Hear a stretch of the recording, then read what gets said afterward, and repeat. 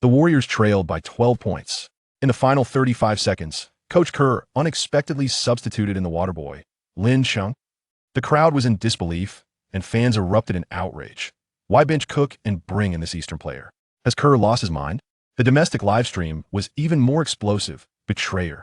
A player unworthy of garbage time. Everyone knew how poorly Lin Chung had fared in the NBA, suppressed by bias. He couldn't even touch the ball during garbage time and was criticized for not returning to serve his country. Yet what no one knew was that a voice echoed in Lin Cheng's mind. Basketball, God system activated. You have received a 3-point guaranteed experience card. He glanced at his attribute panel and smiled, though he lacked in many areas. He could shoot three-pointers that would make opponents question their existence. As Curry was double-teamed, the Raptors' defense tightened like a fortress. Suddenly, Lin Chung sprinted to the three-point line, waving for the ball. Curry hesitated for a moment but passed it anyway. The Raptors players sneered. This rookie? Hell, just airball it. Lin Chung caught the ball without hesitation, leaped, and shot. Swish. The three-pointer went in. The arena fell silent for a second before erupting in astonishment. Did that shot actually go in? As the Raptors inbound, Lin Chung suddenly sprang into action, executing a Steel Stockton steel card activated. In a fast break, he dashed to the three-point line and shot again. Swish. Another successful shot. The gap narrowed to 6 points with 20 seconds remaining. What the heck? Is this really the same player?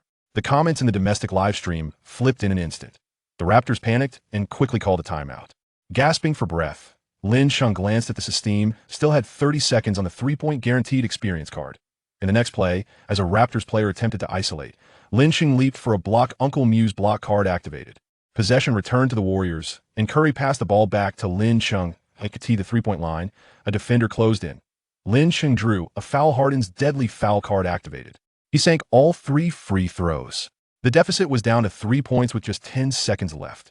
The entire arena stood up, chanting Lin Chung with fervor. Kerr clenched his fists on the sidelines. Eyes wide as saucers. Had this substitution paid off? In the final 10 seconds, the Raptors made a turnover on the inbound, and the ball found its way back to Lin Chung. Standing beyond the three-point line, facing 2 defenders, he leaped once more. Could this shot succeed? In the next chapter, he would ascend to greatness. Lin Cheng's three-pointer sealed the victory, leading the Warriors to a comeback. After the game, Curry embraced him, exclaiming, "You are the MVP." Was this move painful for them to witness? As Curry was double-teamed, the moment the ball flew towards him, Lin Chung dashed in and snatched it away. "Give the ball to Curry." Iguodala shouted in anger, while fans erupted in curses. Had this Eastern player lost his mind by daring to take the ball from the star? Ignoring the chaos, Lin Chung dribbled to the three-point line, spun around, leaped, and shot. Swish. Another three-pointer made. A profound silence enveloped the arena for 3 seconds, only to be shattered by a tsunami of jubilant cheers. The commentator's voice trembled as he exclaimed, "A fringe player dares to take a shot like that in the finals?" And went in. On the Raptors' side, Kawhi Leonard swiftly initiated the play from the baseline as Pascal Siakam surged forward on a fast break and open lane lay before him. Should he score, the Warriors would be utterly defeated. In the final moment before his layup, Lin Chung, like a man possessed, sprinted to intercept, reaching out with a deft hand. The Stockton steel card activated. Smack! The ball was seized. Lin Chung scooped it up and raced to the three-point line, launching another shot. Swish! It found a net once more. In a mere 8 seconds, he had netted 2 three-pointers, narrowing the deficit to 6 points. The spectators leapt to their feet, fervently chanting Lin Chung. The domestic live stream erupted with comments. "Holy cow! Is this really the same player? We misjudged him. My apologies. Making 2 consecutive threes? Is he on cheat mode?" Kyle Lowry, incensed, took the ball and challenged Lin Chung on. "Kid, let me show you the chasm between an all-star and a bench warmer." He dribbled, attempting to maneuver past Lin Chung, but Lin Chung suddenly leaped. Smack! A thunderous block. The Uncle Mew block card activated. The ball sailed into Stephen Cowie's hands, who fired a three-pointer. Swish. It went in. With just 15 seconds left, the gap was down to 3 points. The Raptors were thrown into chaos as Lowry mishandled the inbounds pass, allowing Lin Chung to regain possession. Positioned beyond the arc, he faced 2 defenders and leaped once more. Could he make the shot? A victory here would seal his legend. Lin Chung launched a three-pointer for the win, completing a miraculous comeback for the Warriors. After the game, reporters swarmed him, and Lin Chung simply declared, "I am not garbage, I am a champion." With such a display, who would dare to claim that an Eastern player cannot thrive in the NBA? Lowry maneuvered past Lin Chung, aiming to dunk and humiliate him, only for Lin Chung to soar, delivering an awe-inspiring block. The Uncle Moo block card activated. Smack! The ball was deflected to Curry, who stood momentarily stunned. Who am I? Where am I? Only then did Lowry realize he had been outwitted. The trash talk had been a ruse, and being outplayed was a trap, designed to prevent him from wasting time. After stealing the ball, Lin Chung passed it to Curry, racing to the three-point line, and Curry, understanding the unspoken signal, returned the ball to him. Lin Chung leaped once more, launching a three-pointer swish.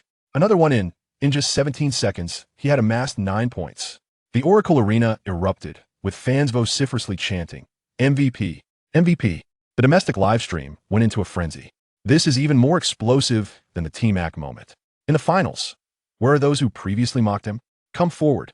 Where are the critics? Their faces must be bruised. During a timeout, Lin Chung suddenly turned to Coach Kerr and said, "Let me take the final shot." His teammates were taken aback. Was he really attempting to seize the opportunity for a game winner from Curry? Had he lost his mind? Kerr glared at him. "Give the ball to Curry." Everyone understood that the last shot was a privilege reserved for the star player. It was the unwritten rule. The Raptors inbound the ball, Leonard dribbling as time dwindles. With just 5 seconds remaining, he unexpectedly passes to Lowry, who attempts a three-pointer clang. It's a miss. Green snatches the rebound and passes it to Lin Chung. Only 3 seconds left. Lin Chung, beyond the three-point line, faces 2 defenders and leaps. Curry and his teammates spring into action, while Coach Kerr covers his eyes. Will this shot find its mark? In the next chapter, Lin Chung delivers a game-winning three, leading the Warriors to a miraculous comeback. After the game, Curry embraces him, exclaiming, "You are the real star." In this sequence of events, who would dare claim that an Eastern player cannot deliver in clutch moments? With Kai's three-pointer falling short and everyone believing the Warriors were finished, Lin Chung suddenly surged forward to grab the rebound. With 4 seconds remaining and trailing by 3, instead of opting for a two-point shot, he charged towards Lowry. "I'm going to seal the game over you."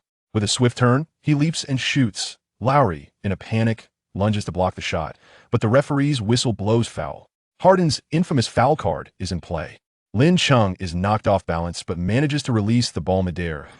As the timer hits 0, the basketball swishes through the net swish. The referee signals 3 points awarded, plus a free throw. The entire Oracle Arena erupts, fans wildly chanting, "Lin Chung, MVP." Lowry collapses to the floor, his mind racing with one thought. Fooled once again. This was not merely a shot, it was a calculated foul. Lin Chung approaches the free throw line, takes a deep breath, and shoots swish. A game winner. 13 points in 35 seconds. The Warriors bench rushes on the court, lifting him above their heads, while Coach Kerr smashes the tactical board. This is not merely a gamble, this is striking gold. In the domestic broadcast, Yang E leaps up, shouting, "Unprecedented." 13 points in 35 seconds. Even more astonishing than the McGrady moment. The comments section erupts. Where those who claimed head fail start streaming. Critics feeling the sting? This is the finals. Hope for Chinese basketball is finally here. A system notification chimes. McGrady moment replicated. Reward. Precision 3 permanent. Lin Chung clenches his fist. This is merely the beginning. In the next game, the Raptors will undoubtedly focus their defense on his three-point shooting. Can you guess if Lin Chung, now armed with the Precision 3 skill, will continue to excel? In the next chapter, Lin Chung not only hits 5 three-pointers, but also assists Curry for a game winner, as the Warriors level the series. Even Leonard is left in disbelief. In this stunning display, who would still dare to say it was merely luck? ESPN wants to interview Lin Chung. A fringe player? Everyone has taken aback. Finals interviews have always been a privilege of the stars. When did it come to a mere water boy? The beautiful reporter teasingly remarks, "Your high has more flavor than Yao's." Lin Chung responds with confidence, "I came to America to pursue my dream. Even without playing time, I train every day. I never feel inferior to anyone." These words resonated. Thunderous applause erupted in the venue. This is the confidence that Eastern players ought to possess. Upon returning to the locker room, he was greeted by a shower of confetti and champagne. Curry rushed over to embrace him, exclaiming, "Brother, you have saved us." His teammates shouted in broken Chinese, "Lin Yyds." In the corner, Coach Kerr beamed with delight. This was no mere substitute. This was the key to victory. Little did anyone know, upon returning to his dilapidated single apartment, Lin Chung activated the system panel. Precision 3-pointer beginner. Shooting percentage 38. Without hesitation, he selected this skill. What the Warriors lacked was a stable 3-point shooter. In that instant, as the panel updated, he felt a shift in his shooting form. as if every three-pointer would swish through the net effortlessly. The next day, during practice, Curry watched in astonishment as Lin Chung sank 10 consecutive three-pointers. "Your shooting touch exceeds mine?" he marveled.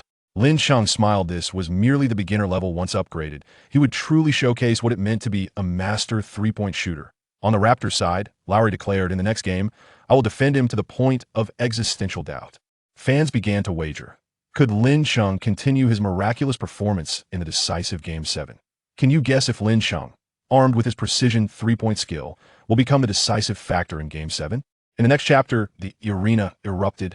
Lin Chung, against Lowry's defense, made 7 three-pointers in a single game, 5 of which were from beyond the arc.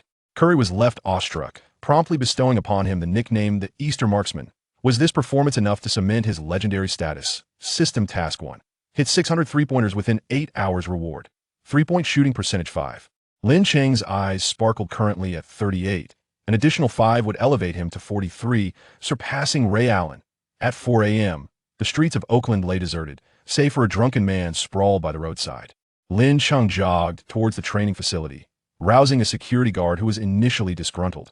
Upon recognizing him, the guard's demeanor changed instantly. "The miraculous Eastern Lin. May I have your autograph?" "It would be my honor." Inside the training facility, he set up the shooting machine, launching one three-pointer after another. Swish, swish, swish. As sweat drenched his jersey and his arms ached to the point of immobility, he gritted his teeth and persevered. 600 shots. Not a single one could be spared. Meanwhile, back home, a storm was brewing regarding his performance. Media outlets flipped their narratives faster than turning pages in a book. Just days prior, they had denounced him as garbage, now heralding him as the hope of Chinese basketball. A prominent female host, known as Miss Arrival, declared, "If Lin Chung scores 20 points in Game 7, I will livestream eating dung." Netizens were amused. "This is what you said." Screenshot for proof. In the Basketball Association office, Yao Ming slammed the table. "If he can perform in Game 7, no one will stand in my way of recruiting him for the national team." Someone beside him scoffed. "Just luck. How could he be miraculous every time?" Lin Chung was unaware of these developments. He only knew that upon sinking his 600th three-pointer, notification from the system resonated. Three-point shooting percentage elevated to 43. He grasped the ball, feeling an unprecedented sense of rhythm, as if he could score even with his eyes closed. The following day during practice, Curry watched in astonishment as Lin Chung nailed 20 consecutive three-pointers, his jaw nearly dropping in disbelief. "Brother, are you using a cheat code?" With the decisive Game 7 approaching, the Raptors would undoubtedly focus their defense on him. Can you imagine, with a 43 three-point shooting percentage, whether Lin Chung can score 20 points and compel that beautiful streamer to fulfill her promise? The next chapter promises high intensity. In the first quarter, Lin Chung hit 4 three-pointers, amassing 12 points, leaving the Raptors coach utterly bewildered, prompting an urgent timeout. Was this sequence of events not exhilarating enough? No more time shall be squandered. Adjust the shooting training apparatus and commence the practice of shooting. Bang! Lin Chung caught the basketball shot from the machine, took a gentle breath, bent his knees, leaped, raised his arm, flicked his wrist, and with a satisfying swish, he scored a three-pointer. Task completion, 1800 time remaining, 7 hours and 59 minutes. From the moment he took his first shot, the system initiated a countdown while simultaneously correcting Lin Chung's shooting posture. The system indicated that his knee bend was insufficient, resulting in a misalignment of power. It advised an increase of 10 degrees in knee flexion and a 3-degree shift of both feet's toes to the left. For a basketball player to achieve improvement, scientific training is essential, and behind such training lies the necessity of financial investment. To maintain his health and optimal competitive condition, LeBron James allocates an annual expenditure of $3 million, encompassing private trainers, nutrition, and more. Lin Chung has spent a considerable amount of his time in the NBA without the opportunity to play, lacking the resources to hire a training team. His training, though often rigorous, yielded only modest results. Now, with a systematic approach to improvement, Lin Chung is able to ensure the precision of his shooting technique. With each shot, swish, swish, swish, his form has been refined, resulting in a higher shooting percentage from open positions than before. However, as time progresses, Lin Chung's arms grow increasingly fatigued, leading to a gradual decline in accuracy. The sound of clanging metal echoes throughout the training facility. Chapter 6. Pre-game tension within the arena. Lin Chung panted heavily, his body drenched in sweat. The relentless practice had not disheartened him. His gaze remained resolutely steadfast. With determination, he finally succeeded with his 7th shot, achieving a task completion rate of 788,800 with 44 minutes remaining. The sound of iron striking echoed repeatedly as fatigue set in, diminishing his accuracy. In such moments, it was imperative to maintain the precision of his movements, as muscle memory was essential for consistency. With a final triumphant shot, he completed the task. Task progress reached 800 with just 6 minutes left. It was a narrow escape from failure, but the task was accomplished. Reward received, a 5 increase in 3-point shooting accuracy. Lin Cheng lay sprawled on the floor, gasping for breath, utterly reluctant to move. However, his mind was far from idle as he scrutinized the data within the system. Name: Lin Cheng. Height: 190 centimeters. Jumping ability: 78, novice level. Strength: 75, novice level. Stamina: 78, novice level. Speed: 82, intermediate level. Vision: 85, intermediate level. Basketball intelligence: 90, advanced level. Overall skill level: 80, barely adequate. Skills: precise three-pointer. 3-point shooting percentage: 43 items. Guaranteed shot 2. Dream Shake 1. Mutombo S Block 2. Stockton S Steal 2. Signature Shot 1. Remarkably, a 3-point shooting percentage of 43 has reached the pinnacle of NBA standards, serving as the cornerstone of Lin Cheng's standing. However, his stamina issues are quite severe.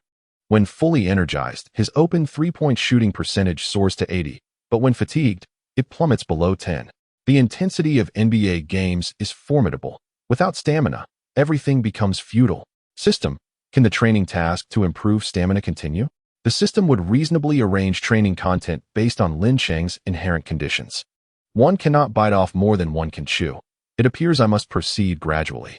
Just then, the door to the training facility swung open, revealing the elementary school student Curry clad in hip-hop attire, who seemed quite astonished upon seeing Lin Cheng.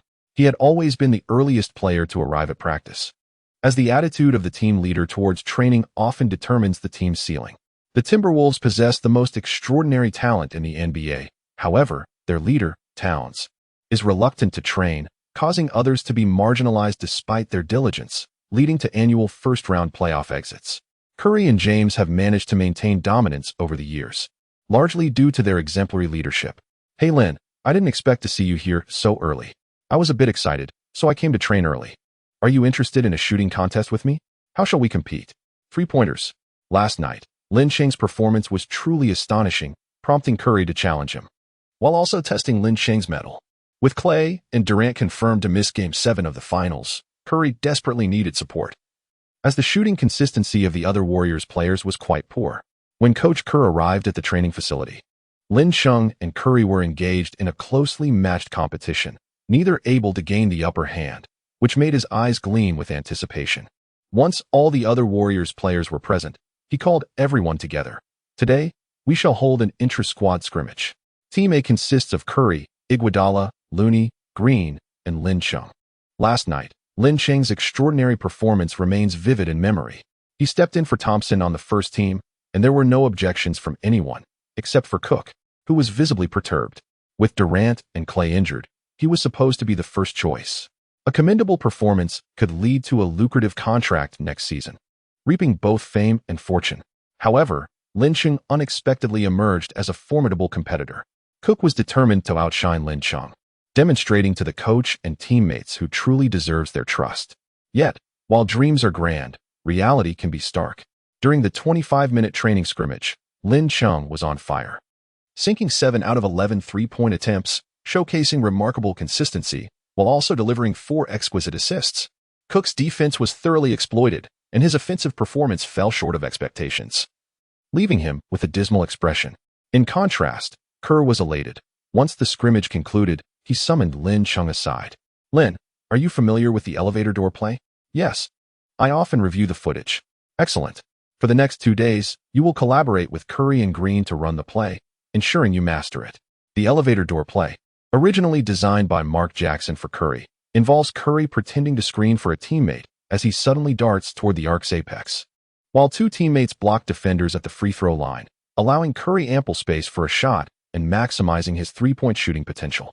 Essentially, the elevator door play is a variant of the pick-and-roll strategy, featuring numerous adaptations, especially when top-tier shooters like Klay and Curry are on the court, effectively creating maximum spacing. Lin Chung is set to embody the role of Klay, providing crucial firepower support whenever Curry faces double-teaming. Time swiftly passes, and 3 days later, the stage is set for the climactic Game 7 of the Finals. During the pre-game interviews, the atmosphere is thick with tension. The Warriors' representatives are Coach Kerr and Curry. In light of Durant and Clay's injuries, skepticism surrounds the Warriors' prospects. A reporter poses a pointed question to Kerr. "What do you have to say about this?" Kerr chuckles nonchalantly, stating, "I have faith in the Warriors' depth, and I believe that even without Klay and Durant, we will give our all to secure victory." The reporter presses further, inquiring if Kerr's confidence stems from the miraculous performance of the last game. "You may interpret it that way," he replies. The stunning feat of 13 points in 35 seconds, reminiscent of the legendary T-Mac, is not something that occurs daily. Despite the Warriors' triumph in Game 6, they remain underestimated, as the absence of their two primary scoring threats significantly diminishes their strength compared to the Raptors. Relying on the bench's explosive performance is not a guarantee in every match. Kerr shrugs, expressing his belief that they can win, encouraging everyone to witness the outcome. Lin Chung's image flashes in his mind, and a relaxed smile spreads across his face. Over the past 2 days of training, Lin Chung's performance has exceeded Kerr's expectations. If all goes well, the outcome of tonight's game is truly uncertain. The reporters, fixated on Kerr, sense his confidence, yet are filled with questions. Is this merely a smokescreen to intimidate the Raptors, or does he genuinely possess confidence? On the other side, the Raptors are represented by Coach Nick Nurse and Lowry during their pre-game interview. Leonard, disinterested in such occasions, seldom participates. When asked about the Warriors' stunning comeback in the last game, Nurse responds casually, "The comeback indicates that the opponent's strength is significantly inferior to the Raptors. Winning was merely a stroke of luck." When questioned about the Raptors' confidence in winning today, he asserts, "We will contain Curry's performance and secure the ultimate victory." The reporters continue, asking about Lin Chung's extraordinary turnaround of 13 points in 35 seconds, and if they have special tactical arrangements to counter him. Currently, only Curry merits our attention on the Warriors. The others are inconsequential. Moreover, whether that Eastern player dares to step onto the court remains uncertain. He may not even play. As the imminent battle approaches, both sides exchange fierce words to diminish their opponent's morale. Lowry is particularly direct. "I hope Lin plays. I will ensure he understands the gap between a rotational player and an all-star." The match has yet to commence, yet the atmosphere is already charged with tension. Should the Warriors triumph, it would mark their third consecutive championship. If the Raptors prevail, they would carve their name in history. Regardless of the outcome, this night will undoubtedly be etched in the annals of the sport. Chapter 7. The Finals G7 commences. The Air Canada Centre is filled to capacity, with players solemnly warming up, poised for the impending clash. In this decisive seventh match of the Finals, victory equates to the championship, while defeat would render an entire season's efforts futile, a scenario no one wishes to witness. Soon, the referees signal that the game is about to begin, prompting the warm-up players to return to the bench. Attention is drawn to Leonard's mid-range shots, and Lowry and Siakam are recognized as the Raptors' most precise outside shooters, necessitating vigilant interference. Coach Kerr succinctly outlines key points of focus before announcing the starting lineup: Curry, Iguodala, Looney, Green, and Cook. The team exchanges puzzled glances at the coach's decision. In recent training sessions, Lin Chung had been consistently integrated into the starting lineup, earning the team's acknowledgement for his performance. Why, then, was Cook chosen instead? The Raptors players, upon seeing the Warriors' starting roster, whisper among themselves. Lin Chung not starting means they are destined to lose. It matters little who takes the court. The Warriors fans, who have traveled from afar to witness the game in Toronto, are in uproar. What is Coach Kerr thinking? Lin Chung is so talented. Why is he not on the court? Cook's three-point shots could hardly rival Lin's prowess. The absence of Lin Chung raises eyebrows. Perhaps Kerr has a tactical plan. Let us remain composed. Fans chatter away, expressing anger, concern, and anticipation. Meanwhile, commentators from around the globe are deliberating the Warriors lineup. Jason, from the Golden State Sports Channel, who had previously questioned Lin Chung's performance during Game 6, is present today, convinced of Lin's capability to start. He believes that Kerr recognizes the Warriors' need for Lin's three-point shooting to create space. Thus, Lin's absence from the starting lineup must stem from other strategic considerations. In the domestic realm, the Tencent Sports Live studio, host Wang Ming and Wang Shipeng, along with the charming assistant host Guogua, engage in similar discussions. On this grand stage of the finals, no one dares to rely on a bench player who cannot even secure a rotation spot. Lin Cheng, let alone starting, may find it challenging to see any playing time. I hold a differing perspective. Wang Shipeng, a former professional player, possesses a deeper understanding of the game than Wang Ming. In the final 35 seconds of Game 6, scoring 13 points is often dismissed as luck. I disagree. Without relentless training day after day, such explosive scoring is unattainable. Lin Cheng would undoubtedly yield better results as a starter than Cook. Wang Ming counters. If Lin Cheng would be more effective as a starter, then why would Coach Kerr opt for Cook? I suspect there are other tactical arrangements. Or perhaps a need for Lin Cheng to enter the game at a critical moment. As the atmosphere became somewhat delicate, Guogua promptly interjected. Both of our esteemed teachers have valid points. Let us connect to the scene and hear the perspectives of the other two teachers. For the final showdown, Tencent Sports dispatched Yang Yi and Sun Weiping to the venue.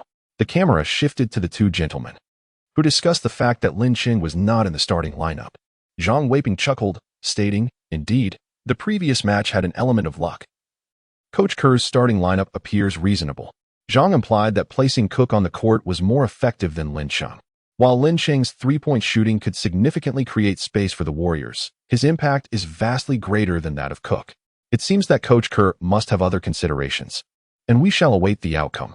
Clearly, both Sun Weiping and Yang Yi supported Lin Cheng, which made Wang Ming feel increasingly uncomfortable, much to the delight of the spectators. Wang Ming is known as a detractor of Lin Cheng, having previously instigated a narrative against Lin Cheng's return to the game. "Let us stand against such negativity," he proclaimed. The critics retorted, "The last match was a result of the Raptors' complacency. Lin Cheng lacks the caliber to compete in the NBA. The coaches in the NBA are not foolish. They do not perceive Lin Cheng's abilities favorably, hence their reluctance to start him. I wager that Lin Cheng will not take to the court, and even if he does, he will not score." Suddenly, someone remarked, "The ID upstairs seems familiar." The arrival of the young lady is noted. The very same individual who once claimed she would eat something unsavory if she failed to acknowledge her words. The live chat erupted with requests for her picture. "Everyone, spare that girl, allow me to partake." Just as the conversation threatened to veer off course, the young lady boldly countered. "If Lin Cheng can take to the court and score 20 points, I shall live stream myself eating that unsavory item. If not, I shall remain single for life, and my figure shall never flourish." Amidst the jubilant cheers of the spectators, the match commenced. Although Lin Cheng was not in the starting lineup, he remained attentive, poised for any opportunity to enter the game. Coach Kerr had him train alongside the starters and urged him to master the elevator door tactic, indicating that his moment to shine was merely a matter of timing. The absence of pivotal players Durant and Clay rendered the Warriors' physical prowess inferior to that of the Raptors. Yet, the contest proved to be fiercely contested. Perhaps influenced by their previous game, the Raptors appeared off their game, struggling with their outside shooting and allowing their defensive focus to wane. The Warriors capitalized on their extensive experience, executing a 7-0 run, prompting the Raptors head coach to call for a timeout and deliver a stern reprimand to the starters. The Raptors soon regained their form, raining down three-pointers and swiftly taking the lead. The teams exchanged leads, each point fiercely contested, yet Coach Kerr's expression grew increasingly grave.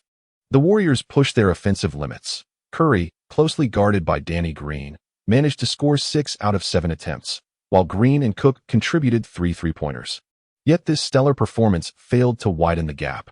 Curry found himself needing to run and set screens incessantly, leading to considerable fatigue. When Green and Cook's true capabilities were revealed, he would inevitably face double teams, resulting in a potential collapse in a heartbeat. After a challenging first quarter, the Warriors trailed by 3 points, a deficit deemed acceptable. However, as the second quarter unfolded, the dynamics shifted dramatically. Green and Cook missed consecutive open three-pointers, and the Raptors capitalized on this by double-teaming Curry. Confronted with intensified defense, Curry failed to score on 3 attempts, while the Raptors surged with a 13-2 run, leaving the Warriors down by 14 points. Coach Kerr was compelled to call a timeout, seeking to slow the pace and reduce possessions. Aiming to keep the deficit within 15 points by halftime, a modest victory in itself. Unfortunately, the timeout bore no fruit. The Warriors relied solely on Curry as a stable scoring option, and the Raptors' defensive pressure diminished his shooting percentage. Other teammates were unable to capitalize on open shots, leading the Raptors to become increasingly audacious. Green, Looney, and Cook were left wide open yet failed to convert, going 0 for 6, raising concerns about whether the rim might be damaged. Even Iguodala, who typically posed a three-point threat, found himself targeted with no suitable shooting opportunities. The Raptors crowded the paint, thwarting outside shots and penetrating drives, ensnaring the Warriors in a vicious cycle of offensive stagnation. The players' morale waned, and their defensive mistakes compounded, culminating in a staggering 22-point deficit before the midpoint of the second quarter.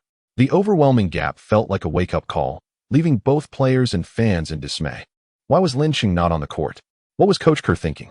Amidst the chorus of discontent from the fans, Kerr called for another timeout. Chapter 8.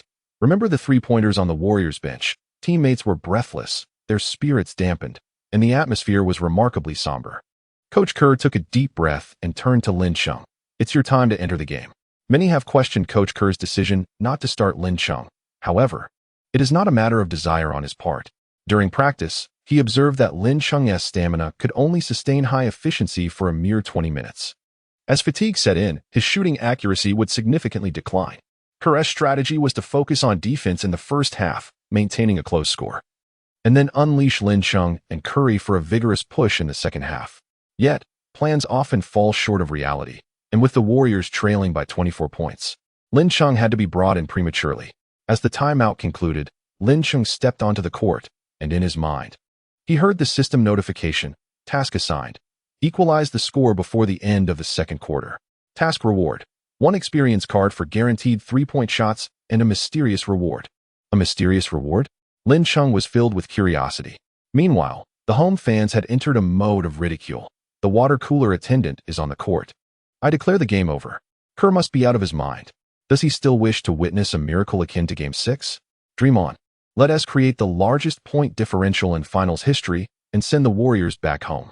Raptors fans were indifferent to Lin Chung's T-Mac moment or Miller moment. The adversary was merely fodder for mockery. Naturally, the Warriors supporters were eager. As a student of MIT, I have conducted rigorous calculations, and within 1 minute, the Warriors will equalize.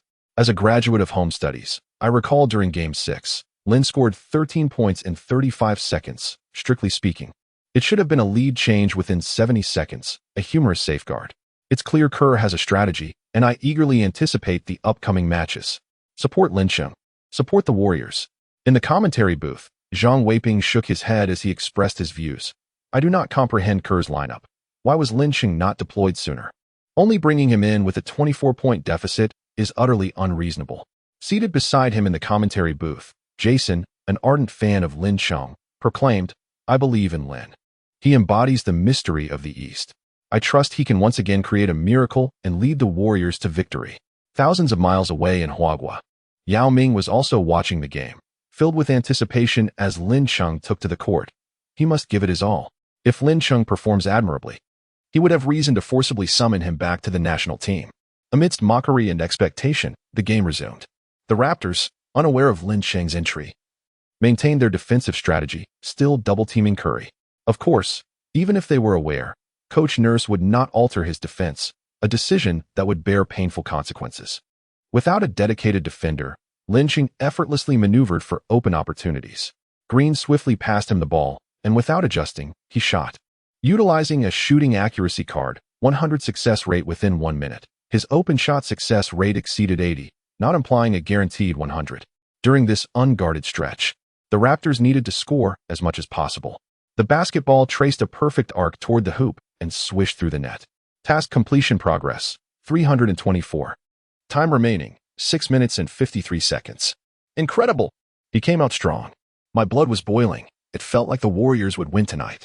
The Warriors fans rose in unison, cheering for Lin Chung, while Curry approached him for a high five, finally someone to share the pressure with him. Lin Chung's goal continued to go unnoticed by the Raptors.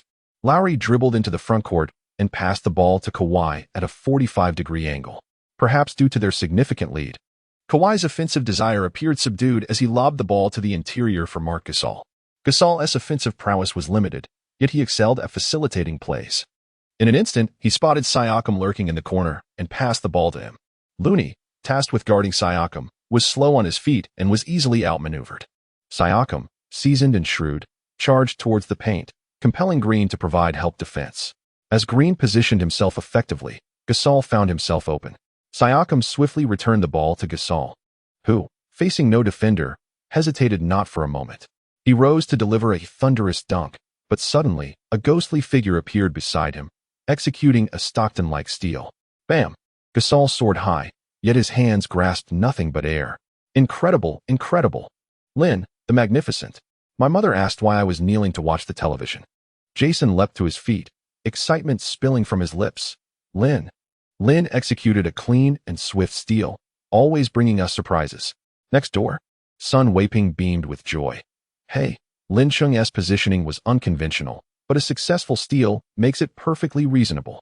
On the court, having completed the steal, Lin Cheng dashed toward the front court with remarkable speed, bringing tears of joy to the eyes of many domestic fans. The prodigal youth had returned.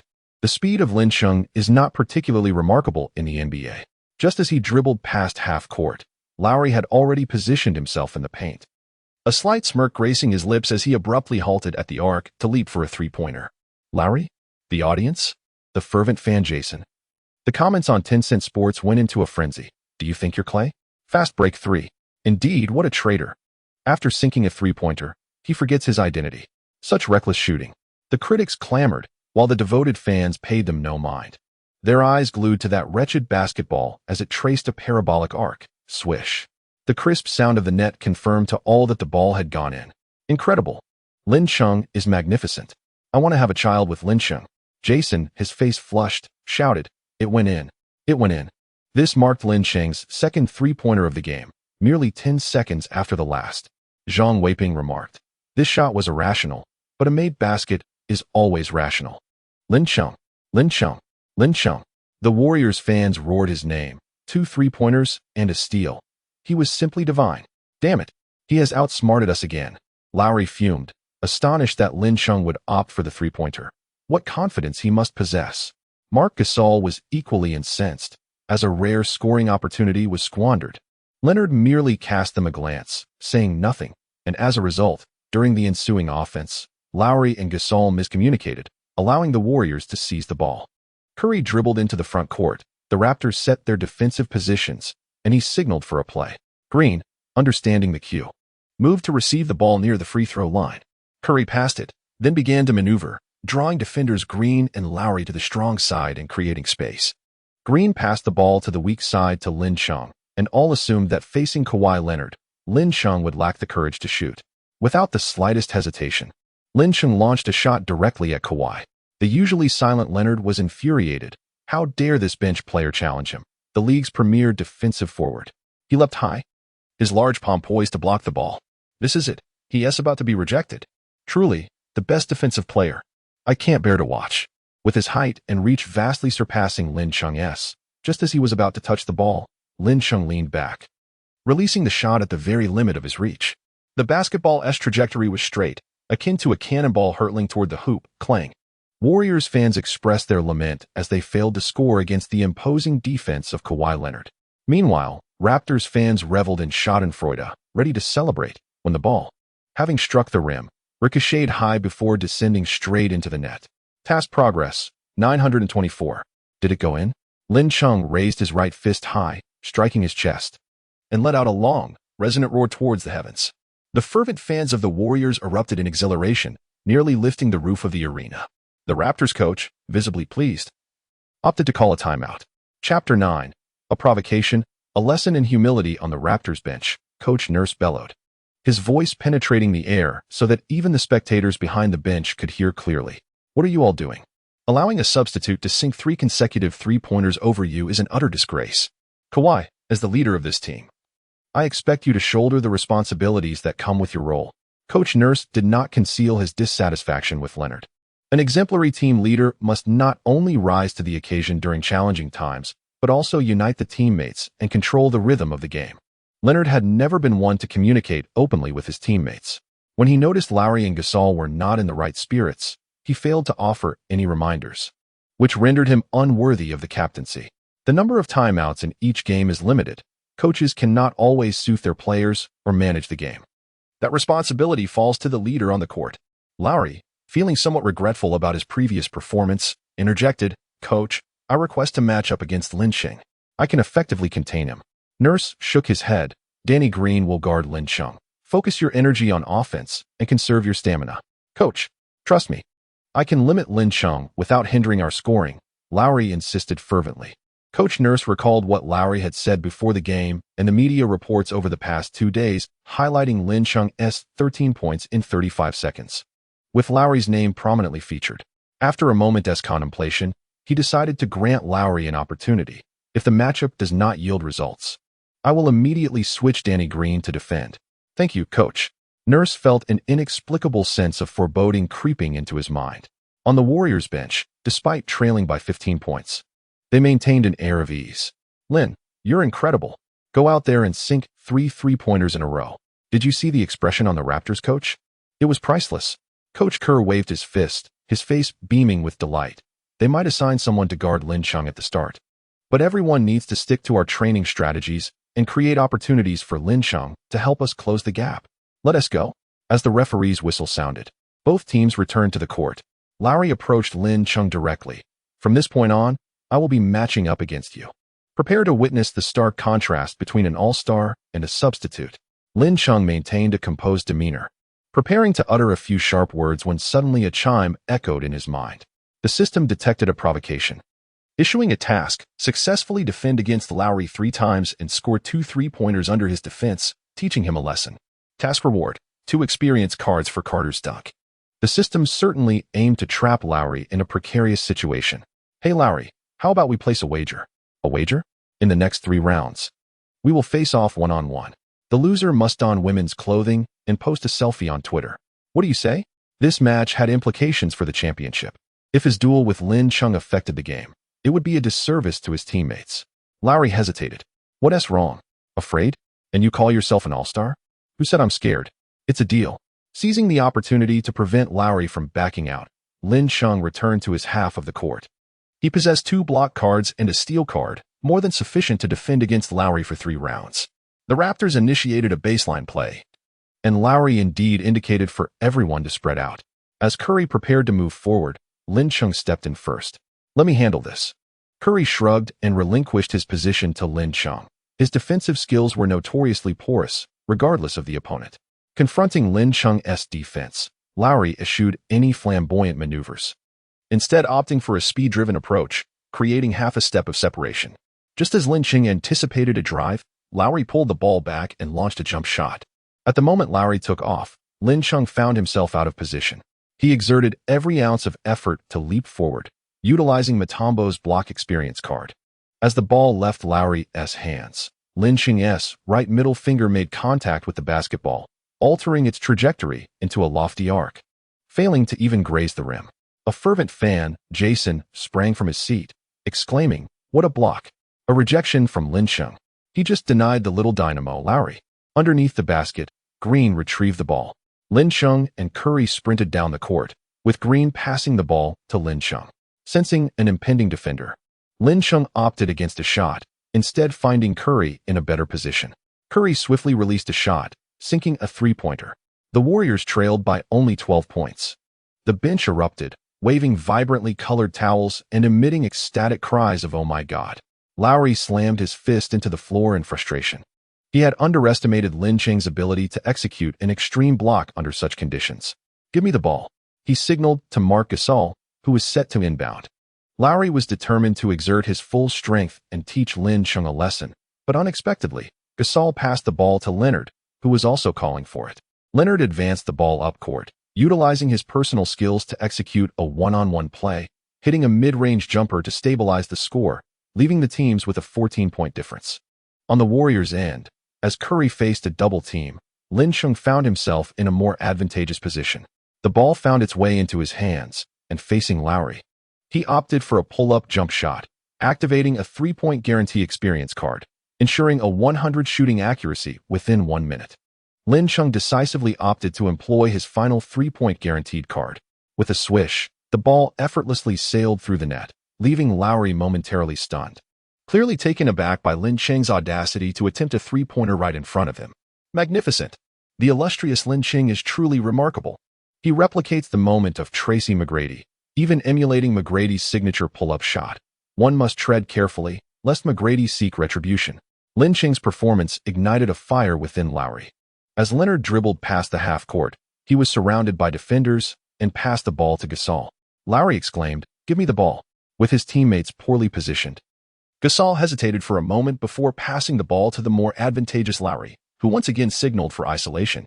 On the sidelines, Coach Nurse furrowed his brow, though it soon relaxed. After all, Lin Ching's defensive prowess was rather mediocre, and that previous block might have been mere fortune.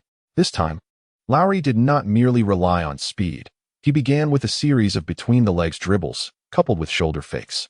He feinted a sprint to the right, then to the left, before suddenly raising his right hand as if to shoot, suggesting an intention to take a shot. As Lin Ching advanced a step forward, intending to execute a block, a cunning smile crept across Lowry's face, a testament to his successful scheme.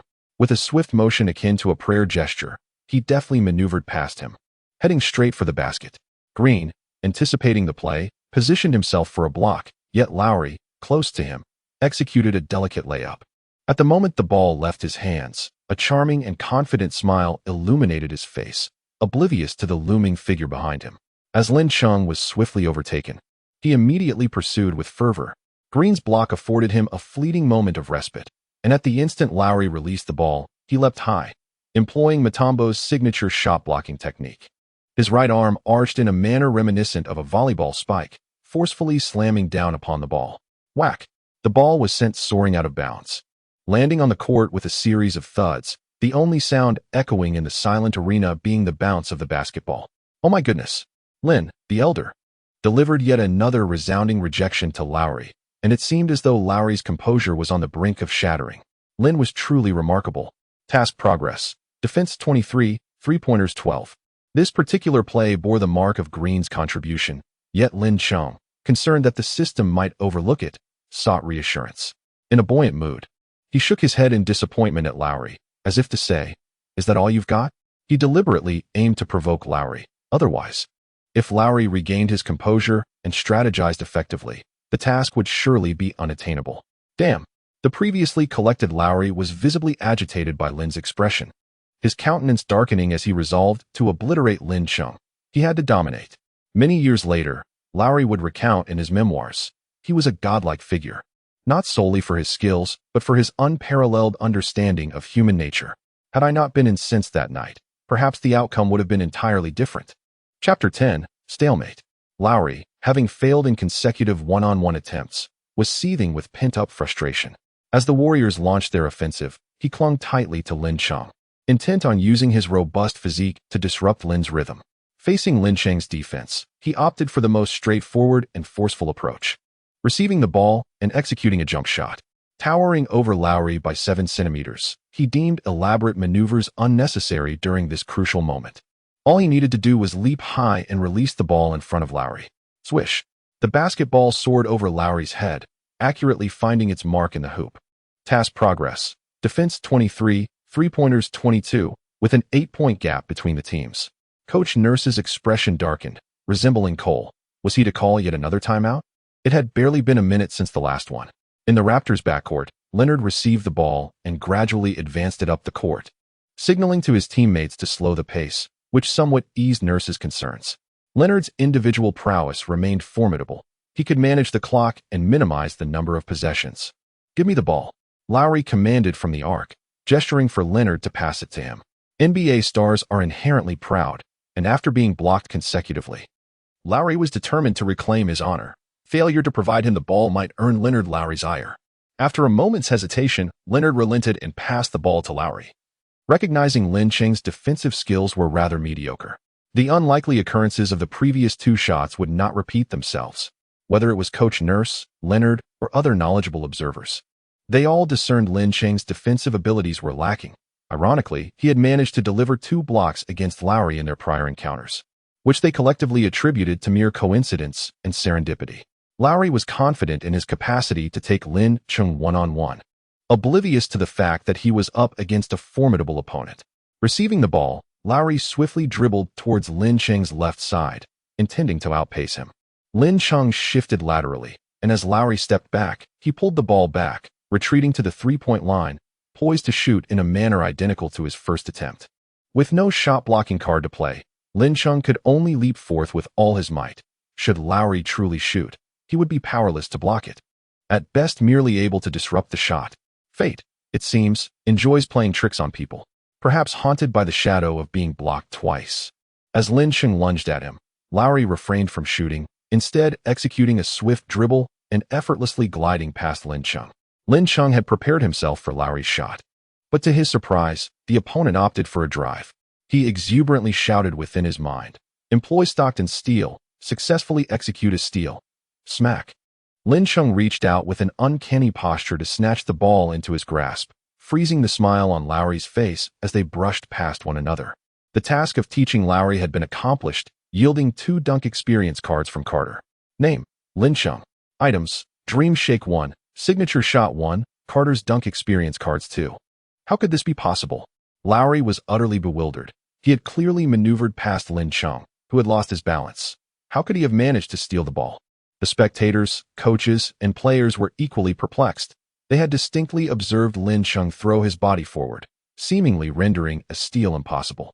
Yet, unconcerned with the murmurs around him, Lin Chung dashed swiftly toward the front court, with Siakam hot on his heels. Lin cast a glance at Iguodala trailing behind him, then moved toward the right sideline. As Iguodala approached the free throw line, Lin executed a behind-the-back pass. Utilizing his momentum, Iguodala soared high. Bang! With a powerful two-handed dunk, he ignited the crowd. Fanatic Jason had no time to sit. He was already ecstatic. Iguodala's thunderous dunk. Assisted by Lin Chung for MVP. Lin Chung for MVP. The arena erupted with Warriors fans chanting for MVP, while Coach Nurse's face darkened as he called for a timeout once more. The large screen in the center of the court began to replay Lin Cheng's steal. In the footage, Lin Cheng's forward dive appeared to be a feint, yet his body was coiled with intent, his right hand intercepting the air beside him. As Lowry dribbled past, the trajectory of his dribble fell precisely in line with Lin Cheng's outstretched hand. To the outside observer, it seemed as though Lin Chung had preemptively anticipated Lowry's drive, positioning his hand on the ball's path, prompting Lowry to inadvertently deliver it to him. Lin's incredible. That was foresight. He was waiting there all along. Haha. If Lowry had chosen to shoot, Lin would have left empty-handed. Lin Chung admitted, "I acknowledge there was an element of gamble involved." Joy filled the ranks of Warriors fans. While the Raptors bench wore expressions of despair, Coach Nurse's roar resonated once more. "Lowry, what on earth are you doing?" Having been successfully defended by Lin Chung 3 times in succession and allowing 2 3-pointers over your head, your actions threaten to squander all our efforts this season. Your performance is utterly disappointing. Once leading by 24 points, a steady approach would have secured the victory. However, with Lin Cheng's offensive and defensive prowess, the team experienced 2 surges of 9-0 and 11-2. Now, although it seemed the Raptors held a 6-point lead, the Warriors had completely stifled their momentum. Maintaining that 6-point advantage would prove challenging. Merely avoiding a reversal would be considered fortunate. Lowry hung his head in silence, his mind inundated with images of being blocked and humiliated by Lin Chung. He muttered to himself, "I clearly got past him." His body lost balance. How could he still block me? How could he still steal the ball? What are you saying? Impossible. Impossible. He cannot steal the ball. Enough. He accomplished it. In front of the entire audience and the world. Nothing is impossible. Coach Nurse roared as he glanced at another shorter player on the bench, Van Vliet. "You're substituting for Lowry." Lowry abruptly lifted his head, incredulous as he looked at the coach. "Coach." Silence. Nurse glared, visibly agitated. "If you cannot compose yourself, then remain on the bench." With 2 key players from the Warriors injured, it was the best opportunity for the Raptors to seize the championship, and Nurse would not permit anyone to disrupt it. Lowry clenched his fists and pounded them on the seat, then covered his face with a towel, falling silent. As the timeout concluded, Lowry remained seated on the bench, while the Warriors fans mockingly taunted, "Lowry has knelt. You should all learn quickly. How unfortunate. If I were to be humiliated and then blocked, I would wish for death." Mother asked why I was sitting on the bench in such a manner. Curry laughed and jested with Lin Chung. "He was taken down by you. What a pity. If he continued playing, I could score 50 points over him." Lowry stayed on the bench, and the Raptors refrained from double-teaming Curry. The game returned to a relatively steady pace. Unfettered, Curry exhibited his formidable prowess, frequently launching shots from beyond the arc. Against Danny Green's defense, Lin Cheng's three-point shooting percentage slightly declined, yet with tactical support. He occasionally delivered unexpected strikes from the perimeter. With just 1 minute and 30 seconds remaining in the second quarter, Green completed a powerful dunk following a brilliant assist from Curry, leveling the score at 68-68.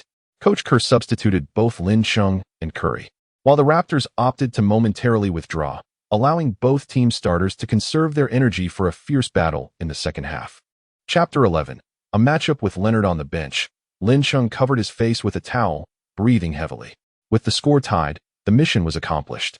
Mission rewards: 3-point accuracy experience card 1, attribute points, jumping, strength, speed, vision, stamina, basketball IQ, 5 points, freely allocatable.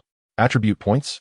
Lin Cheng glanced at his attributes. Name: Lin Cheng. Height: 190 centimeters. Jumping: 78, novice level. Strength: 75, novice level. Stamina: 78, novice level. Speed: 82, beginner level. Vision: 85, intermediate level. Basketball IQ: 90, advanced level. Overall rating: 80, barely acceptable. An increase of 5 points in jumping, strength, and stamina merely elevates him from novice to beginner, proving to be of little consequence. However, with a basketball IQ of 90, he outshines most of his contemporaries. He commanded the system to allocate attribute points to speed. In the realm of martial prowess, swiftness reigns supreme. An increase in speed would enable him to elude defenders effectively during offense, signifying a qualitative transformation for him at this moment. Name: Lin Cheng. Speed: 87, intermediate level. Items: Dream Dance Step 1, Signature Shot 1, Carter's Dunk Experience Card 2, Guaranteed 3-point Experience Card 1. Armed with enhanced speed, he anticipated a more thrilling second half. On the Raptors bench, Coach Nurse shifted his gaze from Lin Cheng, deep in contemplation. Kawhi, during halftime, review Lin Cheng's footage. In the second half, you will be responsible for marking him, applying defensive pressure, with Siakam providing assistance. Leonard's normally stoic expression revealed astonishment, while his teammates stared wide-eyed. Coach, you want Leonard to guard that water boy? Siakam assisting? Isn't that tantamount to double teaming? Coach, the Eastern player is merely a bench warmer, not even part of the rotation. This will make us a laughingstock. The players believed Coach Nurse was overreacting. Danny Green's defense had already reduced Lin Cheng's shooting percentage, making Leonard unnecessary. Even Leonard himself expressed reluctance to defend an obscure player, as performing well would be expected, but faltering could lead to being overshadowed. Coach Nurse scanned the group and calmly inquired, "Do you have confidence in securing the victory and claiming the championship?" 10 minutes prior, they were filled with confidence. Now, uncertainty loomed. The Warriors had held on thus far because of Lin Cheng's explosive performance, whether they chose to admit it or not. Lin Cheng was the pivotal factor in determining the game's outcome. The choice was clear: championship glory or preserving their pride. The decision was theirs to make. In a luxurious mansion in Los Angeles, LeBron, a cigar in his mouth, watched the game as Lakers general manager Pelinka excitedly informed him after ending a phone call.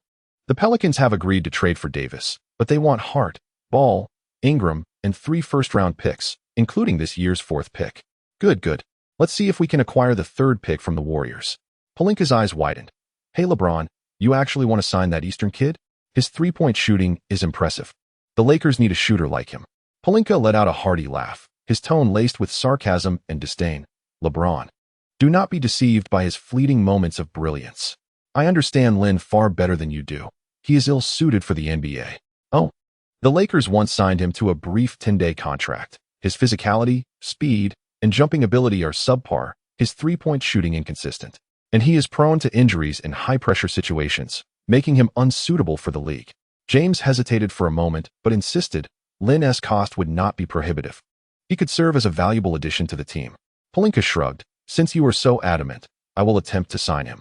In Milwaukee, General Manager John and head coach Mike were also keeping an eye on this matchup, their focus fixated on Lin. John, Lin is exceptionally compatible with our Team S system. We require a reliable 3-point shooter to act as a 4th or even 3rd scoring option. I am concerned about his physical attributes. I fear he may struggle to adapt to the rigors of high-intensity games. His performances have already demonstrated his ability to thrive in the NBA, and besides, his price is quite reasonable. Once the summer trade window opens, I will reach out to him immediately. The Bucks are known as giants in the regular season yet falter in the playoffs, their most pressing issue being offensive consistency. The team's top three scorers, Giannis, Middleton, and Bledsoe, exhibit low and erratic three-point shooting percentages. The most accurate shooter, Brogdon, is set to become a free agent, seeking a starting salary of $20 million per year. But the Bucks lack sufficient salary cap space. Lin Chung has only participated in 2 matches during the finals, and his market value is not exorbitantly high, making him an ideal choice for the Bucks. However, he is not merely appealing to Milwaukee. Scouts and coaches from a majority of NBA teams are keenly observing the game. Their unanimous focus resting upon Lin Chung, not due to his strength, but simply because he is an economical option. As the referee's whistle signaled the commencement of the second half of the finals, both teams fielded their strongest lineups. The Warriors with Curry, Lin Chung, Green, Looney, and Iguodala, while the Raptors countered with Leonard, Danny Green, Siakam, Gasol, and Lowry. After the intermission, a composed Lowry was reintroduced to the game by the coach, and Lin Chung's first thought was to seize the opportunity to provoke the opposition once more.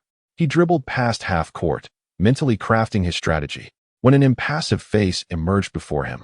Observers of the match were left in disbelief as the best defensive player, who typically guards superstars like Kawhi Leonard, decided to match up against Lin Chung. This was astonishing. For a top-tier defender like Leonard to personally defend Lin Chung, especially at the onset of the third quarter, was unprecedented. Warriors fans grew increasingly anxious. Even superscorers like James, Curry, and Harden often faltered against Leonard's defense. Could Lin Chung withstand the pressure? In the commentary booth, analysts Yang Yi and Zhang Weiping adopted a serious demeanor. The question loomed: could Lin Chung, facing one of the NBA's elite defenders, unlock the game and become pivotal to the outcome? Presently, he stood as the second scoring option for the Warriors, and if he failed to adapt to all-star level defense, the game might conclude prematurely.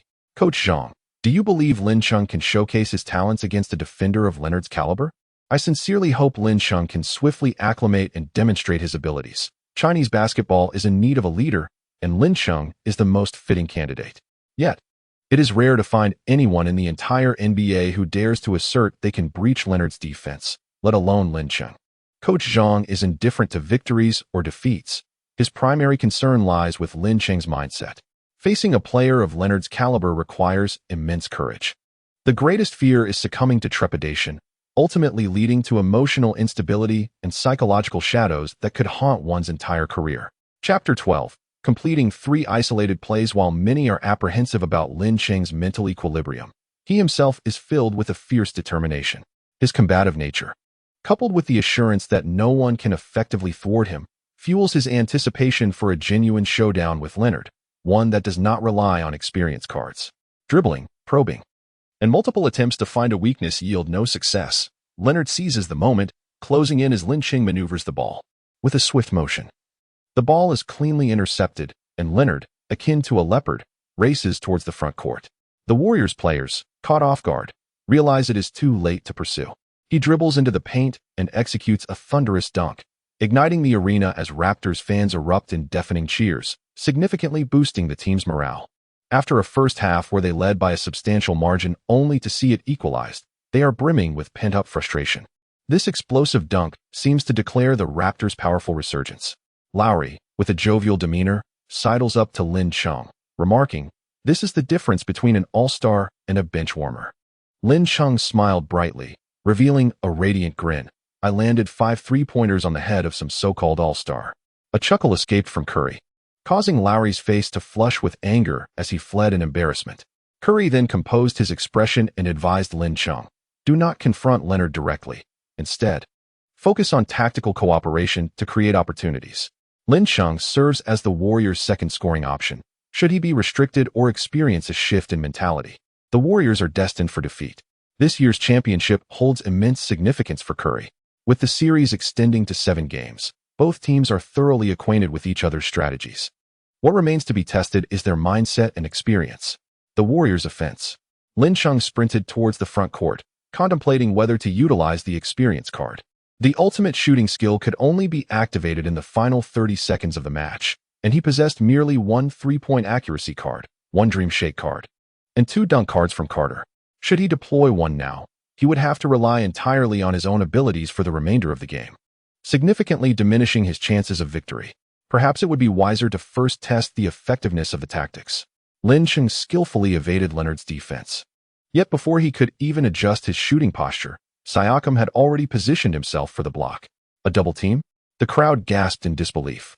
Leonard's one-on-one defense against Lin Cheng had already been surprising, but now with Siakam providing support, it felt like a treatment reserved for superstars. It was utterly ruthless. If I were Lin, I would simply collapse to the floor. Transitioning from novice to a hellish challenge in an instant, I hope Lin maintains his composure. Within Lin Cheng's heart, there was a sense of unease. Siakam's height far surpassed his own, and his athletic prowess rendered Lin Cheng devoid of any opportunity to shoot. As he hesitated on whether to utilize his experience card, Leonard maneuvered around Green and converged on Siakam, forming a defensive enclosure around Lin Cheng. Opting to pass back to Green, Lin Cheng observed the Raptors' paint area vacated. Green surged towards the paint, while Gasol, entangled with Looney, shifted position. Green then passed the ball to Looney. Siakam, in an effort to assist defensively, prompted Looney to deliver the ball to Lin Cheng stationed at the corner. As Siakam followed the ball, he and Leonard encircled Lin Cheng once more. With his line of sight obstructed, Lin Cheng could only leap high to pass the ball to the far end Iguodala, but Lowry, anticipating the play, intercepted the pass with remarkable swiftness. Upon receiving the ball, Lowry dashed to the front court and executed a thunderous dunk. The intense defensive pressure forced Lin Cheng into errors, facing a superstar like Leonard. He found himself lacking in both psychological resilience and physical prowess, and he hoped to adjust swiftly. Come on, Lin. The fervent fan Jason firmly believed that Lin Cheng would undoubtedly respond, much like he did in Game 6 that evening. The host, compelled into 2 turnovers, activated a counterattack mission to complete 3 one-on-ones under Leonard's defense. Mission reward, a random experience card. Lin Cheng was acutely aware of the formidable challenge posed by scoring over Leonard. Failure to do so could jeopardize the team's momentum. His recent underperformance in consecutive possessions culminated in a missed reception, followed by Curry's slightly off-target three-pointer, allowing the Raptors to seize the rebound and swiftly convert it into 2 points. The score stood at 6-0. As the third quarter commenced, the Raptors unleashed a surge, establishing a 6-0 mini-run, causing the Warriors fans to fall silent, overtaken by apprehension. The Warriors' offense had become overly reliant on Lin Cheng and Curry, necessitating a third player to emerge and disrupt the stagnation, lest the deficit widen further. The fans' concerns soon materialized. The Warriors' perimeter shooting faltered, and attempts to penetrate the paint saw Green and Looney fail against Gasol. In the ensuing counterattack, Siakam of the Raptors sank a three-pointer. The score escalated to 9-0. Siakam, having made the basket, waggled his finger as if to say, "So easy." The referee's whistle pierced the air, prompting the Warriors to call for a timeout, during which Coach Kerr substituted Cousins for Green.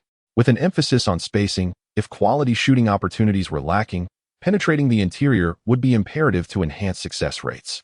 Cousins positioned Gasol high in a 5-man set. Although Cousins' mobility was hindered by a prior injury and his playmaking ability limited, his three-point shooting was an essential addition to the perimeter. As for defense, it remained an ever-elusive path to victory. Kerr's strategic adjustments proved effective. Upon resuming play, Cousins received the ball at the high post.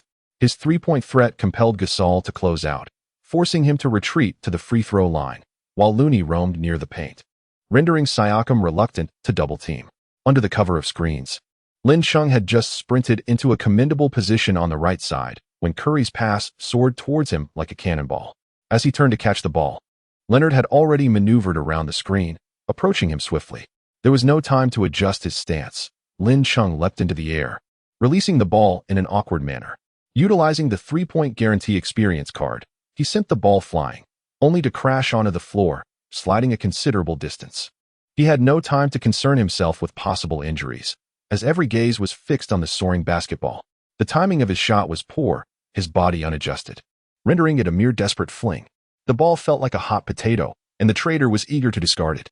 Coach Kerr, witnessing Lin Cheng's release, instinctively believed the shot would miss, shouting from the sidelines, "Rebound." Iguodala and Cousins were engaged in a fierce tussle with Gasol, while at the commentary booth, Zhang Weiping shook his head in resignation. That moment was indeed an opportunity. Throwing the ball is certainly better than being blocked.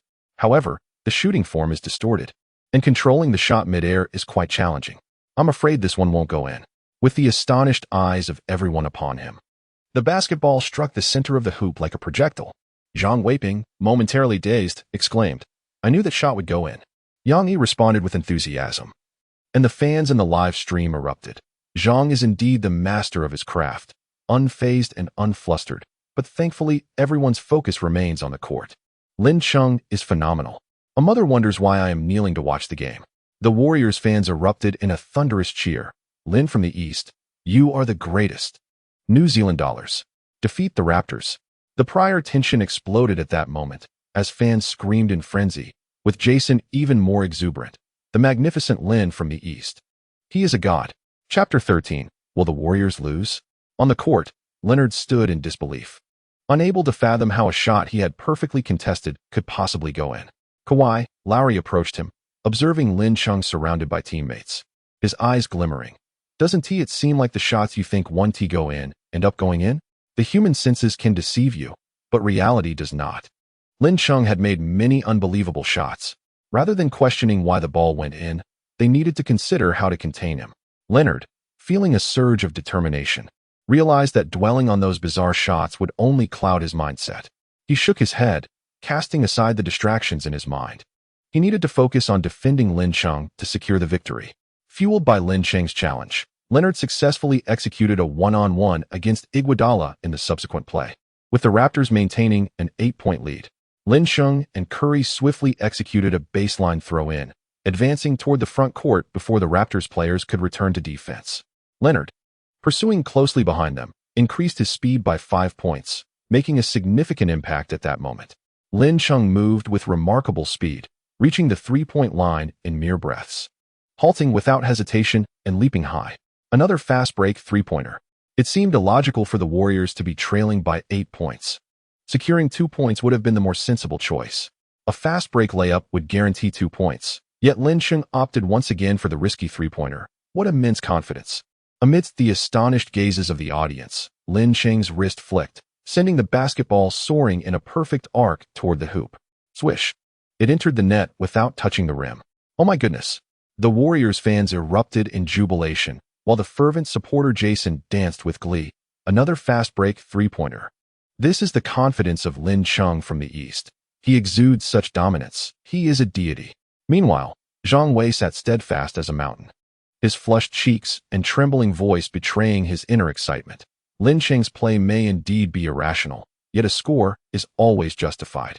I eagerly anticipate more dazzling displays. Yang Yi remarked candidly. Unparalleled talent. Unparalleled confidence. In the Tencent live broadcast room, the screen was filled with enthusiastic cheers, fans beaming with pride for Lin Cheng. Proud to see him as a representative of China. The critics fell silent, left with no grounds for disparagement, at the very least. Lin Cheng's three-point shooting ability exhibited thus far is of cosmic caliber. Lin Cheng has truly astounded me. I am now his fan. Just for daring to shoot over Leonard and making it, I have shifted from critic to admirer. Recalling a comment from earlier, someone had claimed that if Lin Cheng scored 20 points, he would livestream eating a certain dish. The chat room instantly buzzed with excitement. Lin Cheng had made 7 three-pointers, totaling 21 points. Anticipation grew for the promised spectacle. I can sponsor that, the confident young lady replied. At the conclusion of the match, we shall convene in the live stream, and I will show you what it means to keep one S word. On the court, the game continued. Leonard consciously sought to slow the pace, but the Warriors vehemently disagreed, opting for full court pressure to hasten the tempo. The Raptors struggled to adjust, hastily launching shots that missed the mark, allowing Looney to secure the defensive rebound. In a half-court setting, Lin Cheng faced Leonard, executing a step-back three-pointer. Despite the defender's close proximity, the ball found its way through the hoop. Mission accomplished, rewarded with an impenetrable defensive experience card. 5 minutes of godlike defensive prowess. 8 three-pointers. He was but one shot away from equaling Curry's record of 9 made in a single finals game. Coach Nurse called for a timeout. Did he wish to concede the match? They must unleash their true potential and prevent that Eastern player from scoring again. Leonard sat sullenly on the bench. Nurse did not name him, yet his words were directed at him. What infuriated him most was that despite executing a flawless defense, Lin Cheng still managed to score. Gentlemen, maintain the tempo and rhythm. Do not accelerate the pace. Additionally, Ibaka replaces Gasol. Ibaka's speed surpasses that of Gasol, his defensive range is broader, and his offensive prowess is superior, making him the most suitable choice to counter the Warriors' current lineup. However, the ensuing match unfolded unexpectedly. The Raptors slowed their pace. The Warriors also played at a measured speed. The Raptors focused on interior play while the Warriors mirrored this strategy. Both teams exhibited robust defense, as if they had prearranged their approach, resulting in an exceptionally harmonious atmosphere. The much-anticipated ninth three-pointer from the fans failed to materialize, while Lin Chung secured 2 mid-range shots through tactical execution, culminating in a total score of 28 points. The third quarter concluded amidst this harmonious ambience, with the Raptors leveraging their collective strength to enter the fourth quarter with a 6-point lead. After a brief intermission, the final quarter commenced. Following adjustments in the latter half of the third quarter, the Raptors gradually regained their form, frequently finding success on the offensive end, while the Warriors maintained their commendable performance, keeping the score close. It seemed the Warriors were destined to lose. As the game approached the fourth minute, Coach Zhang Weiping's somewhat regretful remarks ignited a flurry of discussion in the livestream. Was Zhang's prediction regarding the match outcome reasonable? What did he mean? Did he doubt Lin Chung? Amidst the lively commentary in the Tencent Sports livestream, Wang Shipeng furrowed his brow, beginning to grasp Zhang's implication, while Wang Meng appeared bewildered. The charming host, Guogua, noticing the heated debate among viewers, posed a question to Zhang Weiping. With the Warriors trailing by 7 points and approximately 8 minutes remaining, did they not still have a chance? Zhang Weiping shook his head in resignation, explaining, perhaps many have overlooked that Lin Chung went 0 for 3 from beyond the arc in the latter half of the third quarter and now in the fourth. He is 0 for 3 from three-point range and 0 for 1 on mid-range attempts. Fluctuations in a shooter's accuracy should be expected, correct? With 5 minutes remaining in the third quarter, Kerr substituted Curry and Lin Chung out. The Raptors tightened their defense and widened the lead, forcing Kerr to reinstate them. Lin Chung's three-point shooting percentage stood at 0, not due to poor form, but fatigue. As he spoke, the fans' attention shifted to the livestream, where Lin Chung was seen leaning on his knees, gasping for breath, beads of sweat cascading down his face like rain. Wang Shipeng remarked, for those observant enough, Lin Chung's shooting mechanics appear altered. This is a sign of physical exhaustion. Lin Chung had played for approximately 20 minutes. Had he fatigued so quickly? Unbeknownst to Meng, East Asians naturally possess a disadvantage in stamina. Lin Chung lacks a training team abroad and has not participated in formal matches for quite some time. The intensity of the finals, coupled with the defensive pressure from Leonard, necessitated constant movement and spatial manipulation, leading to significant physical depletion. Wang Shipeng, a former professional player, offered a more precise perspective. Suddenly, he pondered whether Kerr's decision to have Lin Chung come off the bench indicated an awareness of his waning stamina. It is quite possible. For why else would he wait for the Warriors to fall behind by 24 points before reintroducing Lin Chung? Netizens inadvertently uncovered the truth. Chapter 14, The Grand Hot Pot. On the Warriors bench, Kerr glanced at the game clock, gritting his teeth as he decided to substitute Lin Chung. If Lin Chung did not take the time to rest and recuperate, the ensuing match could very well turn into a massacre. Lin, take a good rest. You will be on the court in the final 5 minutes. Understood. Lin Chung tilted his head back, draping a towel over his face. Coach Nurse, witnessing this scene, could not help but smirk with satisfaction. During the second quarter, he observed that after Lin Chung made consecutive successful shots, he would instinctively lean forward with both hands resting on his knees. This led Nurse to speculate, recalling that Kerr had opted not to start Lin Chung. Deploying Leonard to defend against Lin Chung was a strategic move intended to accelerate his fatigue. Gentlemen, let us elevate our pace. The time to vanquish the Warriors has arrived. While the term superstar lacks a precise definition, it is undeniable that Curry embodies that status. In the final moments of the game, the Warriors found themselves in a dire predicament. The Raptors employed a zone defense, collapsing on Curry and forcing him into mismatches while simultaneously widening the scoring gap. At a time when the team desperately needed points, Curry rose to the occasion. Confronted by 2 or even 3 defenders, he consistently discovered opportunities through relentless movement, sinking challenging shots with poise. When Leonard scored a mid-range jumper, Curry responded with a three-pointer. After Lowry hit a 3, Curry retaliated once more with another 3. Following Siakam's emphatic dunk, Curry answered back yet again with a three-pointer. In this fierce battle, Curry emerged as the solitary hero, shouldering the team's burdens upon his slender frame. And through his leadership, the Warriors successfully kept pace with the score. With approximately 5.5 minutes remaining in the game, Coach Kerr opted to call a timeout. "Gentlemen, if we secure this victory, we will achieve a three-peat. What greater accomplishment could possibly ignite our spirits more?" At this moment, Kerr's heart surged with fervor. Winning this game would propel him to the pinnacle of his coaching career. Lin Chung discarded the towel from his head. "Coach, let me take on the responsibility of defending against Leonard. Curry, Iguodala. Lin's defense will deplete your stamina. The team needs you to score. Coach, I will manage my energy wisely. Please trust me."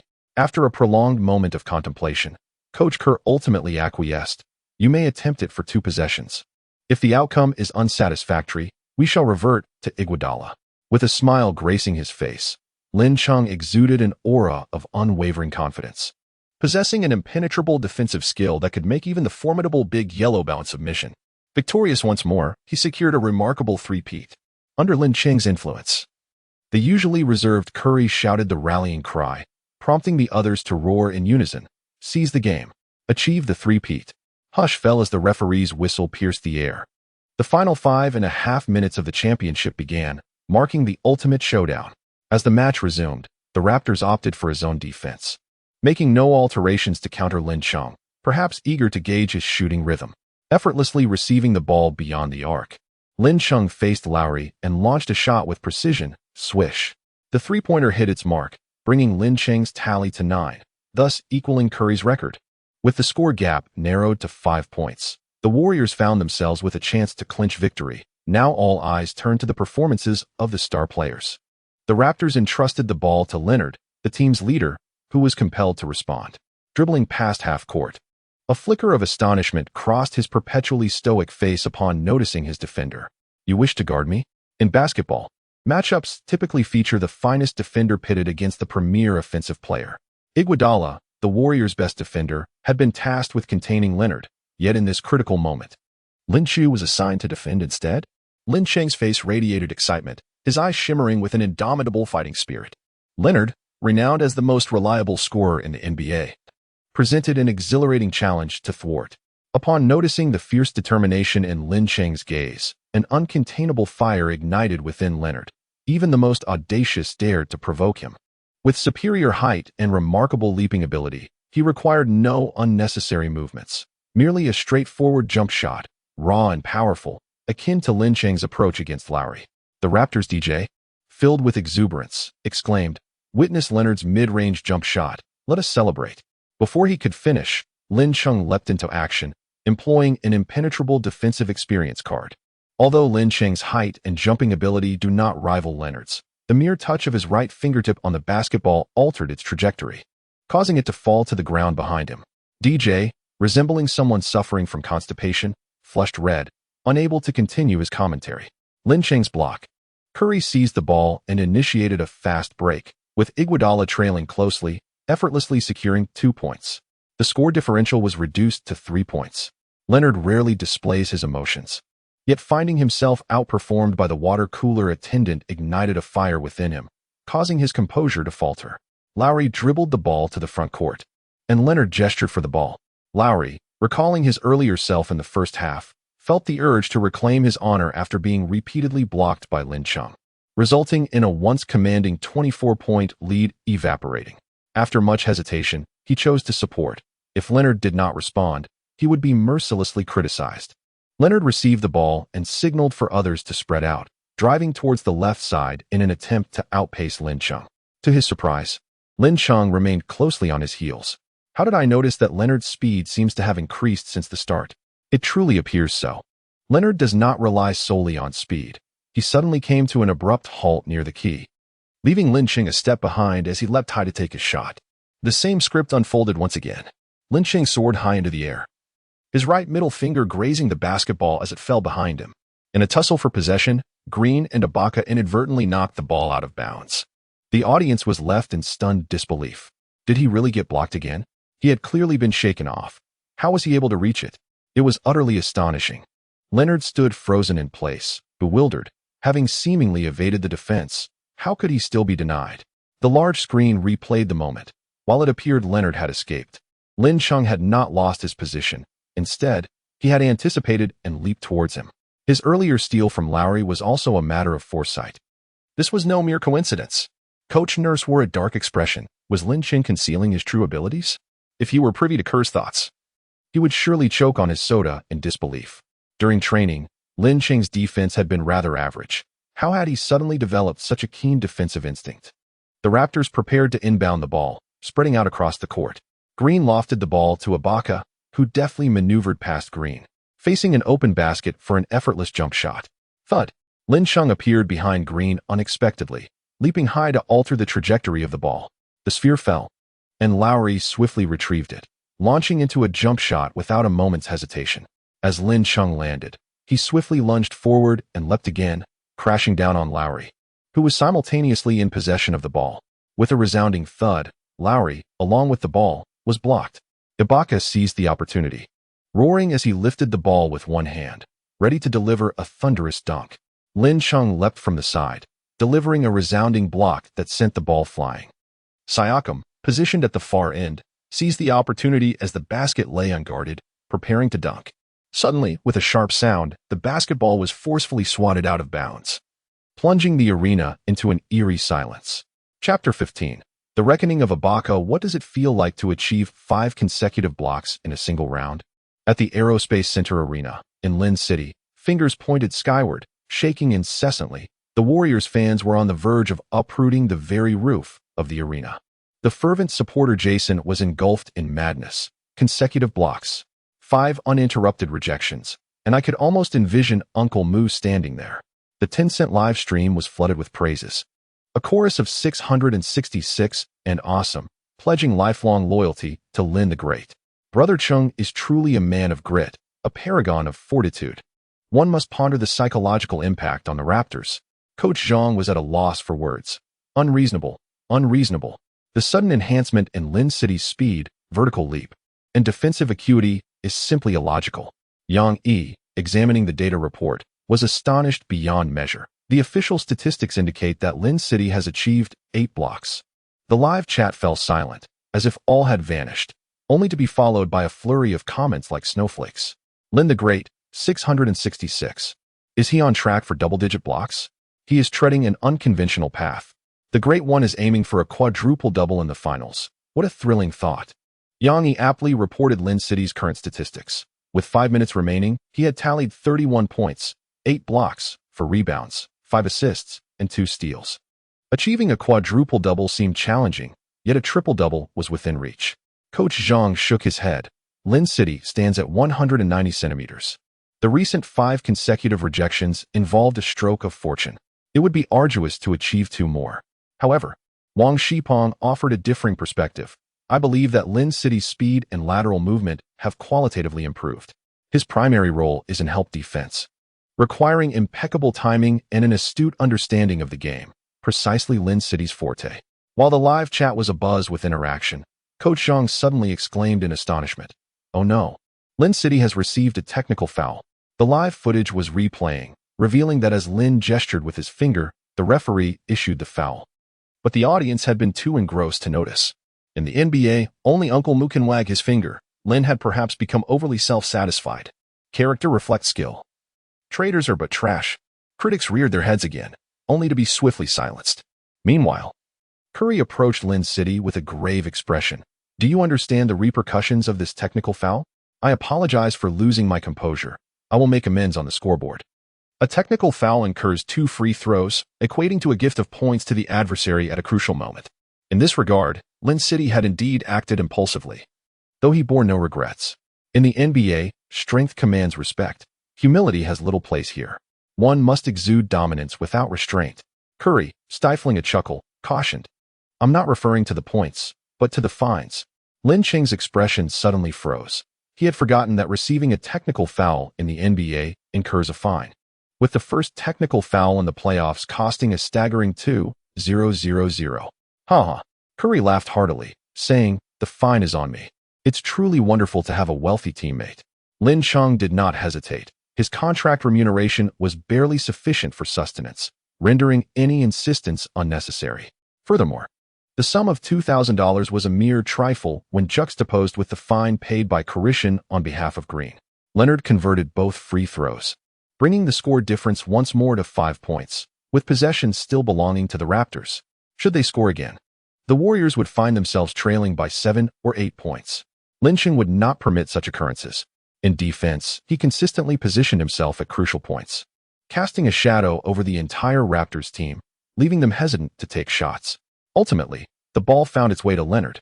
Upon noticing Lin Cheng stationed within the restricted area, Leonard aimed to draw a foul. However, at the moment he initiated his move, Lin Cheng swiftly sidestepped 2 paces out of the restricted zone. In the next instant, Lin Cheng felt as though he had collided with a wall, his body flung backward, sliding across the floor. Hush! The referee's whistle pierced the air, offensive foul. Leonard, with an innocent expression, raised his hands in protest, approaching the referee for clarification. But the official remained unmoved. Possession reverted to the Warriors. What a splendid defensive play. Lin Cheng was remarkable. As the Warriors initiated their offense, they created an open opportunity through tactical movement. Iguodala received Lin Cheng's pass and scored 2 points, narrowing the deficit to 3. Lin Cheng's assists had now reached 6. Within a span of 2 minutes, Lin Cheng dominated the defensive end while also contributing to the scoring on the offensive side. He was already embodying the essence of a top-tier 3D player. The landscape had shifted, revealing the silhouette of a superstar. The performance of Lin Cheng on the defensive end is far from over. Lowry dribbles the ball into the front court, passing it to Ibaka. Ibaka fakes out Looney and Green, preparing for a jump shot, when suddenly, Lin Cheng appears at his side. Ibaka's mind buzzes with the memory of being blocked by Lin Cheng, causing him to hesitate in his shot. Lin Cheng's expression brightens. Utilizing the experience card is not without its limitations. It requires reading the game and seizing the moment. Otherwise, how can one disrupt an opponent's shot from 5 meters away? In his attempt to provide support, he was actually a moment too late, making it quite challenging to interfere. To his surprise, it seemed as if Ibaka was deliberately waiting for him, his movements slightly delayed. Lin Cheng leapt without hesitation, extending to the furthest reach to contest the blue ball. Goodness! Once again, Captain Lin has executed a block. Unbelievable! The spectacle was far from over, as the basketball fortuitously fell back into Ibaka's hands after the deflection. Darn it! Those infuriating Easterners! With a fierce glare, Ibaka, consumed by rage, lifted the basketball, determined to dunk over Lin Cheng and reclaim his pride. Lin Cheng calmly took a step back, gathered his strength, and leaped into the air. With a resounding clap, the basketball was sent soaring, akin to a cannonball, towards the vicinity of midcourt. Unbelievable. A relentless barrage against Ibaka. My mother inquired why I was kneeling to watch the game. Ibaka stood there, bewildered, questioning how blocking shots had become so trivial. Was he truly so easily thwarted? Doubts began to creep into his mind regarding his own capabilities. While he was still in a daze, the Warriors seized the opportunity to initiate a fast break. Iguodala skillfully dribbled the ball up the court, leaning against Siakam as he attempted a layup, which ricocheted off the rim. Behind him, Lin Cheng ascended like a rocket, capturing the rebound. Leonard had already returned to defend, collaborating with Siakam to double-team Lin Cheng. In a swift motion, Lin Cheng passed the ball to Curry in the corner. With precision, Curry unleashed a three-pointer, sinking it effortlessly. The score was now tied. Coach Nurse, feeling helpless, opted to call a timeout. The explosive performances of Curry and Lin Cheng had completely disrupted his plans, something he had not anticipated. With just over 2 minutes remaining in the game, adjustments were imperative. Had Lin Cheng achieved a double-double? This might very well be his first. Congratulations to Lin Cheng for a remarkable feat. On site, Yang Yi received the official statistics, and his smile grew even brighter. Lin Cheng's current stats stood at 31 points, 10 blocks, 5 rebounds, 7 assists, and 2 steals, just 3 shy of a triple-double. Incredible. The Warriors' bench was alive with excitement, as if they had already secured the championship. Lin Cheng sat nearby, seizing a moment to rest. As the timeout concluded and the experience cards expired, the burden of defense would fall upon him. Fortunately, he still possessed 4 experience cards, ensuring a 9-point lead. With only 2 minutes remaining in the match, it seemed sufficient to clinch victory, yet the unfolding events would exceed everyone's expectations. Chapter 16, The Final Offense. Curry or Lin Cheng. As the saying goes, one's shadow reveals their essence. Upon returning from the timeout, it was evident to the keen observer that Lin Cheng's speed had diminished and the quality of his defense had sharply declined. However, the Raptors were hesitant in the face of his presence. Lowry charged towards the basket, and upon noticing Lin Chung moving towards the paint, he promptly passed the ball to Danny Green in the corner. Green then relayed it to Siakam, and after a series of passes, the ball found its way to Ibaka at the free throw line. With Green and Looney absent from the paint, only Lin Chung stood in a supportive role behind him. In previous situations, Ibaka would have taken the shot without hesitation or executed a dunk, but having been repeatedly blocked by Lin Chung, he now harbored psychological doubt, hesitating and ultimately committing a turnover as the ball was deflected out of bounds by Curry. The Raptors inbound the ball, and after 2 passes, miraculously it returned to Ibaka. He effortlessly maneuvered around Looney, yet faced with an open basket, he hesitated, scanning for Lin Chung's presence. In that moment of uncertainty, Lin Chung had indeed closed in on him. Ibaka, facing the 20-centimeter shorter Lin Chung, had no intention of attacking. Instead, he tossed the ball to Lowry beyond the three-point line, as if it had become a hot potato. Lowry, caught off guard by Ibaka's decision not to shoot, found himself forced to hastily attempt a three-pointer as the 24-second shot clock dwindled. Bang! The ball ricocheted off the rim and fortuitously fell into Lin Chung's hands. He swiftly advanced down the court, with Iguodala and Curry flanking him. The Raptors pursued relentlessly from behind as Lin Chung charged towards the paint, feigning a layup, prompting Leonard, Siakam, and Lowry to leap in response. With an elegant behind-the-back pass, Green received the ball and executed a thunderous dunk. The score stood at 103-101, marking the Warriors' first lead of the game. The Raptors fans were left in stunned silence, the atmosphere heavy with disbelief. As numerous commentators struggled to comprehend the unfolding drama, the game appeared peculiar, with Lin Chung's speed noticeably waning, yet the Raptors were timid in their approach.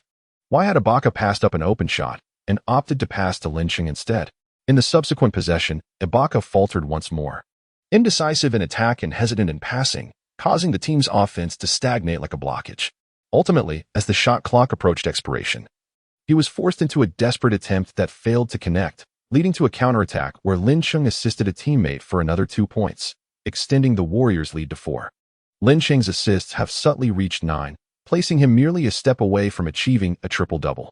Coach Nurse opted for a timeout, substituting the unsettled Ibaka for Marc Gasol. Upon the resumption, Leonard seized control of the game. He first exploited a mismatch against Green, narrowing the deficit to 2 points. Subsequently, he disrupted Curry's shot, seized the rebound, and executed a fast break that culminated in 2 points, bringing both teams to a tie once more. With just over 50 seconds remaining in the contest, Kerr called for a timeout, and Lin Chung resolved to take charge of the game. As play resumed, Lin Chung engaged in a one-on-one confrontation with Lowry, deliberately exposing a vulnerability. As Lowry attempted to steal the ball, Lin suddenly pivoted, evading him and driving toward the paint. Marc Gasol, taken aback by Lowry's swift disengagement, relinquished his defense of Green and moved laterally into the key, raising his arms high. Faced with the center towering over him by more than 20 centimeters, Lin opted for the dream shake, first executing a left pivot feint, followed by a right pivot, and then another left turn, completely outmaneuvering Gasol. Lin soared into the air, basketball in hand. Siakam, who had rotated over to defend, leaped impressively, effectively blocking Lin's path to the rim, utilizing the Vince Carter dunk card. Lin felt an electrifying surge of power as he held the ball suspended in midair. Just as Siakam began his descent, Lin forcefully slammed the ball into the basket.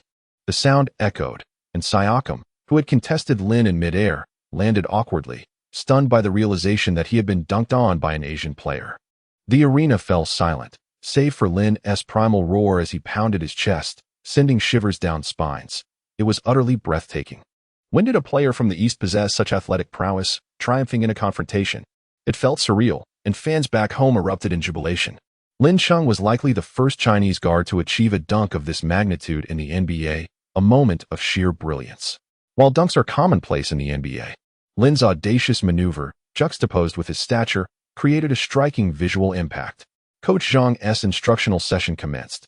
Lin's vertical leap might not rival Siakam's, but his ability to execute the dunk stemmed from his hang time and impeccable timing, a display of remarkable strategy. He had leaped before Siakam, and as Siakam began to descend, Lin maintained his altitude, a feat that was nothing short of astonishing.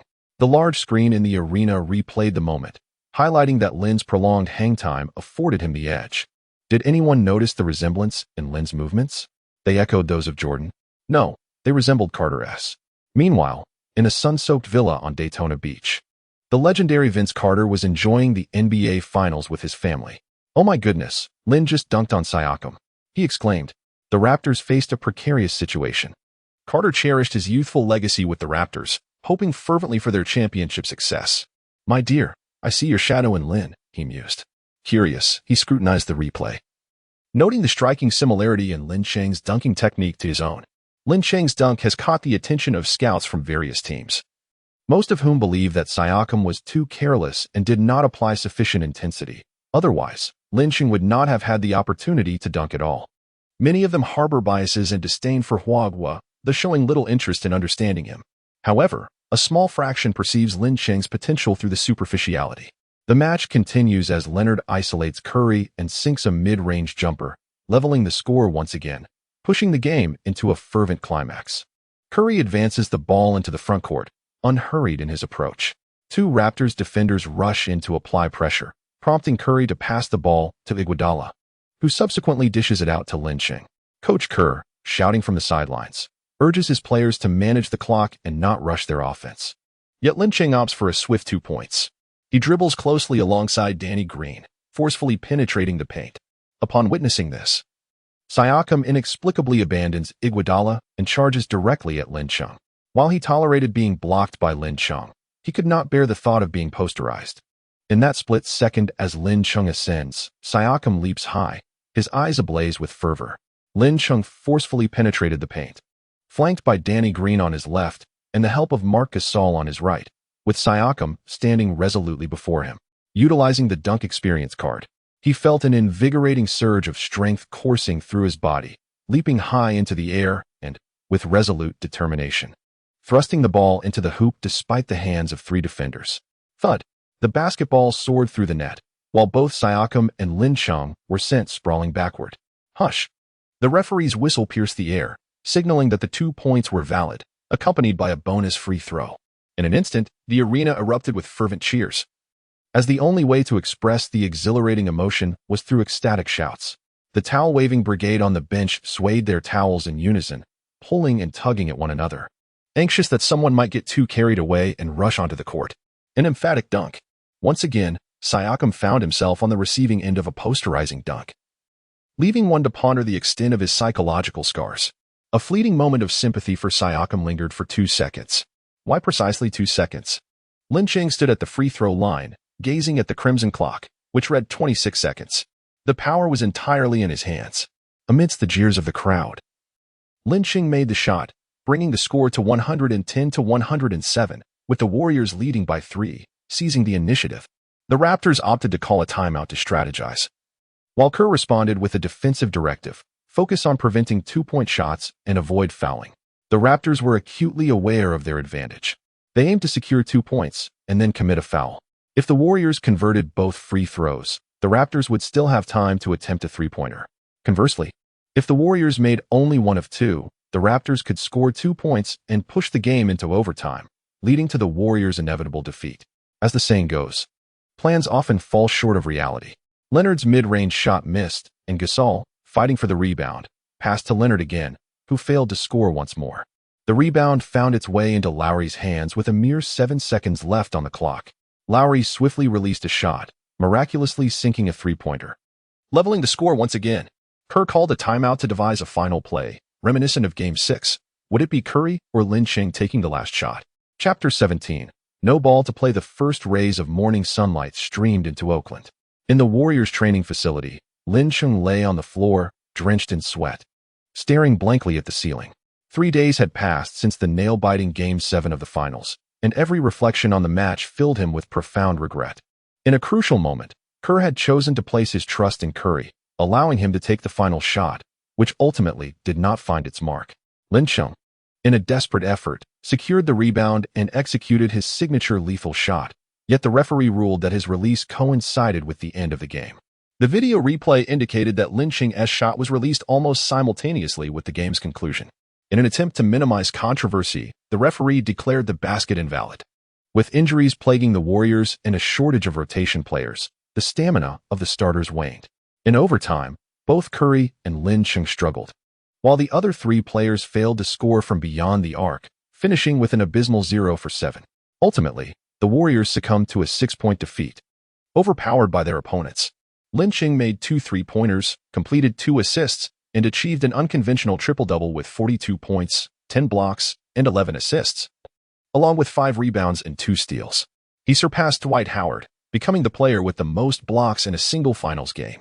The Warriors could not alter the course of history, leaving their fans in disappointment. Nonetheless, they extended their congratulations. After the game, both Coach Kerr and Curry expressed their appreciation for every member of the team, particularly Lin Cheng. Injuries are an inherent aspect of the sport. Losing Durant and Klay made the competition exceedingly challenging, yet Lin Cheng's performance was nothing short of extraordinary. I believe he will secure his place in the future of the NBA. Curry candidly remarked on the miraculous 35 seconds during Game 6, where 13 points were scored. And in Game 7, he amassed 42 points, 10 blocks, 5 rebounds, 11 assists, and 2 steals, showcasing explosive short-term scoring ability alongside consistent production.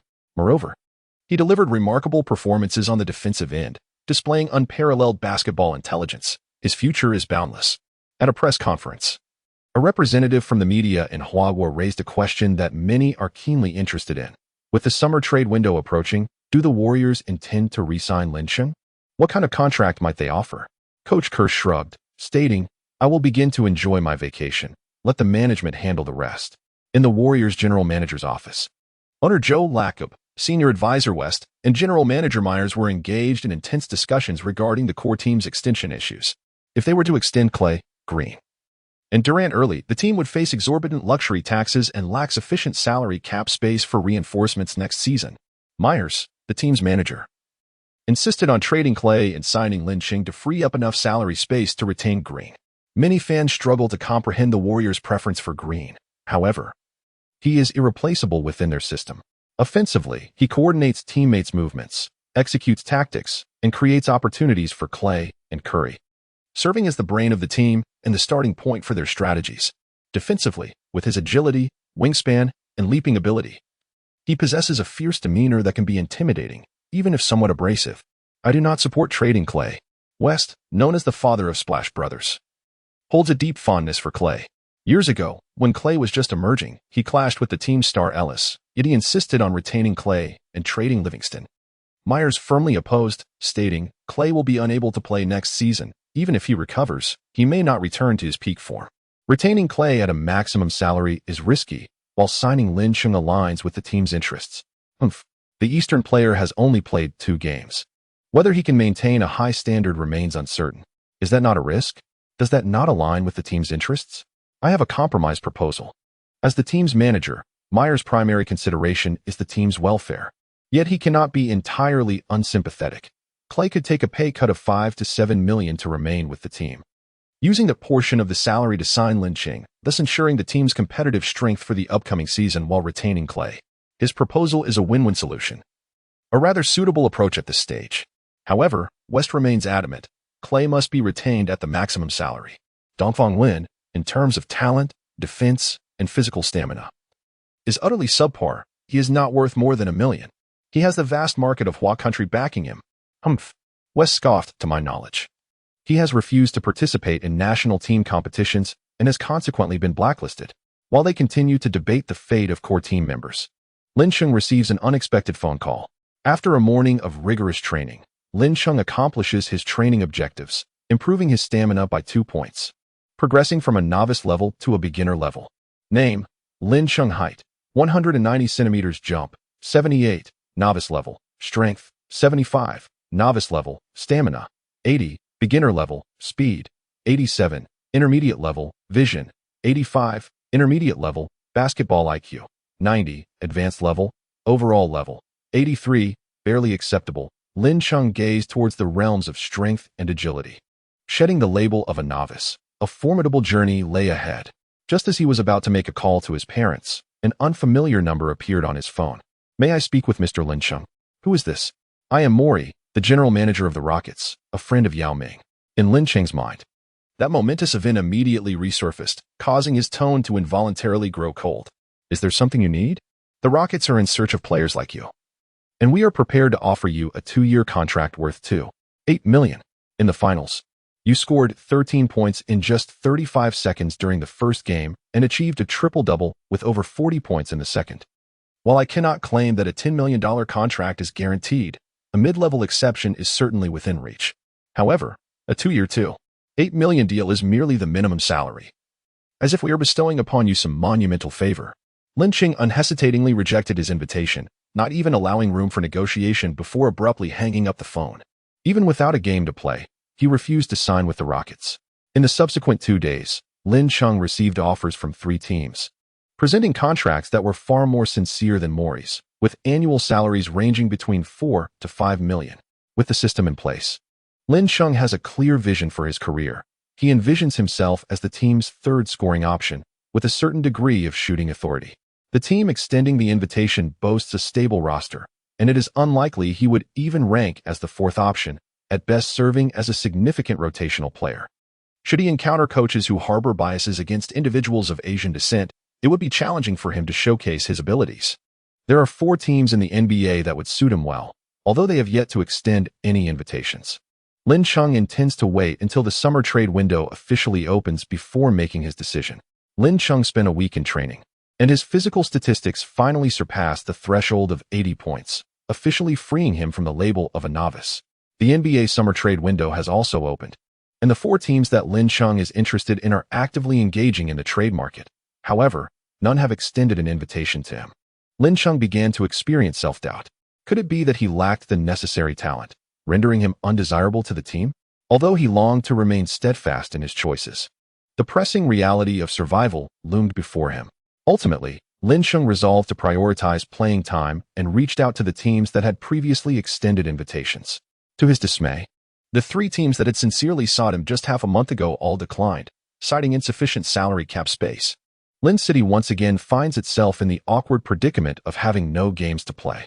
Chapter 18, James's Invitation. Lin Cheng was oblivious to the reasons behind the sudden change of heart from the team that had initially extended a sincere invitation to him. In a foreign land, devoid of an agent, friends, or any channels of communication, he could only dedicate himself to arduous training, patiently awaiting the arrival of opportunity. 2 weeks swiftly elapsed without any invitations from teams, and Lin Cheng began to feel restless. Just as he was preparing to reach out to Curry for information, he unexpectedly received a call from LeBron James, inviting him to a gathering. Given that Oakland was not far from Los Angeles, Lin Cheng hurried to LeBron's opulent mansion, where he encountered a significant portion of the Lakers, including Anthony Davis, who had recently been traded to the team. "Hey, Lin." LeBron greeted him with an enthusiastic embrace and proceeded to introduce Lin Cheng to the Lakers players. However, the majority of their attitudes were lukewarm. Respect is earned through one's own efforts. If one's abilities are not acknowledged, one can expect to be looked down upon, and there is no one to blame but oneself. Lin Cheng's calm demeanor caught James's attention. He found it remarkable that Lin could maintain such composure, neither servile nor arrogant, unperturbed by honor or disgrace, long before achieving fame. The gathering was attended by both new and veteran players of the Lakers, which made Lin, as an outsider, appear distinctly different as he quietly observed the jovial interactions around him. "Hey Lin, are you curious about why you were invited to this gathering?" "Indeed, I am quite intrigued," Lin replied.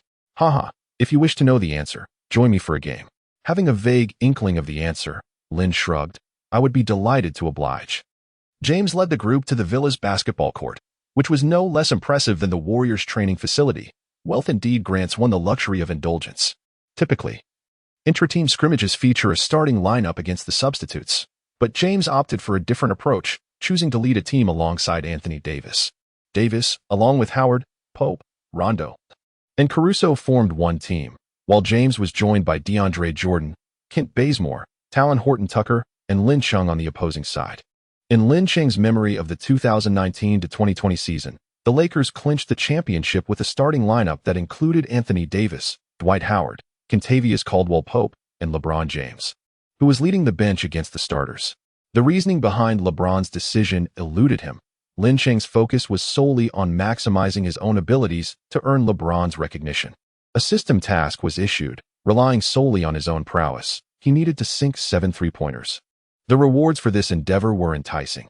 An increase of 2 points in three-point shooting accuracy, 5 attribute points to allocate as he wished, and a chance to randomly acquire a permanent skill.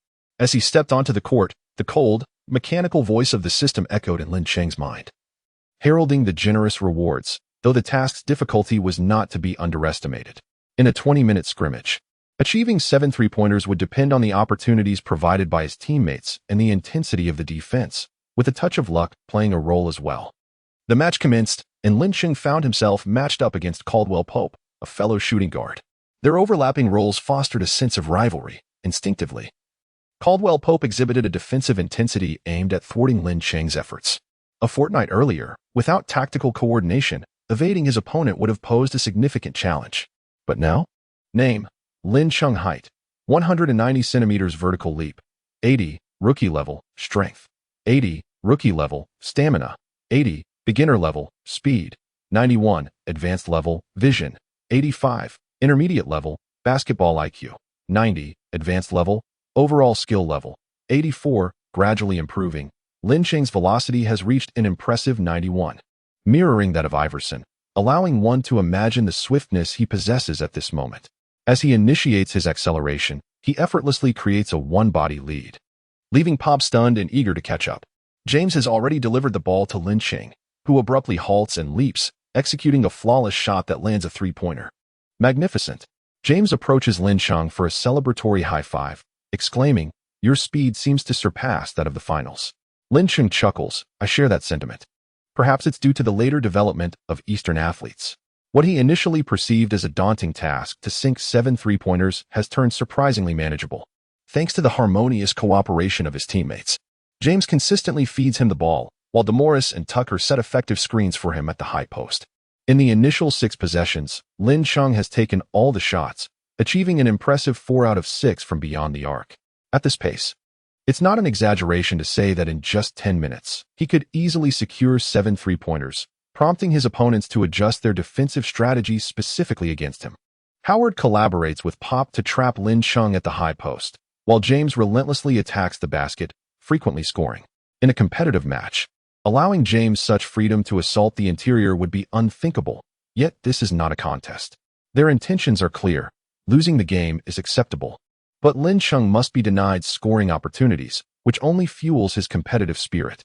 To counter the double team, he must either pass the ball, rely on his remarkable individual skills, or seek assistance from teammates to set screens, aiming for a quick release on his shots. Lin Cheng received the ball at the arc and signaled for Big Morris to set a screen. He shook off Beasley and faced Howard alone, feigning a drive to the basket. As Howard sprang into action, Lin suddenly halted, pulling the ball back and retreating beyond the three-point line before leaping to take the shot. Damn. The center's footwork was sluggish. Once he initiated his movement, it was challenging for him to change direction. However, driven by the indignation of being singled out by an unheralded player, Howard exerted all his strength to lunge towards Lin Cheng. Lin Cheng, undisturbed, released the basketball with precision.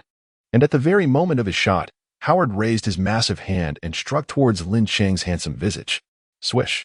The basketball sailed through the hoop, causing Lin Cheng to lose his balance and tumble to the ground. Hush. LeBron's trainer and referee blew the whistle, signaling that the three-pointer was valid. Along with an additional free throw, Howard, with disbelief etched across his face, exclaimed, "How could this be? I was right in front of him." Unwilling to accept defeat, he approached the referee for an explanation, only to be informed that in a formal match, his actions could very well be deemed a flagrant foul. "You better watch out." Howard growled menacingly at Lin Cheng, who met his gaze with an icy stare. "I am waiting." Even a clay Buddha can exhibit a measure of anger. Howard, having committed a foul himself, had the audacity to blame Lin Cheng as if he were the wrongdoer. Who gave him the right? The system detected malice from the opponent and activated the mission. Train Howard twice. Mission reward: Death Dunk Experience Card X2. Lin Cheng was suddenly filled with excitement, to the extent that he misjudged the force of his free throw, causing the basketball to clang off the rim. Players on both sides of the free throw line tussled in an effort to seize the rebound, with James leading the charge. He snatched the rebound over Davis's head and swiftly passed the ball to Lin. As soon as Lin received it, Howard closed in, driving away Pope, who attempted to provide support, opting for a one-on-one defense. Howard's actions were a display of frustration, which Lin welcomed with open arms. Utilizing his speed, he evaded Howard. But instead of taking a shot when the opportunity arose, he retreated to the three-point line. As Howard approached to defend once more, Lin employed his speed to attempt to bypass him again. After 2 consecutive attempts, Howard's patience wore thin, and as Lin prepared for a third drive, he forcefully shoved Lin to the ground. A whistle pierced the air. The referee had called a foul. Task completion progress, 12. Lin Cheng rose from the ground, only to be confronted by Howard, who seized him by the collar and exclaimed, "What the hell do you mean by this? Are you defying me?" Howard, known for his notoriously foul temper, could hardly tolerate Lin Cheng's mockery and blatant disregard for him. Infuriated, he swung his fist towards Lin Cheng's head. James, taken aback by the escalation of events, realized it was too late to intervene. Just when everyone expected Lin Cheng to be at a disadvantage, a shocking scene unfolded. Lin Cheng deftly swatted away the hand gripping his collar, evading Howard's punch. With a swift motion, his right fist struck Howard's abdomen, and in a fluid movement, he pressed down on Howard's head, delivering a knee to his face. His actions flowed seamlessly, leaving all spectators astounded. Their mouths agape, as if one could fit an egg inside. Who would have imagined that such immense energy resided within Lin Cheng's seemingly small frame?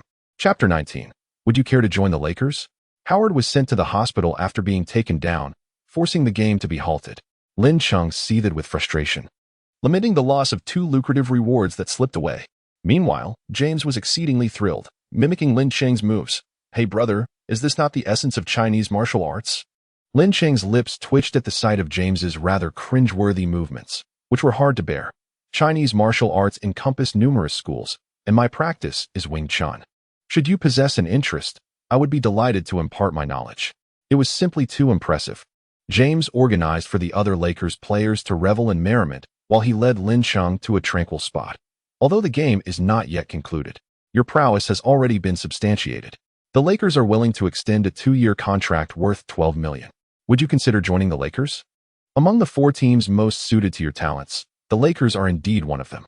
With both James and Davis on the roster, the Lakers are in need of a reliable third scoring option from the perimeter, as players like KCP, Caruso, and Rondo exhibit notable deficiencies in 3-point shooting consistency. Lin Cheng is capable of effectively compensating for this shortcoming, thereby rendering the Lakers roster more balanced. It is a privilege to join the Lakers.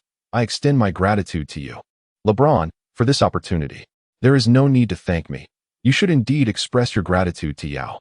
On the journey back, Lin Cheng reached out to the great Yao to convey his appreciation. The willingness of LeBron and the Lakers to offer Lin Cheng this chance is partly due to Yao's influence, or rather, the allure of the domestic market that Yao has promised. In truth, you need not thank me. Rather, I owe you an apology. Had it not been for my unwavering insistence, perhaps more teams would have been inclined to sign you.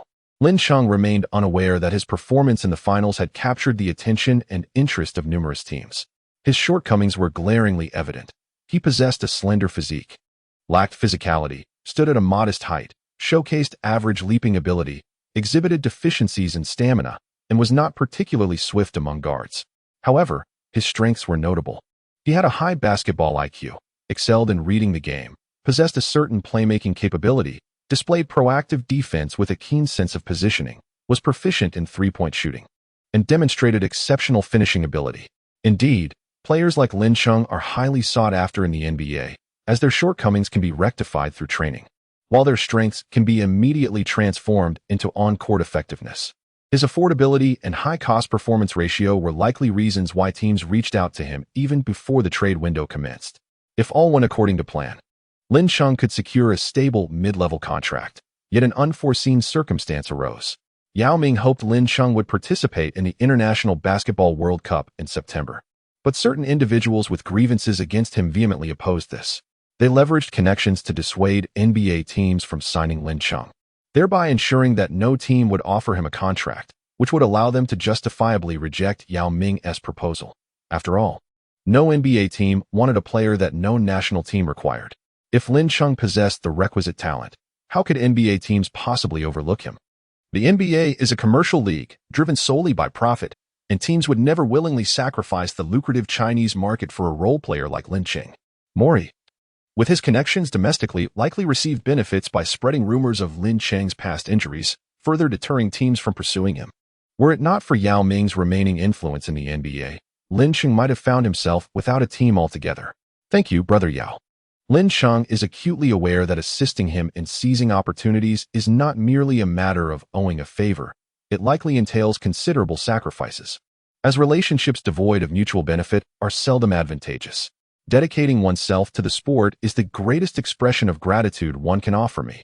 Chinese basketball requires young talents like you, and I will gradually navigate the domestic landscape, eagerly anticipating your return. Lin Cheng gazed out the window at the ceaseless flow of vehicles, his fists clenched tightly. De Yao was ardently striving for the advancement of basketball in China, making considerable efforts, yet facing a barrage of vitriol from netizens. Outsiders managing insiders, doing more often equating to doing less, moderation being prized over relentless pursuit, and a commitment to tangible achievements being labeled as recklessness, while hypocrisy masquerades as high emotional intelligence. Change is arduous, yet it is imperative for someone to take the initiative, perhaps driven by that profound passion. In the office of the Lakers general manager, Pelinka voiced his frustrations to LeBron James over the phone. I just finalized a 2-year, $30 million agreement with Danny Green. Without a signed contract, it doesn't count, and Lin Cheng's price is more than half cheaper than Danny's. However, being inexpensive doesn't guarantee utility. LeBron, with a grin that revealed his gleaming teeth, retorted, I can assure you that Lin Cheng is far more advantageous. Trust my judgment. Pelinka shrugged. My primary concern lies with the Chinese market. Yao has promised to enhance communication with the Lakers. He is a trustworthy individual. No. Lin Cheng does not enjoy a favorable reputation in China.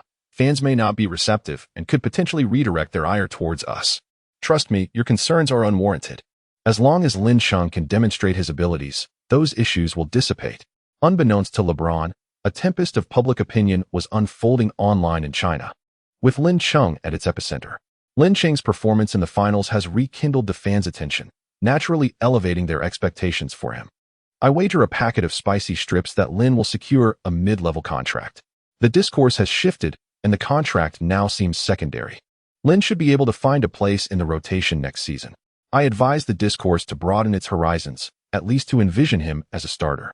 As the summer trade window opens, teams are concluding their reinforcement efforts. While fans eagerly await signing news, they are instead met with disappointing updates. A well-known sports figure published an article on Weibo, meticulously analyzing Lin Cheng's abilities as being among the lowest in the NBA, asserting that it is not surprising no one is willing to sign him, and urging fans to temper their expectations. In response, some comments vehemently refuted his so-called analysis as nonsensical drivel, labeling him as a blatant detractor. This sparked a significant verbal clash between fans and critics, escalating to involve figures within the basketball community.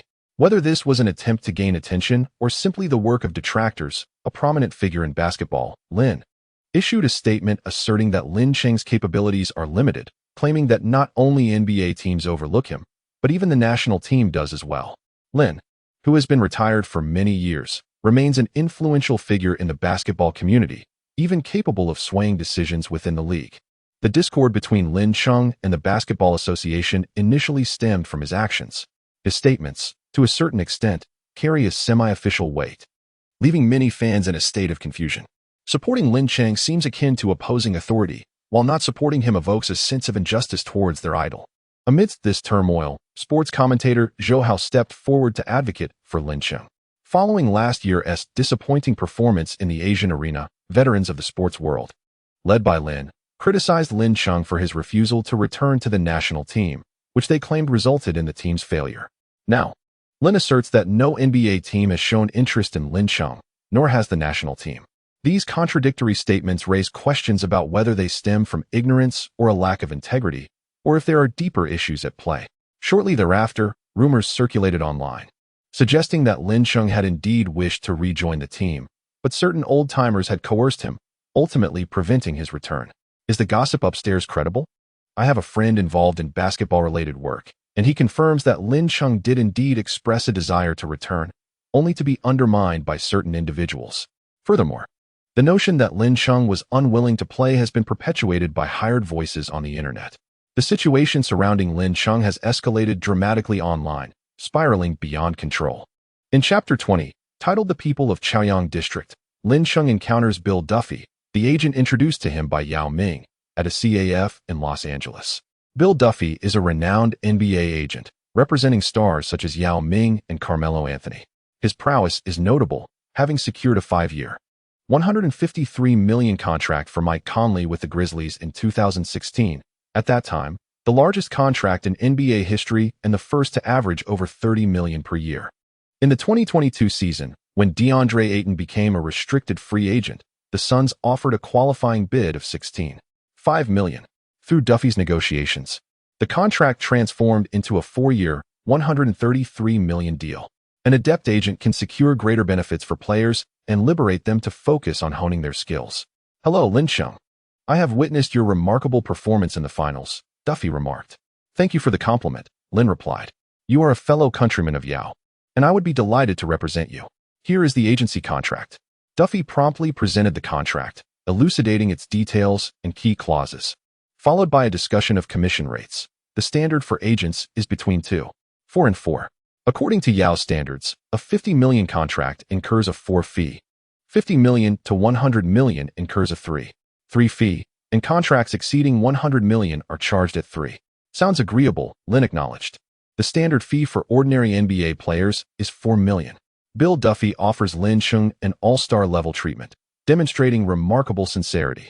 Once the two finalize the details and formally sign the contract, Duffy inquires about Lin Cheng's contract with the Lakers. Upon hearing that he is willing to accept an offer of $12 million, Duffy cannot help but exclaim in exasperation, "You are practically engaging in charity." The NBA is a business arena. One cannot approach negotiations in such a manner. Leave this to me, and I shall endeavor to secure a contract exceeding $17 million for you. Lin Chung did not perceive the contract offered by the Lakers as inadequate. After all, no other teams were vying for his services. The Lakers' willingness to extend a $12 million contract was indeed a gesture of sincerity. I have already promised LeBron that one must uphold integrity. Thus, I shall adhere to the $12 million contract, he resolved. Bill Duffy was taken aback by Lin Cheng's decision. Are you certain? That amounts to $500,000, not merely 500. Although tempted, Lin Chung believed that one should not be overly greedy. Very well, I respect your choice. But I shall still negotiate with the Lakers. The final contract will indeed be $12 million, yet I shall strive to secure additional benefits for you. And I require your cooperation. No problem, Lin Cheng replied. As the two parted ways, Bill Duffy observed Lin Cheng's retreating figure with a faint smile. Had Lin Cheng opted to forsake his promise in pursuit of a more lucrative contract, he would have still advocated for him. Yet Lin Cheng's stature in his eyes would have diminished significantly. Now, he perceived the shadow of Yao Ming in Lin Chung. Collaborating with such an individual would undoubtedly be a most gratifying experience. Lin Pingji has recently found himself in a state of considerable distress. To outsiders, he is regarded as a respected figure, capable of influencing the decisions of the Basketball Association. However, in reality, he is merely a spokesperson for certain individuals. Big Yao is relentlessly pressuring within the association, and those around him, reluctant to bear responsibility, expect him to take the lead. Consequently, he is compelled to publicly express contradictory opinions, which is quite disheartening. Indeed, he is the well-known basketball commentator, Lin, who now finds himself the target of online condemnation and attacks. Many fans are in an uproar, particularly regarding Lin Cheng's inability to return to the national team.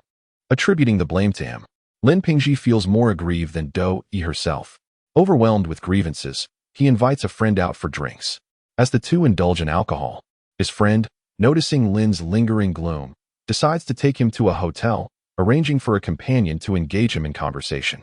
After their intimate exchange, Lin Pingji offers the companion 5,000 yuan, but she refuses, insisting that such an amount is merely a token.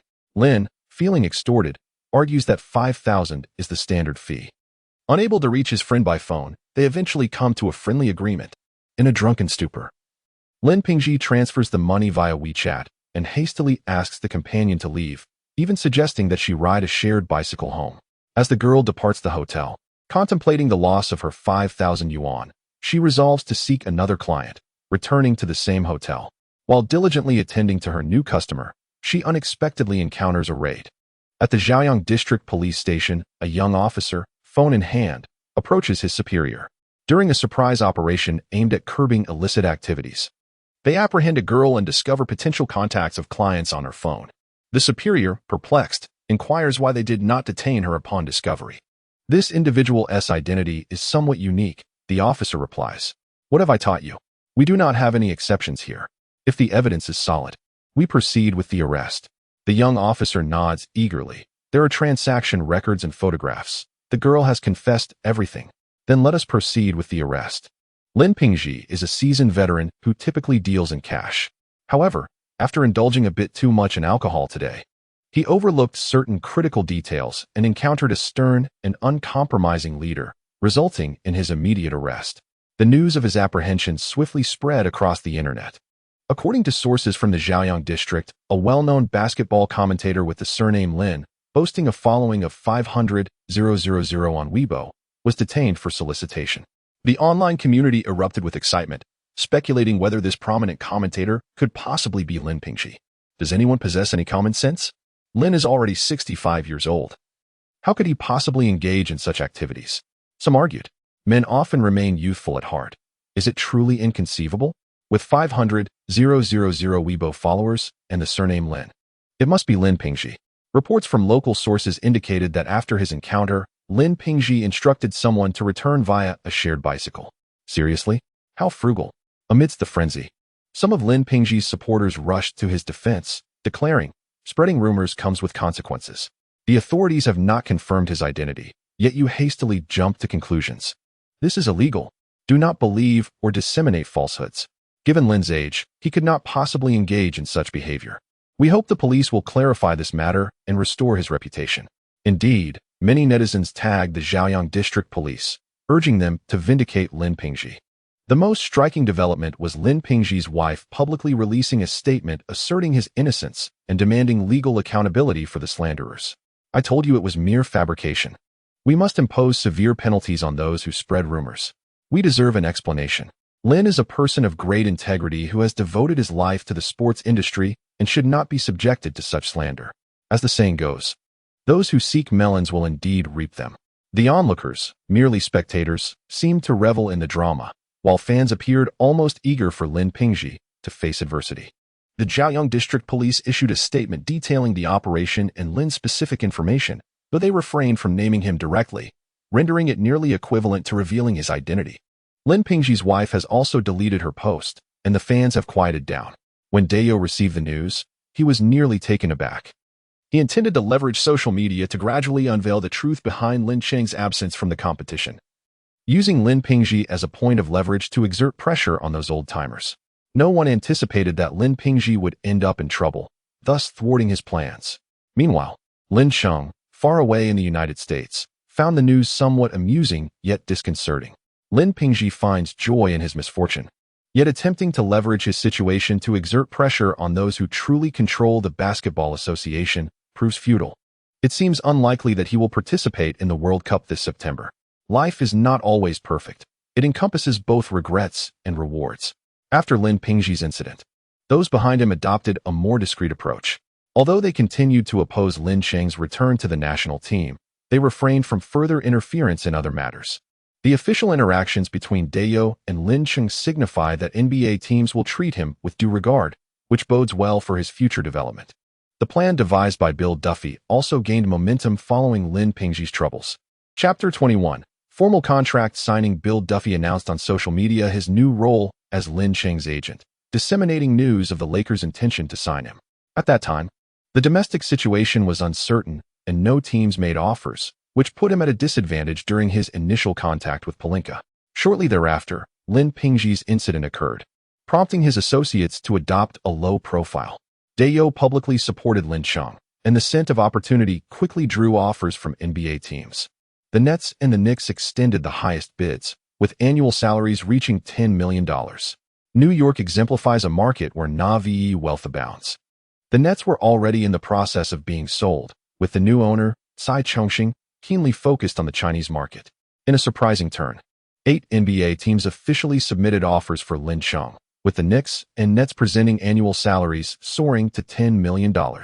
Faced with media reports, Pelinka could only agree to meet with Bill Duffy, conceding to match the offers from the Knicks and Nets. Lin Cheng's intrinsic value is estimated at $10 million. Yet the foremost risk lies in his lack of experience in completing a full season, leaving uncertainty regarding his ability to sustain high efficiency over time. The Lakers have offered a salary of $6 million, taking this risk into account.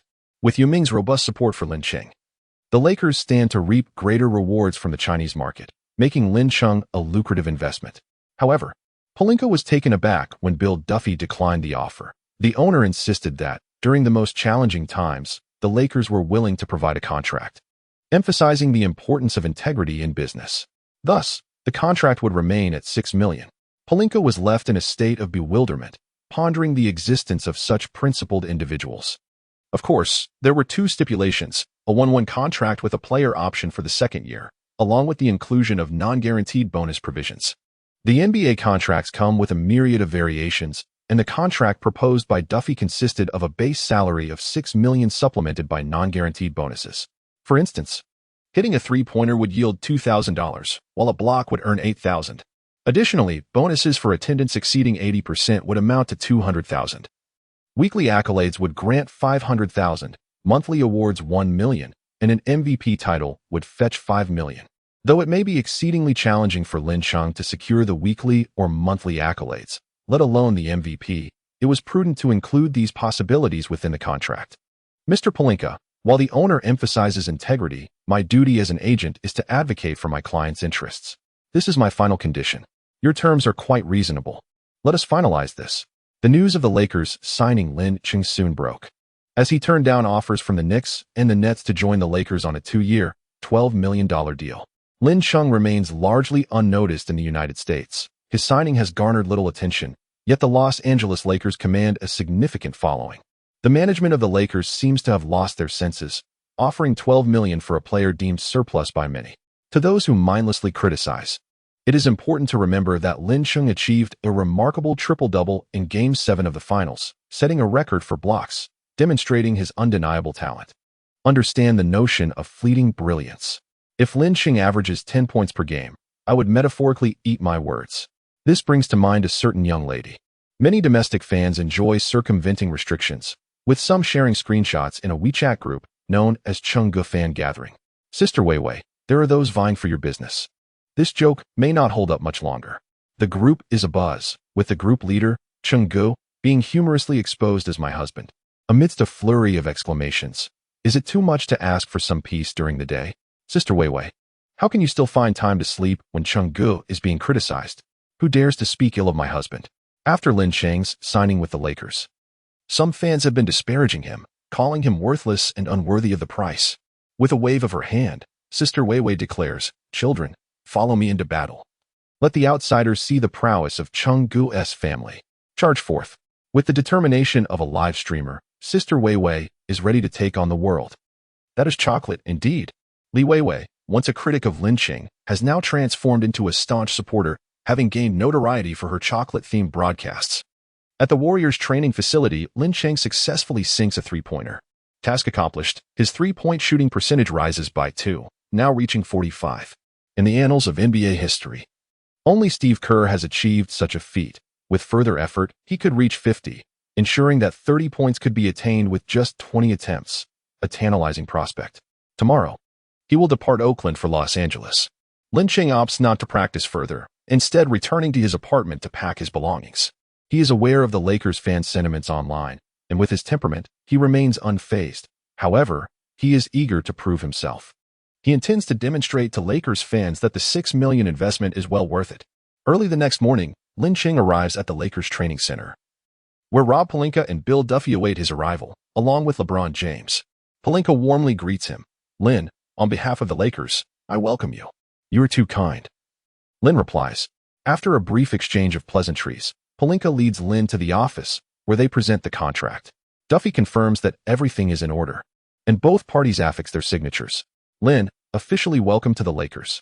I trust you will have a delightful season here. By the way, what number do you plan to wear this season?" The Lakers have a storied history with many retired jerseys, and it is essential to clarify in advance. Let us go with number 88. 88. The Chinese favor the number 8, as it symbolizes prosperity.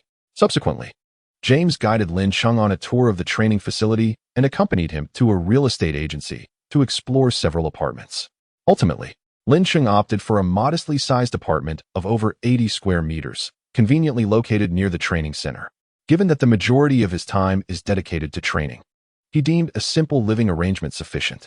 Throughout the process, James was by his side, assisting him in signing the lease agreement, helping with his luggage, and treating him to meals, ensuring that he was comfortably settled before taking his leave. Setting aside other matters, James genuinely treats those around him with kindness. Some critics suggest that he is merely putting on an act. Can one truly maintain such a facade for 2 decades, or is it an authentic expression of his character? Domestic fans often criticize James, accusing him of seeking validation, shifting blame, and labeling him as a dramatist, while alleging that the Warriors benefit from favorable officiating and that the championships won by the Cavaliers were primarily due to the prowess of Klay Thompson and Andre Iguodala. Lin Chung found it amusing that in his past life, he was an avid basketball fan. He pondered the irony of fans criticizing Curry while James, having been defeated by the Warriors in the championship, was rendered insignificant if Curry were deemed unworthy. Conversely, when Curry supporters disparaged James, what did that make the vanquished Curry after James staged a remarkable comeback from a 1-3 deficit? There is but one champion each year. Does this imply that those who do not secure the title are worthless? The NBA operates as a commercial entity, where officiating can exhibit bias. Today, leniency may favor one team, while tomorrow it may benefit another, all in the name of fairness. Domestic media outlets, in pursuit of traffic, often fan the flames of discord, with many thoughtless fans eagerly participating. Lin Chung sincerely wished for a purer fan culture, one that acknowledges the greatness of others without feeling diminished. Chapter 22. Bullfighting every summer during the NBA trade period, dramatic spectacles akin to Mission Impossible or James Bond unfold. Players, eager for lucrative contracts, leak false information to inflate their market value, while teams spread rumors about signing other players of similar caliber to depress the prices of their own. Among the genuine announcements, the Los Angeles Clippers secured Leonard for 3 years at $103 million and acquired Paul George from the Thunder, forming a formidable duo. Durant and Irving united to join the Nets. Butler transferred to the Heat, and Russell signed with the Warriors, while Green and Klay re-signed for maximum contracts with the Warriors. Lin Chung's presence altered the course of history slightly. Danny Green was signed by the Rockets for 2 years at $28 million, as they aimed for the championship next season, with Paul remaining and Westbrook staying with the Thunder. Following the conclusion of the September World Cup, the Chinese national team failed to advance from the group stage, achieving a historically poor performance and holding a top draft pick. They faced the daunting task of qualifying for the Olympics, a challenge typically surmounted by European and American teams, as Latin American and African nations have never qualified. This implies that the Chinese men's basketball team is likely to miss the Tokyo Olympics historically. Domestic fans expressed their disappointment vocally, with the top Asian guard and a prominent center trending for criticism, prompting countless fans to call for Lin Chung's return to the national team. Yao Ming also reached out to Lin Chung, expressing discontent with the actions of certain veterans, suggesting that mere self-punishment would not suffice this time. As the World Cup concluded, the new NBA season loomed, with teams commencing their training camps. At the Los Angeles Lakers training facility, Howard and Pope arrived together. "I heard that Eastern Clown has chosen jersey number 88, Howard remarked. "What a bid for attention. I believe it's time to teach him a lesson." Howard's expression shifted slightly as Pope quickly interjected, "Professional players must resolve issues on the court. I am confident that young man from the East is certainly not your match." Since being knocked out by Lin Chung, Howard has harbored a grudge. Yet whenever he recalls Lin Chung's skills, he feels a sense of trepidation. On the basketball court, however, he possesses a modicum of confidence, believing that Lin Chung cannot adequately defend against him. Upon entering the training facility, the two spotted someone practicing their shooting, Lin Chung. Hearing the commotion, Lin Chung turned to Howard, and their eyes locked, acknowledging the underlying tension between them. "Brother, it's your turn," Pop urged quietly. Howard wrestled with his inner conflict, but ultimately resolved to reclaim his dignity, deciding to wait for the other teammates to arrive before initiating a challenge to prevent Lin Chung from retaliating in anger. LeBron and the newly appointed head coach arrived at the training facility and noticed the standoff between Lin Chung and Howard. Just as they were about to intervene, Vogel restrained LeBron. "Although we are teammates, I am under no obligation to acquiesce to your unreasonable demands. Please do not disrupt my training. Are you afraid? The loser pays the winner $100,000. Agree and we'll commence." Very well. The stakes were high, and honor outweighed monetary considerations. "What are the rules?" 7 points with 3 dribbles allowed, Howard suggested, acknowledging the necessity of a fair contest to prevent a physical mismatch. Yet Lin Chung declined, asserting, "There is no absolute fairness on the court. It will be an unrestricted match, and whoever reaches 11 points first wins." Fine. On the side of LeBron, Vogel frowned deeply, questioning, "Is this what you call clever? Is there a possibility that he is confident of victory?" On the court, a coin toss granted Howard possession, and he eagerly declared to Lin Chung, "Watch how I dominate you." Instead of opting for a slow back-to-the-basket approach, which would not suffice for his satisfaction, Howard sought a more ruthless method. With a quick dribble, he accelerated, driving left. His towering height surpassed Lin Cheng's, allowing him to take large strides. By his third step, he had entered the key and leapt high into the air. His height and wingspan rendered the ball unreachable for Lin Chung, not to mention his remarkable jumping ability. Thud! Howard soared. The ball vanished from sight. Oh my goodness, such swift footwork, such rapid release. It's utterly astonishing. A flicker of astonishment crossed Vogel's eyes as he stood beside James, seemingly taken aback by Lin Cheng's ability to keep pace with the accelerating Howard. As Lin Chung seized the opportunity to attack, he surged forward, and once Howard matched his speed, he deftly pulled the ball back, executing a sudden stop for a mid-range jump shot. When facing a center like Howard in one-on-one play, there are no elaborate techniques. It is merely a matter of leveraging speed and footwork to create space, and Lin Chung possessed an undeniable advantage in velocity. With the initiative firmly in his grasp, Lin Chung proceeded with calculated precision, using his speed to draw Howard in, creating separation before taking his shot. Though it was clear that not every attempt would find the mark. With a score of 9-0, Howard finally gained possession of the ball, a pivotal moment for him. This time, he did not overreach. He received the ball, turned his back, and engaged his robust lower body. Lin Chung was determined to hold his ground, yet the disparity in strength was insurmountable. Howard advanced into the paint and executed a resounding dunk. The score stood at 9-2, and Vogel shook his head, resigned to the notion that the game was likely over. "Coach, how about a wager?" "Oh, do you still believe Lin Chung has a chance?" LeBron shrugged, uncertain, while Vogel was intrigued by the source of LeBron's confidence. He had scrutinized Lin Cheng's gameplay and training footage, noting both his strengths and weaknesses. Faced with Howard's relentless tactics, there seemed to be no opportunity for a comeback. "I may not possess your wealth, but I can wager 2-0-0-0, he proposed. "Ha ha ha, a small bet adds to the excitement, just for the thrill of it." On the court, Howard received the ball once more, backing down slowly while Lin Chung was utterly powerless against him. Howard pushed into the key, grinning broadly to reveal his gleaming white teeth. "Kid, this is the difference." With that, he leaped and slammed the ball home, dismissing Lin Chung entirely.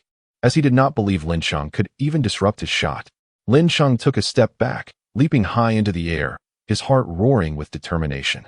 Utilizing Mutombo's signature shot-blocking technique, he boldly challenged Howard without regard for limitations. The system served as his greatest ally. After over 3 months of rigorous training, his personal statistics had seen considerable improvement. He felt assured in his ability to dominate Howard offensively. As for defending against Howard, the occasional experience cards provided by the system were more than sufficient to counter his opponent. Howard, in a moment of overconfidence, attempted to seize the ball without utilizing an experience card, only to have it snatched away. Now, he had learned his lesson and resorted to using the system's advantages. The sharp sound of the block jolted Howard back to reality. He had been outmatched by Lin Cheng, right beneath the basket. The onlookers were left in stunned silence, as Lin Cheng's performance, from takeoff to the block, was astonishingly swift and elevated, surpassing even his prowess displayed in games at LeBron's residence. "Hey, it's my turn now."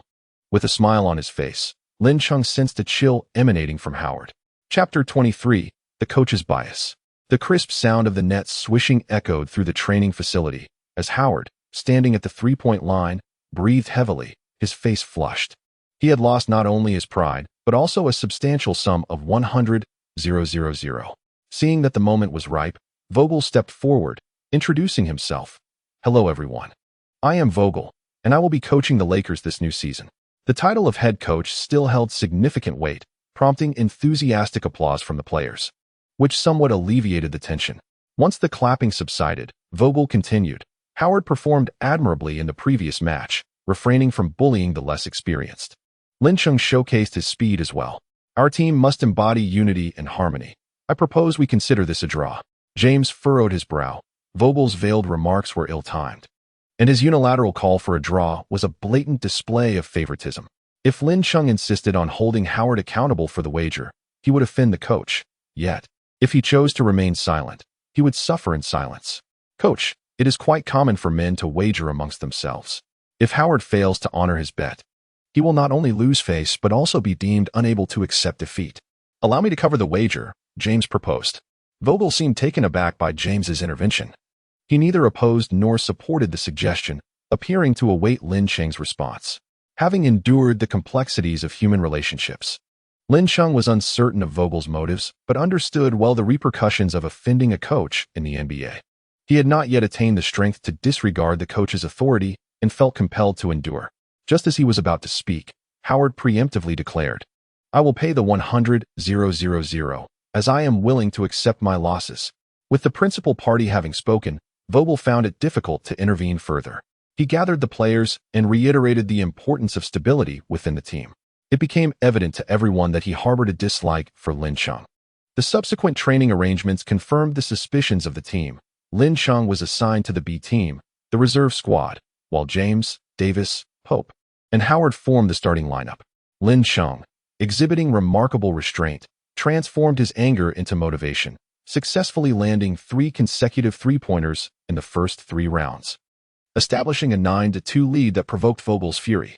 The Lakers bench, surprisingly formidable, featured center McGee, whose physical prowess below the neck was complemented by his commendable three-point shooting. Rondo, the tactical maestro, orchestrated plays with finesse, while Morris showcased his robust rebounding and scoring capabilities. Tucker, a defensive stalwart, also possessed a reliable three-point shot. Their roster, characterized by a harmonious blend of inside and outside threats, proved exceptionally challenging to defend against. In contrast, the starting lineup struggled. The most accurate shooter, KCP, was effectively neutralized by Rondo, leading to a congested paint where offensive efforts faltered. Were it not for the extraordinary individual talents of LeBron and Davis, the game might have taken a dismal turn. After a grueling 25-minute scrimmage, the starters narrowly triumphed with a score of 55-54. With Lin Chung scoring 18 points solely based on his abilities, having refrained from utilizing any experience cards.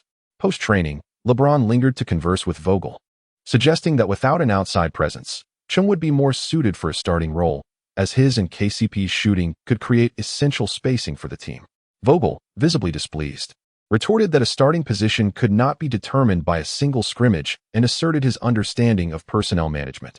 LeBron's eyes harbored a suppressed emotion, ultimately choosing not to escalate the debate, recognizing that discord with Vogel could impede the team's progress. As Vogel watched LeBron depart, a trace of disdain curled at the corners of his mouth. "I am the head coach of this team. All must adhere to my directives and strategies, even you, LeBron. And that insufferable Eastern player shall not be afforded any opportunity for a starting position under my watch." On his journey home, Lin Chung felt deeply disheartened. Vogel's stance was unmistakably clear. He disfavored him. Lin sensed that discrimination might be at play. The physiological differences between Asians and their European and African counterparts are an undeniable reality. However, with steadfast adherence to scientific training, one can still carve out a place in the NBA. The development of Chinese basketball has reached a point where only Yao Ming has truly validated his prowess in the NBA. Beyond the overarching domestic environment and the athlete's individual circumstances, discrimination looms as a formidable obstacle. Many NBA coaches harbor biases against Chinese and Asian players, instinctively denying them opportunities to play. Over time, this leads to psychological setbacks for the athletes, adversely affecting their professional careers. Lin Chung has endured numerous similar treatments. Had his resolve not been unwavering, he might have long since departed from America, returning to his homeland to lead a life of complacency. Only the arena can truly validate his worth. Lin Chung eagerly anticipates the arrival of the season. Time swiftly passes, and as the NBA preseason ignites, ESPN, as is customary, unveils its ranking of the top 100 active players. LeBron James claims the pinnacle position, with Giannis Antetokounmpo closely following, while Kawhi Leonard secures the 3rd spot. This ranking once again stirs controversy among fans, sparking a heated debate online, with many asserting that the Big Yellow does not deserve such a claim. Some contend that Corey Tion should rightfully hold the top rank. Does Backpack do not care for his reputation? The clamor among fans has not deterred the officials from acknowledging LeBron's significance. In the latest power rankings, the Lakers are placed at the top. Hey mates, we are strong contenders for the championship. In the Lakers training facility, KCP exuberantly engages in playful banter with teammates, as if they have already secured the title. Even Coach Vogel wears a smile, embodying the spirit of a championship-winning coach. With LeBron and AD, along with a plethora of formidable role players, they face no rivals this year. The championship seems within their grasp. However, the prevailing optimism within the team deeply concerns LeBron. He believes that power rankings hold no merit. Only the act of truly lifting the trophy signifies a championship. LeBron yearns to remind his teammates, yet the coach's demeanor complicates his resolve. At times, he contemplates having a serious discussion with the team management, urging himself to remain patient until the season commences to assess the outcome. He casts a glance at Lin Chung, diligently practicing on the other side of the court, perhaps the only ones in the team maintaining a semblance of clarity. On the other side of Los Angeles, within the Clippers training facility, the players too engage in discussions regarding the team rankings. Why do the Lakers deserve to be ranked first? They didn't even make the playoffs last season. We should rightfully claim the top spot. Coach Rivers, beaming with enthusiasm, addresses his team. Folks, the current rankings are of no consequence. Let us train hard and defeat them on the court. He then approaches Leonard. Kawhi, our opening game is against the Lakers. George, you will contain LeBron, while you, Kawhi, will focus on KCP, as he is the Lakers' most accurate shooter from beyond the arc. If we can limit him, the Lakers stand no chance. Coach, KCP is not their most accurate shooter. Then who is? Lin Chung. The chilling memory of Lin Cheng's performance in last season's finals floods Leonard's mind. Chapter 24, Let Lin Cheng Play on October 23rd. The highly anticipated new season officially commences, featuring a city derby between the top two ranked teams, with the media proclaiming that today's match is a prelude to the Western Conference Finals. At the Staples Center, 1 hour before the game, the venue is already filled to capacity, with many fans donned in number 88 jerseys. From the live broadcast, it is evident that approximately 30 of the audience are fans of Cheng, indicating that compatriots across the ocean are indeed paying keen attention to him. Lakers fans harbor significant animosity towards Lin Cheng, yet Los Angeles, being a sprawling metropolis with a substantial Chinese population, provides him with considerable support. In the Tencent live broadcast, Yang Yi and Wang Shipeng were brimming with excitement, reminiscing about the time when Yao Ming entered the NBA, which was accompanied by a wave of skepticism. Yao endured immense pressure to establish himself in the league. Speaking of Chairman Yao, I am reminded of Barkley. It seems that TNT is also broadcasting this game, and I am curious to hear Barkley's assessment of Lin Cheng. I must admit, I am somewhat eager for his commentary. Yao Ming joined the Rockets as the first overall pick, but his performance initially left much to be desired. Barkley, in a moment of bravado, proclaimed that if you could score 19 points in a game, he would kiss a donkey's behind. In fact, Barkley's original statement was to kiss the rear end. And remarkably, Yao achieved a perfect shooting night against the Lakers, going 9 for 9, including free throws, for a total of 20 points.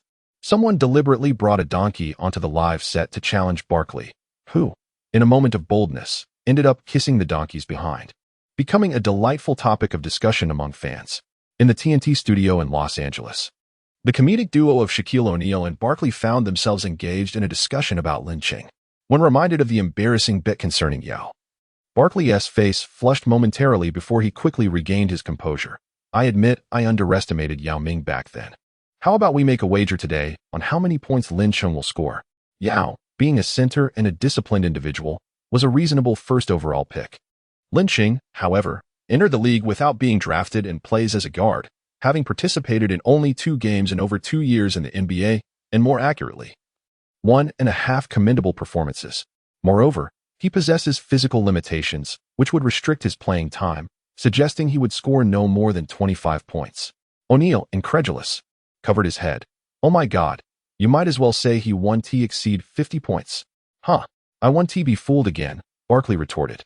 His bold proclamations do not equate to foolishness. Anyone capable of scoring over 40 points in the finals undoubtedly possesses scoring prowess. So suggesting 25 points made him a bit uneasy. O'Neal, clearly unwilling to let it go, proposed, then let us wager on 25 points.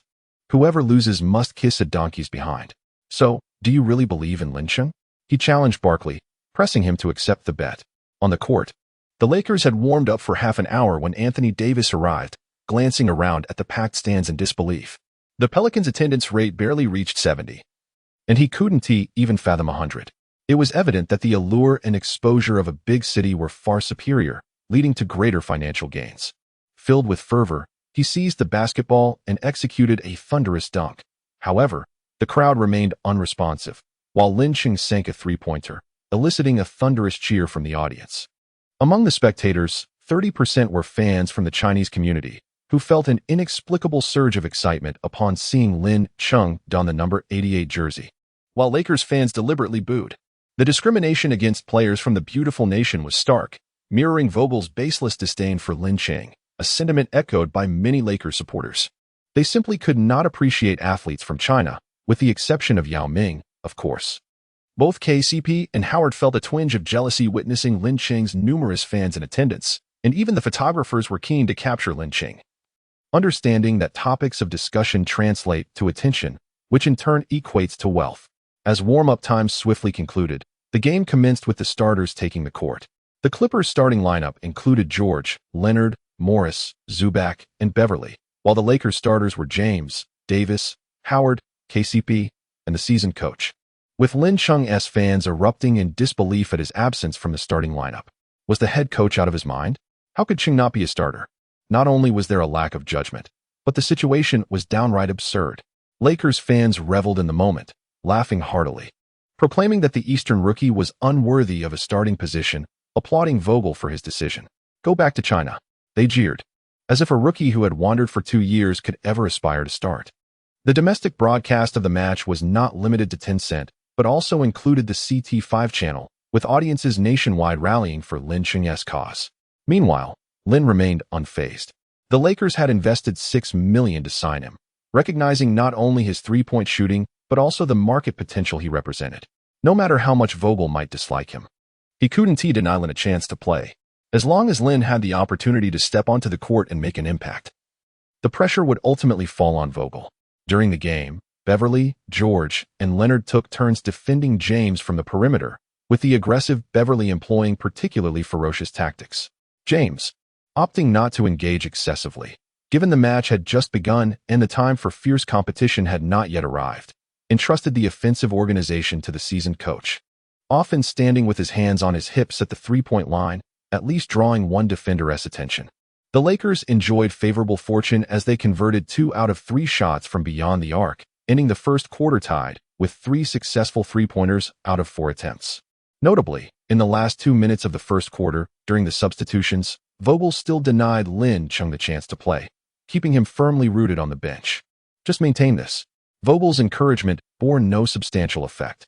As the second quarter commenced, the Lakers' inconsistency from beyond the arc became evident, missing 4 consecutive shots.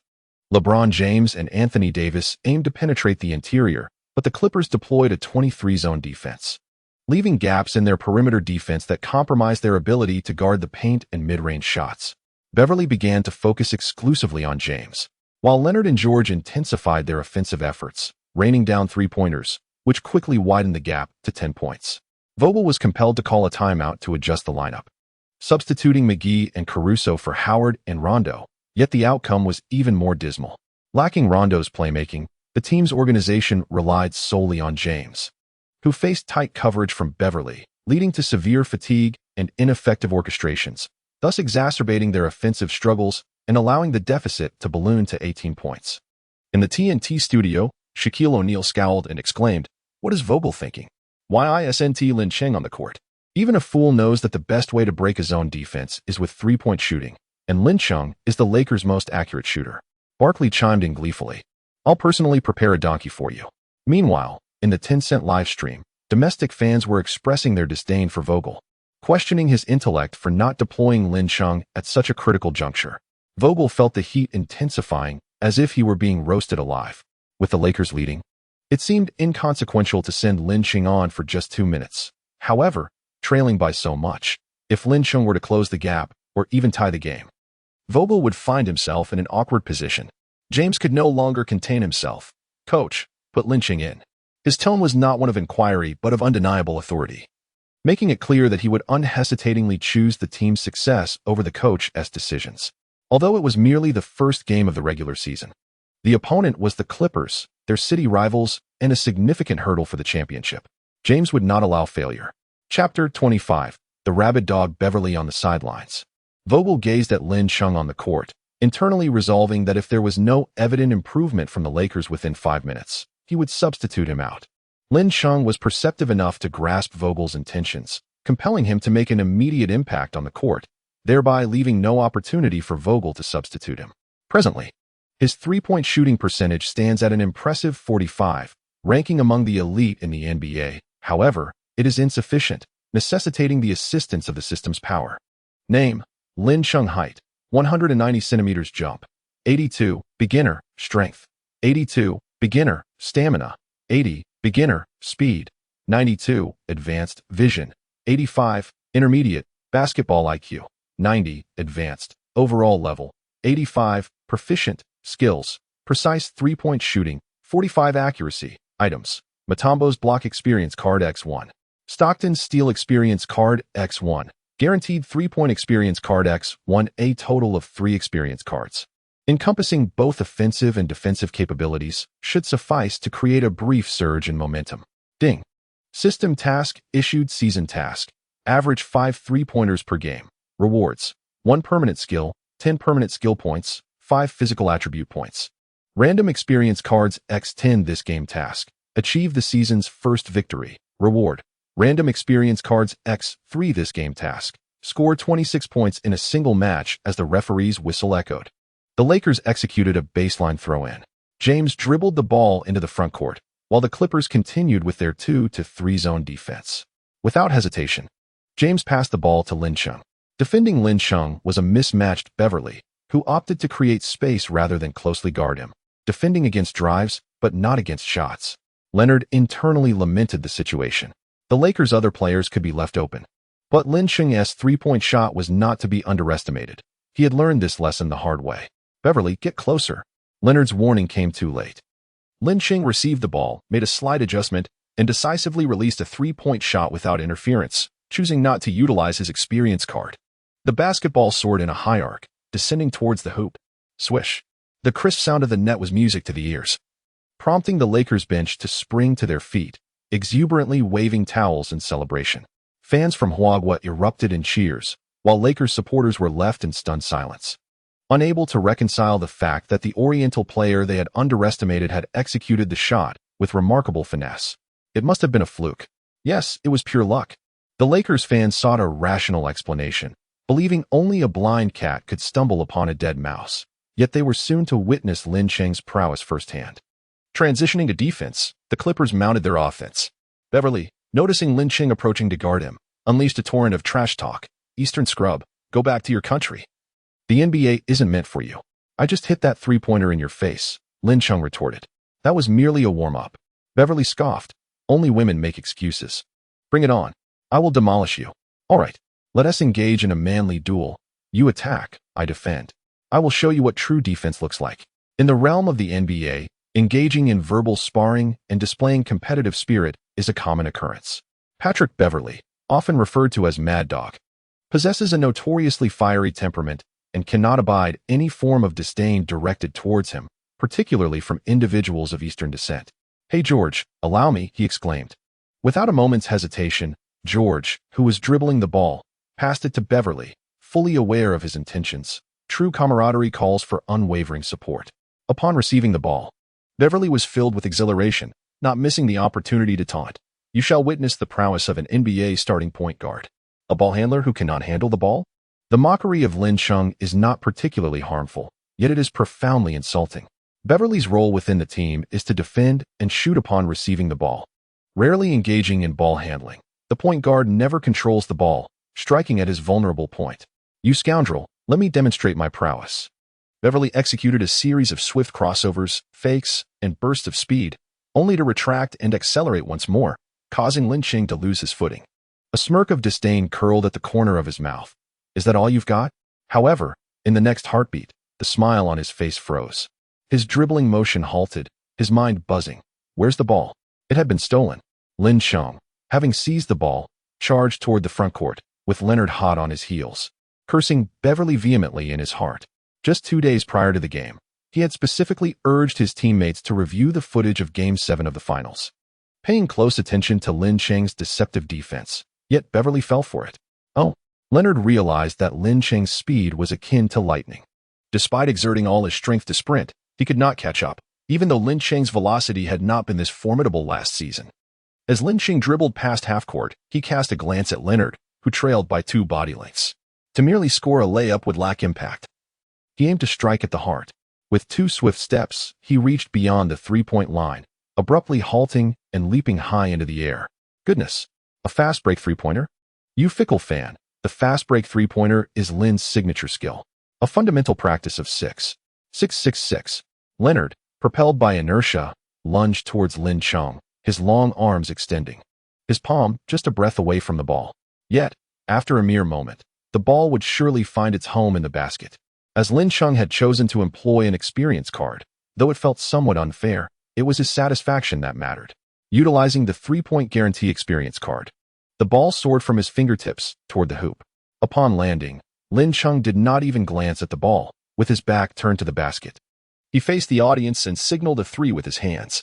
The fans in attendance were left utterly bewildered, celebrating prematurely before the ball had even gone in. What an extraordinary confidence. I wager a pack of spicy strips that he will be proven wrong.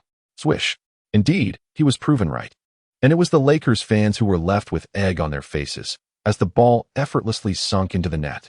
The Lakers bench erupted in exclamations of "Oh my God," as they mimicked Lin Cheng's gesture for 3, the atmosphere reaching a fever pitch. Brother Cheng, 666. Lin is magnificent. The Tencent live stream was inundated with comments, as Yang Yi and Wang Shipong were left in astonishment. Just how confident is Brother Cheng in his 3-point shooting? A fast break three-pointer, followed by a premature celebration. Simply astounding. On the court, LeBron James approached and collided with Lin Cheng. Lin, well done. Incredible. McGee, with his broken Chinese, repeatedly exclaimed, incredible. They had witnessed Lin Cheng's 3-point prowess. Yet the impact of an actual game far surpassed that of practice. Perhaps the most discontented was Vogel. The better Lin Cheng performed, the more awkward he felt. Lin Cheng ignited the crowd with 2 3-pointers and an exuberant celebration, causing Lakers fans to forget their previous disparagement of him as they cheered with abandon. Damn. Beverly seethed with frustration, knowing that both of Lin Cheng's scores were due to his oversight. Leonard wore a grave expression. Lin Cheng's shooting from beyond the arc was precise, and he must not be allowed another opportunity. I shall stick to him like glue. Beverly silently vowed, determined to prevent Lin Cheng from scoring again. The Clippers employed a 2-3 zone defense, with Beverly and George guarding the perimeter. Beverly stood 5 centimeters shorter than Lin Cheng, and Leonard preferred George to defend Lin Cheng. However, Beverly volunteered for the task. Leonard pondered briefly but ultimately did not refuse, recognizing that Beverly had indeed been careless, and that he should perform better when focused.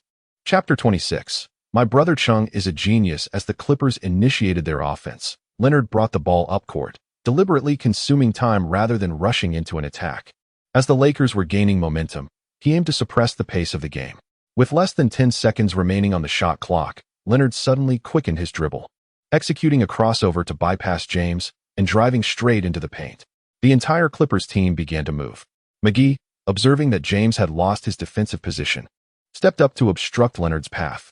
Simultaneously, George unexpectedly moved from the key to a higher position, with Davis closely guarding him, leaving the Lakers' paint completely exposed. Beverly dashed from beyond the 3-point line towards the key.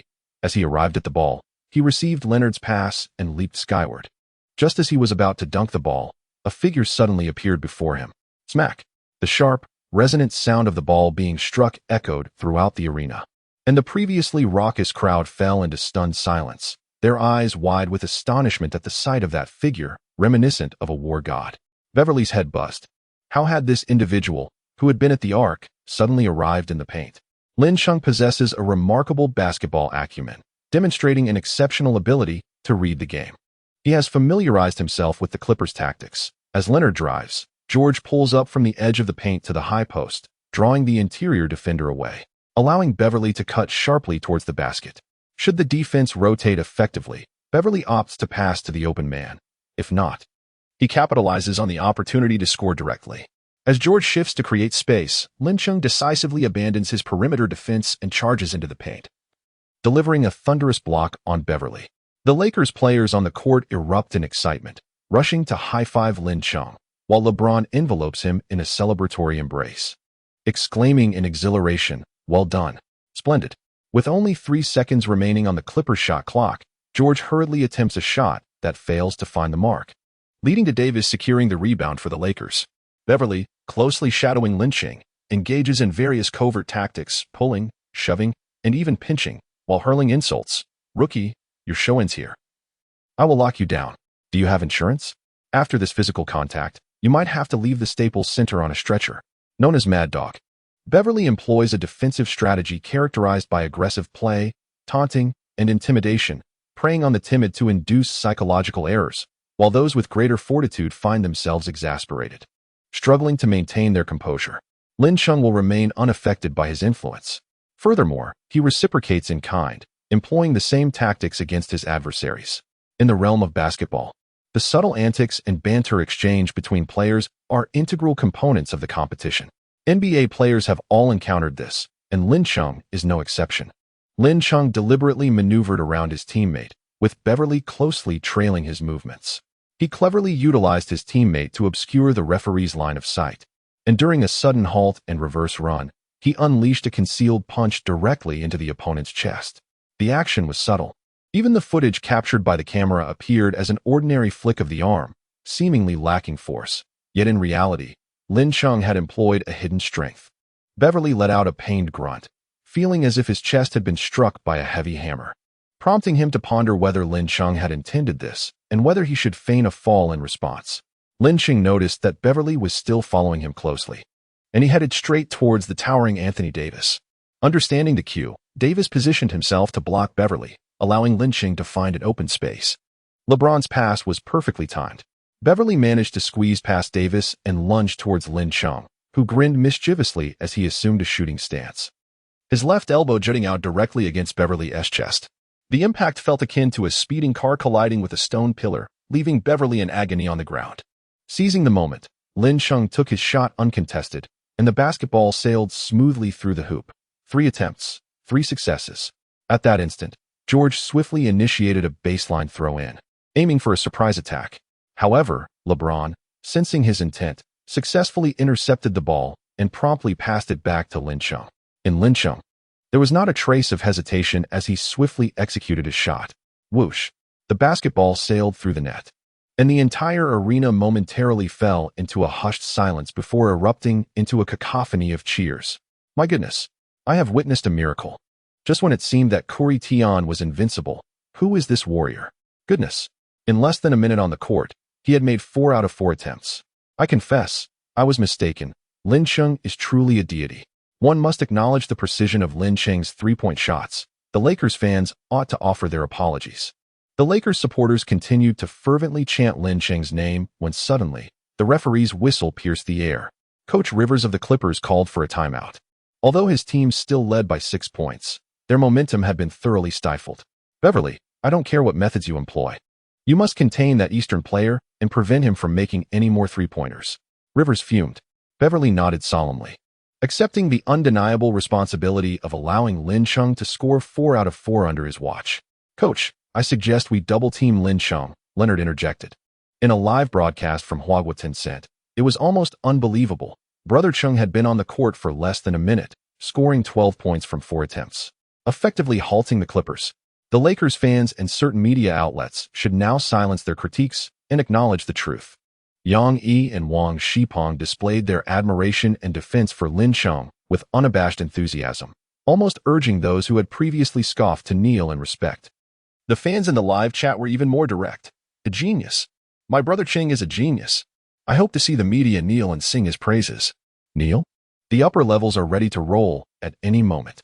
"My husband is incredible. The young lady has arrived. Everyone should kneel in homage. Welcome, Sister Chung." In an old residence in the capital, Xiao Weiwei, dressed in light summer attire, felt a twinge of joy as she noticed the fans welcoming her in the comments. Ever since her live stream involving a chocolate challenge, her detractors had transformed into ardent supporters, leading to the establishment of the Lin Chung fan club, where she was affectionately referred to as Sister Weiwei. "If I were to live stream my husband's games, I would surely be quite popular." Xiao Weiwei resolved to fly to the United States, a sentiment echoed by numerous media outlets back home. If Lin Cheng's signing with the Lakers was a significant news story of some worth, then it was now abundantly clear to all that Lin Cheng possessed immense potential. To possess first-hand information is to hold the key to wealth. At the training base of the Chinese national basketball team, Yao Ming organized a viewing of the game for the national team. Chairman Yao, Brother Cheng's three-point shooting is remarkable, eclipsing 90 of NBA players. He has truly established himself. I envy the young Lin. During his earlier days in our country, his three-point shooting was not nearly as steady. The speaker is an experienced team member who once played alongside Lin Cheng in the national team before his ascent to the NBA. Back then, Lin Cheng was merely a novice, yet now he has established himself in the NBA, demonstrating remarkable dominance. Today, the organization arranged for everyone to watch a match to emphasize a crucial lesson: the importance of diligence. Yao Ming remarked, while the media and Lakers fans questioned Lin Cheng. He was diligently training. Observe for yourselves. Compared to the finals in June, Lin Cheng's speed has increased, his physique has grown stronger, and his shooting has become more consistent. Since my first encounter with Lin Cheng, he has consistently improved.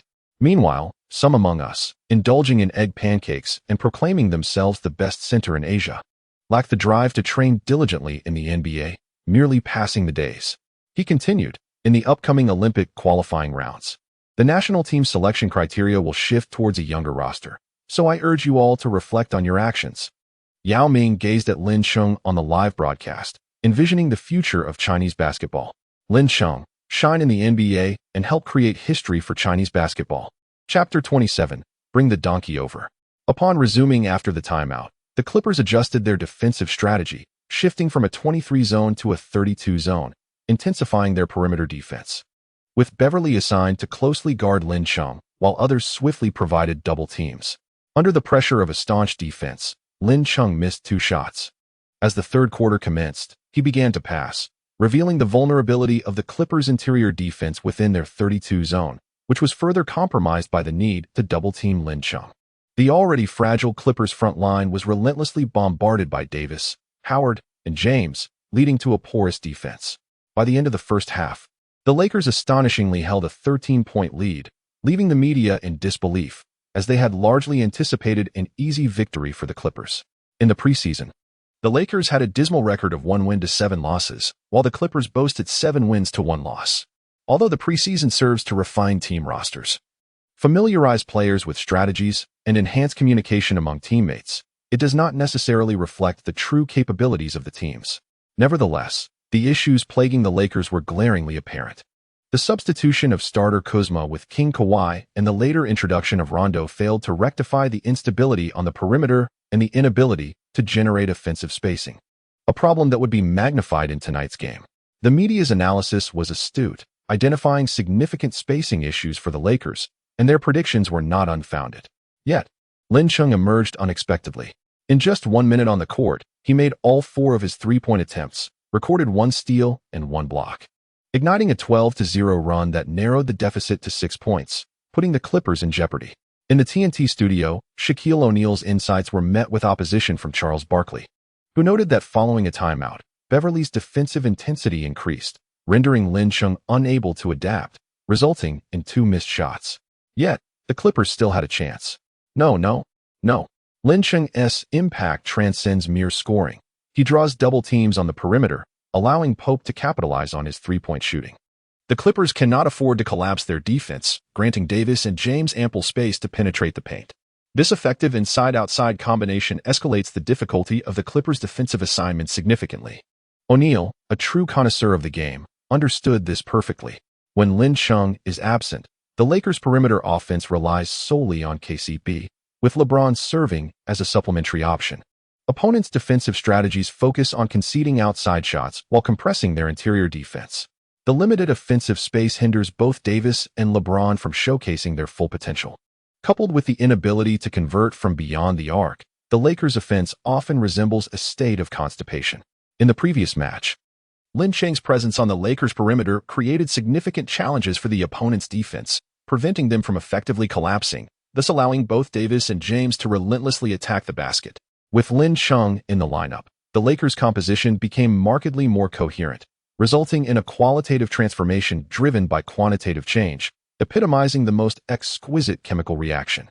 The analysis by Shaquille O'Neal was swiftly validated. The more rationally structured Lakers seamlessly integrated their internal and external gameplay, overpowering the Clippers with ease. Doc Rivers is renowned in the NBA for his prowess in favorable situations, yet excels as a strategist in adversity. The Clippers' struggle ignited his potential, as Beverly single-handedly defended Lin Chung on the perimeter, while KCP was given a step, and the interior defense forced Davis and James to operate from a high position, compelling the Lakers' other players to take shots.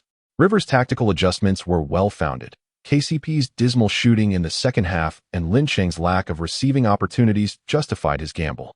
His strategic modifications proved to be effective, as KCP continued to miss, while Lin Chung, unencumbered by double teams, faltered under Beverly's relentless defense, missing all 3 attempts.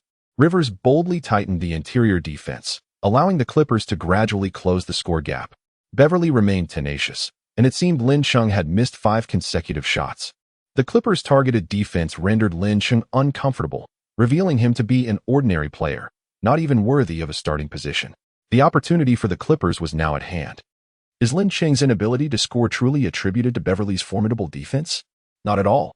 His three-point shooting percentage remains consistently at 45%. The utilization of the three-point accuracy card, which boasts a flawless 100 success rate, must also be factored into this equation as a balancing mechanism. Otherwise, if the success rate with the experience card is 100 while his personal shooting rate stands at 45, it would indeed be excessively unbalanced. The game commenced with him making 4 consecutive shots, only to subsequently miss 5 in a row, bringing his shooting percentage back to a state of equilibrium. As the game progressed, the Clippers, with George's three-pointer, narrowed the Lakers' lead to a mere 5 points. LeBron, while dribbling, signaled for everyone to maintain composure.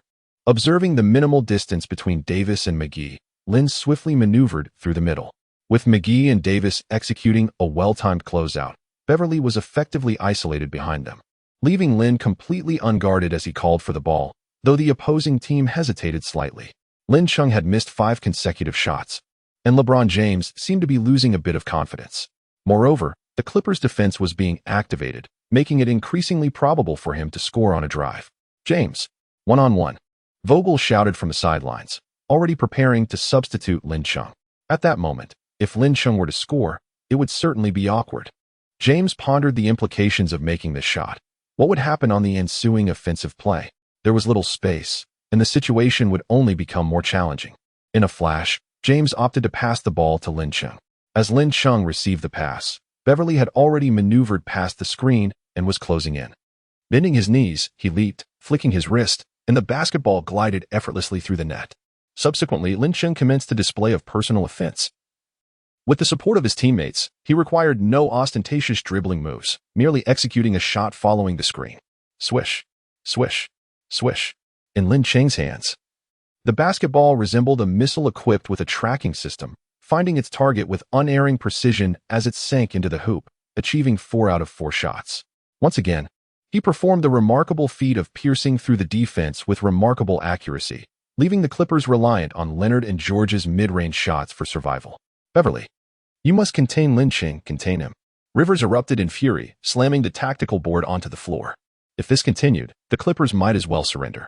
Coach, they are setting screens for Lin Cheng. His release is astonishingly quick, making it exceedingly difficult to defend against him. No excuses.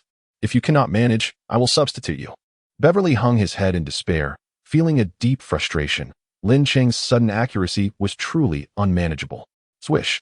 Upon returning from the timeout, Lin Chung nailed another three-pointer, leaving Rivers slumped helplessly in his chair.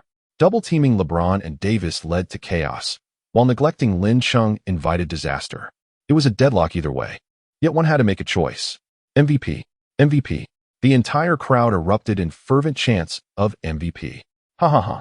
Barkley, you better not kiss that donkey's rear end again. In the vibrant arena, Lin Chung netted 9 three-pointers, amassing a total of 27 points. In the TNT broadcast room, Shaquille O'Neal erupted into laughter, animatedly gesturing while demanding Charles Barkley to honor his promise. Barkley, however, displayed a nonchalant demeanor, quipping, "Bring the donkey over, and I shall kiss it. If the broadcast concludes, do not blame me for my refusal." Are you attempting to evade responsibility? We agreed that the loser would kiss during today's live show. Without a donkey, you cannot hold me accountable.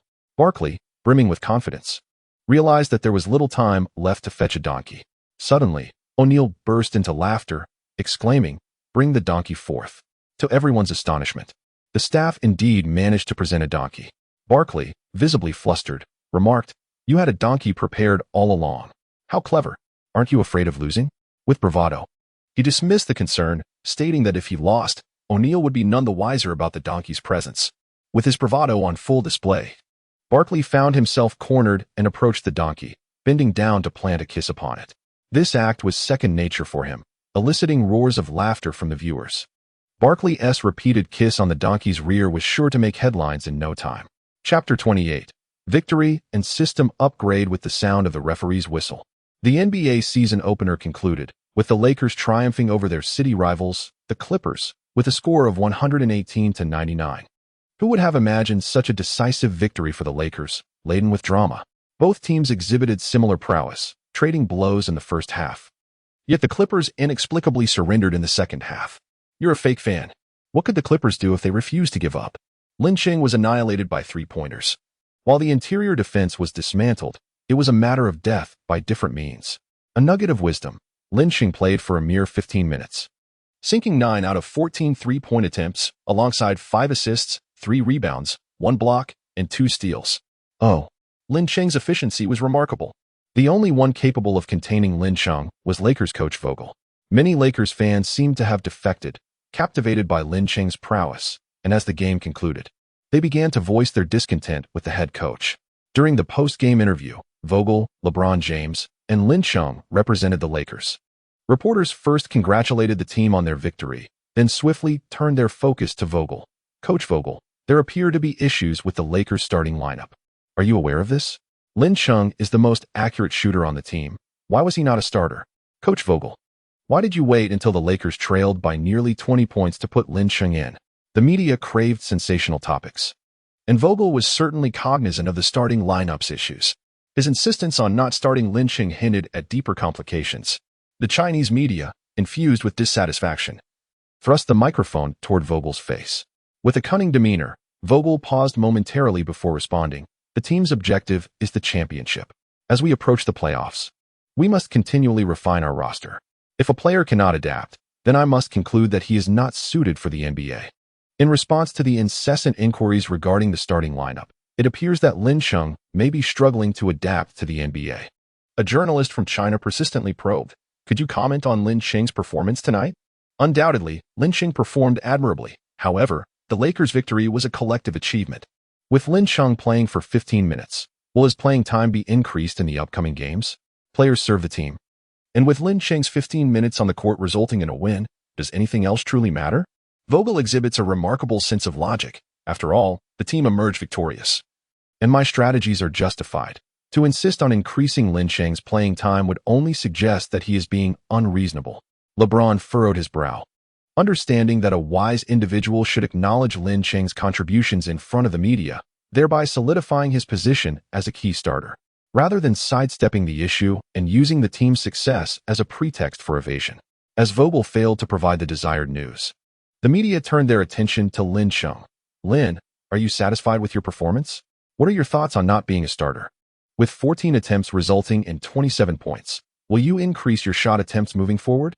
Domestic and international media outlets such as ESPN, TNT, and Tencent relentlessly posed questions, hoping for Lin Cheng's insights. Yet their inquiries were fraught with pitfalls, causing LeBron some concern. He was dissatisfied with Vogel and wished to avoid public discord between the team's key shooter and the coach so early in the season. Lin Cheng pondered for a moment before replying, "If I were to rate my performance tonight, I would assign myself a score of 70. I believe I can achieve greater heights. As for the composition of the team and the starting lineup, that is the coach's responsibility. Our duty as players is to excel on the court and assist the team in securing victories. It is evident that you are better suited for the Lakers. Yet you have not secured a starting position. Is there an underlying reason for this? What is apparent to you is undoubtedly known to Coach Vogel. He has chosen not to place me in the starting lineup, and I trust he has his own rationale. Should the team require my utmost effort, I will strive to attain a score of 50, 70, or even beyond." This is not an insurmountable challenge for me. Lin Qing neither acknowledged nor denied the existence of any hidden circumstances. Instead, he deftly passed the ball to Vogel, exuding a remarkable sense of confidence, which was more than adequate. The journalists, however, were left exchanging glances, acutely aware of the humility often displayed by the Chinese. Lin Cheng's bold claim of scoring 70 points seemed rather audacious. Almost immediately, a reporter seized the moment, relentlessly pressing, "Lin Cheng, are you dissatisfied with your limited playing time?" He replied, "The coach will allocate playing time judiciously. I merely hypothesized that should the team require my contribution, I could amass an even greater score." The reporter pressed on, "Are you implying that with sufficient playing time, one could achieve 50, 60, or even more?" Those were your words, though they are indeed factual. A collective gasp resonated among the media. Lin Cheng's audacity was striking. Yet they relished the abundance of topics for discussion. As the press conference concluded, Vogel departed swiftly, his expression darkened with displeasure. Lin Cheng's remarks seemed to serve as a warning to him, which filled him with indignation. How dare this diminutive Eastern individual declare war on him? Such insolence was utterly intolerable. James, his countenance grave, cautioned, "Brother, your actions will undoubtedly provoke Vogel. There is a saying in China, if one does not offend me, I shall not offend them. However, if one does wrong by me, I shall repay them tenfold. Should Vogel persist in his obstinacy, I too shall retaliate." People are often influenced by first impressions. It is indeed true that individuals of Asian descent may not possess the same athletic prowess as their Western counterparts. Vogel's prejudices prior to the match are understandable to Lin Cheng, yet he has already demonstrated his capabilities during the game. Vogel's stubbornness in front of the media reveals his complete departure from the perspective expected of a head coach, narrow-minded and rather unwise. Engaging with such a person requires a delicate balance. Excessive concession will only embolden them further. James recognized that even if Lin Cheng were to yield, Vogel would remain unyielding. After the interview, he sought out Pelinka, hoping he would address the matter with Vogel. Of course, Lin Cheng remained oblivious to all that transpired. Nor did he wish to know. As long as he possessed the ability, he need not worry about playing time. Vogel's issues were best left to the management to resolve. Upon returning to his apartment, Lin Cheng took a shower and lay on his bed, eager to explore the system. He had yet to thoroughly review the rewards from the match. Having accomplished the task of securing the season's first victory, he received random rewards, a 3-point guarantee experience card, an impenetrable defense experience card, and Mutombo's shot-blocking ability. Additionally, having scored 26 points in a single match fulfilled another task, earning him 3 attribute points. The season tasks were still in progress. After a moment of contemplation, Lin Cheng decided to allocate his attribute points to speed. In the face of Beverly's formidable defense, he managed to achieve a flawless 5-for-5 shooting record, thanks to his ability to evade entanglements and secure ample shooting space. At this stage, he aims to maximize his 3-point shooting prowess before contemplating the enhancement of other skills. With a 3-point increase in speed, he has now reached the pinnacle of human capability, prompting a system upgrade. The system has been successfully upgraded, introducing new features that allow for the free selection of training content, with training tasks released every 2 days. Lin Cheng sprang from his bed, exhilarated, his movements exuberant. Previously, the frequency of system training tasks was exceedingly rare, and their content was diverse, ranging from speed enhancement to strength augmentation and improvement in shooting accuracy, lacking any semblance of organization. Now, at last, he had the autonomy to choose freely. In Chapter 29, failing to score 70 points would certainly provoke my ire. During the NBA season opener, the young Chinese talent Lin Cheng achieved an impressive 27 points, shooting 9 out of 14 from 3-point range, making him the 4th Chinese athlete to score over 20 points in a single game, following in the footsteps of Yao Ming, Yi Jianlian, and others. The Lakers triumphed decisively over the Clippers, with Lin Cheng securing a position among the top 3 scorers on his team. Astonishingly, Lin Cheng demonstrated his martial arts prowess, employing the dog-beating stick technique against Patrick Beverly. In just 15 minutes of playtime, he amassed statistics of 27 points, 5 rebounds, 3 assists, 2 steals, and 1 block, with a remarkable plus-minus of 31, the highest in the team, truly terrifying. The news of the season opener rapidly swept across America and the Chinese internet, with extensive coverage and match videos readily available online. Lin Cheng's post-game interview sparked considerable controversy.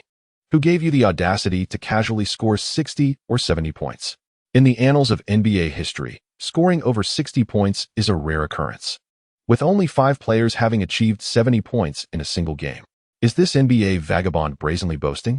Is it ignorance or sheer folly? Lakers fans defended him. Scoring 27 points in 15 minutes suggests that if he played for 35 minutes, achieving 60 points would not be surprising. If Lin Ching were afforded sufficient playtime, I believe 70 points would not be a ceiling. Supporters and detractors alike have emerged in the media, with Lin Ching's performance garnering recognition and prompting more fans to learn about him. Numerous NBA legends have shared their perspectives. Shaquille O'Neal expressed unequivocal support, asserting that if Lin Ching could maintain such offensive prowess, he would undoubtedly become one of the most legendary shooters in NBA history. Reggie Miller and Ray Allen, the most renowned three-point shooters, offered relatively impartial evaluations. A singular explosive performance in a game does not suffice as a benchmark for legendary status. I will continue to observe. Consistency and sustainability are the foundational qualities of a legendary shooter. Charles Barkley, having lost a bet, remarked with a touch of disdain, "Hey Lin, you've certainly captured my attention." Most NBA legends maintained a neutral and tempered stance, surprised by Lin Ching's performance, yet acknowledged the lengthy NBA season ahead, suggesting a reevaluation at its conclusion. The NBA has seen many fleeting flashes of brilliance, and whether one can adapt to its intensity remains to be seen. A minority of critics voiced harsh opinions. Scottie Pippen stated, "The arrogant Chinese player is merely a clown seeking attention." Kareem Abdul-Jabbar added, "Even Shaquille's grandmother could dominate him." The renowned NBA commentator, Alexander, remarked, "The unfortunate soul, wandering for 2 years, has just signed a contract worth $6 million, yet remains oblivious to his own identity." As the news gained momentum overnight, more individuals became aware of the Lin Ching incident, and an increasing number of fans joined in the condemnation. Trash, nonsense. An uncultured Eastern clown. While the criticisms from foreign fans can be understood, the comments from numerous so-called sports commentators and fans domestically are truly disheartening. Humility is a cherished virtue in Huagua, and Lin Ching's audacious remarks tarnish the nation's image. A call for his ban is warranted. It was long suggested that Lin Ching lacks composure. Having just signed a contract, he has become arrogant. Young people, heed this lesson.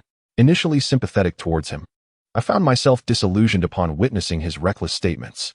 I favor humble individuals, and thus I have unfollowed him, scoring only 60 or 70 out of 100. If he were to achieve even 50, I would gladly eat my words, and yet I have unfollowed him. Despite the uproar online, Lin Ching remained unfazed. Before dawn, he arrived punctually at the training facility, ready to commence his practice when a transnational call from Dayo came through. There are those, both domestically and internationally, who deliberately manipulate public opinion to tarnish your image. You must tread carefully in your words, for many are watching, eager for your downfall. The media stirs up controversy to attract attention, and the machinations of both domestic and foreign entities have incited such a significant uproar. Currently, public sentiment is not in Lin Ching's favor. However, this incident could serve as an opportunity for him, should he seize it wisely. As he hung up Dayo's call and prepared for training, his phone rang again, this time from an unfamiliar domestic number. After a moment's hesitation, Lin Ching decided to answer. "I am your father," came a booming, coarse voice, leaving Lin Ching momentarily stunned.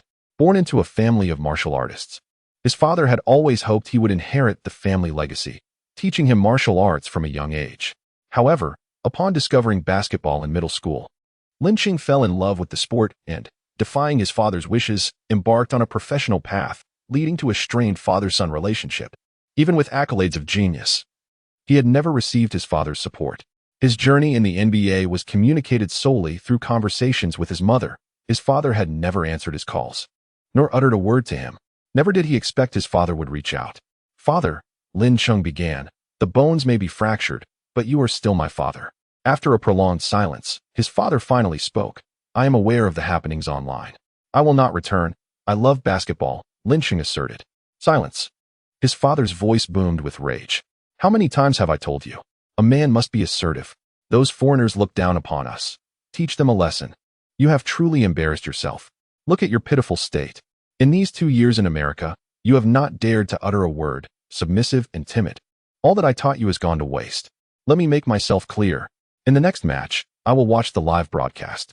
If I fail to score 70 points, I shall fly to America and confront you. Without granting Lin Cheng an opportunity to respond, the call was abruptly terminated, leaving him both amused and exasperated. What a situation this is. His father did not suggest he return home, but rather astonishingly called to offer his support. While he was genuinely touched, he also felt a headache coming on. 70 points. Unless he were granted unfettered shooting privileges, it is utterly improbable. After all, the Lakers boast both LeBron James and Anthony Davis, leaving no room for him to shoot freely. He was well aware of his father's temperament, regardless of the challenges. If he did not achieve 70 points, his father would certainly come to America to give him a good thrashing. What a predicament! Shaking off his thoughts, Lin Cheng accessed the system and pulled up the training task list, which included options for enhancing stamina, strength, and shooting. He ultimately chose to focus on improving his shooting accuracy, adhering to the adage that one must master a single skill to excel. Other abilities would be difficult to elevate to a useful level in a short time. By honing his shooting accuracy, he could accumulate more points while utilizing his exceptional speed to outpace opponents. Task 1. Score 1. 800 three-pointers within 48 hours. Reward: an increase of 3 points in shooting accuracy. Task 2. Score within 8 hours. Task 3. System training tasks are issued every 2 days, scoring 1. 800 three-pointers in 48 hours is the most suitable challenge. I select Task 1. Lin Cheng set up the shooting machine and commenced his training. Task progress: 11, 800. Remaining time: 47, 59, 58. His shooting technique had become exceedingly refined, achieving a remarkably high shooting percentage from open positions. However, as his stamina waned, his accuracy began to decline. It is during such critical moments that relentless perseverance is paramount to surpass limits and enhance performance. Chapter 30. Pre-match interview. While Lin Cheng diligently trained to elevate his skills, a fierce online battle erupted against him, with detractors overwhelming his supporters and public sentiment skewing heavily against him. Wang Lele, a steadfast supporter of Lin Cheng, compiled highlights of his performances and uploaded them to a short video platform. The likes and shares were noticeably diminished compared to previous uploads, though the comments overflowed with vitriol, labeling him a worthless blogger and criticizing his financial motives. Those sharing his surname were deemed unworthy. The disparaging remarks from his critics failed to deter Lele's support. In contrast to his calm demeanor, Xiao Weiwei, who claimed to be the leader of Lin Cheng's fanbase, exhibited a more confrontational approach, clashing with the detractors during a live broadcast that transformed into a battleground. Consequently, the live stream was suspended, inciting her to vehemently curse the situation. "They're all a bunch of cowards who prey on the weak. If I weren't rushing to catch a flight to Los Angeles tomorrow, I would drag you all out and make you pay." At the headquarters of the video platform, the operations director responsible for liaising with content creators was alarmed to learn about the suspension of Xiao Weiwei's stream, breaking into a cold sweat. Not only was she one of the top 3 streamers in the company, but she was also a significant financial asset, and her formidable family background instilled apprehension in many. After much contemplation, the director sent a WeChat message to Xiao Weiwei, explaining the platform's predicament, but received no response, as she had already drifted off into slumber. Amidst the barrage of insults, the Lakers prepared for their second game of the season, facing their formidable rivals, the Rockets, on their home court. The Rockets boasted star players such as the bearded James Harden, the exceptional Chris Paul, and the best sixth man, Eric Gordon. Last season, they managed to compete evenly with the Warriors, and during the off-season, they acquired Danny Green from the Raptors, enhancing their small ball lineup with improved perimeter defense. Their roster was well-balanced in both offense and defense, ranking 3rd in the new season's NBA Team Power rankings. Their sole weakness lay in the lack of a formidable presence in the paint, posing a potential vulnerability. Prior to the match, experts predicted that the Lakers would dominate the Rockets' interior and secure victory. 2 hours before the game, Rockets fans began to fill the Toyota Center. While the Lakers arrived early to engage in warm-up exercises, Lin Cheng spotted numerous fans clad in the number 11 jerseys of the Rockets in the stands. Even after Yao Ming's retirement, he continues to hold immense popularity in Houston. Gaining the affection and recognition of a city's fans in the NBA is indeed a remarkable feat. "Hey, Lin, over there are your fans and Yao Ming's." James pointed towards the front row, where a group of Chinese supporters donned Houston Rockets number 11 jerseys, holding placards bearing Lin Cheng's name. Lin Cheng waved to them, and the fans responded with enthusiastic applause. Perhaps Pelinka's communication had borne fruit, or perhaps there was an intention to see Lin Cheng falter. In a pre-game interview, Vogel surprisingly brought Lin Chung and James to the forefront. Lin Chung, may I inquire how many points you intend to score tonight? Is it true what you stated after the season opener, that you could effortlessly achieve 70 points? The online discussions are abuzz with the question of whether Lin Chung can secure 60 points. Are you aware of this? When do you anticipate reaching this goal? The barrage of inquiries from the media elicited a quiet chuckle from Vogel, bemused by the audacity of the Na'vi compatriots who boast without regard for the occasion. It remains to be seen how they will conclude this spectacle. Lin Chung calmly signaled for silence, expressing gratitude for everyone's concern. He stated, I am now focused on addressing your questions. First and foremost, the priority for the team is to secure victories. If it requires me to score 60 or 70 points, I shall not shy away from that responsibility. When we can achieve this goal depends on the coach's strategy, as high scores necessitate ample playing time. Secondly, regarding how many points I can score tonight, as I mentioned earlier, it hinges on the coach's decisions and whether the Rockets will provide the opportunity. I hope they will be sufficiently supportive, granting me adequate time on the court. A gasp of astonishment rippled through the reporters. Lin Chung's response was audacious, bordering on arrogance. They could hardly contain their eagerness to witness Lin Chung face repercussions for his bold claims. Coach Vogel, will you grant Lin Chung an opportunity? Meanwhile, reporters interviewing CP3 received news of Lin Chung's statements, their eyes lighting up as they inquired of Paul. Lin Chung just asserted that his potential to score 60 points depends on the Rockets' performance. What are your thoughts on this? Paul responded with a mocking smile, displaying clear disdain. Just a clown, really. The reporters, exhilarated by the unfolding drama, pressed on. Lin Chung plays as a point guard, a position you both share. Will you match up against him during the game? Frankly, your question lacks professionalism, Paul retorted. Lin Chung is not in a position to contend with me.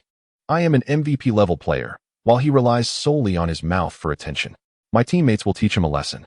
Paul's contempt was unmistakable, his demeanor exuding confidence.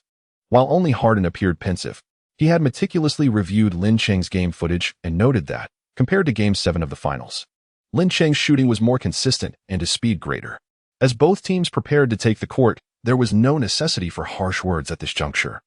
Yet it was evident that the reporters reveled in the spectacle. Paul, an MVP-caliber player and the president of the NBA Players Association, was known for his competitive spirit, and his remarks suggested that Lin Chung might be in for a difficult night. The reporters refrained from pursuing the topic further, acknowledging Paul's assertion that he and Lin Chung were not of the same caliber. As the pre-game interviews concluded, Lin Chung rejoined his teammates to commence warm-ups. Paul approached from the Rockets' half-court to embrace and greet James, as they were both members of the Four Horsemen and enjoyed a solid relationship off the court.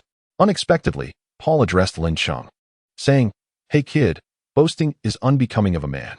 If you weren't LeBron's little brother, I would personally teach you a lesson on the court. Such misfortunes can strike unexpectedly. If one were to ask Lin Chung who his favorite NBA players were, he would list many, including Westbrook, Durant, and Kobe. Conversely, if asked which players he disliked, he would name several, including Paul and Giannis. If you defend me, I will score 70 points over your head. The tension between the two parties escalated instantaneously. James looked at Lin Chung in astonishment. Although Lin had exuded confidence during the interview, it was rare for him to be so audacious. Once Paul stormed off in a huff, he finally inquired, Do you have an issue with Paul? No, came the reply. But what about your words? Lin Chung let out a sigh and remarked, My target is not Paul, but the Rockets. James paused momentarily, then suddenly recalled, Is it because of Morey? Indeed. Lin Chung affirmed, I have publicly criticized Morey on social media, but you know, in America, freedom of speech is paramount. However, this freedom is relative. Just as the United States prohibits racially discriminatory rhetoric, we in China also do not allow discourse that undermines national unity. James, being astute, quickly grasped Lin Chung's implication. Sorry. Brother, those who must apologize are the ones who have erred.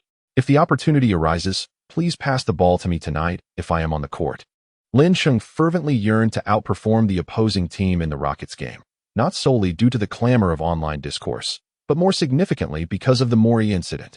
While it stirred considerable controversy domestically, it was treated with indifference abroad, compelling Lin Chung to take action. Chapter 31. How is my defense? Beep. The referee's whistle sounded as the starters took to the court. The Rockets' starting lineup consisted of Harden, Paul, Covington, Gordon, and Danny Green, while the Lakers starters featured James, Davis, Howard, KCP, and Coach Lue. Indeed, Lin Chung remained absent from the lineup. The Rockets' interior defense was lacking, and the Lakers boasted a high winning percentage. Vogel had no intention of allowing Lin Chung to play. Regarding Lin Chung's boastful claims of scoring 60 or 70 points, it was Lin Chung who faced the brunt of criticism from netizens and media, which had little bearing on him since he was not a starter. There was a deep-seated skepticism regarding Vogel's coaching abilities. With the Rockets' weak interior and the Lakers' strong frontcourt, Coach Lue possessed organizational skills, which could potentially be advantageous. However, those who lacked an understanding of the game were oblivious to the fact that James required the ball, and so did Coach Lue. The two were incompatible. If we were to say that the synergy between Coach Lue and James was akin to 1-1 equating to less than 2, Lin Chung and James were undoubtedly 1-1 yielding greater than 2. Coach Lue would be better suited to lead the bench unit. This was a truth known by all fans, and undoubtedly, Vogel was aware of it as well, yet he obstinately denied Lin Chung an opportunity. Even interference from Pelinka proved futile. The team prioritized victory above all else. Perhaps it was Paul who felt provoked, or perhaps it was poetic justice. Or it could be that the Lakers' starting lineup indeed struggled to mesh. Their disjointed offense inevitably led to a porous defense. As the first quarter approached its midpoint, the Lakers found themselves significantly behind. Vogel, brimming with confidence, believed the team's interior could turn the tide, yet the starters failed to deliver. And even the bench players like King Carr were lackluster. The first quarter concluded with a staggering score of 44-18, leaving the Lakers trailing by 26 points. During the intermission, James erupted, stating, "I do not intend to question your coaching prowess. It is well known that the Lakers require spacing from the perimeter. I simply cannot comprehend the coach's strategy." He did not explicitly suggest that Lin Chung should be on the court, as this was a final gesture of respect towards Vogel. Even the usually reticent Davis stepped forward to express his support. When Lin Chung is absent, the interior offense resembles a struggle ensnared in quicksand. However, when he graces the court, he relentlessly attacks the paint, thriving effortlessly. Exceptional statistics translate into lucrative contracts, and such contracts symbolize fortune. Who would dare to oppose wealth? You're up for the second quarter. Vogel, clenching his teeth in reluctant concession, deemed offending Lin Chung inconsequential, for offending both LeBron and Davis would spell his own doom, regardless of his financial backers. As the second quarter commenced, Lin Chung's entry onto the court was met with thunderous applause. Among the Rockets fans were numerous compatriots, who supported both the team and their fellow countrymen. "Go, Lin Chung! You can do it!" Far across the ocean, countless fans in China gathered before their screens, rallying for their hero. "Show us your prowess, Lin. You are the greatest." Possessing the ball, LeBron advanced to the front court, with Lin Chung stationed on the flank. Paul proactively engaged him in a defensive matchup, starkly contrasting his previous statements during the interview. LeBron passed to KCP, and the Rockets' defensive alignment remained unchanged. KCP returned the ball to LeBron, who was guarded by another LeBron, affectionately dubbed the Beard, or James Harden. Fans delighted in Harden's step-back three-pointers and his notorious fouls.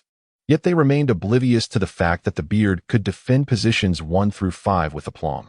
Confronted by Harden's defense, LeBron opted against a solo effort. Instead, glancing sideways, Lin Chung understood the cue, maneuvering around the screen to receive the pass at the arc and attempted a shot. Paul was tightly glued to him, covertly resorting to underhanded tactics. Lin Chung's attempt was thwarted, resulting in the ball clanging off the rim and bouncing out of bounds. "Kid, I am not that useless, Beverly." Paul smirked, a hint of mockery gracing his lips. Despite Lin Chung's height advantage, he felt confident in his ability to contain him. The system detected Paul's subtle foul play and issued the game's objective, win the match to earn 50 points, with a mysterious gift box as a reward. During the second quarter, teach Paul a lesson 5 times, with the task reward yielding a random permanent skill and 3 random experience cards. Should the lesson entail reasoning with him, or a more direct approach? Such a dilemma. Lin Chung looked down at Paul, boldly proclaiming, "I will score 50 points over your head." His boastful declaration was overheard by James Harden, whose round, wide eyes reflected a bewilderment that was hard to decipher. While Paul's character left much to be desired, his prowess on the court was undeniable. Lin Chung, possessing an ordinary physique that lacked any distinctive traits, was considered fortunate to hold his ground against the seasoned Paul, who had the experience of a veteran. His audacious claim of 50 points raised questions of either ignorance or audacity. As the Rockets gained possession, Paul dribbled past the half-court line. Just as Lin Chung established his position, Harden set a screen, allowing Paul to unleash a swift three-pointer, a signature move of his that was exceedingly difficult to defend against. The scoreboard read 47-18, with the Lakers trailing by 29 points. A thunderous cheer erupted from the crowd, and the DJ animatedly rallied the audience, as if celebrating a victory that had yet to come. In the TNT broadcast room, today's guest commentator Scottie Pippen, a vocal critic of Lin Chung on social media, wasted no time in expressing his disdain. In the first matchup between Lin Chung and Paul, the latter emerged victorious. This exemplifies the dominance of an MVP-caliber player. As a three-point shooter, one should discern the right moments to take a shot, yet Lin Chung's choices have been lamentably poor. Scoring 27 points in the opener was purely a stroke of luck. Under the constraints of an MVP-level player, he may not even reach 10 points. His partner, Charles Barkley, with his eyes darting around, interjected, "It's entirely normal for Lin Chung to falter against the seasoned Paul. Lin Chung's three-point shooting remains relatively stable. He cannot possibly score less than 10 points. He is utterly useless. There's no way he'll reach 10. Barkley retorted confidently, "Absolutely, he can. Impossible. Then let us wager. If Lin Chung scores 10 points, you kiss a donkey's rear. And if he doesn't, I will." Barkley proposed hastily, without a moment's hesitation. Pippen agreed. "Deal? Who am I? Where am I? What am I doing?" Pippen mused, bemused. On the court, as the Lakers and Rockets exchanged possessions without success, Lin Chung found himself entangled in Paul's subtle antics, failing to touch the ball and committing a foul in the process. Paul, exuding nonchalance, regarded him with disdain. "Hey kid, how do you like my defense?" Lin Chung suddenly recalled Beverly's interview with the media, where a reporter inquired about the dirtiest player in the NBA. His response was none other than Chris Paul. Standing at a height of 183 centimeters, Paul, in order to defend against taller and more robust point guards, resorts to cunning tactics. His method involves surreptitiously employing underhanded maneuvers that provoke his opponents, causing them to lose their composure and erupt in frustration. As the president of the Players' Union, many players dare not voice their grievances, which emboldens him further, allowing his actions to become increasingly audacious. In his mind, Lin Chung contemplated strategies, refraining from engaging in a verbal spar with Paul. This only served to inflate Paul's ego. He believed Lin Chung had cowered, questioning how he could boast of scoring 60 points. What a farce. Unbeknownst to Paul, he misjudged Lin Chung's character. If Lin Chung exchanged banter, it signified he was not genuinely angered, merely employing tactics typical of the basketball court. However, his silence indicated a readiness for serious competition. Chapter 32. Remembering the three-point shot on the court, James dribbled to his accustomed position, while Lin Chung grappled with Paul on the left wing, finding little opportunity for a clean catch. Uncertain whether to pass inside or attempt a one-on-one, Lin Chung suddenly surged forward like a cheetah, shaking off Paul as he sprinted towards him. Their frequent collaborations in training, involving high screens and seamless handoffs, had proven effective time and again. Without a moment's hesitation, as Lin Chung brushed past him, James delivered the ball, shielding himself with his hands in a protective stance. In the realm of basketball, camaraderie is fleeting. Paul discreetly elbowed James in the ribs, attempting to disrupt Lin Chung's shot. Yet, it was too late, for Lin Chung had decisively released the ball. Utilizing a three-point shot guarantee card, the timing of the shot was horrendously poor. It was akin to Pippen witnessing Lin Chung executing yet another high screen and roll. Without a second thought, he began to critique. However, before he could finish his sentence, the basketball arced gracefully through the air and swished through the net. Did it go in? Pure luck. It must have been sheer chance. Pippen's expression lengthened as he indignantly sought justification. Even Paul dismissively remarked, "Kid, how many of those lucky shots can you make? Garbage is still garbage." Paul's defense was effective, aside from his covert tactics. He forced Lin Chung into a position where he had to shoot without time to adjust. While fortune may occasionally favor the basketball court, one cannot rely solely on luck. Lin Chung chuckled, forgiving Paul's ignorance. "You speak of luck to me?" The Rockets launched a counterattack. Harden broke through for 2 points, bringing the score to 49-21. As James dribbled the ball to the front court, Lin Chung signaled for another high pick and roll. The same position, the same tactic, and despite not shaking off Paul, Lin Chung executed a difficult shot. The entire world anticipated a right-side breakthrough, yet no one could thwart him. Swish. The basketball sailed through the net effortlessly, 49-24. Oh my. It seemed Lin Chung had found his rhythm. He effortlessly made the shot. Simply astonishing. Barkley, in the broadcast booth, was elated, dancing with joy, more thrilled than winning a game himself. Pippen, however, wore a discontented expression, pulling a long face as he forcefully argued. I can only say that James' screens are of exceptional quality, and the handoff pass was perfectly placed, granting Lin Chung the opportunity to shoot. My grandmother could have made that shot. The detractors of Lin Chung are left in utter disbelief, for we, the critics, possess a certain decorum. The obstinate and shameless manner in which Pippen engages in baseless criticism is beneath our standards. Critics, too, have their principles. Setting aside Lin Chung for a moment, I shall remain a lifelong critic of Pippen. I am a discerning critic, uninterested in consorting with second-rate players. Pippen, in his ignorance, has ensnared himself in a web of his own making, with countless bystanders shifting their allegiance to the darker side. On the court, Paul's expression is darker than that of the critics themselves, having been struck by Lin Chung's three-pointers on 2 consecutive occasions, a most embarrassing situation, despite the cover provided. If you possess the courage, face me one-on-one rather than hiding behind LeBron like a coward. As fate would have it, Paul, in his impatience, only brings joy to Lin Chung, who eagerly anticipates the opportunity for a one-on-one duel. With an array of skill cards at his disposal, he is keen to deploy them. Name: Lin Chung. Items: 3-point guarantee card X1, Mutombo S block experience card X3, Stockton S steel experience card X2. He intends to utilize all these cards against Paul. One can only wonder if it will drive him to madness. Unaware of the impending challenge, Paul advances the ball to the front court, signaling for everyone to clear out as he prepares to go solo. Lin Chung decisively pressures him, eager to demonstrate what true skill looks like. With a series of swift crossovers, Lin Chung feigns being outmaneuvered, and as Paul brushes past, he extends his hand. Utilizing Stockton's steal, the ball is snatched from Paul, akin to a cheetah sprinting down the court. Task completion progress, 15. After sinking 2 three-pointers, the system remains silent. It seems a one-on-one is inevitable. Paul, in pursuit, finds himself unable to keep pace. For Lin Chung's speed is the pinnacle of human capability.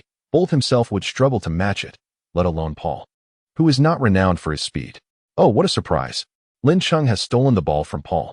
Fan knowledge: Paul is currently the most stable ball handler in the NBA, making it exceedingly difficult to snatch the ball from him. Lin Chung's rapidity is remarkable, not only in his footwork but also in his hands. I could scarcely comprehend how he executed that steal. Amidst the astonished gazes of the crowd, Lin Chung halts beyond the three-point line and takes a jump shot.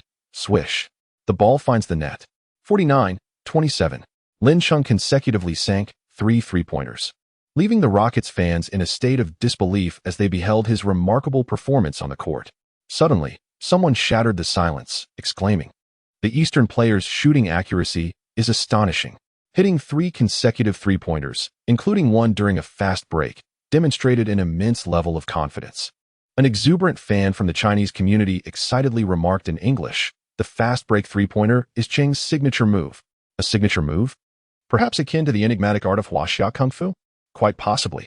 Oh my God, he truly embodies Huaxia's prowess. While the majority of fans remained composed, a minority exhibited fervent enthusiasm. Chris Paul is nothing more than trash, getting intercepted by a rookie. And this is supposed to be an MVP-level player?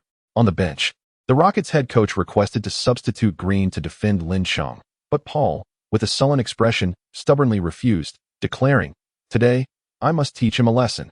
If it were any other player, they would have been benched indefinitely, but this was none other than St. Paul speaking. As the match resumed, Paul exhibited a calm demeanor, passing the ball to Harden. However, Harden's mid-range shot missed the mark, allowing Anthony Davis to secure the rebound and pass it to LeBron James. What followed was a sequence that felt like a mere replication. James, dribbling at the top, orchestrated the play while Lin Chung maneuvered to create space, receiving a handoff pass. Upon catching the ball, Lin Chung launched another three-pointer, utilizing his experience card for guaranteed success. Lin Chung unhesitatingly chose to exploit his advantages, aiming to undermine Paul's confidence in the briefest time possible. The basketball swished through the net with unwavering precision. 49-30, Lin Chung from Huaguo dominated the court. An astonishing feat indeed. Perhaps he was not boasting. He truly seemed capable of scoring at will. A spectacular three-pointer, and Paul's defense appeared utterly ineffectual. In the live stream, Barkley slyly reminded Pippen, "You've lost." Pippen, feeling exceedingly awkward, suggested, "Shall we change the stakes? Are you going back on your word? That's unfair." The thought of kissing a donkey's rear was simply unacceptable to Pippen. 10 points is too little. Let us wager anew. If Lin Chung scores 30 points, I'll kiss a donkey's rear and pay you $10,000. If he fails to do so, you'll kiss the donkey's rear and give me $10,000. Deal? Absolutely. Barkley had already kissed a donkey's rear twice. What was a third time to him? He seemed unfazed, while Paul on the court was visibly fuming, as one could tell from his expression that trouble was brewing. Chapter 33. For consecutive blocks many years later, Paul would reflect in his memoirs, "The most regrettable thing I did that season was to provoke that man. I despised him. Yet I had to acknowledge that he was the most accurate man on this planet. Had he foreseen what was to unfold next?" Paul swore he would have certainly abstained from matching up against Lin Chung. Alas, life offers no such what-ifs. Harden intended to stabilize the situation himself, but Paul stubbornly demanded the ball for an isolation play. In the basketball arena, player dynamics often hinge on pride, and one cannot simply refuse. Paul received the ball, executing a rapid series of crossovers with both hands, his movements extraordinarily swift, the rhythm of his dribbling continually shifting, before suddenly making a move to shoot. Lin Chung maintained his usual demeanor, fully committed to blocking every shot. As Paul attempted to maneuver past him with a low center of gravity, Lin swiftly shifted to obstruct his path. Unexpectedly, Paul raised his elbow, making what seemed to be a continuous dribbling motion, but in reality, it was a deliberate attempt to make contact. Feeling a sharp impact to his chest, Lin gritted his teeth and stood his ground, while Paul took a half step back, then abruptly dribbled to the left. Still reeling from the forceful blow, Lin was compelled to shift again, only to find Paul employing the same tactic, using his dribbling to disguise another brutal elbow that sent Lin staggering. The referee, unable to perceive the concealed actions, deemed it a standard physical interaction and refrained from blowing the whistle. With space now created, Paul revealed a sinister smile and prepared to shoot. The world is well aware of Paul's notorious reputation, and Lin had anticipated this, yet he still fell victim to the maneuver, igniting a surge of frustration within him. Steadying himself with his right hand to avoid falling, he propelled himself towards Paul. However, he found himself too far away, and fate conspired against him. Utilizing Mutombo's signature block, Lin soared through the air, seemingly defying the odds to execute an improbable rejection. As Paul leaned back, seeking to evade the impending block, he quickly realized the futility of such an attempt. Though the distance was minimal, Lin managed to lightly tap the basketball. Task completion progress, 25. The rejected ball soared vertically before landing back into Paul's grasp. Without a moment's hesitation, Paul raised his hand to shoot. Perhaps fearing another block, he released the ball from a higher point with an exaggerated lean. Given Lin's explosive agility, completing a consecutive jump block was a daunting challenge. "I am the master of the game, and I take pride in it." Paul attempted a devious move, while Lin resolved to prevent any chance of scoring. Using Mutombo's block once more, bang. Task completion progress, 35. With a similar gentle tap, the basketball fell into the open space behind Lin. Instinctively, Paul rushed forward, catching the ball and shooting again. Utilizing Mutombo's block, bang. Task completion progress, 45. A thunderous rejection sent the ball hurtling towards Tai Lin, who faced defensive pressure and passed the ball to Harden. It was unclear what psychological state led him to send the ball back to Paul. Inside, Paul wrestled with indecision, to shoot or not to shoot. An MVP-level player possesses formidable mental fortitude, and in mere moments, he firmly raised his hand to take the shot. Unfortunately, in the realm of skilled competitors, even a fleeting hesitation can determine victory or defeat. Without any deceptive advantages, and drawing upon his understanding of Paul's shooting rhythm, Lin leapt high, unleashing a powerful single-arm swipe that sent the basketball sailing out of bounds. Roar! Lin Chung pounded his chest with his right fist and let out a thunderous roar, achieving an astounding 4 consecutive blocks against his most detested opponent. The exhilaration surged through his veins uncontrollably. He raised his index finger, intending to gesture towards Paul, but his peripheral vision caught sight of the referee, who was watching intently. The whistle poised at his lips. A technical foul for wagging his finger in the finals could be inescapable, and while Curry would likely cover the fine, it was probable that Vogel would find a reason to create trouble. Having already initiated the gesture, retracting it would feel somewhat unnatural. Thus, Lin Chung extended his left hand, forming a fist with his right, while cradling it with his left. The Toyota Center was enveloped in a profound silence, and in the broadcast booth, Barkley leaped from his seat, exclaiming, "Oh my God! Oh my God!" Another series of blocks. I recall Lin Cheng's breathtaking 5 consecutive blocks in last season's finals. And here he was again with 4 in a row. In the domestic Tencent broadcast, the screen was flooded with comments of 666. Awesome and incredible. Lin Cheng is eternally a legend. Brother Cheng is simply phenomenal. I hail from Chongqing, and Brother Cheng's hot pot is authentic, spicy, and savory. To block an MVP player consecutively, does that not imply that Brother Cheng is of MVP caliber himself? One could interpret it as Lin Cheng surpassing Paul. The online community was in a frenzy, and the Lakers players were equally ecstatic. Even the usually indifferent Pope came over to high-five Lin Cheng. Mission accomplished. Reward, permanent skill, impeccable defense, beginner. 3-point accuracy card 1, Mutombo's block experience card 1, Stockton steal experience card 1. Remarkably, the last steal card had barely been used before it was replenished. As easy as restocking inventory. However, the permanent skill seemed somewhat superfluous for Lin Cheng. His defensive awareness was excellent, and he moved swiftly. Yet his Achilles heel lay in his lack of physical resilience. The beginner-level impeccable defense could hardly compensate for that. Before long, Lin Cheng realized he had gravely misjudged the situation. As the Rockets executed an inbound pass, the bearded player made a decisive move. Lin Cheng's mind raced, swiftly deducing that Harden would pass to a shooter lurking at the baseline. Opting to abandon the disheartened Paul, he positioned himself in the passing lane. And Harden's pass landed directly in his hands, as if it were intended for him all along. The Rockets fans erupted in excitement. What just transpired? Was Harden an undercover agent? It must be so. He passed the ball to Lin Cheng. He's 007. The bearded Harden declared, "You are the undercover. Your whole family is undercover." Lin Cheng successfully executed a steal and dashed towards the front court.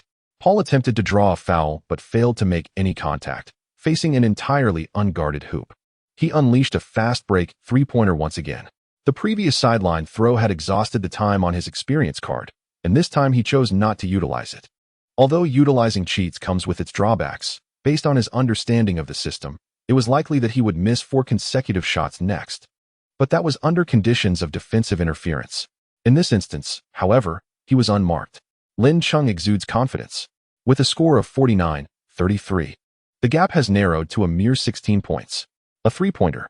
Yet another fast-break 3-pointer from Lin Cheng. The Lakers fans watching the live broadcast are in a frenzy. The Tencent live chat is awash with comments, all singing praises. Barkley, twisting his robust midsection, emits an alluring cry. The hefty fellow did not deceive me. Lin Cheng's 3-point shooting is terrifyingly accurate. The only man capable of being dubbed the hefty one by Barkley is none other than Shaquille O'Neal. Having faced a setback in the opening game, O'Neal graciously informs Barkley that Lin Cheng's 3-point shooting surpasses that of Ray Allen and Reggie Miller. Don't ask me how I know. You should ponder where my jersey will be retired. O'Neal had witnessed Lin Cheng's prowess during the offseason at the Lakers training facility. Otherwise, how could he place such unwavering faith in Lin Cheng? Chapter 34. Lin Cheng is substituted out. Lin Cheng deftly sank 5 3-pointers in quick succession, compelling a timeout from the game. The Rockets head coach resolutely declared that Danny Green would take on the primary defensive role against Lin Cheng. Paul's expression was grim, yet he felt a sense of relief. Had he continued to match up against Lin Cheng, he feared he might lose his composure. As a point guard, a legendary one at that, orchestrating the game is my forte. This internal reassurance provided Paul with a modicum of balance, but as the game progressed, he could not restrain himself and ultimately lost control. As the game resumed, Paul prepared to initiate the offense, only for Lin Cheng to close in with tight defense. "Hey MVP, ready for another showdown? You're not considering passing, are you? Afraid I might treat you to hot pot again?" The disdain expressed by Lin Cheng is unmistakably clear, and can Paul endure it? With a deft change of direction and a burst of speed, he finds himself unable to shake off Lin Cheng, who remains relentless. In a moment of exasperation, Paul raises his elbow, sending Lin Cheng crashing to the ground. The shrill sound of the referee's whistle pierces the air, signaling an offensive foul. "Damn it," Paul curses vehemently, hastening to plead his case before the referee, flopping. "I didn't exert any force. He's the one who flopped. I saw it clearly." The Chinese are adept at theatrics, their frail bodies akin to East Asian ice. One touch and they fall, like clumsy monkeys. The referee regards Paul with disdain, remarking, "I will include your words verbatim in my report." Damn it, that too will be in the report. Paul grumbles as he departs, acutely aware that further words would be futile, for the referee shows him no favor. St. Paul, more like you Buchuan. Meanwhile, Lin Cheng, standing beside the referee, gapes in disbelief, for the official had spoken in Chinese, using authentic Helan dialect. The referee grins, revealing a mouthful of white teeth. "My wife hails from Helan, and it's intolerable for you Buchuan to bully my old Xiang." In Lin Cheng's mind, a vivid scene unfolds. A Hunan bride accompanies her foreign husband to witness the enchanting world of the smiling, proud wanderer. The spectacle is simply astonishing. As the saying goes, when fellow townsfolk meet, tears well up in their eyes. Although the foreigner is but half a local, it does not diminish Lin Cheng's buoyant spirits. In fact, a joyous heart naturally leads to a splendid performance on the court. During an offensive play, Lin Cheng and James execute a high pick and roll in the same position.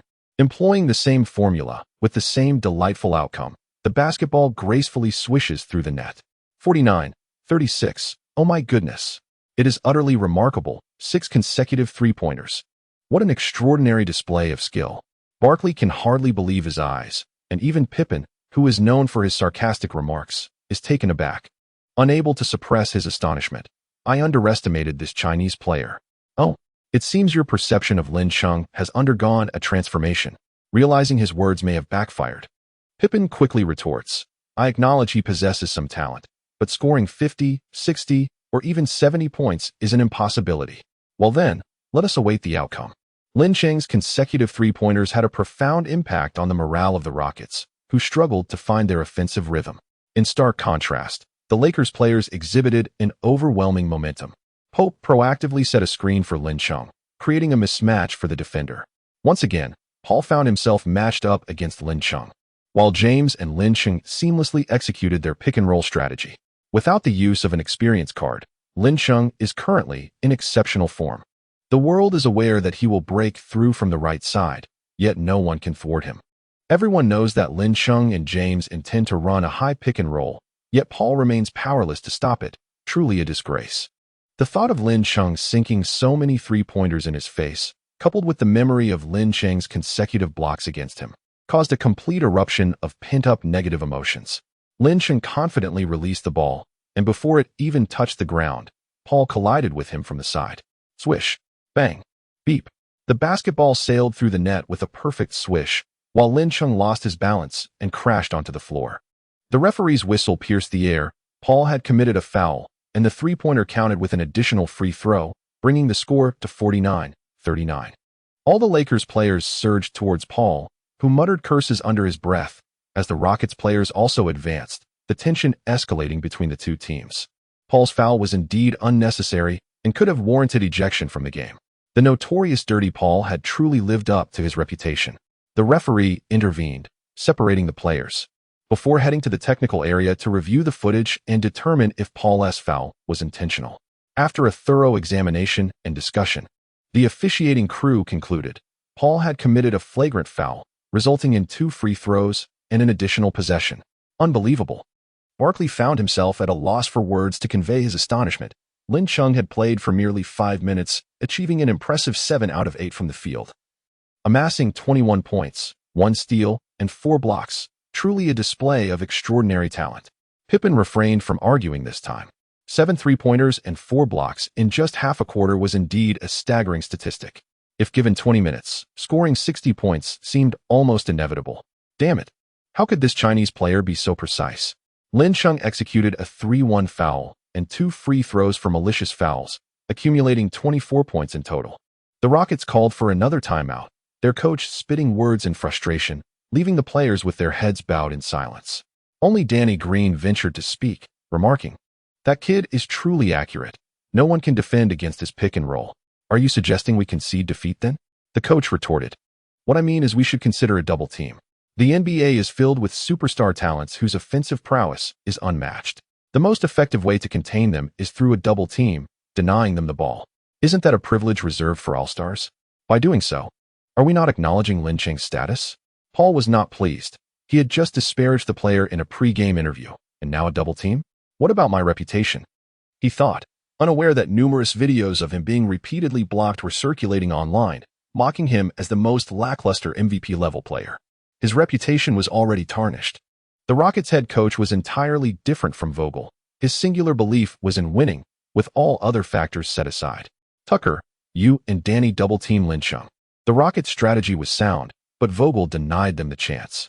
When the timeout concluded, Lin Chung remained seated on the bench, not entering the game. What on earth is Vogel doing? Someone exclaimed. It seemed not only was Deng a sleeper agent, but Vogel was as well. Could it be that Chung was injured? Clearly, he was not. Vogel was targeting Chung specifically. The Lakers fans grew agitated, and even the Chinese fans of the Rockets voiced their displeasure. They had come to watch Lin Chung play, only to see him replaced after just a few minutes. Despite the fans' outcries, Vogel's decision could not be reversed. As the game resumed, it appeared that the Rockets' defensive strategy against Lin Chung was ineffective without him on the court, leading to a back-and-forth contest between the Lakers and the Rockets. By the end of the second quarter, the Lakers astonishingly led by a point. Supporters of Lin Chung felt a sense of nausea. They wished for a Lakers victory, yet Vogel's exploitation of Lin Chung for that win, while withholding the respect he deserved, was utterly despicable. Chapter 35. I will give my all on the Lakers bench. Lin Chung concealed his face with a towel, rendering his expression a mystery. Discrimination is a pervasive issue in America, and with a coach like Vogel, Lin Chung could only consider himself unfortunate. Anger would not resolve his predicament. Performing well, improving himself, and becoming stronger were the only ways to dictate his own fate. On the court, the Lakers maintained a commendable three-point shooting percentage, causing the Rockets to hesitate in tightening their defense, leaving their interior vulnerable. Davis and James relentlessly attacked the basket for points. Unable to contain the onslaught, the Rockets unleashed their three-point brigade, scoring consistently from beyond the arc. The score remained tightly contested, presenting an appearance of equilibrium. Yet it was the Rockets who were gradually shifting the momentum, forcing the Lakers to hasten their pace and fall into the rhythm of their opponents. It is perplexing to discern Vogel's intentions. Hastily deploying Lin Chung and McGee while Howard and Rondo can only retreat proves utterly ineffective. Those versed in the game are questioning the Lakers' tactical approach and player utilization, yet Vogel remains indifferent. As Paul remarked when Lin Chung made his first three-pointer of the game, while luck may allow for a few shots to find their mark, it is implausible for them to continue doing so indefinitely. Within the Lakers' perimeter, players like KCP, Kuzma, and Rondo may occasionally sink a couple of shots, yet relying on them to wield the three-point shot as a regular weapon is unrealistic. KCP's three-point shooting remains relatively steady, necessitating the creation of tactical open looks. Currently, he is the sole threat on the court, heavily monitored and unable to exert his influence. As the game enters the fourth quarter, the tides shift dramatically. The Lakers' offensive efficiency begins to wane as the Rockets tighten their defense, and the deluge of three-point attempts intensifies. The Lakers find themselves ensnared on both ends of the court, despite the explosive performances from Davis and James, clinging to the scoreline. The failure to convert from beyond the arc allows the Rockets to exploit the situation, fortifying their presence in the paint. Scoring in the post grows increasingly arduous, and fatigue mounts. It is apparent to all that the Lakers are in dire need of an external scoring option. Yet the key to resolving this predicament remains seated on the bench, inciting escalating frustration among the fans. Vogel's insistence on keeping Lin Chung off the floor stems from the Lakers trailing by a mere handful of points, as he clings to the belief that there remains a chance, albeit a slender one. In the final 5 minutes, the Rockets starters emerge to mount a full-scale assault, and in an instant, the Lakers find themselves down by 15 points. With only 2 minutes remaining, the outcome of the game appears foregone. Prompting Vogel's audacious maneuver, he withdraws the starters, allowing Lin Chung to finally take the court. The fans of Lin Chung are furious. That scoundrel Vogel, allowing Chung-gu to play during garbage time, is simply outrageous. Had he substituted Chung-gu earlier, victory would have been secured long ago. With just 2 minutes remaining and a need to chase down a 15-point deficit, it is exceedingly difficult. Deliberately placing Chung-gu on the court is nothing short of cruel. The fans hold on to a glimmer of hope. Can Chung-gu score 13 points in 35 seconds, and perhaps 15 points in 2 minutes? Theoretically, it is conceivable. But in practice, it is nearly impossible, unless the Rockets fall silent and Chung-gu can sink consecutive three-pointers. Chung-gu, the pride of the city, deserves better. The fans are incensed, and even Barkley in the TNT studio seems on the brink of explosion. He had a bet with Pippen that appeared to be in his favor. Yet Lin Chung has remained benched until now. Why was he not brought in sooner? Is Vogel's mind consumed with absurdities? How did Vogel even become the head coach? He is nothing short of a fool.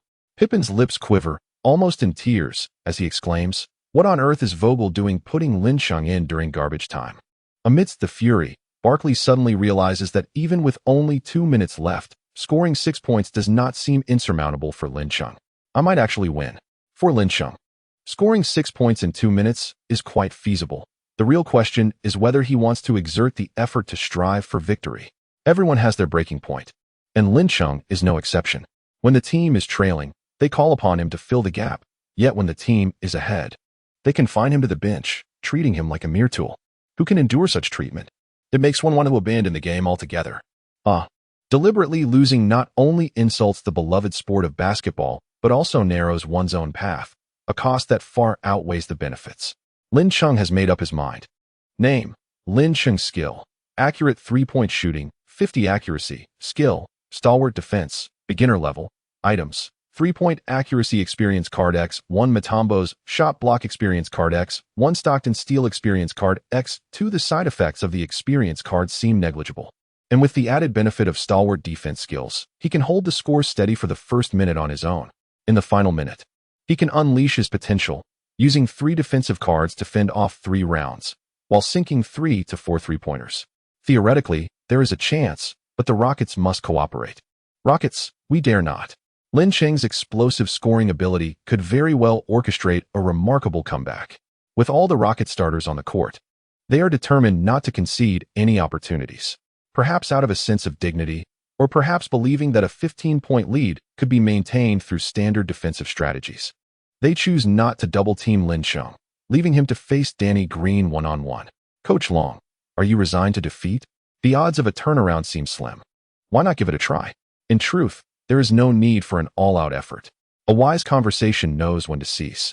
And Lin Chung instinctively comprehends this sentiment, perhaps driven by passion, or perhaps fueled by inner discontent. He is resolute in his desire to exert every ounce of his strength. Looking earnestly at Lin Chung, Rondo pledges, "I will give my all." "So will I."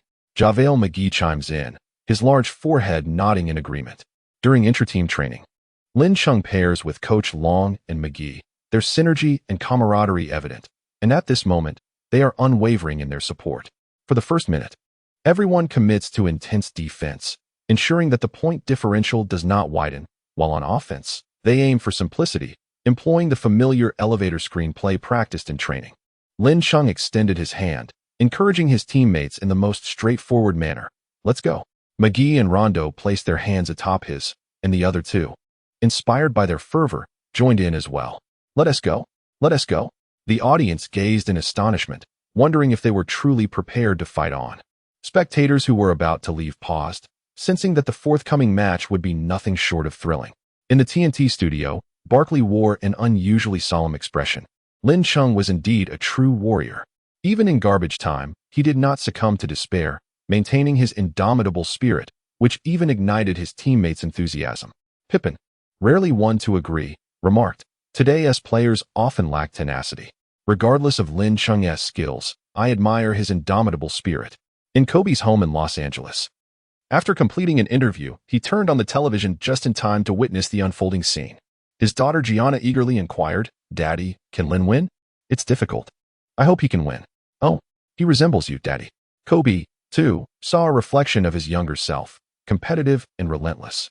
He recalled hearing from Fatty that Lin Chung trained with great diligence, much like him.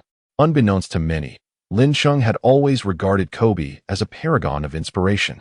Chapter 36. The comeback. The subsequent minute was arduous for the Lakers players on the court.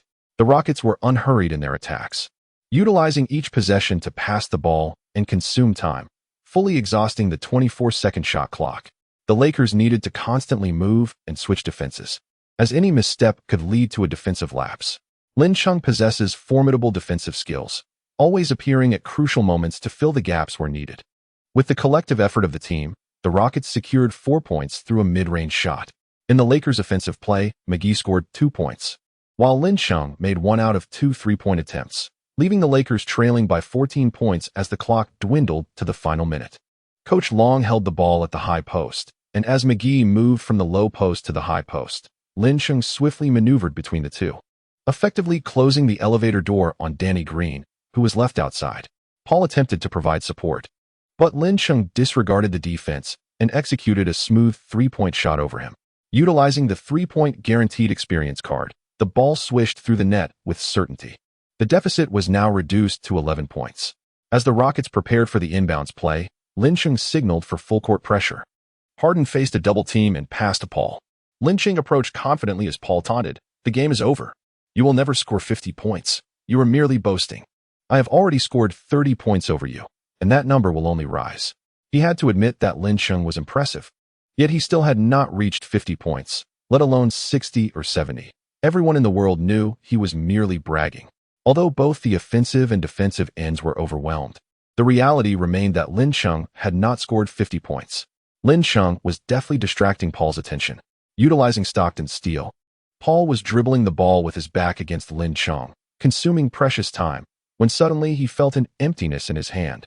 The ball had vanished. Swish. Lin Chung raised his hand and released the ball, which glided smoothly through the net. Another three-pointer. I am eager to know how many three-pointers Lin Chung has made in this match. According to the official statistics, he has succeeded in 9 out of 11 attempts, along with 3 free throws, accumulating a total of 30 points. The NBA three-point record appears to be held by Curry, with 12 successful shots. Should Lin Chung make 3 more, he would tie the record. If he manages 4, he would surpass it. Do you think three-pointers are as plentiful as cabbages? With only 40 seconds remaining in the game, we would be grateful to see him score even 2 more. Lin Chung proclaimed to the world with 2 magnificent three-pointers that he had not surrendered. The entire Los Angeles Lakers team was invigorated, exerting greater effort on the defensive end. The recent steal was perplexing. Paul, confronted by Lin Chung's defense, did not dare to take risks and pass the ball to Harden. In the final moments of the match, tactical positioning became irrelevant. It was a battle of star power, a display of individualism, and Harden had to step up. With a series of dribble moves, he evaded the defense of Coach Long and executed a step-back three-pointer. Suddenly, a shadow dashed across his path. Whack! The crowd gasped in unison as that figure swiftly charged toward the frontcourt, beyond the three-point line, rising to shoot. Swish. Another three-pointer. The deficit narrowed to 5 points with only 20 seconds remaining. It was utterly astonishing. The 10th three-pointer. Such terror. Was Lin Chung about to orchestrate another miracle? I felt a flicker of anticipation. The Houston fans had their hearts in their throats, and so did Vogel, whose face had darkened to a charcoal hue. If Lin Chung truly managed to stage a comeback today, his tenure might be drawing to a close. Pressure, pressure. The Lakers players were relentless in their pursuit. Under their suffocating defense, Harden was forced to pass the ball to Paul, the most secure ball handler in the league. Paul guarded the dribble with care, showing no signs of complacency, while Lin Chung activated his no-reward mode, employing Stockton-esque stealing techniques. Lin Chung stood over a meter away from the three-point line, leaping from his spot to release the ball with an elevated hand. He then spun around, turning his back to the hoop, and signaled a three-point gesture. The basketball, akin to a cannonball, thundered into the net with a resounding thud. The Chinese fans erupted in sheer ecstasy. Oh heavens, another one! He celebrated prematurely, exuding a joy that surpassed even that of the most triumphant. Although Lin Chung's actions were not unprecedented, their impact at this moment is profoundly striking. The DJ on site emitted a terrified exclamation. Goodness! In this scene, I was suddenly reminded of the miracle created 15 years ago in this very arena, accomplished in a mere 35 seconds. 15 years ago, the man who wrought that miracle belonged to the Rockets. Now, the one creating wonders is an opponent of the Rockets. The Lakers bench was already in a frenzy, leaping from their seats, waving their towels in exuberance, a whirlwind of excitement. Anthony Davis's eyes widened in disbelief, while LeBron James dramatically covered his head, shouting with exhilaration, "Oh my gosh! Oh my gosh! I want to battle alongside Lin Chung." Unfortunately, both the Lakers and the Rockets had exhausted their timeouts. Otherwise, James would surely have insisted on entering the game to assist Lin Chung in making a final push. On the court, after Lin Chung sank a three-pointer, he felt a surge of adrenaline coursing through his veins. He yearned for battle. Even with his experience points depleted, his resolve remained unshaken. With just 13 seconds remaining, the Lakers trailed by 2 points. Presented with two options, commit an early foul and wager on the opponent's free throw accuracy, or attempt a three-pointer to equalize or secure victory outright. The Rockets players boasted a commendable free throw percentage, and rather than entrust their fate to others, it was far wiser to seize control themselves. They employed full-court pressure, and if they failed to secure a steal within the final 5 seconds, they would resort to fouling. Lin Chung spread his legs apart, his hands forcefully striking the ground, fiercely glaring at Danny Green, who was preparing to execute the sideline throw-in. Perhaps intimidated by his formidable presence, or perhaps even the heavens themselves were moved. Danny Green's throw lacked finesse, leading to a fumbled reception by Harden. McGee and Coach Long rushed in to seize the opportunity, while Paul and Gordon were equally relentless, resulting in a chaotic scramble for the ball. Eventually, it was Coach Long who secured possession and tossed it to Lin Chung, who awaited at the perimeter. Bending his knees, raising his hands, and flicking his wrist, he prepared to shoot. Harden and Covington dashed forward in an attempt to block, yet they were a moment too late. As the basketball soared from Lin Cheng's fingertips, every player on the Lakers bench rose to their feet, hands entwined, fixated on that wretched ball, fervently praying for it to find its mark. Swish! The basketball nestled perfectly into the net. Boom! The crowd erupted in an unparalleled frenzy. Lin Chung had truly accomplished the extraordinary 12 three-pointers, tying the record set by Curry. The annals of the NBA would forever enshrine Lin Cheng's name. In the final 2 minutes, with 5 three-pointers, his scoring prowess was nothing short of monstrous. He was the MVP. The DJ, clutching his forehead, exclaimed, "I can hardly believe it. I truly jinxed it. And a comeback has materialized." It was utterly surreal. This moment would be etched in my memory forever. Following a brief lapse in the Tencent Sports live broadcast, the screen flooded with exclamations. "What the hell? New Zealand dollar. 666. The commotion is unreal. With just over 4 seconds remaining, the Rockets still had a chance to clinch victory, but at that moment, the outcome of the game seemed inconsequential. Lin Cheng, with his extraordinary performance, rescued the Lakers from the brink of defeat, rallying from a 15-point deficit to seize a 1-point lead. He is indeed a true hero. At the center of the court, Lin Chung stood resolute, reminiscent of a war deity. Chapter 37. Rise to fame. The referee's whistle pierced the air, harmonizing with the sweet sound of the basketball swishing through the net. The score settled at 118-116 as the Rockets players exuberantly surged towards Harden, while the dazzling fireworks at the Toyota Center celebrated their triumph. In the heart of the arena, Lin Chung stood with his hands on his hips, entranced by the vivid crimson numbers displayed. There could only be one victor on the court. The NBA regular season is a lengthy journey, and losses are inevitable. Yet, he was unwilling to accept defeat in such a manner. Mission failed. Ding, hidden task activated. There exists but one true heroism in this world, which is to recognize the reality of the situation and still embrace it, striving fiercely for it. Rewards for the task are being dispensed. In a moment of bewilderment, Lin Cheng was suddenly hailed by the passionate DJ, who declared to the audience, "Ladies and gentlemen, Lin Cheng of the Lakers has made an astonishing 12 three-pointers tonight, equaling the record for the most three-pointers in a single game." In the final moments, he did not concede defeat. He continued to fight valiantly. Although Lin Chung is our adversary, at this moment, I extend the warmest applause to him. He is a true warrior. Let us chant his name together. Lin Chung.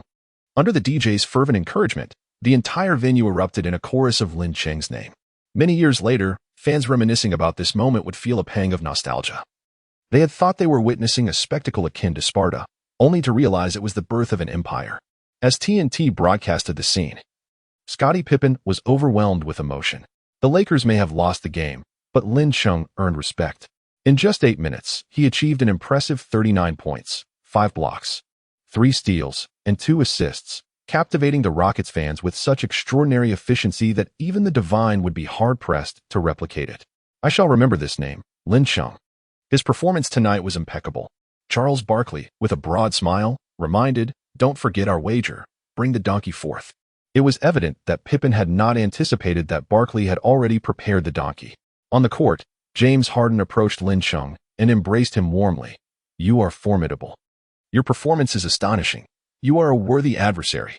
It is a pity we still lost the game." Lin Chung felt a sense of frustration, while Harden laughed heartily, remarking, "To win, you need more playing time. I hope that at our next encounter, you can fully showcase your talent." I am eagerly looking forward to it.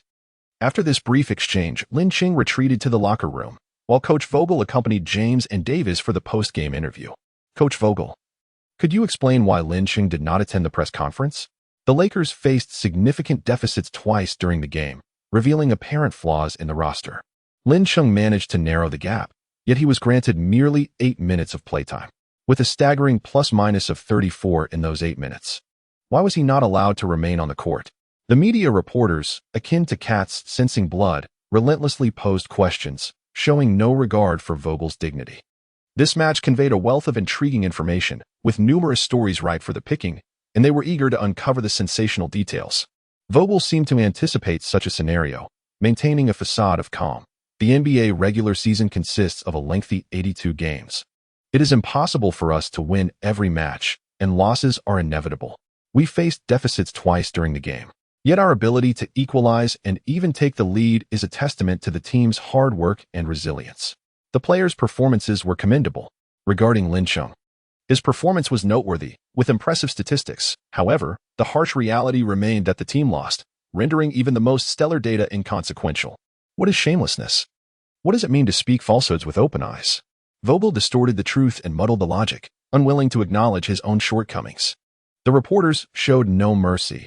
It is evident to any discerning observer that Lin Cheng plays a crucial role in the team's chemistry. Yet you deny him the opportunity to play. What is the reason behind this? Internal sources suggest a bias against players of Chinese descent. How true is this? Lin Cheng's remarkable statistics do not come at the expense of the team's victory. Rather, they contribute to it. I have the official statistics here. If Lin Cheng cannot aid the team in securing a win, why was he brought on during a deficit? To fall further behind, or merely to fill a gap? The piercing and candid inquiries left Vogel unable to respond directly. He could only evade or offer tangential replies before hastily concluding the interview. On the Rockets side of the interview scene, Paul faced similar troubles. During the pre-game interview, he claimed that Lin Cheng lacked the qualifications to match up against him. Yet he actively sought the matchup during the game. What prompted this change of heart? Those eager for drama wasted no time in asking, prompting Paul to express his dissatisfaction directly. If the team needs me to defend, I will do so. It's as simple as that. Next, in the matchup against Lin Cheng, who amassed a dazzling 39 points, 5 blocks, and 3 steals, the question arose, how do you feel about being dominated by him? Paul retorted, should I cry over it? Every NBA player has the capacity to achieve impressive statistics. This is not a matter for discussion. Next, Lin Cheng has been blocked 4 times in a row. If given the chance, would you still face off against Lin Cheng? What tier of player do you believe Lin Cheng to be?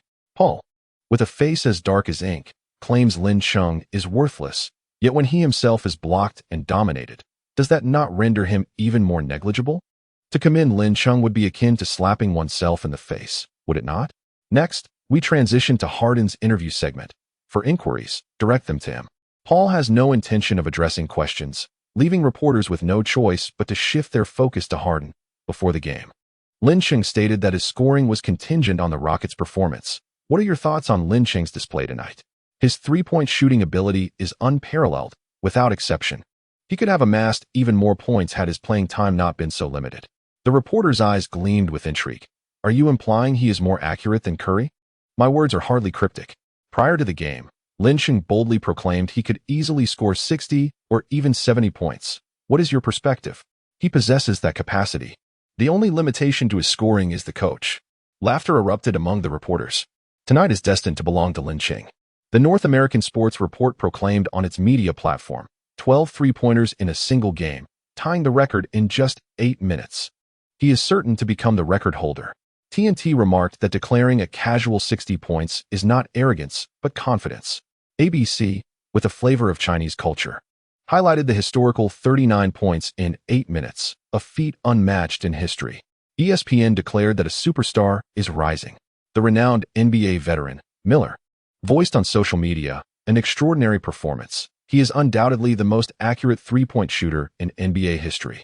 Jabbar commented, he not only showcased exceptional three-point talent, but also displayed unprecedented intuition in defense. Media coverage flooded the internet, drawing increasing attention to the name Lin Cheng, rapidly elevating his notoriety overnight. Chapter 38. When will Vogel be dismissed? On October 27th, an ordinary day in America.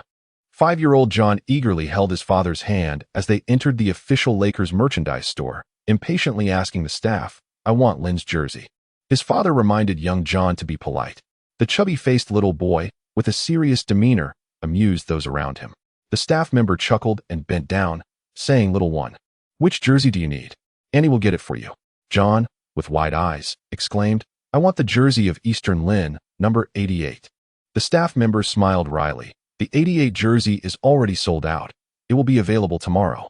Almost overnight, an influx of fans from Lynn City emerged across the United States. The already limited stock of jerseys was swiftly sold out, and his fan base extended far beyond the Chinese community.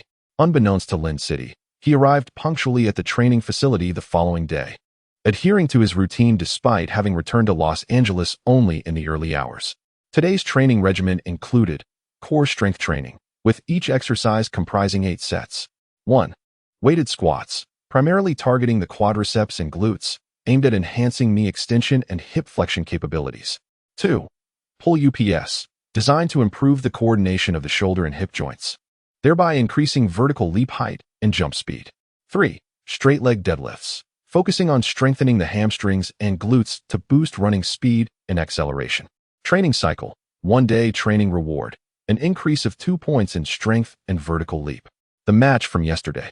Lin Chung exerted every ounce of his strength, fully committed to securing victory. He triggered and completed a covert mission, and the system rewarded him with a comprehensive training regimen tailored to his physical condition. His previous years spent wandering aimlessly, devoid of a scientific training plan, contributed to his arduous yet ineffective training. He commenced with deep squats to enhance his lower body strength. Lin Chung made this delightful decision. A basketball game lasts for 48 minutes, 40 minutes internationally, during which the time spent engaging and utilizing the upper limbs is merely 25 minutes. However, throughout the entirety of the match, one must consistently rely on the strength of the legs, underscoring the significance of lower limb training for basketball players. Proper warm-up is essential. Position the barbell upon your shoulders and commence squatting. The first set of weighted squats has been completed with a progress of 140, and the remaining time for this task is 4 minutes and 59 seconds. The next task, whether it be pull-ups or straight leg deadlifts, will commence in 9 minutes and 59 seconds. Lin Chung initially perceived the training as rather effortless, but soon realized his naivety. The regimen demands relentless continuity, with only a 5-minute adjustment period in between. As the session progresses, physical endurance is pushed to its limits, transforming the experience into a true ordeal. Exhaling, squatting, inhaling, and rising, he undertakes a grueling series of 40 deep squats, his thighs beginning to ache subtly. After a brief respite, he transitions to performing pull-ups and straight-leg deadlifts. Upon completing the first set, a sensation of swelling envelopes his legs, and his knees feel stiff. Fortunately, the system does not impose a countdown, allowing him a moment to recuperate before embarking on the second set. As Lin Chung leisurely strolled, he relaxed the muscles in his legs while simultaneously dribbling to enhance his ball control. After approximately 15 minutes, he commenced the second round of training, which was relatively easygoing. Progressing to the third, fourth, and fifth rounds, the intervals between rests gradually extended. After 3 hours, upon completing the final set, Lin Chung collapsed onto the floor, the soreness and swelling in his legs rendering him almost euphoric. Task accomplished, he was rewarded with a boost of 2 in both agility and strength. Lin Chung gazed at his data. Name, Lin Chung. Height, 190 centimeters. Jump, 84. Beginner. Strength, 84. Beginner. Stamina, 80. Beginner. Speed, 95. Godlike. Vision, 85. Intermediate. Basketball IQ, 90. Advanced. Overall level, 87. Entering the realm. Skills, accurate 3-point shooting, 50 success rate. Impeccable defense, beginner. Compared to 5 months ago, his attributes had significantly improved. Yet he felt it was still insufficient. In addition to the training regimen set by the system, Lin Chung could also opt for other training modules. Having completed core strength training, he needed to continue enhancing his shooting skills. During yesterday's match, Lin Chung discerned a troubling issue. The side effects of the 3-point must-hit experience card seemed to be diminishing. He vaguely sensed that the intensity of the side effects was correlated to his shooting accuracy. The more precise his shots, the lesser the backlash he experienced. Suddenly, a commotion at the entrance of the training facility interrupted Lin Chung's contemplation. JaVale McGee and Coach Long entered together. "My goodness, Lin is here so early," Coach Long jested. "Hey McGee, we must train diligently. Otherwise, we won't even catch a glimpse of Lin Cheng's silhouette." With that, the two began their warm-up and subsequently commenced shooting practice. As Lin Cheng's influence swept across America, the NBA regular season continued, with the Lakers enjoying a relaxed atmosphere in their games. They faced the Warriors, Hornets, and Grizzlies in 3 consecutive home matches. Following the summer trade of Durant for Wiggins, and with Clay still recovering from injury, the Warriors management hoped for Curry to lead the new players. However, they lost both of the first 2 games, leaving them at the bottom of the Western Conference. Media predictions suggested a substantial victory for the Lakers, as the Warriors relied solely on the All-Star Curry, with Wiggins playing conservatively and the rookies receiving ample playing time. Yet, the match unfolded in an intriguing manner, with both teams abandoning defense in favor of an offensive showdown. The contest was fiercely intense, culminating in a narrow 3-point victory for the Warriors. Lin Chung came off the bench for a mere 5 minutes, yet managed to score 12 points with an impressive 4 out of 6 shooting, alongside 1 steal and 2 rebounds, all without utilizing a performance card. The Lakers appear to be trapped in a peculiar cycle. Whenever Lin Chung steps onto the court, everyone scores, and he is no longer merely a liability. If it weren't for the superior quality of the NBA hoops, one might worry they would be shattered. The media jested, initially believing the Warriors to be the weakest, only to find the Lakers in an even more dismal state. After the game, LeBron James erupted in frustration, having battled Stephen Curry for so many years. He was unwilling to concede even a single regular season game to his rival. The subsequent 2 matches were visually unappealing. The Lakers narrowly triumphed over the Hornets, but succumbed to the Grizzlies, ending the first 5 games with a record of 2 wins and 3 losses. Increasingly, doubts regarding Vogel's capabilities and character have arisen. In the season opener, the Lakers trailed significantly against the Clippers. Yet Lin Cheng's consecutive 3-pointers and defensive efforts spurred an astonishing comeback. In the second game, despite losing to the Rockets, Lin Cheng dazzled with 39 points in just 8 minutes of play, nearly turning the tide. In the third match, Lin Cheng played only 5 minutes. Yet during his time on the court, the Lakers held a lead. In the fourth game against the Hornets, after falling behind by 18 points, it was once again Lin Cheng's 8 3-pointers that secured a hard-fought victory. In the fifth game, the Grizzlies won decisively, while Lin Cheng saw only 3 minutes of action. A media outlet conducted a startling analysis, revealing that had Lin Cheng been substituted with any other starting player in the league, the Lakers would have lost all 5 games. Whenever the Lakers found themselves in a significant deficit, Lin Cheng's presence on the court managed to close the gap. With such a talented player relegated to the bench, merely to fill gaps, it is no longer a matter of ability. Just as the Lakers were preparing for their away journey, LeBron publicly voiced his dissatisfaction with Vogel during an interview, exposing internal discord within the team. The media speculated on the timing of Vogel's potential dismissal. In Chapter 39, facing the Bucks, Lin Cheng was named a starter. LeBron's public expression of discontent toward Vogel was met with silence from the Lakers, as there was no consensus on how to address Vogel's situation internally. Moose's open dissatisfaction suggested that continuing with Vogel might lead to instability within the team. Some immediately countered, asserting that LeBron held no personal grudge against Vogel. His true sentiment was that the team's success depended on who played, and no one should impede victory. Vogel's personal biases, which led to Lin Cheng's underutilization and the team's poor performance, must be accountable. A last-minute coaching change is a grave error. What of Lin Cheng? If he harbored grievances, could the team still achieve success? Would they allow themselves to be held hostage by a mere player of Chinese descent? Such a notion is, perhaps, overly flattering to oneself. Opinions varied. Some believed Vogel to be incompetent, others sought to leverage the situation to oust him, while some defended Vogel, recognizing the complexities of connections in America. With both sides at an impasse, Pelinka presented a document detailing Lin Cheng's contract since his signing. The Lakers have experienced a remarkable 44% growth in revenue within the Chinese market, with the team's net profit surging by $28 million. Without Morey, this figure could have multiplied 5-fold.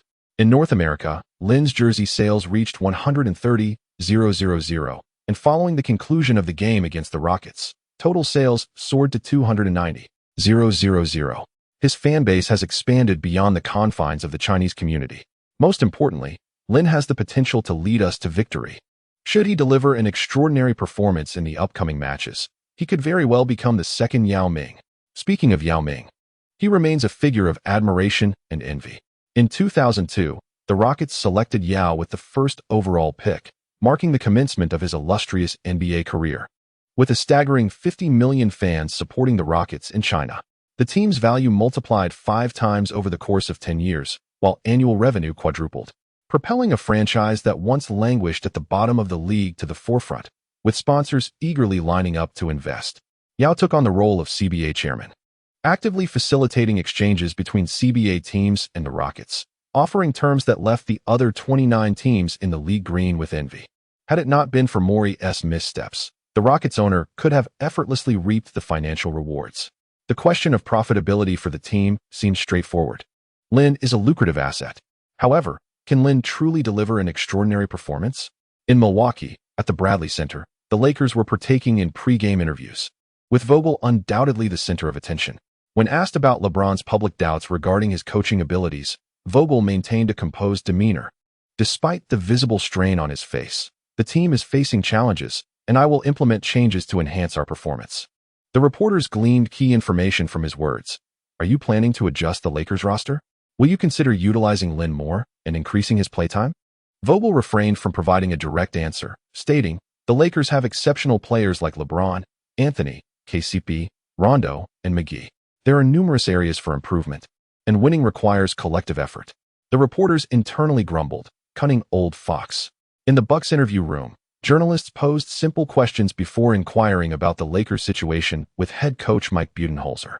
With the Lakers currently at 2 wins and 3 losses and the Bucks enjoying a 5-game winning streak, they asked if he was confident of a decisive victory. Anything can happen during the game. We will strive to showcase our strengths. When questioned about Vogel's coaching prowess, Budenholzer shrugged. It is exceedingly unwise to bench a genius shooter. The reporters widened their eyes in disbelief at Budenholzer's candidness, while Giannis beside him scoffed in disdain. His expression was captured, prompting reporters to direct the microphone towards him. Giannis, do you have anything to add? I believe everyone has been deceived by Lin Cheng's statistics. In truth, he is merely an ordinary player in the cycle. The reporters were taken aback, intrigued. Could you elaborate? When a team holds a significant lead, players tend to relax. So it is not surprising that Lin Cheng managed to score during that time. At best, he qualifies as a stat padder. Otherwise, if he were truly effective, why would Coach Vogel not utilize him? Giannis, brimming with confidence, elicited glee from the reporters. What do you wish to convey to Lin Cheng regarding tonight's game? Frankly, he is unworthy of conversing with me. Yet I must assert that ambition must align with one's abilities. Otherwise, it becomes a mere farce. Budenholzer furrowed his brow throughout but refrained from expressing his thoughts until the interview concluded, at which point he inquired of Giannis, do you harbor animosity towards Lin Cheng? Why? It is simply disdain for that Eastern individual. As the pregame interview wrapped up, the players donned their uniforms and took to the court, where the crowd erupted in cheers, predominantly from Bucks fans. Following the warm-up, Vogel announced a crucial piece of news. Tonight's starting lineup includes James, McGee, Davis, Pope, and Lin Cheng, with the team's performance faltering. His position was precarious. Although the Lakers management had not explicitly called for Lin Cheng to start, Vogel recognized the existing issues within the Lakers roster. He made a last-minute decision to place Lin Cheng in the starting lineup, opting for a straightforward pick-and-roll strategy due to time constraints. The whistle blew as the Lakers starters emerged. Fans watching from home were astonished to see Lin Cheng on the court. Hey, Vogel has finally come to his senses. What a lackluster coach. Why did he not do this sooner? The fans found their greatest amusement in criticizing Vogel, and the more vehemently they condemned him, the more they learned about Lin Cheng, thus amplifying his notoriety. Perhaps a delightful surprise. The Bucks maintained their usual starting lineup: Lopez, Giannis, Middleton, Hill, and Matthews. McGee and Giannis leapt for the tip-off, with Giannis prevailing, directing the ball to Matthews, who advanced it to the front court. Matthews then passed it to Middleton, who, with Giannis setting a screen at the arc, drove toward the basket. Lofting the ball high, Giannis soared to complete an alley-oop dunk. The rim rattled, and the crowd erupted in thunderous cheers. The Bucks executed their signature pick-and-roll, utilizing Giannis's screens to facilitate Middleton's penetration or to allow Giannis to overpower the interior defense, or to pass out for a three-point attempt. While the Lakers boasted a strong interior presence, the Bucks were even more formidable. Davis, with his slender build, faced Giannis, whose robust physique allowed for significant physicality. Thus, Such a pick-and-roll left Davis at a disadvantage. After landing, Giannis raised his arms to showcase his muscles and charged towards Lin Chung on the perimeter, roaring with an air of arrogance. In the perplexing situation of lynching, what is the intention behind directing your shouts at oneself instead of at the imposing figure of the brow? Ding. Provocation from the letters detected. Mission initiated. Achieve victory for the team while amassing 50 points. Successfully make 5 3-pointers in the first quarter to unlock and acquire the everlasting skill, Uncle Moo's Hot Pot. Sing the alphabet song thrice during military training to earn 5 random experience cards. Hey, Lin Chung should indeed express his gratitude towards Giannis. Had it not been for that shout directed at him, the rewards might not have been as bountiful. As the Lakers mounted their offense, LeBron James executed his moves with precision, advancing into the front court.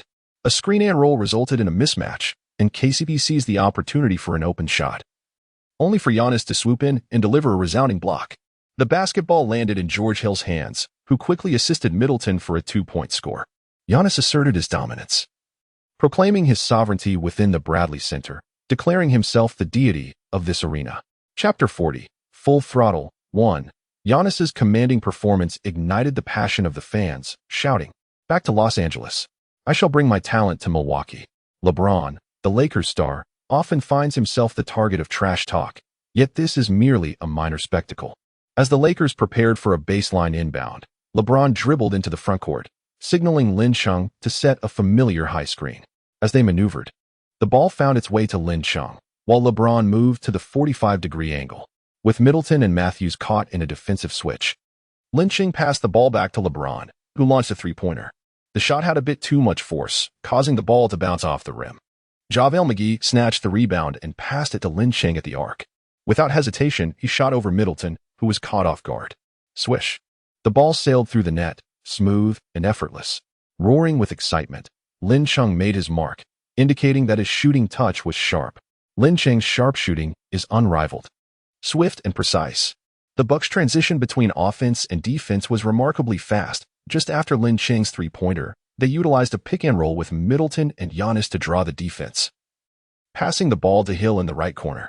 Hill, with precision, landed a 3-point shot. The media had mocked the Bucks for offering Hill a hefty contract, citing his inconsistency from beyond the arc and lack of playmaking ability, dubbing it the worst contract on the team. Yet, the media often finds itself on the receiving end of irony. Upon joining the Bucks, Hill seemed to have unlocked his potential, achieving a staggering 3-point shooting percentage of 46, making him the most accurate shooter on the team. The Bucks emulated the early days of Dwight Howard's magic, with a star surrounded by shooters, sweeping through the league and establishing themselves as one of the season's strongest teams. Perhaps the Bucks' rapid pace provoked the Lakers, as LeBron uncontrollably accelerated, dribbling past half court. Spotting Anthony Davis open, he passed the ball. Faced with Matthews' defense, Davis skillfully dribbled past, stopping for a jump shot that found its mark. 7-5. The Lakers commenced their offensive efforts with remarkable fluidity, leaving the Bucks hesitant to tighten their defense, allowing both Davis and LeBron ample room to operate. I cannot speculate on Vogel's mindset, but it undoubtedly appears concerning. With the game just underway, whether the Lakers can maintain their stability remains to be seen. On the court, both teams engaged in a fierce offensive battle. Davis found himself unable to contain Antetokounmpo on the defensive end, while the latter struggled to impede Davis's scoring prowess. The Lakers boasted sharpshooters in Lin and KCP, while the Bucks countered with Hill and Middleton. With neither side able to establish a defensive stronghold, they opted to abandon defense altogether and embrace the offensive exchange. Following an official timeout, the teams were tied at 25-25. Lin Chung scored 3 points with 1 out of 2 attempts, primarily serving as a distraction for the Bucks' defense, while Davis, McGee, and James penetrated the paint for scores. The Bucks lead the league in both scoring and shooting percentage, yet the Lakers managed to engage in an offensive exchange without falling behind, demonstrating a notably more strategic approach. The Lakers have a tendency to falter in the latter half of the first quarter, and it remains to be seen if they can withstand this challenge. Following a timeout, Rondo replaced James. After all, nearing 40, it is impractical for him to persevere while the team is trailing. Presently, the team is performing smoothly, making a brief respite essential. Coach Rondo possesses formidable organizational skills, albeit with a comparatively weaker offensive capability. The Bucks tentatively contracted their defense in an attempt to stifle the Lakers' interior game, ultimately incurring a significant cost. In the first half of the game, Lin Chung attempted only 2 shots, not due to an inability to score, but rather to open up the interior while conserving his energy, as maintaining high-intensity play is a considerable challenge for him. The Bucks tightened their defense, leaving the perimeter vulnerable, and there was no reason for him not to take a shot. Rondo's prowess in reading the game is formidable. He decisively penetrated the defense, drawing the attention of the defense toward the rim before feigning a layup and swiftly passing the ball to JaVale McGee at the edge of the paint as Giannis rotated for help. McGee, seizing the ball, aimed for a thunderous dunk, forcing Brook Lopez to shift in an attempt to block the shot. However, McGee opted to pass to the perimeter, where the Lakers had a numerical advantage. Anthony Davis received the ball, attracting defenders, and subsequently passed it to Lin Chung, who shot without a moment's hesitation. The basketball soared in a high arc, swishing through the net. Lin Chung, ever the sharpshooter, released the ball with such rapidity that Matthews on defense was left utterly unresponsive. The Bucks, unwilling to back down, saw Giannis receive a pass from Middleton and forcefully attack the interior, completing a dunk over Davis and McGee. MVP. MVP.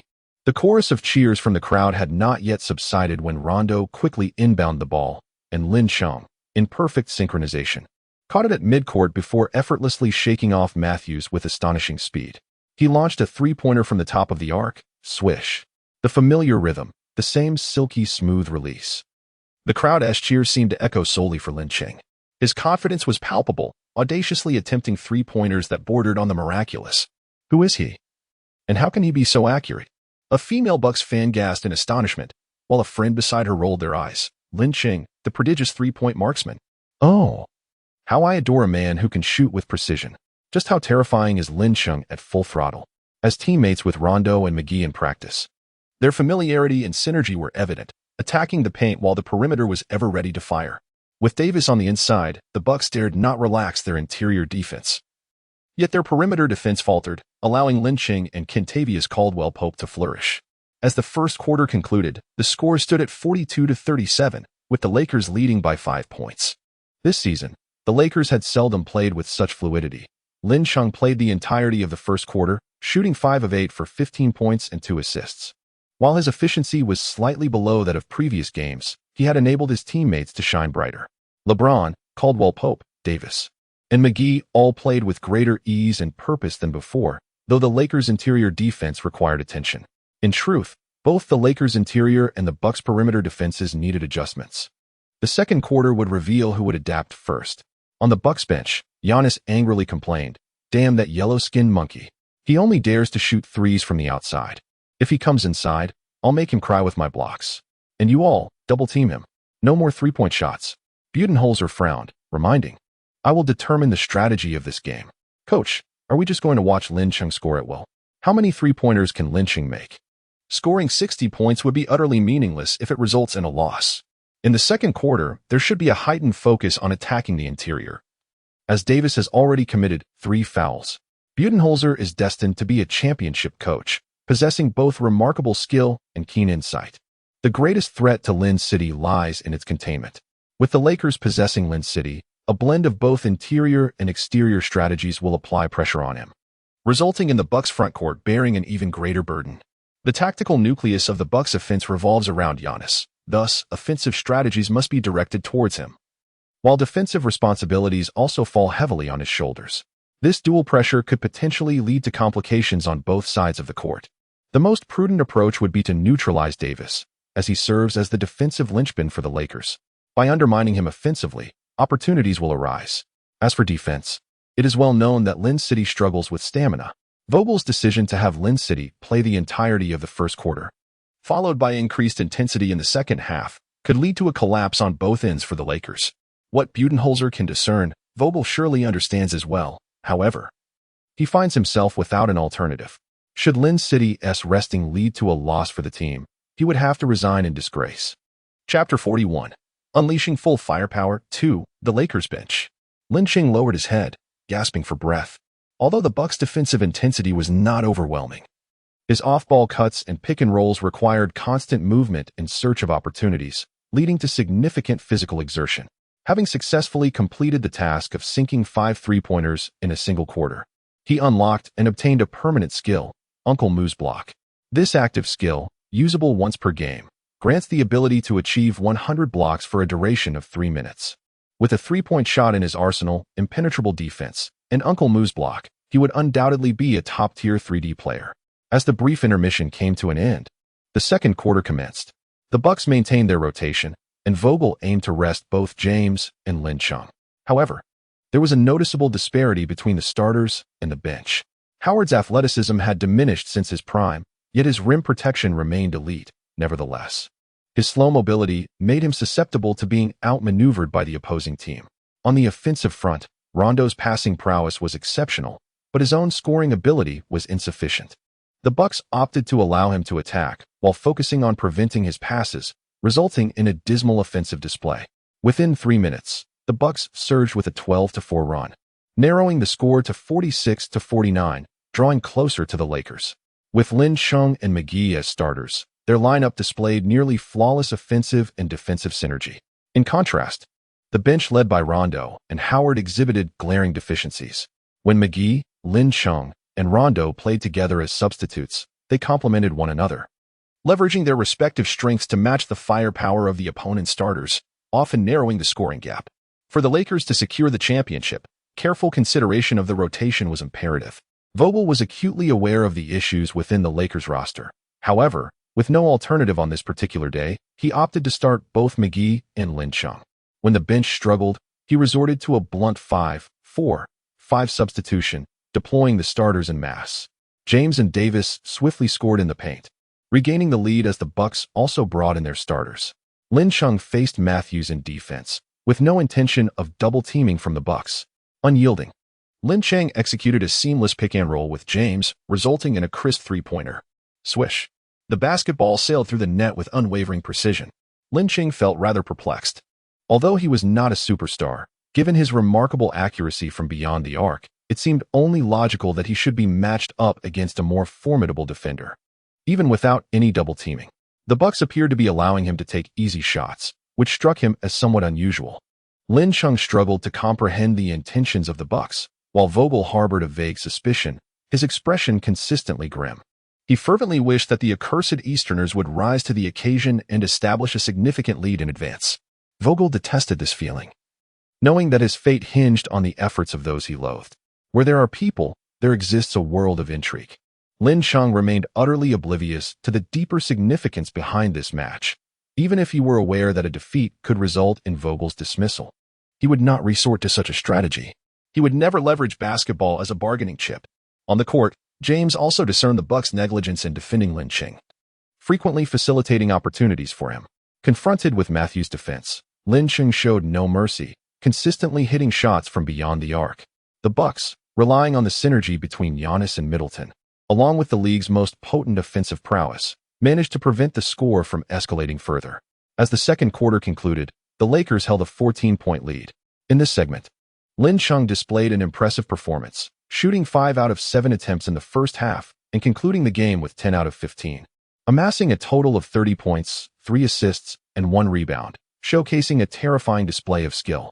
Meanwhile, within the Bucks locker room, Antetokounmpo was in a furious rage, vociferously questioning why Lin Chung was not double-teamed, allowing that scoundrel to score 30 points, which he deemed a disgrace for the team.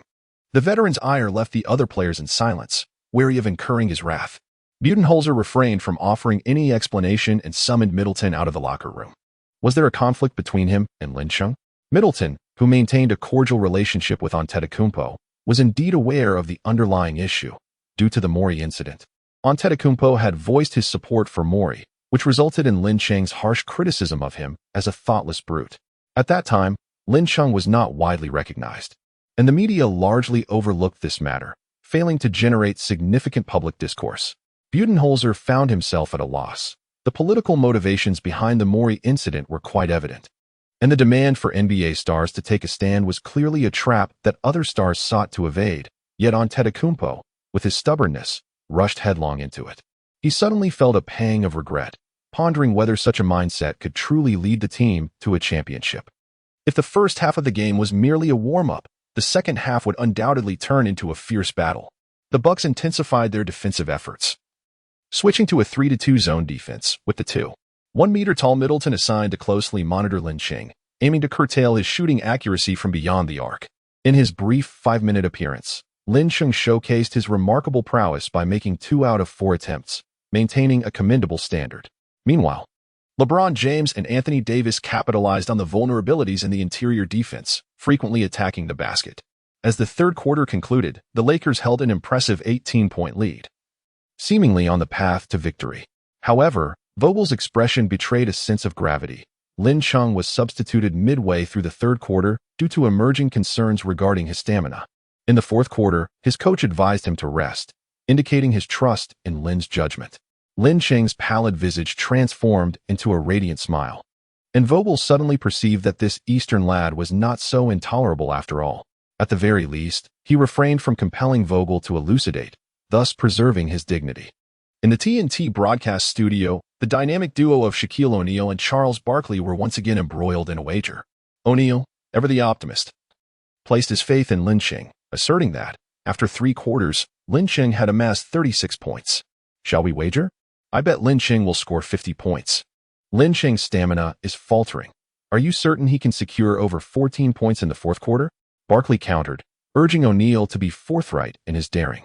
Barkley suspected that O'Neal was leading him astray, refusing to adhere to his line of reasoning. Let us wager on which team, the Bucks or the Lakers, will emerge victorious. As a retired Laker, you must support Los Angeles, correct? Absolutely, O'Neal affirmed. The loser must kiss a donkey's rear. No. Let us switch to another animal, an alpaca. And the photo must be shared on social media.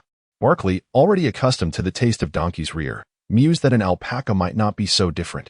Both the Lakers and Bucks fans believed in the Lakers' strong chances of victory, yet only those with true basketball acumen understood the precarious situation facing the Lakers. Offensively, Lin Cheng's waning stamina hindered the Lakers' ability to penetrate, while defensively, Davis had already accrued 5 fouls, rendering him hesitant to play aggressively, resulting in a defense that was virtually non-existent. Reflecting on the Bucks' defensive strategies in the first half, and then their decision in the third quarter to deploy Middleton against Lin Cheng, Budenholzer's vision and tactics proved astute. By deliberately allowing Lin Cheng to score, they intensified their defensive efforts in the third quarter, forcing Lin Cheng to expend energy, thereby crippling the Lakers' offense in the fourth quarter. Persistently attacking Davis, whether successful or not, was the strategy, either through sheer determination or the goal of wearing down Davis. With the Lakers' pivotal offensive and defensive components compromised, their 18-point lead was at risk of evaporating. While the Lakers held the advantage in points, the Bucks commanded the momentum, rendering the fourth quarter the true battleground. In Chapter 42, Lin Cheng faced Antetokounmpo. In the fourth quarter, to safeguard Davis and provide Lin Cheng with ample rest, Vogel deployed James, Howard, Pope, Rondo, and McGee. Howard's athleticism had diminished significantly. Though his rim protection remained commendable, however, his defensive range was limited, and paired with McGee, their twin tower strategy appeared ineffective. Moreover, Howard's offensive repertoire was singular, lacking mid-range or long-range shooting, which James, a player who thrived on spacing, desperately required. With only Pope available on the perimeter, the Bucks could easily implement targeted defensive measures, shifting to a 2-3 zone, which plunged the Lakers into yet another offensive stagnation. Vogel was compelled to adjust, substituting Caruso for Howard to enhance perimeter pressure. Yet this left McGee to fend for himself in the paint, leading to a breakdown. With a resounding roar, Antetokounmpo completed a dunk, narrowing the Bucks' deficit to just 3 points. He defiantly shouted towards the Lakers bench, "Face me like a man, Eastern rookie." The leader takes the initiative, and the fans erupt with enthusiasm, while the live audience responds with a cacophony of boos. Vogel substitutes Lin and Davis in an attempt to stabilize the situation, yet the script unfolds unfavorably for the Lakers. Affected by fatigue, Lin misses 3 consecutive shots, and Davis, upon charging, commits his 6th foul, leaving just 5 minutes on the clock. With the score tied at 96-96, both teams find themselves back on equal footing, yet the Lakers are on the brink of collapse. Continuing with Howard on the court yields no offensive breakthroughs. Without him, McGee stands alone, necessitating double teams, as the Bucks' perimeter shooting is no trivial matter. "Coach, perhaps I could guard Giannis." It is absurd for a point guard to defend a center, and Lin has not sought out a matchup with Giannis merely to fulfill a system task. The circumstances have changed. It is exceedingly difficult to win without effectively limiting Giannis's game. His energy has been severely depleted, leading to a decline in shooting efficiency, and his offensive contributions have become more about drawing attention. If there is a chance to create some defensive challenges for Giannis, it could prove to be quite intriguing. Of course, Lin Chung would never admit that it was the provocation from the Greek Freak that ignited his desire to teach him a lesson. The entire Lakers team stared at Lin Chung in disbelief, unable to fathom the idea of a point guard defending a center. It seemed utterly absurd. Vogel's expression turned grave. "Lin, I do not wish to hear such ludicrous statements again. The battle in the paint is a contest of height and strength. Lin Cheng's physique is hardly sufficient to contend with the Greek Freak. Coach, I am confident I can contain him, and at this moment, we have no better options. Why not give it a try?" Anyone who heard the notion of a point guard defending a center would find it amusing. Yet Lin Cheng's unwavering confidence appeared to inspire those around him. Vogel, gritting his teeth, made a decision. "Lin Chung, you will guard the Greek Freak. I will give you 3 possessions. If the results are unsatisfactory, I will substitute you with McGee immediately. Coach, you will be grateful for this decision by the end of the day." As Lin Chung rose to his feet, a surge of fervor coursed through his teammates. The notion of a point guard defending against a center was unprecedented, yet there lingered an inexplicable sense of anticipation. With the game resuming, the Bucks initiated their offense, and Lin Chung positioned himself beside the Greek Freak. The spectators, witnessing this peculiar scene, could hardly suppress their derisive laughter. What was this Eastern player attempting? Was he truly going to defend against Giannis? It was absurd. A point guard guarding a center? Was it conceivable that he had lost his bearings? Standing before Giannis, he resembled a jester, eliciting roars of laughter. Fans mocked, while in the Tencent broadcast room, both Coach Zhang and Yang Yi wore expressions of dismay. This was nothing short of a farce. What was Vogel thinking, allowing Lin Chung to guard Giannis? Was he so eager to be dismissed? I maintain that such a decision was illogical during the 3rd quarter. Coach Zhang, rarely incensed, noted the game's arduous nature, attributing the primary issue to Vogel's failure to manage Lin Cheng's stamina effectively and to protect Anthony Davis. In the 3rd quarter, I asserted that the Bucks aimed to overpower Davis. Vogel ought to have safeguarded him, yet he insisted on keeping Davis on the court. At the TNT Broadcast Center, both Shaquille O'Neal and Charles Barkley voiced their skepticism. The Lakers and Bucks possessed comparable strength, yet the disparity in coaching acumen was glaring. Had Howard been deployed to defend tenaciously, there would still have been a chance. The Bucks' perimeter shooting could not be guaranteed to remain flawless. Ultimately, any alternative to Lin Cheng would have been preferable. The entire world deemed Lin Cheng's defense against Giannis the most foolish of choices, save for Giannis himself, who relished the decision. "Hey, rookie, I shall dunk upon your head," he seemed to declare. Lin Cheng disdainfully remarked, "There exists a place in Huagua known as Chongqing, where the hot pot is exceedingly spicy. You will surely come to enjoy it." Although the words were incomprehensible, Lin Cheng's expression was easily decipherable. Leaning against Lin Chung, the letter reached out for the ball, and without hesitation, Mi Shun tossed the ball to him. The letters of Lin Cheng's defensive strategy were glaringly evident. A clear invitation to score. The entire audience, along with the viewers at home, directed their gaze towards the penalty area, some with tender hearts shielding their eyes, unable to bear witness to the impending brutality. On the sidelines, Vogel suddenly experienced a pang of regret, wondering if Lin Chung harbored intentions of deliberate retaliation against him. It was indeed a distinct possibility. Lin Chung found himself unable to withstand the onslaught, bearing the brunt of the criticism, and ultimately, it was his responsibility when the match slipped away. On the court, Giannis, with his back to the basket, skillfully maneuvered towards the paint, pushing Lin Chung back inch by inch until he was beneath the rim, a spectacle that appeared almost comical. How ludicrous! The Eastern player bore an uncanny resemblance to a jester, evoking laughter akin to that of a monkey. It was a self-inflicted humiliation, and he deserved it.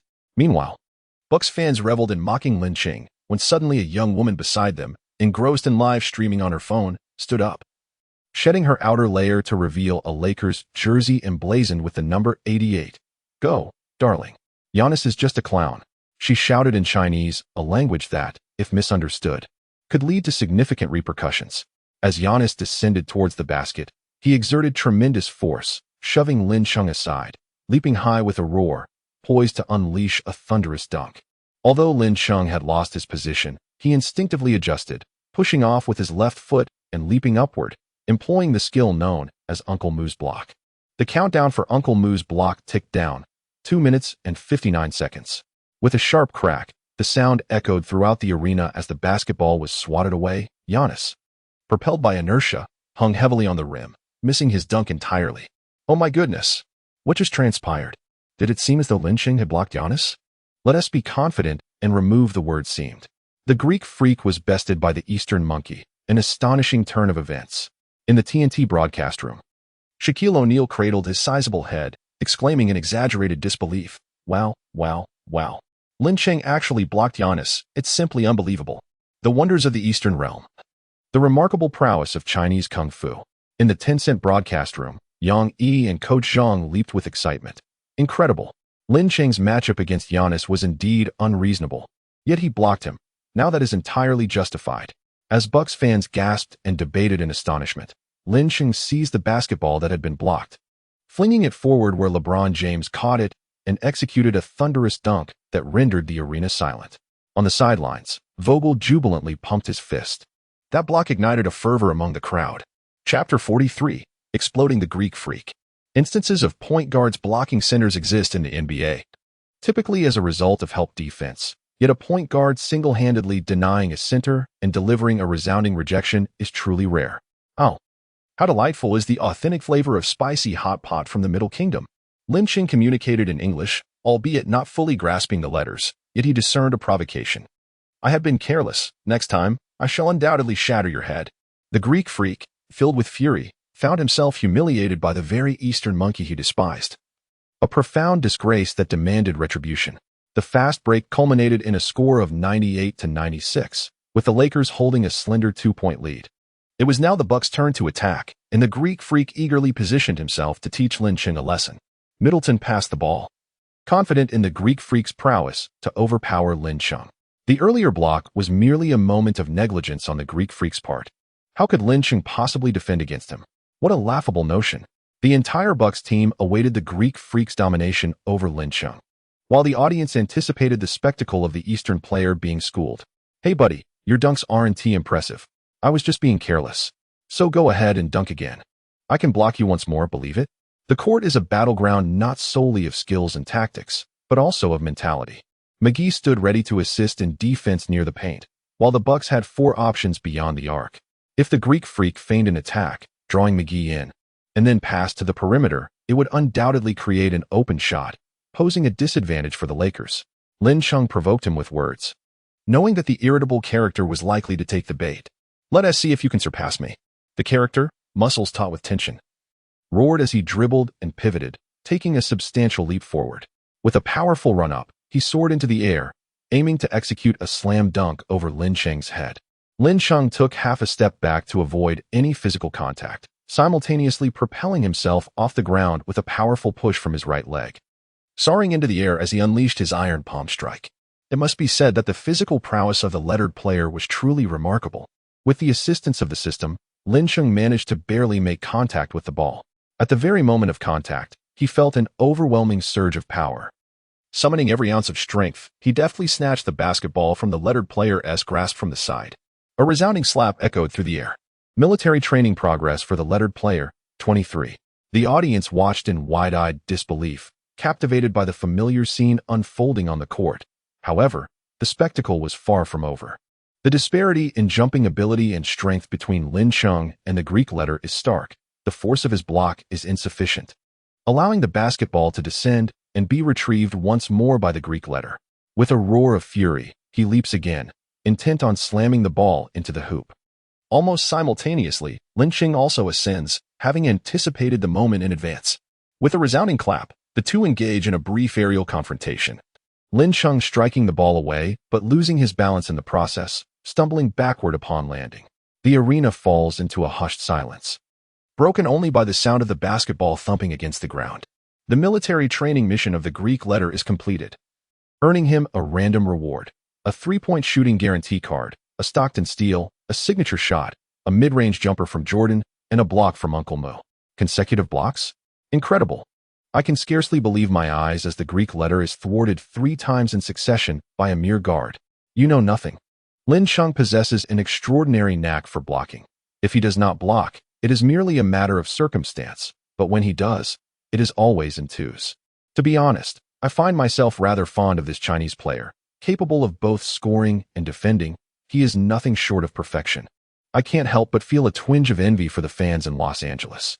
Lin Xiong, with his impenetrable blocks, captivated numerous Bucks fans, yet incited the wrath of the Greek freak. Enraged, Giannis surged forward, shoving the still unsteady Lin to the ground, hurling a barrage of insults. Recently, JaVale McGee rushed to intervene, pushing Giannis aside, exclaiming, "Get your filthy hands off him, you sore loser." Coach Vogel soon arrived, sternly pointing at Giannis with a fierce warning, "No more of this nonsense. Try it again, and you'll regret it."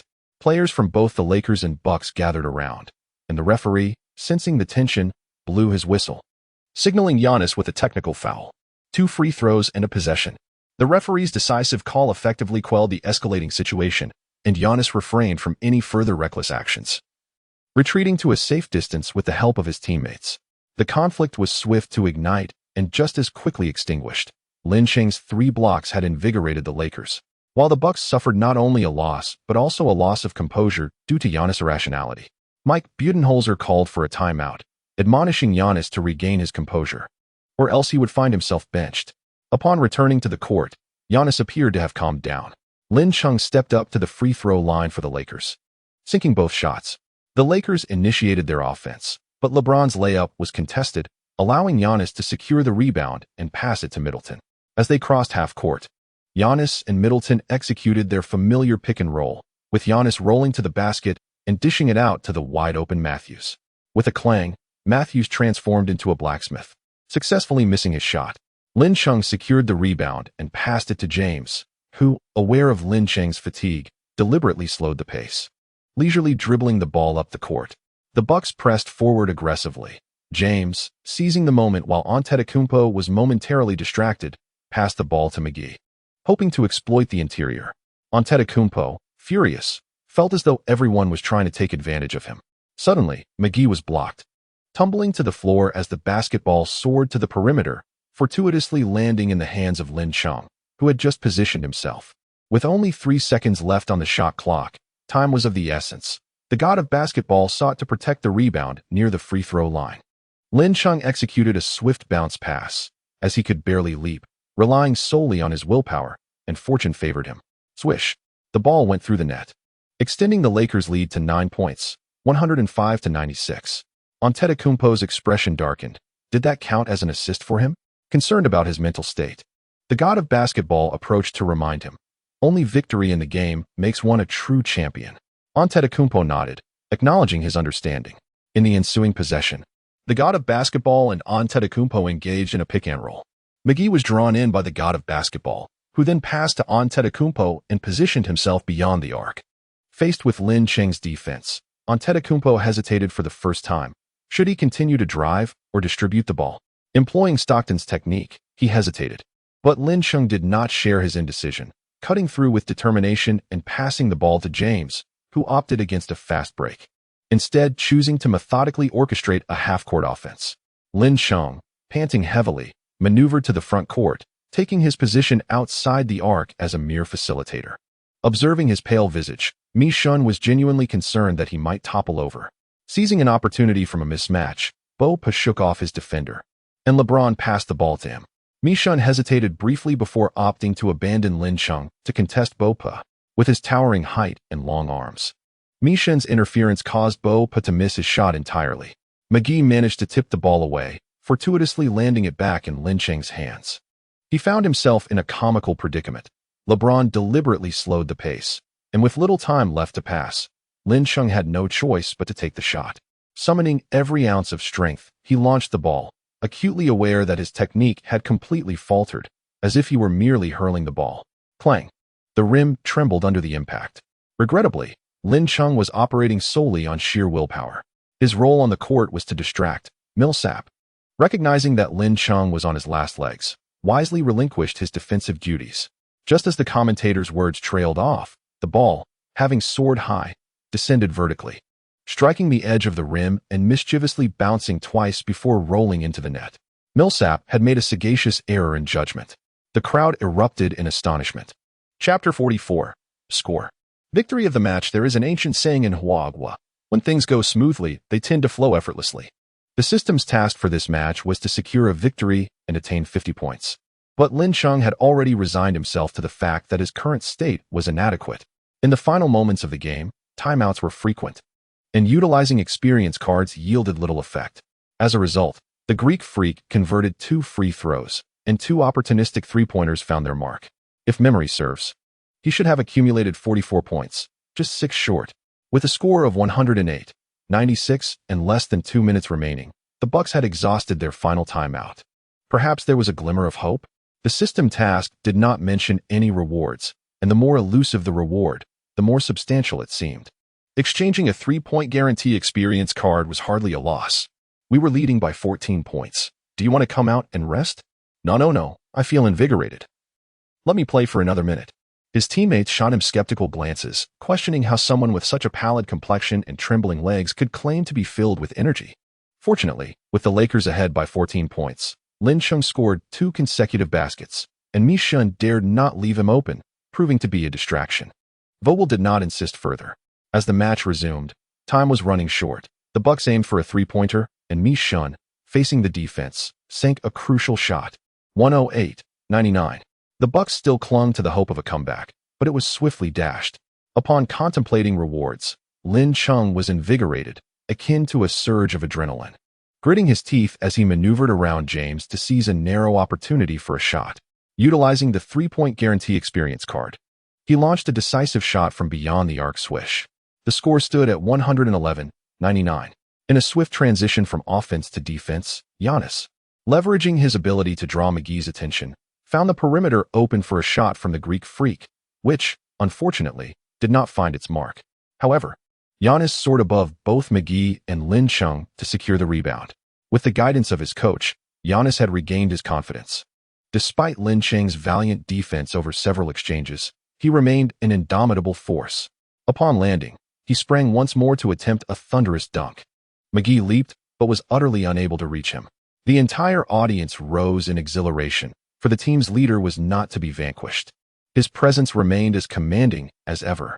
Employing Uncle Moo's signature move, the hot pot, Lin Cheng, in truth, had no need for the experience card, yet. He was resolute in his desire not to let the Greek Freak have an easy time, and without hesitation, he expended the recently acquired card.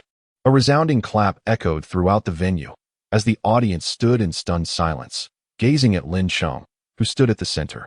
While the team leader was yet again denied, my understanding of basketball was utterly shattered today. Who could have anticipated that a guard could so effectively contain a center? Let it be known, as Lin Cheng commenced his defense against the Greek Freak, he remained scoreless, while Lin Cheng tallied 11 points, 4 blocks, 1 rebound, and 1 steal. Lin Cheng's defensive prowess against the Greek Freak proved to be remarkably effective. Despite possessing greater strength, height, and weight, the latter was severely restricted, challenging the perceptions of all observers. Many tactical research teams, in the aftermath of this game, endeavored to study the defense of guards against centers, only to discover its impracticality. It appeared that only Lin Cheng, this anomaly, could achieve such a feat. This is merely a prelude. The Greek Freak, once again thwarted, began to question his life choices. While the entire Bucks team was left utterly bewildered, an out-of-bounds error led to a successful steal, and LeBron, with remarkable synergy, advanced the ball to the frontcourt. Then proactively set a screen, handing the ball to Lin Cheng. Brother, it's time for your first 50 points. Detractors often accuse LeBron of being ostentatious, interacting with Celtics fans and assisting a fallen server, claiming he is merely showy. If a person can maintain such a facade for a lifetime, does the pretense truly matter? LeBron, meticulously tracking Lin Cheng's scoring, sought opportunities for him even as Lin Cheng began to tire, his small gestures radiating warmth. Lin Cheng lived up to expectations, raising his hand to release the ball before the divine figure of me could encroach upon him. Swish. The basketball resonated as it gracefully found its way through the net. 114-99. The Lin Cheng team achieved a score of 50 points, with less than a minute remaining in the match. The outcome was already determined, and both sides ceased their offensive efforts, allowing the clock to run down. As the referee's whistle pierced the air, signaling the conclusion of the game, the score settled at 114-99. The Lakers triumphed over their formidable rivals, the Bucks, by a margin of 15 points. Having accomplished their mission, they would receive a mysterious reward, which would be dispensed upon the completion of the system's designated weekly training regimen. Lin Chung felt a strong urge to curse. What kind of mysterious game was this system playing? He had prepared himself thoroughly, yet was told to wait a week for the ceremony. Was this some kind of joke? Giannis directly made his way to the players' tunnel, brushing aside fans who sought to high-five him, allowing the world to witness his character. Budenholzer approached Vogel, and I was intrigued by the question, how did you come to the decision to have Lin Chung defend Giannis? Because I truly believe he can accomplish it. How pretentious. The god of basketball signaled to LeBron before heading towards Lin Chung, expressing, your three-point shooting is the most accurate I've ever seen. I eagerly anticipate our next encounter. I too am looking forward to it. The god of basketball scored 31 points throughout the game, displaying an impressive performance, yet sadly hampered by Giannis, his underperforming teammate. May I exchange jerseys with you? Of course. Lin Chung, through his unparalleled performance, garnered the respect of the esteemed Mi Shun. Years later, it was rumored that someone offered $5 million for Mi Shun's iconic number 88 jersey, a testament to the significance of the shirt worn during his first game, scoring 50 points. Members of the Bucks approached Lin Chung to extend their greetings, and once they departed, journalist Tina made her way to him. As a reporter for the Lakers, she sought to interview him. As post-game interviews are often reserved for the team's stars, though exceptional performances can earn a player the same privilege. Congratulations on your victory and on scoring 50 points. How do you feel at this moment? She inquired. Tina, possessing the tall stature typical of Western women, had an admirable physique and captivating golden locks, her voice resonating with a magnetic charm. Being interviewed by such a stunning journalist certainly lifted his spirits. I long to find a place to rest, yet my mind refuses to grant me that solace. Scoring 50 points is a thrilling milestone, he replied. Tina pressed on. What enabled you to shoot so accurately from beyond the arc? Daily practice is essential, though a touch of talent certainly helps, he answered. The Lakers face several formidable opponents on their upcoming road trip. Do you have confidence in securing victories? The outcome of a game is influenced by numerous factors. I intend to prepare thoroughly and strive to make every shot count to aid my team in achieving victory, Lin Chung stated. Understanding his fatigue, Tina refrained from further questioning. Thank you for the interview. I wish you the best in maintaining your high standards and accumulating even more points. Thank you, he replied. After Lin Chung concluded the interview and prepared to depart, a staff member approached him with a hint of apology, saying, I'm sorry, Lin. There is a reporter who wishes to interview you from your country's television station, so I must seek your consent. Since the Mori incident, mainstream media from Huahua has ceased to send reporters, and those that can make it are likely from smaller outlets. If it were other players, they would surely be reluctant to continue with interviews, as the intense matches leave one exceedingly fatigued. Surely, a refreshing bath and rest would be far more appealing. Lin Chung, however, still agreed, for encountering fellow compatriots in a foreign land is indeed a delightful experience. Chapter 45. Hello, my name is Su Mo. Life, at times, resembles the act of unboxing a mystery box, uncertain whether it conceals a surprise or a fright. Lin Chung stared blankly at the familiar smile on the female reporter's face. His mind momentarily blank, his mouth agape, unsure of what to say. Hello, I am Su Mo, a reporter from Tsinghua Sports. We are currently live. May I pose a few questions on behalf of the online viewers? Oh, of course, he replied, aware of the live broadcast and wisely refraining from formalities. Su Mo's smile grew even more radiant. Firstly, congratulations on scoring 50 points and winning the match. Thank you. The viewers are curious. After wandering through the NBA for 2 years, what kept you going? Passion, I suppose. The audience is also intrigued about your personal life, aside from basketball. What do you do during your time in America? Actually, I spend most of my time training. Occasionally, I listen to music or watch movies to unwind. Do you watch alone? Or do you have company? In the Tsinghua Sports live stream, countless fans erupted in excitement. Who is this female reporter today? I need her entire background within 10 minutes. Doesn't it feel like reporter Su Mo is a bit peculiar? Her questions are quite personal, almost as if she's a jealous girlfriend. Brother Chung seems off. He must know the female reporter. That is absurd. Brother Chung, like myself, is merely a lecherous man, drawn to the beauty of the female reporter. Get lost. It's obvious that Brother Chung knows her. In a luxurious villa in the magical city, a middle-aged couple watched the live broadcast, the man's expression darkening. Such a young girl, always causing a ruckus. Our daughter pursuing her own happiness is hardly a ruckus. It must be that scoundrel Lin Cheng who has led Mo astray. I must have a word with Lin Zhenghong. The irate man picked up the phone, while the woman smirked, an amused smile crossing her face as she fixated on the live stream, increasingly satisfied with what she saw. At the post-match press conference, Lin Cheng was reluctant to participate, yet he emerged as the most outstanding player for the Lakers in that match. Vogel intended to convey a gesture of goodwill, and thus he showed him respect. Congratulations on breaking the NBA record for three-pointers in a single game. How do you feel at this moment? Lin, what is the secret behind your remarkable accuracy in three-point shooting? With an astonishing shooting percentage of 16 out of 26 attempts, totaling 50 points. What do you have to say? The reporters clamored to thrust their microphones forward, each vying to ask questions. Lin Cheng felt somewhat dazed. On the court, his sole focus had been on scoring, never considering that he might break a record. Neither Tina nor Sue Mo, the reporters traveling with the team, had mentioned it, and he was unaware that he had achieved such a feat. As his mind cleared, he offered a few courteous remarks. The reporters continued to press for more.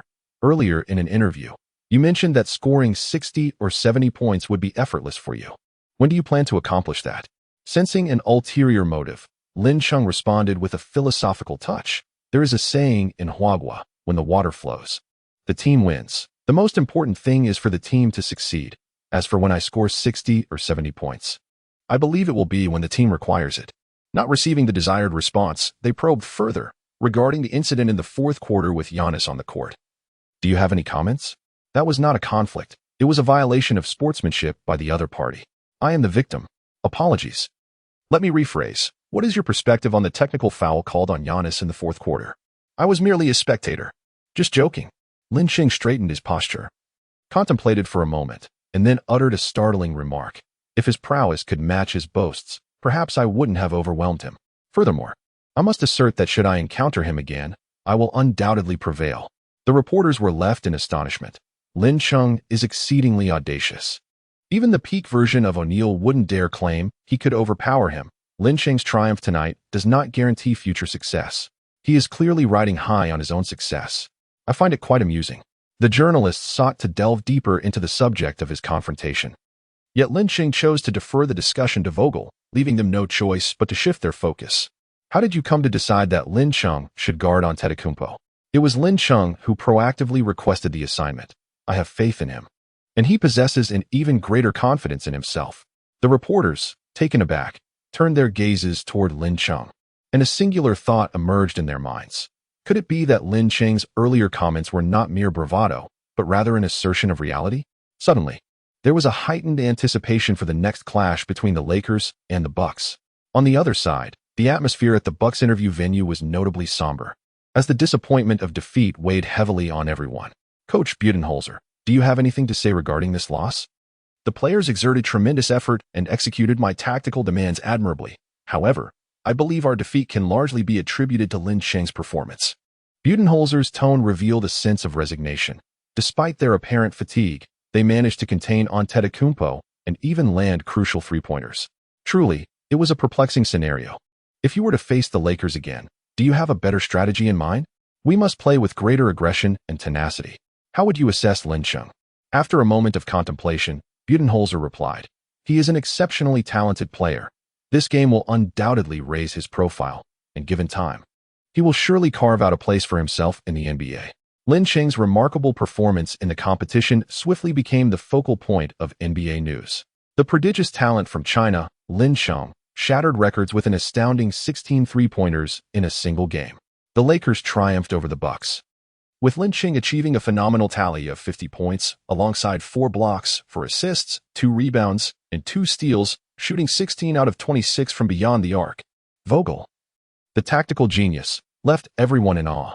In a shocking turn of events, Giannis was humiliated by Lin Cheng, leading to an unexpected reaction towards the fans.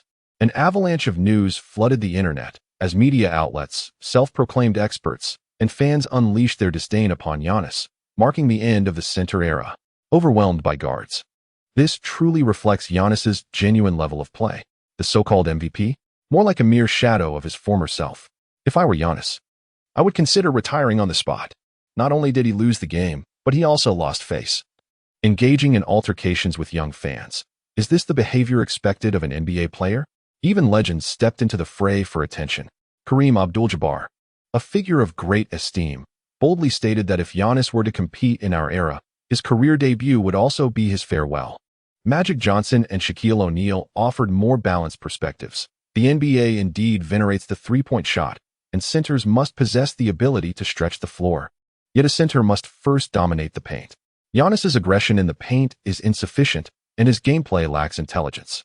Despite Lin Cheng's height, strength, and wingspan being inferior to Giannis's, he effectively limits his opponent through rhythm and timing, while Giannis's offensive repertoire lacks diversity. Former players critiquing Giannis holds merit, and even current players voice their opinions. Lillard remarked on the game's ugliness and its poor defense. Blowing praises, it was asserted that this is Giannis's true capability. Zion chimed in, saying, "Hey buddy, I'll help you get revenge." An increasing number of voices on social media emerged, some casually commenting, others seeking their moment in the spotlight. Regardless of their motivations, Lin Chung has once again risen to fame. The Greek freak, who is his counterpart, has seen the online comments and, naturally, is infuriated, causing havoc in his household. Chapter 46. Commercial value outside the arena. Near the Lakers bus, Lin Chung is requesting leave from Vogel while his teammates peer out of the windows. Not observing Lin Chung, but rather Sue-Mo Lin, "We will be waiting for you at the airport. You have 3 hours to spare. There is a fine hotel around the corner." Coach Long and McGee exchanged knowing glances, sharing an understanding that only men comprehend. Lin Chung, however, chose to disregard them, greeting his other teammates before boarding the bus. "When did you arrive in America?" 2 years, 1 month, and 21 days ago. Lin Chung gazed at Sue-Mo, who was driving, his expression a tapestry of complex emotions. "I promise to always support you in pursuing your basketball dreams, and I shall accompany you." A brief silence enveloped them, the atmosphere in the vehicle growing somewhat peculiar, until Lin Chung broke it. "Why haven't you reached out to me?" "Because you lack financial resources." If another woman had said this, it would imply that without money, she should not expect to pursue anything with her. However, Sue-Mo's statement carried a multitude of implications. "Now that I possess a little wealth, I have made my appearance." Neither felt the need for further explanations. They understood each other perfectly. "Then be my girlfriend. Although there remains a gap between your noble lifestyle and ours, I believe we can manage. Dream on." Sue-Mo responded with a smile, despite her rejection. "If you wish for me to be your girlfriend, you must achieve a score of 70. They arrived at a modest CAF where Lin Chung, donning a cap, went unrecognized, while Sue-Mo attracted the attention of other diners. The Luo Shun Fu contains a beautiful description. Her figure, delicate yet full, is perfectly proportioned. Her shoulders are finely sculpted, her waist as graceful as a willow. Her neck elegantly elongated, her radiant complexion unveiled, her beauty unadorned, her hair arranged in a lofty style, her brows gracefully arched, her lips a vivid red, her teeth pearly white, her bright eyes captivating, and her dimples charming. Sue-Mo, tall and fair-skinned, had dimples that appeared when she smiled. While not quite the stuff of legends, she certainly embodied a beauty that could make the moon shy. Clad in professional attire, she exuded an aura of sophistication. "I wonder if there are any brave souls seeking your number," Lin Chung teased. "Do you hope for that, or do you not?" He reminisced about their university days when a persistent male admirer, after 3 warnings, had ended up in the hospital for over 10 days. Sue-Mo rolled her eyes. Having trained in martial arts with Lin Chung since childhood, she had him wary of her temper. "In truth, you are more alluring than I. If you were to remove your cap, I assure you, you would be besieged." "Not that dramatic," he replied. "Give it a try." After their meal, they needed to rush to the airport. It was best not to linger. The Lakers were set to face the Pelicans, led by Zion, later that evening. And Sue-Mo would soon be flying to Orleans herself. As the saying goes, good fortune often arrives in pairs. Lin Chung felt an immense sense of joy upon encountering Sue-Mo. As for whether the presence of a woman would affect his swiftness in drawing his sword, that remained uncertain. On the afternoon following the conclusion of the match, Lin Chung received a phone call from his agent, Bill Duffy. "Lin, first and foremost, congratulations on breaking the single-game three-point record and scoring 50 points. Thank you. I'll keep it brief. I have something of great importance to discuss. This morning, I received numerous offers for commercial endorsements, the majority from sports brands. Bill, I suggest you get to the point, as I have a lunch date with my girlfriend." "Oh my goodness," Bill Duffy exclaimed. "You actually have a girlfriend? Is it strange for a normal man to have a girlfriend?" "As your agent, I must advise you to exercise moderation. Otherwise, it may affect your performance on the court, particularly since your stamina is not exceptional. After their friendly banter, Bill Duffy finally addressed the matter at hand.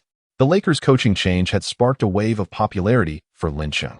Yesterday, he achieved a remarkable feat with 16 three-pointers and a total of 50 points in a single game, prompting many brands to recognize Lin Chung's future potential. Most wish to secure a long-term contract while Lin Chung is still on the rise, leading to various offers for Bill, including two globally renowned brands, Hook and Three Stripes. Adidas has currently presented an offer of 4 years for $21 million, while Nike has proposed 3 years for $18 million, both of which are rather modest. If you intend to sign a contract, I recommend choosing Nike, as they are the NBA's apparel sponsor. Adidas is not an option. I will never collaborate with them. The cotton incident has yet to unfold, and Lin Chung is cautious, preferring to avoid any dealings with them. What level of contract is Nike offering? I mean, which tier of NBA players does it correspond to? At most, it can be classified as a starter level. The NBA players can generally be categorized into superstars, all-stars, starters, role players, and benchwarmers. Before LeBron James and Kevin Durant entered the NBA, Nike had already offered contracts of $90 million and $60 million, respectively. Thus, their current offer is rather low. Suddenly, he recalled the incident involving Yao Ming years ago, when Nike proposed a renewal contract of $1.6 million over 4 years. An utterly insulting offer. Ultimately, after Nike's headquarters reprimanded the negotiating team, they presented a staggering contract of $120 million over 7 years. Yao Ming declined and signed with Reebok for $50 million over 7 years, which was less than half of Nike's contract amount. Are there any other brands? The domestic brands in Huagua have made even lower offers. For now, we shall not consider local brands. Lin Chung ardently yearns to collaborate with a domestic brand. However, the domestic brands disappoint with their shoddy craftsmanship, which pales in comparison to the quality of Nike and Adidas. Some may undoubtedly argue that domestic brands cannot compete with their foreign counterparts, lamenting the tendency to idolize foreign goods. Lin Chung merely wishes to express. Only those who wear them truly understand. The most crucial point is that domestic brands have had unpleasant experiences with him. 2 years ago, when he intended to enter the NBA, his father did not support him. Often, he could not afford basketball shoes, and domestic brands seized the opportunity to offer lower prices, seeking to sign him for a pittance. They would rather allocate $2 million annually to endorse an NBA bench player than offer Lin Chung a mere 500,000 yuan for an endorsement. Despite his soaring popularity, Lin Chung harbored no fondness for them. Thus, he had no desire to sign. Bill concurred with his decision. For the choice of a sporting brand would inevitably determine one's future commercial worth. I would also advise against making a hasty selection at this juncture. If you could participate in a few more splendid matches and perhaps even attain accolades akin to Player of the Week, your contract would undoubtedly be doubled. Therefore, it would be prudent to wait a while longer. The current commercial value of Lin Chung is rather modest, making it improbable for him to secure substantial contracts. Nevertheless, he remains optimistic about delivering more remarkable performances. However, Bill Duffy suggested 2 brands unrelated to sports. The Chinese mobile brand Huawei and the automobile brand Haval have also extended an attractive offer of $7 million annually. While endorsements from sports brands could significantly influence his future, associations with non-sport-related brands are of little consequence. Lin Chung suddenly realized that the recommendations for Nike and Adidas made by Bill Duffy were merely a prelude. Indeed, he was nothing short of a cunning old fox. Chapter 47. Battling the Pelicans. Pre-game tension in Huagua. The news of Lin Chung scoring 50 points has stirred a tempest of public opinion across the nation after a day of reverberation. Social media platforms such as Weibo, Tencent, Sina, Sohu, and Hupu are ablaze with reports about Lin Chung, who has set an NBA record with 16 three-pointers in a single game, marking the highest score ever achieved by a Chinese athlete in the league. A proud moment for the Asian community, with consecutive blocks against Giannis. One might ponder the psychological impact on the latter. It was indeed Lin Chung's night, a moment that catapulted him to fame. Following Yao Ming, another star has emerged from China in the NBA. Countless articles have appeared like snowflakes, igniting a fervor for Lin Chung on the internet. Renowned commentator Zhang Weiping promptly took to Weibo to declare Lin Chung as a beacon of hope, asserting that he will become the most successful basketball player from China. His achievements destined to eclipse those of Yao Ming, Yang Yi, One of Lin's earliest supporters, remained optimistic about him even during challenging times. Witnessing history unfold and the birth of a great superstar, an experience that brings immense joy to us basketball enthusiasts as we behold the rise of Chinese basketball. Naturally, dissenters exist. Wang Jingyu has been critical of Lin Cheng, questioning whether one outstanding game qualifies him as a superstar capable of reviving the Chinese men's basketball team. I find it hard to agree. Lin Cheng is merely an average rotational player. Meanwhile, fans are ecstatic, propelling Lin Cheng's popularity to unprecedented heights. Lin Cheng, a second-round draft pick in the NBA, remains an unfamiliar name to many, yet he has undeniably made a significant impact within the basketball community, transcending boundaries. During a live stream, a prominent gaming host expressed his exhilaration upon mentioning Lin Cheng. "My brother Cheng is simply incredible. 16 three-pointers. Truly remarkable." Jalen commented on social media. "Oh, quite impressive." A certain business magnate remarked, "Watching Lin Cheng play is reminiscent of my youthful days, a nostalgic return to passion." Curiosity sparked among netizens as they pondered the identity of this revered figure, affectionately dubbed Brother Cheng, who had captivated the attention of numerous influencers, musicians, and entrepreneurs. As a testament to his rising fame, Lin Cheng topped the real-time search engine rankings. Who is Lin Cheng? One user questioned. "My friend Qian Qian is releasing a single tomorrow. Surely this is a ploy to boost her trending search," another chimed in. "Qian Qian is the most charming.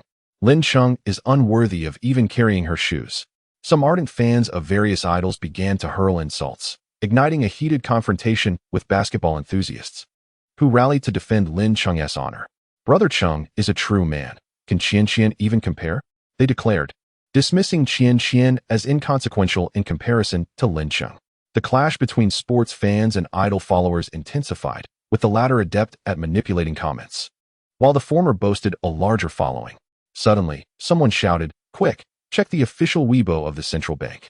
Both camps momentarily ceased hostilities and flocked to the official account, congratulating Lin Cheng on breaking records by scoring 50 points in a single game, urging him to continue his remarkable journey.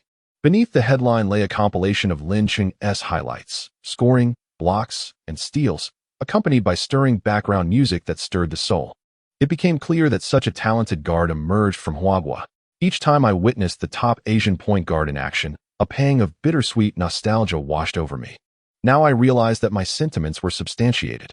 The official promotion of Lin Cheng served to establish his significance, elevating him as a beacon of national pride, and silencing his most fervent detractors. Platforms like Tushio and Douyin burgeoned with videos featuring Lin Cheng, resulting in an influx of traffic and marking his true breakout moment. Of course, one could not overlook the presence of naysayers. In an interview, Lin Cheng boldly declared his intent to surpass Giannis Antetokounmpo in future matches, exuding confidence. "Just because I played well in one game doesn't mean I'm arrogant," he asserted, regardless of whether the commentary was complimentary or critical. Any short video concerning Lin Cheng became an instant sensation. Wang Lele promptly released a highlight reel of Lin Cheng, garnering over 5 million views within a single day, translating into substantial earnings from just one video. As the excitement continued to swell, Wang Lele reclined in his chair, already envisioning how he would win over his goddess once his wealth increased. Amidst the revelry in Huaxia, the match between the Lakers and the Pelicans commenced. On the day of the game, the Lakers arrived at the New Orleans Arena via bus, their spirits buoyed by a previous victory. The players entered the locker room with laughter and camaraderie. Rondo, seated next to Lin Cheng, perused the news on his phone. "Hey Lin, you're quite the sensation right now." In the past, short contracts hindered his ability to play, resulting in a lack of attention. This season marks Lin Cheng's true debut, where he astoundingly scored 39 points in just 8 minutes, blocked Giannis in a fit of fury, sank 16 three-pointers, and amassed a staggering 50 points, igniting widespread discussion comparable to all-star fervor. Rondo handed his phone to Lin Cheng, pointing to the contents. "Take a look at what Zion said." Following the conclusion of the Lakers-Bucks game, many criticized Giannis, while Zion also took to social media to comment, "Hey, buddy, I'll help you get your revenge." Though the remark bore a humorous tone, just an hour prior, Zion posted again, "I can't wait to show Lin Cheng what true interior play is. Basketball is a man-ass sport. I hope you won't be crying for your mother." Zion's direct mention carried an air of provocation. Ding! A challenge from Zion was received, and after successfully defending against the opposing player 3 times, Lin Cheng earned 5 experience cards. During the pre-game interview, a reporter inquired, "Lin, Zion has called you out on social media. Are you aware of this?" Lin replied nonchalantly, "I'm not in the habit of paying attention to unknown players." A collective gasp echoed through the room. This response was audacious, yet I find it appealing. An eager reporter recounted Zion's words, to which Lin shrugged and said, "You can tell Zion that in the first 3 possessions of the game, I will take him on one-on-one, like a man." Lin, are you planning to defend against Zion during the game? Absolutely. I hope he won't be crying for his mother. Even before the game commenced, the tension was palpable, and reporters were keen to explore this topic further. At the Pelicans interview site, the exhilarated journalists were on the verge of ecstasy. "Zion, Lin Cheng wants us to relay a message.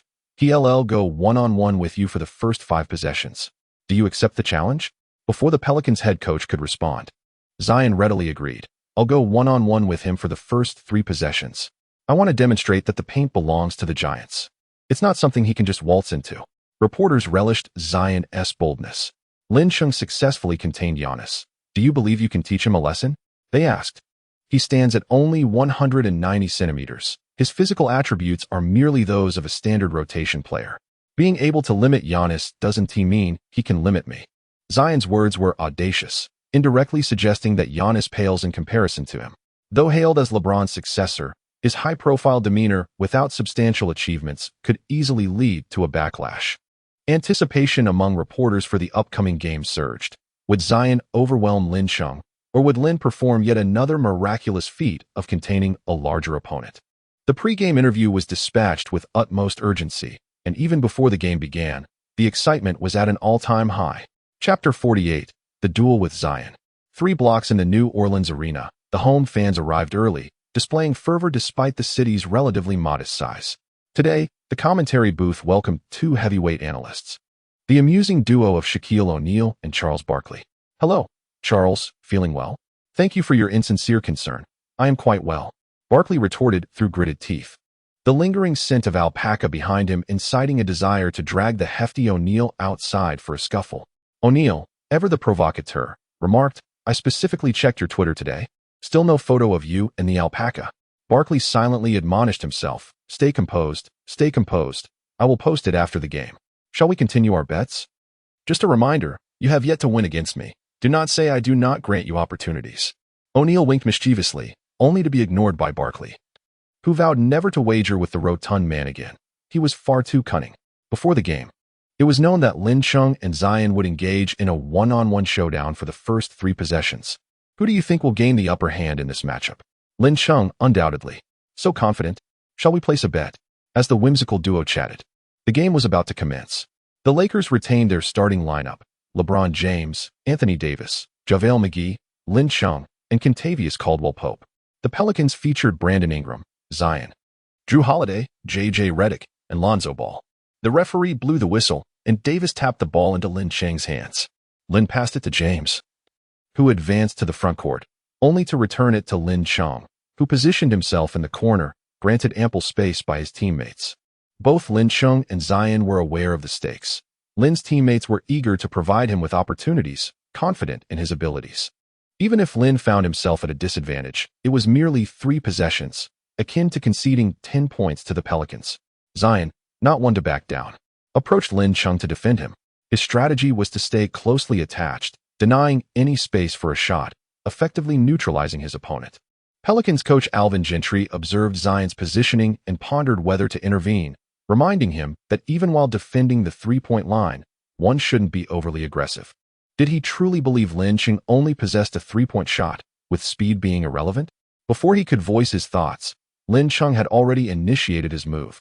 In the realm of martial prowess, speed reigned supreme. With no flashy dribbling, he relied solely on his swiftness, as Lonzo and Ingram rushed in, caught unprepared to provide support. Lin Cheng opted for a sudden stop jump shot rather than driving to the basket, confidently securing 2 points. While he took command of the offense, the defense remained rather passive. Lin Cheng's successful one-on-one play does not guarantee victory in this contest, as the effectiveness of the defense must also be considered. Should both sides engage in a mutual offensive exchange, the most they could achieve would be a stalemate, with the outcome ultimately hinging on defensive prowess. As Lonzo Ball maneuvered the ball up the court, he exhibited goodwill by passing to Zion in the low post, thereby positioning him for a higher probability attack in his favored zone. However, Zion did not appreciate this gesture and insisted, "Give me the ball." Lonzo then passed to Zion beyond the three-point line, after which Zion took control and surged toward the paint, planning to retaliate with a soaring dunk. Lin Chung relies on speed, while he employs sheer strength. The only way to halt him is through an anticipatory steal or a confrontational clash at the very last moment. It is evident that Zion possesses great intelligence. However, Lin Chung has a third option. Closely shadowing Zion's every move, he leaps, and Lin Chung mirrors his ascent, activating Uncle Moo's hot pot skill. Skill countdown, 2 minutes and 59 seconds. Lin Chung delivered a resounding slap, sending the ball soaring out of bounds, successfully completing his defensive task against Zion. 13. As Zion landed, he was left in utter disbelief, exclaiming, "Impossible. Absolutely impossible."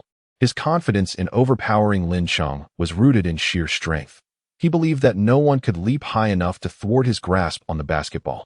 Lin Chung casually remarked, "Nothing is impossible. You have witnessed it with your own eyes."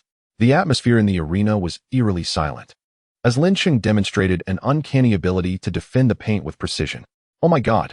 Shaquille O'Neal, in a fit of excitement, leaped to his feet, astonished by the spectacular block Lin Chung delivered right at the start of the game. "I have a premonition that he will surpass 5 blocks today." Charles Barkley, equally amazed, commented, "Zion possesses tremendous strength, yet Lin Chung was able to contest his shot with both hands. How powerful must he be?" Other commentators watching the match echoed their astonishment. Lin Chung's shot-blocking prowess was undoubtedly not a mere stroke of luck. His willingness to defend against Zion was a testament to his genuine skill and capability. The tension was palpable, leaving one to wonder what Zion would face in the subsequent plays. Zion was baffled by the blocks he had suffered. Realizing that advancing from the perimeter was ineffective, he resolved to employ Lonzo Ball's strategy. Positioning himself adeptly, he managed to seal Lin Chung off. Signaling for Ball to lob the ball in, Zion elevated, preparing to score, but at that very moment, Lin Chung sprang into action like a leopard. With a resounding slap, he thwarted Zion's attempt, sending the ball soaring out of bounds and crashing into the first row of spectators. "Oh my God!" The home crowd erupted in astonishment. Witnessing 2 consecutive blocks, it was nothing short of miraculous. Zion's expression darkened, contorted with fury. "You may be impressive, but there will be consequences for this." "Is that all?" Lin Chung's expression was one of disdain, igniting the flames within Zion's heart. "You shall beg for mercy, weeping as you await my wrath. Bring it on." The Pelicans once again inbounds the ball, but with less than 10 seconds remaining on the 24-second clock, time is of the essence for Zion. He positions himself at the edge of the paint, receiving the ball before turning his back to the basket and driving inward. In the arena, Zion was determined to advance towards the basket, soaring high as if to claim the rim itself, believing that he could not be thwarted this time. With each dribble, he used his formidable physique to push back, and Lin Chung opted for a more strategic approach. Soon, Zion found himself beneath the hoop, poised to execute a dunk. What could possibly stand in my way now? The home crowd erupted in excitement, anticipating that Zion would finally strike back with an emphatic slam over Lin Chung. Barkley swiftly exchanged thoughts with O'Neal. It can only be said that Zion played with remarkable intelligence, even if Lin Chung were to exhibit extraordinary prowess. He could not impede Zion's impending dunk. "I beg to differ. Shall we wager on it?" "Away with you." On the court, Zion's eyes widened, veins bulging with intensity, exclaiming, "Let me make you pay."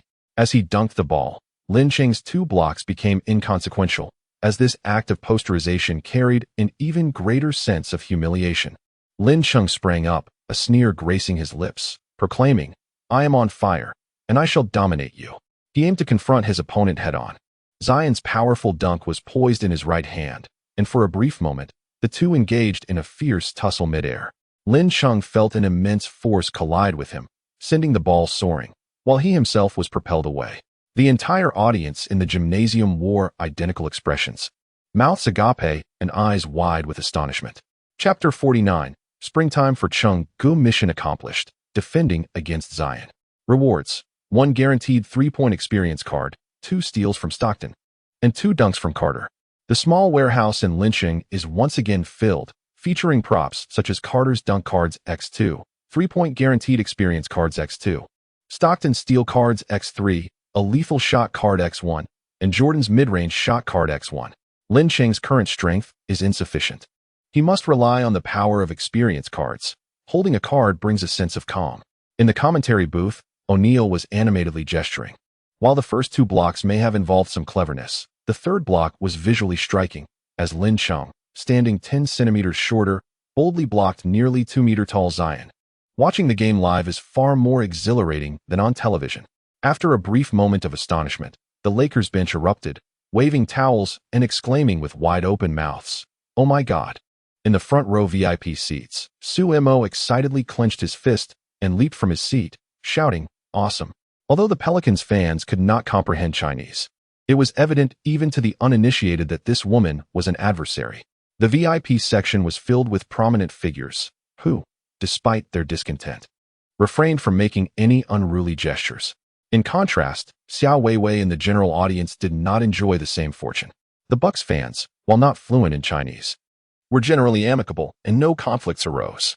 Among the Pelicans fans, there was a Chinese individual who happened to be a Lin Cheng detractor. As Xiao Weiwei cheered for Lin Cheng, he translated for the other Pelicans fans, provoking a stir among the female supporters.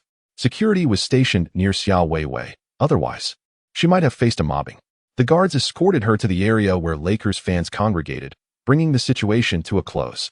The events in the stands did not disrupt the match. Zion faced consecutive blocks, and the offensive 24-second shot clock expired, prompting coach Alvin Gentry to call a timeout. Following this, Lonzo Ball took on the defensive role against Lin Cheng. The NBA permits heroic confrontations, yet the game cannot devolve into endless one-on-ones. Especially with Zion at a disadvantage, he must return to the game. Despite Zion's displeasure, he could not confront his coach. As the game resumed, LeBron James dribbled past half court for the Lakers, while Lin Cheng maneuvered to shake off Ball, receiving the ball and shooting. The basketball soared through a high arc, swishing through the net. In the Pelicans offense, a simple pick and roll allowed Ingram to sink a mid-range jumper. The Lakers primarily aimed to practice, as Vogel had devised offensive strategies for Lin Cheng. The Pelicans' defense was already lackluster, rendering their efforts inconsequential. Both teams engaged in a delightful exchange of offensive plays, showcasing an exhilarating back and forth. Lin Cheng entered his individual scoring mode, and with the cooperation of his teammates, he effortlessly sank three-pointers from the corners, the top of the arc, off the catch, and with sudden stop-jump shots. The basketball seemed to be equipped with a targeting scope, flawlessly plunging into the hoop. As the Pelicans continued to play, they found themselves trailing by 14 points at the conclusion of the first quarter. In a remarkable display, Lin Cheng scored 32 points in a single quarter, achieving an astonishing 10 out of 15 from beyond the arc and flawlessly converting his lone mid-range attempt. Such scoring prowess is nothing short of terrifying, given time. He could dominate the entire league. It is noteworthy that Lin accomplished this feat in a mere 9 minutes. Had it been me, I would have played the entirety of the first quarter to break the record. On the Lakers bench, even LeBron felt a tinge of regret as Klay Thompson's single-quarter record stands at 37 points, just a mere 5 points away, an attainable milestone. Opportunities will surely arise, but the intensity of play could hinder his ability to assist the team in the future. When Vogel sought input, Lin opted for a standard rotation rest, prioritizing the team's victory over personal accolades, recognizing that his role is pivotal for the Lakers. It is imperative not to falter in critical moments. The Pelicans sit at the bottom of the Western Conference, their capabilities ranking them among the weakest in the league, unable to compare with the Clippers or Rockets. However, upsets are not uncommon in the NBA. As the second quarter commenced, the Lakers bench, under the guidance of Coach Long, ignited a 10-2 run, nearly relegating the game to garbage time. With the starters reintroduced, Zion and Ingram executed a combination of inside and outside play, narrowing the deficit. Vogel brought Lin and KCP back onto the court, understanding that the synergy of rotations is crucial for success. The Lakers' two primary offensive weapons, Lin's stamina limits his court time, while LeBron, with his advancing age, must conserve energy for the playoffs. The combination of Coach Long, Howard, King, Lin, and KCP reflects Vogel's evolution from Howard's time with the Magic, creating a dynamic lineup. With Lin orchestrating the offense, supported by the sharpshooting of KCP and King, and Howard serving as the defensive anchor, the team is well equipped on both ends of the court. Lin Cheng did not hold back. launching into the game with a series of resounding three-pointers that compelled the Pelicans to call a timeout. His three-point shooting prowess is nothing short of extraordinary, positioning him to potentially become the greatest shooter in NBA history. The foremost admirer, the legendary Shaquille O'Neal, lavished praise upon him, leaving even Charles Barkley feeling somewhat abashed. Perhaps the title of greatest is a tad exaggerated. Lin Cheng's efficiency from beyond the arc is exceptionally high, and while his own skill undoubtedly plays a significant role, I believe the Pelicans' lack of defensive intensity also contributes to this outcome. There is indeed a correlation, yet Lin Cheng remains the most formidable three-point shooter. As the timeout concluded, Vogel reintroduced LeBron James, Anthony Davis, and JaVale McGee, significantly ramping up both defensive and offensive intensity. Davis and KCP executed a double-team on Lonzo Ball, who, in a moment of panic, attempted to pass to Ingram. Lin Cheng appeared in the passing lane and executed a successful steal. With the basketball in hand, Lin Cheng surged down the court with lightning speed, leaving the entire Pelicans squad trailing, merely spectators to his brilliance. Swish. A fast break three-pointer. The signature skill of Lin Cheng. Goodness. Another fast break three-pointer. Absolutely stunning. Overwhelmed with excitement, Lin Cheng boldly directed a heart gesture towards the VIP seats where Su Mo was seated. Was Lin Cheng signaling love to the audience? According to the Pythagorean theorem, the direction of his heart gesture was aimed at Luna. A lack of visual acuity would lead one to believe it was Morinka. The two VIP spectators were familiar faces among Pelicans fans, a renowned singer from New Orleans and the daughter of a prominent local businessman. The DJ, seemingly captivated by Lin Cheng's prowess, couldn't resist joining the fray. Lin of the East. Do boldly declare, are you a fan of Luna or a suitor of Morinka? Hushed whispers echoed through the crowd as they reveled in the excitement, watching the game while indulging in gossip. Some even mused that if LeBron could transport his talent to Miami, then Lin Cheng could surely bring his affection to the Pelicans. A connection between Zion and Lin Cheng? The imagery was too enchanting to behold. Domestic fans proved far more discerning than their foreign counterparts. Recognizing Su Mo as the beautiful reporter who interviewed Lin Cheng in the previous match, and even uncovering the origins of Cheng Mo Sports, I would wager a packet of spicy strips that Brother Cheng and Su Mo are involved. I'll add 2 packets of crispy noodles. Having been away on business and missing the games, I firmly believe that Brother Cheng, a straight shooter, would never engage in a romantic pairing. I refuse to believe it. To enlighten the uninformed upstairs, Cheng Mo Sports was established around the same time Brother Cheng ventured to America. The owner is Su Mo, with the company name ingeniously formed from their names. Cheng Mo Sports has consistently followed Brother Cheng's news, remaining steadfast even when he was abandoned domestically. Oh, how I wish for Brother Cheng's moment to shine. Humanity's insatiable curiosity often finds gossip more captivating than basketball. Chapter 50, a dunk over Zion. 60 points by the third quarter. At the game, the DJ set the rhythm, leaving Lin Cheng speechless. Anyone with normal vision could see the connection between him and Su Mo. Just look at Su Mo's flushed cheeks. Oh, it seems the two beside her are also slightly blushing. Could it be that his valiant image has captured the heart of an unsuspecting maiden? The game continued, with the Lakers clearly demonstrating superior strength over the Pelicans. After sinking his 6th three-pointer of the quarter, Lin Cheng was substituted, and the Kaiser took the floor. By halftime, the Lakers led by 30 points. Just as everyone believed the game had entered garbage time, the Pelicans erupted in the third quarter. Against the Lakers bench lineup, they unleashed a surge of 15-4, forcing Vogel to reintroduce his starters, yet the Pelicans seemed unstoppable. Their outside shooting was on fire. Every shot found its mark. Zion, dominating the paint, executed a thunderous dunk over Davis, reigniting the fervor of the fans in attendance. Perhaps seeking to reclaim his pride, he couldn't help but flaunt. This is how basketball should be played. Shooting threes is the choice of the week. Ding. Task issued. Execute 2 dunks over Zion. And in return, receive a random permanent skill as a reward. Lin Cheng's face was etched with frustration. Could it be that the system bore a grudge against Zion? Choosing to single him out for reprimand? Was an enduring enmity being forged? How delightful. The permanent skill afforded a temporary enhancement to both offensive and defensive prowess. Truly a divine artifact. For him, the task was akin to utilizing 2 dunk experience cards. Unbeknownst to Zion, an awkward predicament awaited him. As he returned to the backcourt with his teammates, they trailed by 13 points, and only by fortifying their defense could they hope for a comeback. LeBron, dribbling the ball into the frontcourt, refrained from initiating an immediate offensive assault. Instead, he orchestrated his teammates' positioning.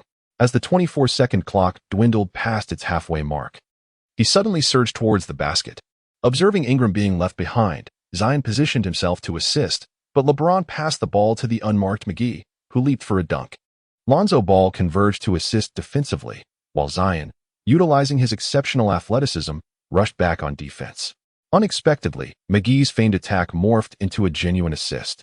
Lonzo was drawn into the paint, leaving Lin Chung wide open. He confidently delivered the ball, poised for a three-point shot.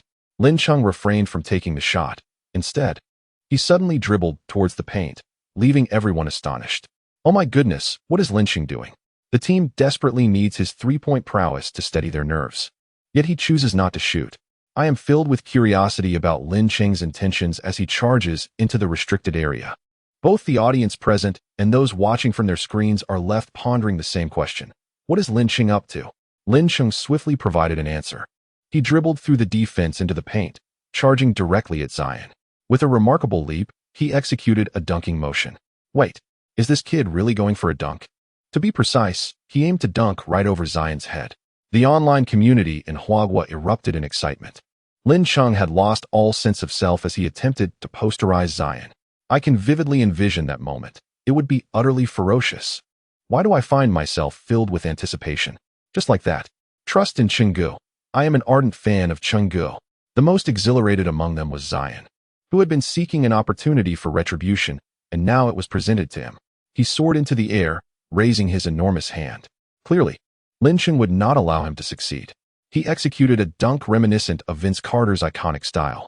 Lin Chung bent gracefully in midair, his form resembling a taut bow, soaring towards Zion's head, akin to a sovereign descending with an indomitable aura of authority.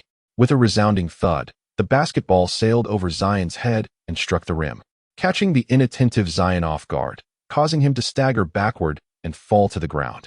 In an instant, the arena fell silent, followed by a roar.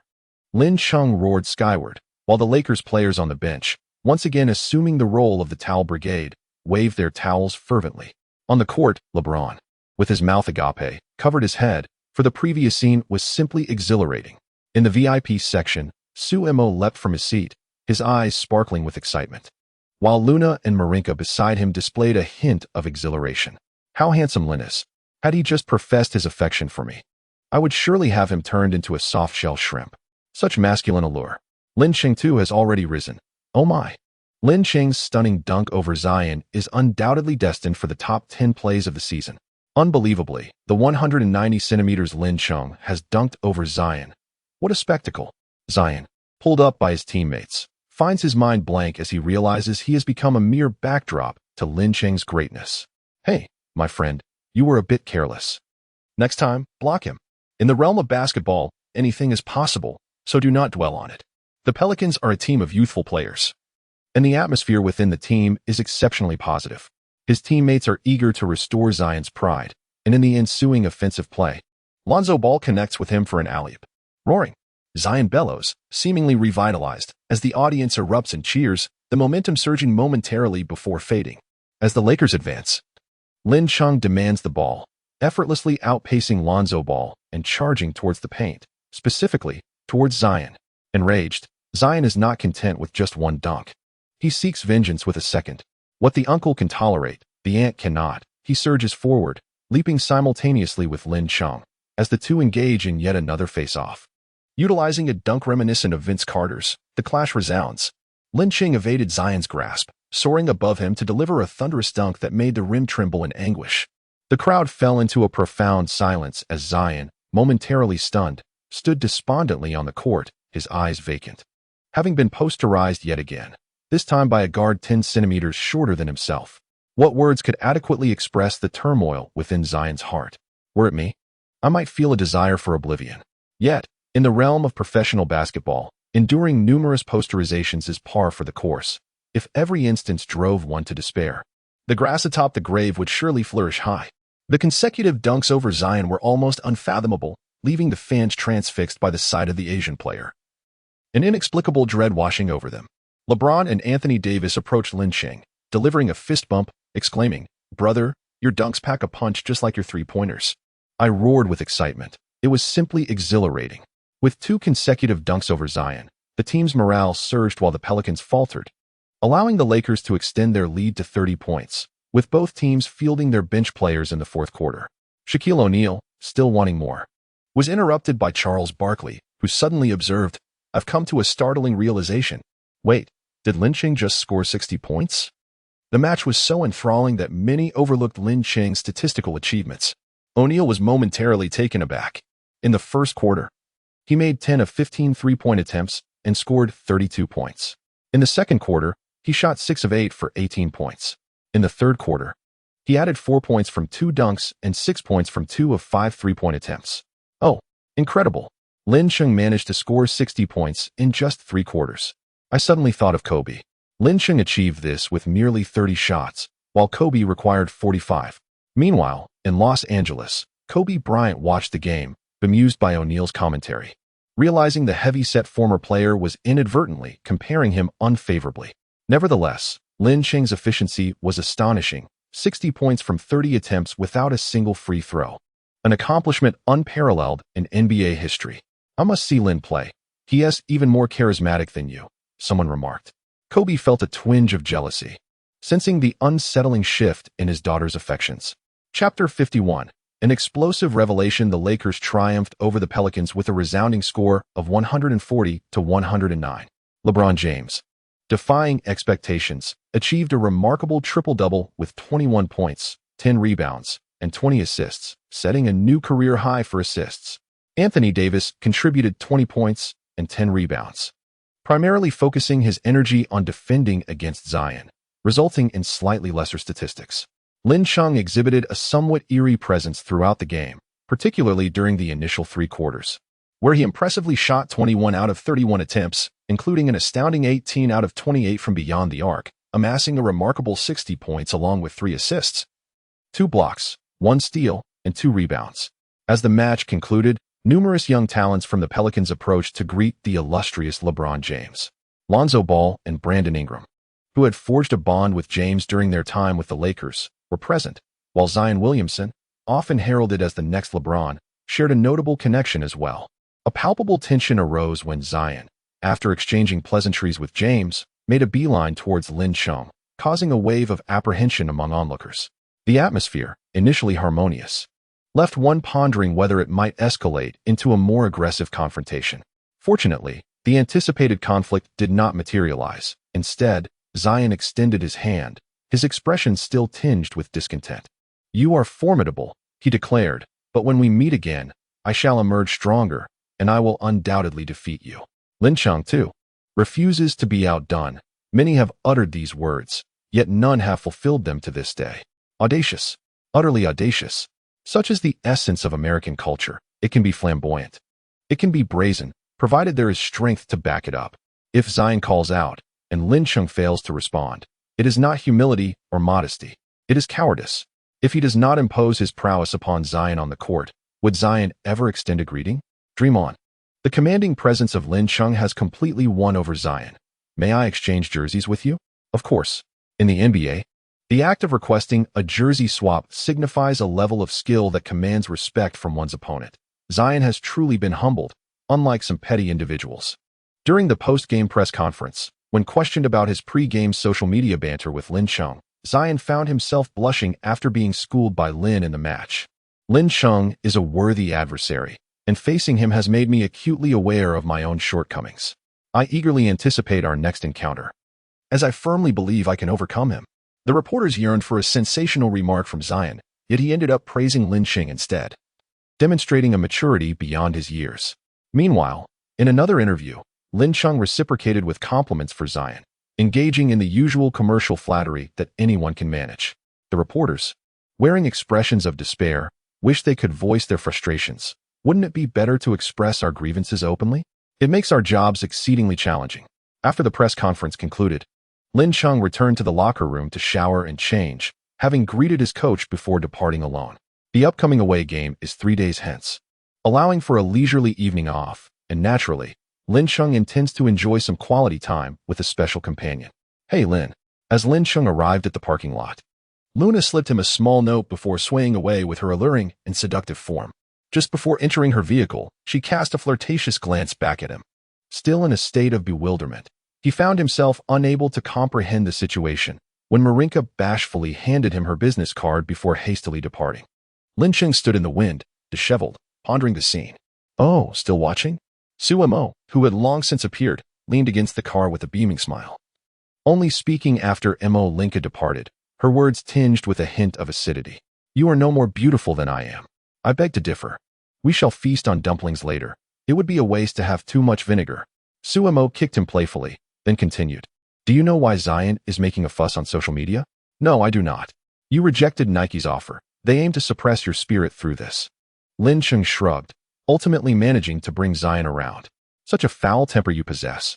The national team incident has stirred up quite a commotion, and my father is willing to intervene on your behalf to communicate with the higher-ups, yet you remain obstinate." Lin Cheng embraced Su Mo and playfully bid her. "The United States is quite different from our homeland. They pursue profit and revere the strong. As long as I deliver an outstanding performance, I can assure you they'll be clamoring for you to sign me. How about a wager? If I lose, you marry me. If I win, I shall marry you." The couple departed the parking lot, engrossed in their affection, oblivious to the man in the corner who was capturing the moment with fervent enthusiasm. The fervor surrounding Lin Cheng's astonishing 50-point performance has yet to dissipate, and now news of his remarkable 60-point game has once again ascended to the pinnacle of trending topics. At this very moment, only two words resonate within me: New Zealand dollar. Brother Cheng is truly defying the heavens. The short video platforms are inundated with clips of Lin Cheng, his towering block against Zion, his electrifying dunk over Zion. Anything associated with Lin Cheng witnesses a meteoric rise in viewership. Astonishment ensues. Lin Cheng has allegedly committed such an act towards a female. Curious netizens click in, only to discover a clip from Lin Cheng's kindergarten days, wherein he is seen braiding a girl's hair. Is this a reflection of moral decay or a distortion of humanity? The evidence against Lin Cheng is indeed compelling. Curiosity often leads one to be deceived, yet the thrill remains irresistible. Netizens soon find themselves viewing an endearing photograph of a 1-year-old Lin Cheng, clad in split-crotch pants, grinning innocently with his bare bottom exposed. Lin Cheng's parents were both amused and bewildered upon seeing the myriad of photos circulating online. Utterly perplexed by how these images came to be disseminated, a renowned impersonator released a new video featuring Lin Cheng's remarkable dunk over Zion, causing the viewership to soar dramatically. Wang Lele, who had been burning the midnight oil watching the game, swiftly edited and released the video, and due to its timely debut, it astonishingly secured the third position in the sports segment for video views. Progressing closer to his idol, fans reveled in jubilation, and Lin Cheng joined in the celebration, albeit in his own unique manner, finding boundless joy. North American Sports News, New Orleans Division. The remarkable performance of Lin Cheng, coupled with the inherent qualities of the Chinese people, promises to yield substantial benefits. As soon as the competition concluded, Professor Tony received orders from the leadership to commence writing immediately, with a mandate to disseminate the news within an hour. Who says that working overtime is exclusive to the West? Only those who lack ambition. The telephone on the desk rang sharply. "Who is it?" "This is Ethan. Don't bother me unless it's urgent. Last time, you nearly got me fired. Hey, I've got some explosive news about Lin Cheng." Professor Tony's interest was piqued instantly. Lin Cheng had become the key to wealth, and securing exclusive coverage could translate into a significant bonus. Lin Cheng remained blissfully unaware that he was being watched. After engaging in a discussion about human biological genetics with Su Mo, he nestled into the embrace of beauty and succumbed to a deep slumber. With no days off, he was compelled to train daily. Failure to do so would forfeit his chance at mysterious rewards. As he drifted into the realm of dreams, not far from the hotel, a reluctant 24-hour convenience store housed a clandestine meeting between teacher Tony and Ethan. "Is the money ready? I need to see the goods first. If they lack value, you shall not receive payment," teacher Tony asserted. Having collaborated with Tony on numerous occasions, Ethan harbored no fears of deceit. He produced the payment and displayed 2 videos. "What do you think? Is this information worth it?" "Indeed," teacher Tony exclaimed, excitedly handing an envelope to Ethan, swiftly pocketing the payment. He was on the brink of fortune. Ethan watched Tony's departing figure, a slight smirk gracing his lips as he muttered to himself, "Fool. He then picked up his phone to arrange a meeting with another individual. Chapter 52. Weekly Best? Lin Cheng or Paul? Lin Cheng remained oblivious to the brewing public discourse surrounding him. The following morning, he rose punctually and jogged to the designated training facility to commence his regimen for the day. The systematic training comprised daily exercises and phase training. Daily training entailed a mandatory completion of aerobic exercises, endurance training, core strength workouts, shooting drills, and more, all to be accomplished within 2 hours. Phase training focused on enhancing specific skills, such as improving shooting accuracy, which involved an additional 800 shots beyond the routine drills, typically lasting from a week to half a month, with rewards upon completion. After setting up the automatic shooting machine, Lin Cheng began his shooting practice. Hitting 300 three-pointers daily was a trivial task for him, boasting a 50 shooting percentage in games and a remarkable 90 accuracy from open positions. Upon finishing the tower session, Lin Cheng had successfully completed all his daily training objectives. The endurance training was recorded at 37 completion, and he received training rewards of 2 in physical fitness, alongside the unlocking of a mysterious reward. Given that yesterday's match had not been particularly strenuous, the training felt relatively easy for Lin Cheng. However, he could hardly fathom how he would cope with back-to-back games. Before the system was implemented, Lin Cheng believed he was diligent enough. But the introduction of the system revealed that his previous efforts were akin to child's play. Although training was arduous, he found enjoyment in the process. His natural talent paled in comparison to that of many NBA players, necessitating a reliance on hard work to bridge the gap. Previously, diligence did not always yield rewards. But now, effort within the system guaranteed results. What reason did he have to refrain from giving his all? Having completed the first set of training around 8:30, the security guard at the training facility escorted Su Mo inside. Lin Cheng set down the dumbbells as Su Mo handed him a towel. The nutritious meals I prepare adhere strictly to the athlete's standard dietary regimen, she informed him. In truth, it need not be so stringent. A normal diet suffices. While an athlete's nutrition requires careful management, exceptions do arise, such as when Coach Yao enjoys a Sprite during game breaks, yet still claims the championship. In Lin Cheng's system, rigorous training is paramount, yet there is no necessity to obsess over dietary perfection. In the ensuing week, the Lakers triumphed in all 3 matches, decisively overcoming their adversaries. The inadequacy of his teammates resulted in a significant reduction in Lin Cheng's playing time, averaging around 20 minutes. Nevertheless, he achieved remarkable scores of 36, 40, and 44 points, complemented by blocks, steals, and assists, showcasing an impressive array of statistics. With a 5-game winning streak on the road, the Lakers' record improved to 7 wins and 3 losses, positioning them second in the Western Conference, just behind their upcoming home rival, the Houston Rockets. The entire Lakers squad diligently prepared for retribution. ESPN announced the candidates for the NBA's Player of the Week for the 3rd week, marking Lin Cheng's inaugural nomination. In the previous week against the Bucks and Pelicans, he scored 50 and 60 points respectively. Regrettably, in a prior match against the Grizzlies, Lin Cheng played only 3 minutes, and the Lakers suffered a loss. Had it not been for this, his explosive scoring performances and exceptional visibility would have surely warranted an earlier nomination. Nonetheless, in the 3rd week, the Lakers maintained their perfect record, with Lin Cheng averaging 40 points, 4 assists, 4 rebounds, 4 blocks, and 3 steals, exhibiting a comprehensive skill set and excellence on both ends of the court. The entire Lakers team believed Lin Cheng was destined to be named Player of the Week for the first time. However, online discourse revealed a stark polarization. Biased critics or mere detractors contended that the Lakers' 3 opponents were all weak teams, suggesting that the matches entered garbage time early, casting doubt on the legitimacy of the statistics and their intrinsic value. The fans of Lin Cheng shall not acquiesce. A weak team? Pray, show me a weak team that averages 40 points per game. The NBA's Player of the Week is determined by team performance and individual statistics. When did the strength of opponents become a criterion? If Lin Cheng is merely a stat patter, then the entirety of the NBA is filled with such players. Have you ever encountered a stat patter whose average playing time does not exceed 20 minutes? The logic of detractors is always peculiar.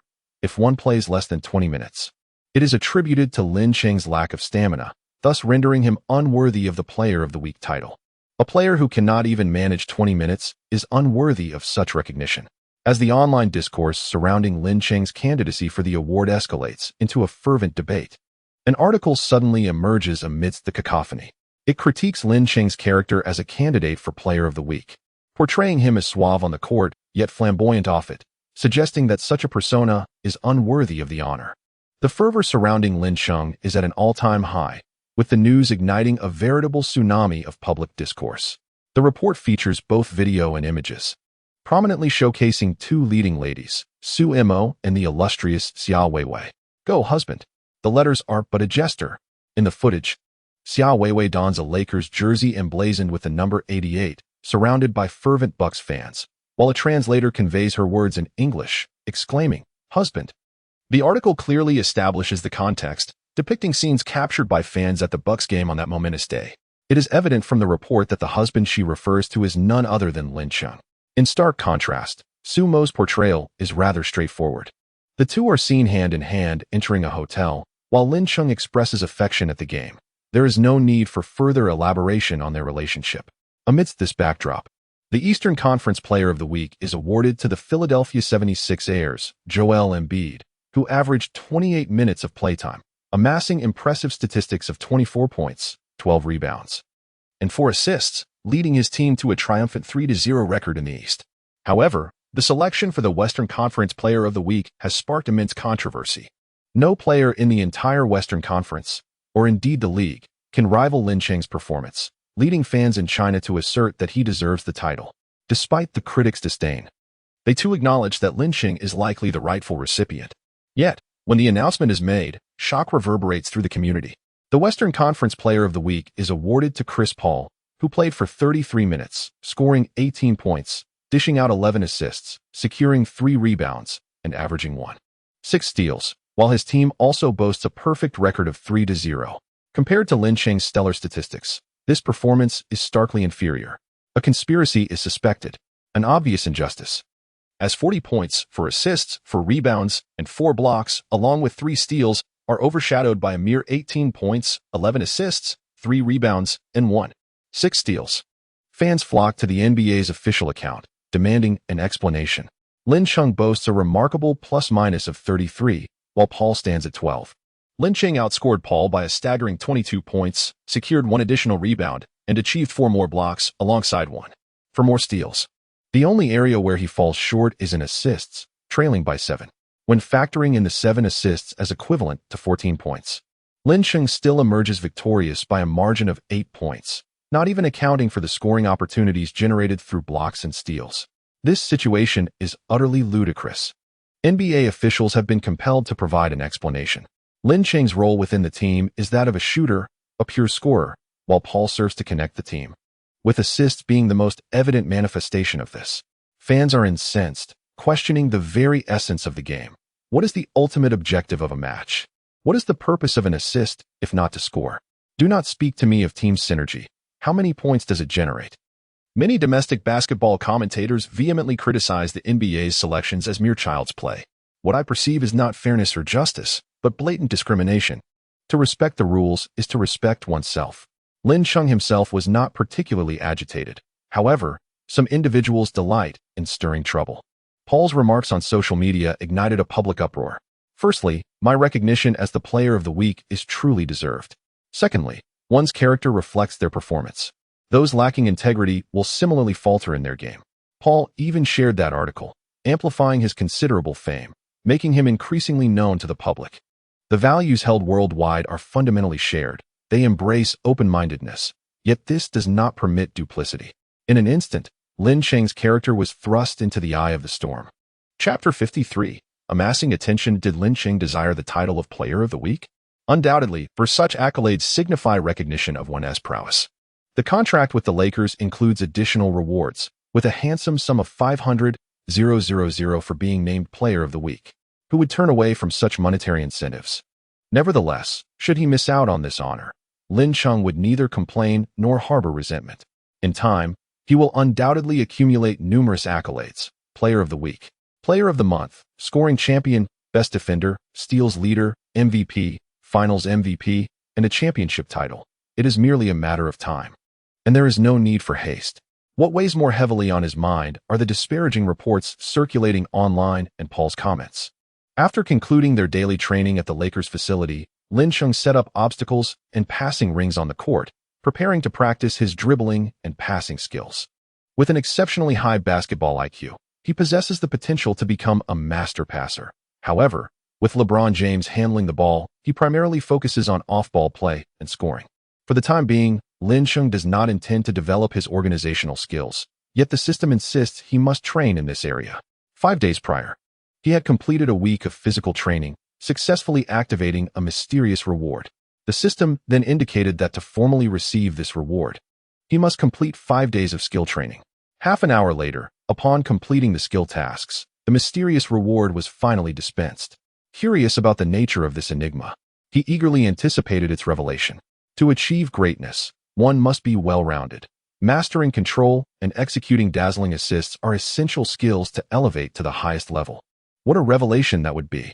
Lin Chung was taken aback, receiving not one but 2 permanent skills, both of the highest caliber. System.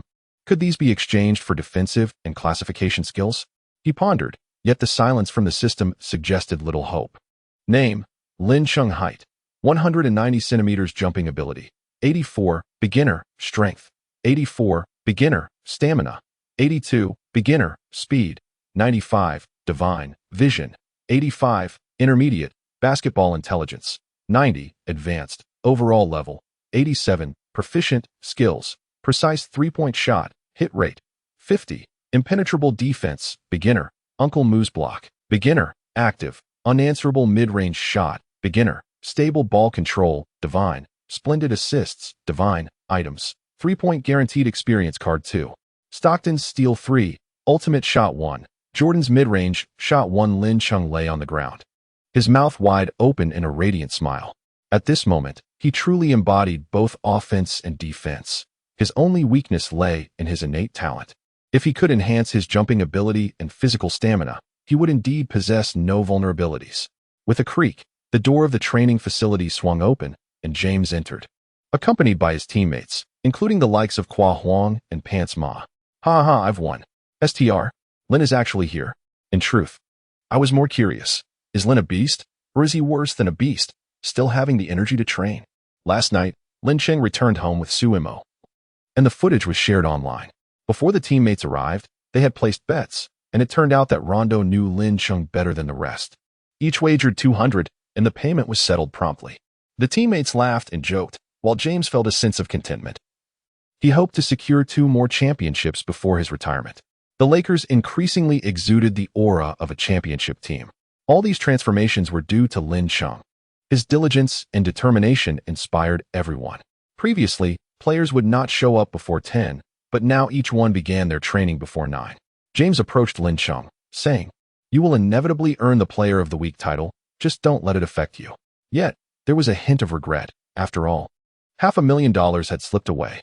Amused, James continued, knowing Lin Chung was unfazed. "The Player of the Week title was originally yours, but regarding your 2 wives, the officials are quite concerned, so you must handle this matter well. Otherwise, it may have repercussions later on." I received some news. The individual who provided the video is a Chinese named Ethan. He played the North American sports media, simultaneously sharing the footage with several outlets, and has since disappeared. It is quite troublesome not being able to locate the source of the video. Lin Chung possesses the means to substantiate his lack of association with Xia Weiwei, and he could pursue legal action against the media. However, confronting the media directly is far from prudent. The most judicious course of action would be to sue the individual who provided the video, yet that person has vanished, complicating matters significantly. In New Orleans, Tony, the instructor, left the company with a grim countenance. The most valuable news is that which is exclusive. He had invested $20,000 in a scoop that he had yet to disseminate, and now the entire world is aware of it. His collaborations with Ethan have been numerous, yet he never anticipated Ethan would exhibit such audacity. The leadership berates him incessantly, exacerbating Tony's agitation. "Damn you, Ethan. If I find you, your end will be most unpleasant." Many in New Orleans are seeking Ethan, having offered exclusive payments in accordance with the established rules. Yet, Ethan chose to sell the information to others, resulting in financial loss and a tarnished reputation. Unfortunately, they are destined to fail in their search. Ethan had fled to Los Angeles that very night, no longer present in New Orleans. "Fools, take your time searching. I shall begin to relish life." The aimless Ethan profits from the sale of news, lacking connections or influence, with the information he provides being of little worth, merely managing to scrape by. He is a detractor of Lin Chung, driven by jealousy. By a twist of fate, he obtained the video of Xiao Weiwei at the Pelicans vs. Lakers game. And the individual inciting fans to confront Xiao Weiwei was none other than him. Initially, he had other intentions, but upon witnessing Lin Chung sharing a moment with Su Mo, he altered his plan, deciding instead to execute a grand scheme. He succeeded, arriving in the opulent Los Angeles with over $100,000, dreaming of a splendid new life. The reputation of Lin Chung has been tarnished, yet it is not he who is most infuriated, but rather Bill Duffy. Just a day after Lin Chung scored 60 points, Nike, Adidas, and Reebok presented new offers, 10 times the original amounts. Bill Duffy is confident that if Lin Chung were to be named Player of the Week, he could negotiate a contract of astronomical value, along with the possibility of securing a greater share of sneaker profits. Alas, fate had other plans, and such unfortunate events led to his losses amounting to millions. Moreover, it does not end there. Currently, the largest market for Lin Chung is Huagua.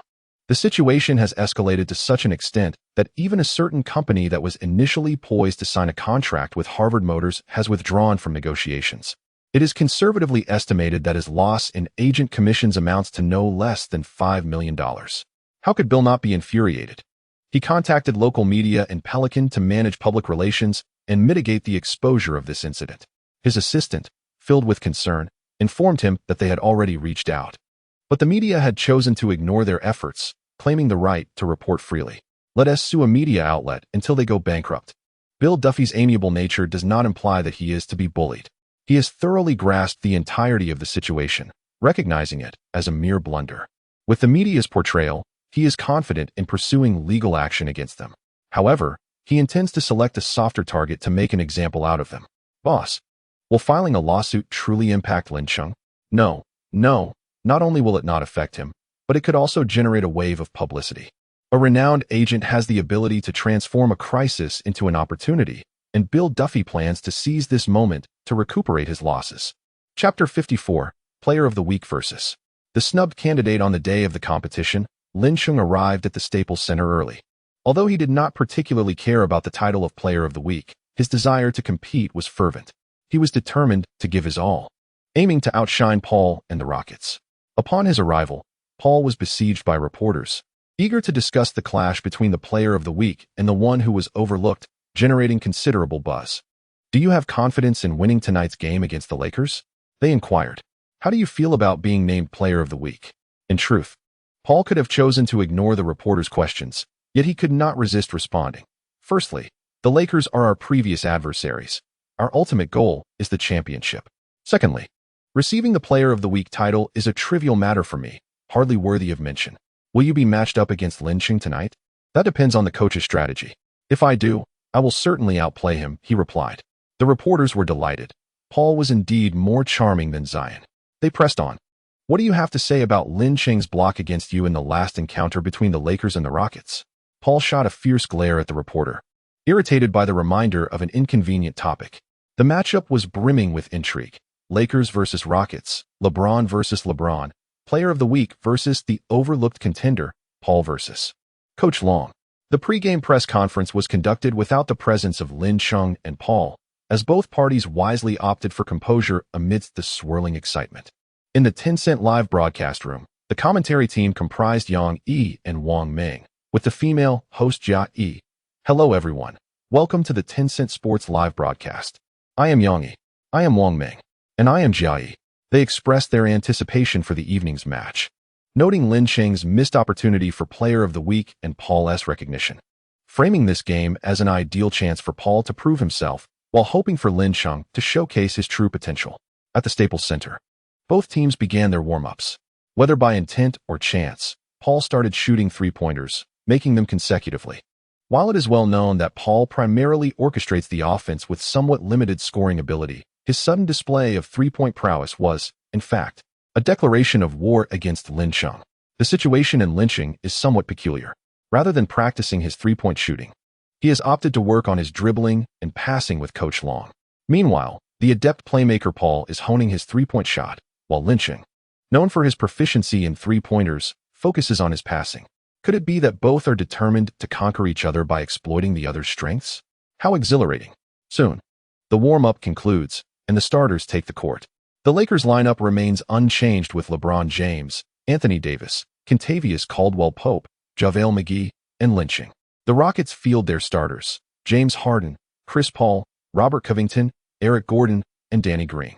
Unlike their previous encounter, the Rockets' starting five remains intact, while McGee and Lynching have replaced Howard and Coach Long for the Lakers, enhancing their offensive potential.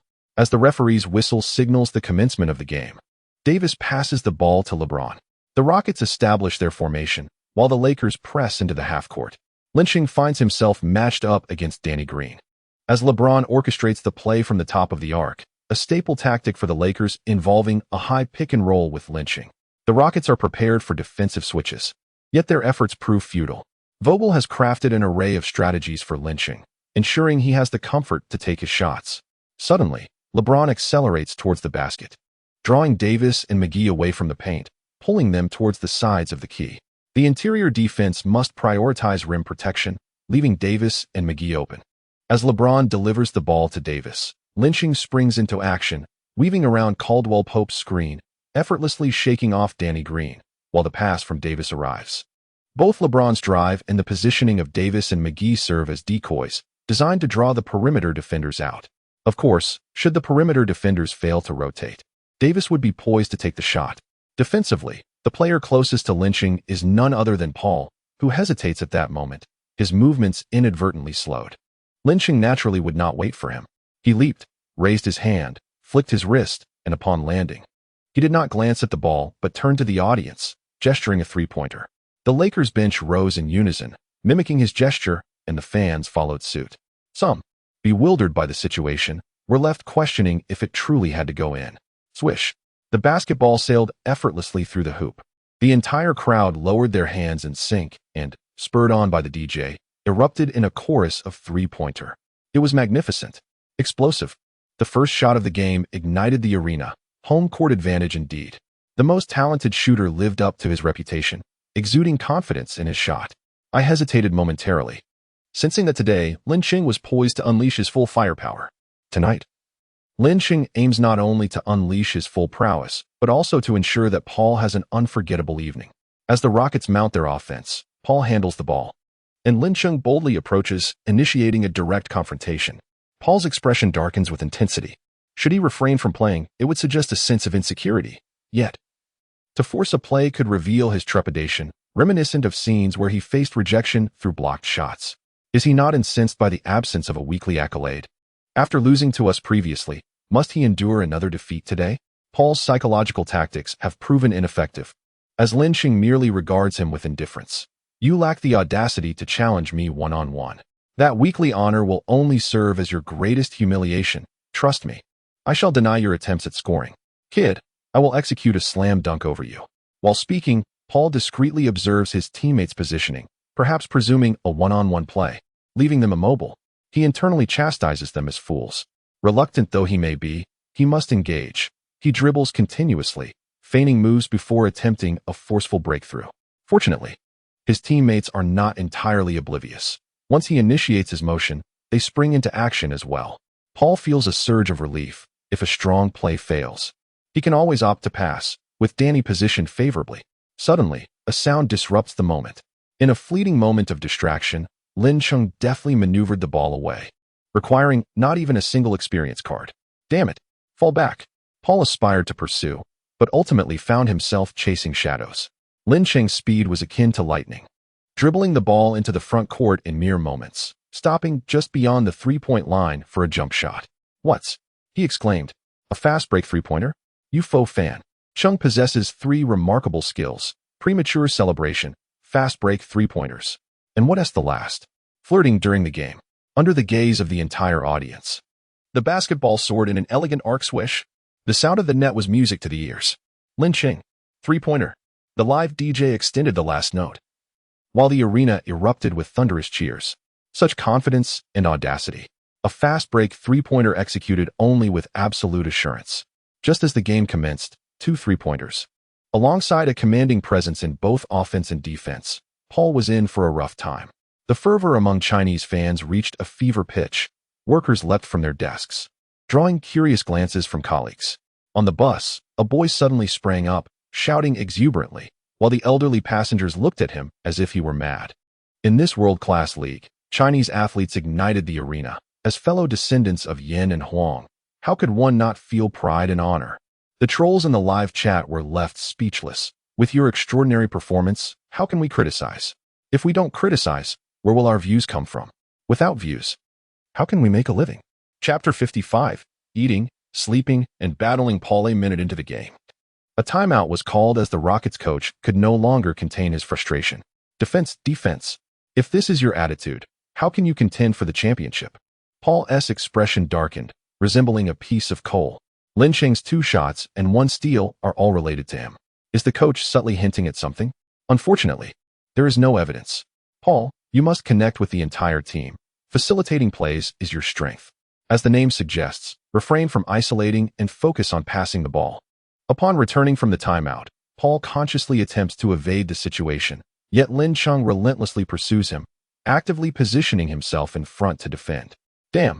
Recalling the earlier steal, Paul feels quite unsettled. Lin Cheng's speed had escalated since their last encounter. Who could possibly elevate their performance to such an extent in merely a few days? Paul found it hard to believe. In this world of relentless competition, no explanations were necessary. Paul attempted to alter his rhythm repeatedly in a bid to shake off Lin Cheng. Yet Lin Cheng clung on like a stubborn adhesive, refusing to be discarded. Thus, Paul had no choice but to pass the ball to Harden. Ignoring Pop's defense, Harden executed a step-back three-pointer, swish. At this critical juncture, it was indeed Harden who responded with his signature three-point shot. Lin Cheng, unwilling to be outdone, received the ball at the top of the arc with a screen from James. He then exploited a mismatch created by Pop's pick to focus on Paul. The other Lakers players, displaying remarkable synergy, positioned themselves near the corners to create space for Lin Cheng. To the casual observer, it would be hard to believe that Lin Cheng was merely an average middle-class player. Indeed, his style of play was indicative of a star player. And it is important to note that the leader of this team is none other than James. Standing at the corner with hands on his hips, James emanated excitement, mirroring the expression of an eager spectator, inexplicably envious of Lin Cheng. The trust placed in Lin Cheng by the team's leader, as he was handed the ball to go one-on-one while James observed, was monumental. Paul, unable to afford to slack off, closely guarded Lin Cheng, feeling anxious despite his bravado. He attempted to rattle Lin Cheng with taunts. Aren't you fond of shooting threes? Bring it on. If I can shut down your three-point game, you will be rendered ineffective. Lin Cheng's lips curled into a smile as he pondered the best approach to challenge Paul one-on-one. With his remarkable speed and exceptional ball handling skills, he could effortlessly evade the defense to sink a three-pointer or drive in for a mid-range shot. His unguardable jump shot was far from mere decoration. Alternatively, he could opt for a pull-up jumper right over Paul's head, inflicting minimal damage yet delivering a strong sense of humiliation. An abundance of choices can sometimes be a source of torment. As Lin Cheng lowered his center of gravity and suddenly accelerated, he deftly utilized his speed and ball control to evade his opponent, leaving Paul momentarily bewildered. Although the Rockets lacked a towering center, Lin Cheng opted for his trademark maneuver, executing a sudden stop-and-pop jump shot at the edge of the paint. Swish! The ball sailed through the net with precision. A thunderous roar erupted from the Staples Center.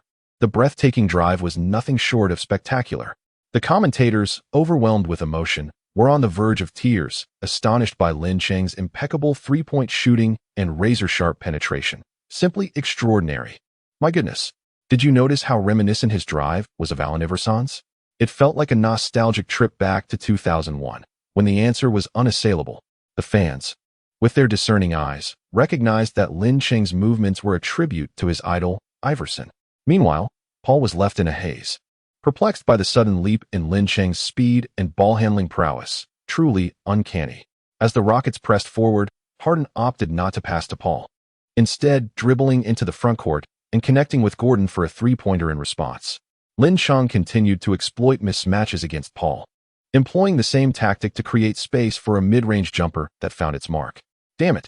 Paul was infuriated, utterly unable to defend against Lin Cheng, whose release was astoundingly swift, leaving no opportunity for the Rockets to provide help defense. The ensuing contest evolved into a showcase of individual prowess. As Harden forced a three-pointer that missed the mark, Davis controlled the boards, and James advanced the ball to the frontcourt, passing it to Lin Chung, who reverted to his familiar strategy of seeking out Paul. This time, Paul dared not closely contest, taking a step back to thwart Lin Cheng's drive.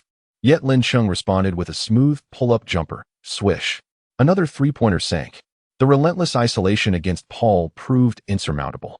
The Rockets head coach raised his hand, contemplating a timeout, but ultimately refrained. It was absurd to call 2 timeouts with only 3 minutes elapsed in the first quarter. Soon, he would pay for his indecision. Paul was rendered ineffective, stifled by Lin Chung, and unable to orchestrate the offense. Harden attempted to resolve matters himself, but his rhythm eluded him, the ball clanging off the rim as the Lakers seized control of the rebounds. James adeptly played the role of facilitator, dribbling to the front court before dishing the ball to Lin Chung. KCP, demonstrating keen awareness, guided his defender Paul toward Lin Chung, creating yet another isolation as he led Danny Green to the baseline. The refrain of eat, sleep, beat Paul became the dominant theme of the match. Accelerate, bypass so effortlessly. Paul, seething with indignation, could not tolerate the humiliation. He seized Lin Chung by the shoulder, yanking him to the ground. Hush! The referee's whistle pierced the air, signaling a foul against Paul. It was evident that Paul was extremely agitated, his actions exaggerated, and he risked a flagrant foul. Once an MVP-caliber player, being repeatedly exploited in isolation would undoubtedly evoke strong emotions. He was the linchpin of the Rockets' offensive strategy and needed to recalibrate swiftly. Ultimately, it was a matter of pride.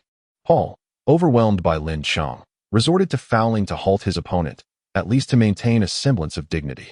The referee opted not to call a flagrant foul, deeming it a standard infraction. The cumulative fouls had not reached a penalty threshold, and Lin Chung had not attempted a shot. The Lakers retained possession for an inbounds play.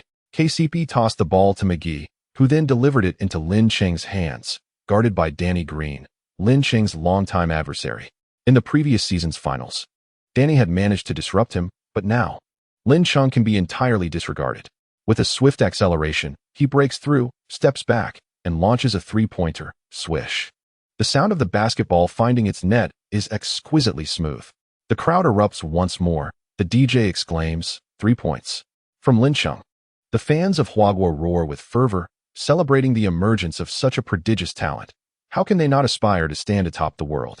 Brother Cheng's three-pointers glide through the air with the elegance of fine chocolate.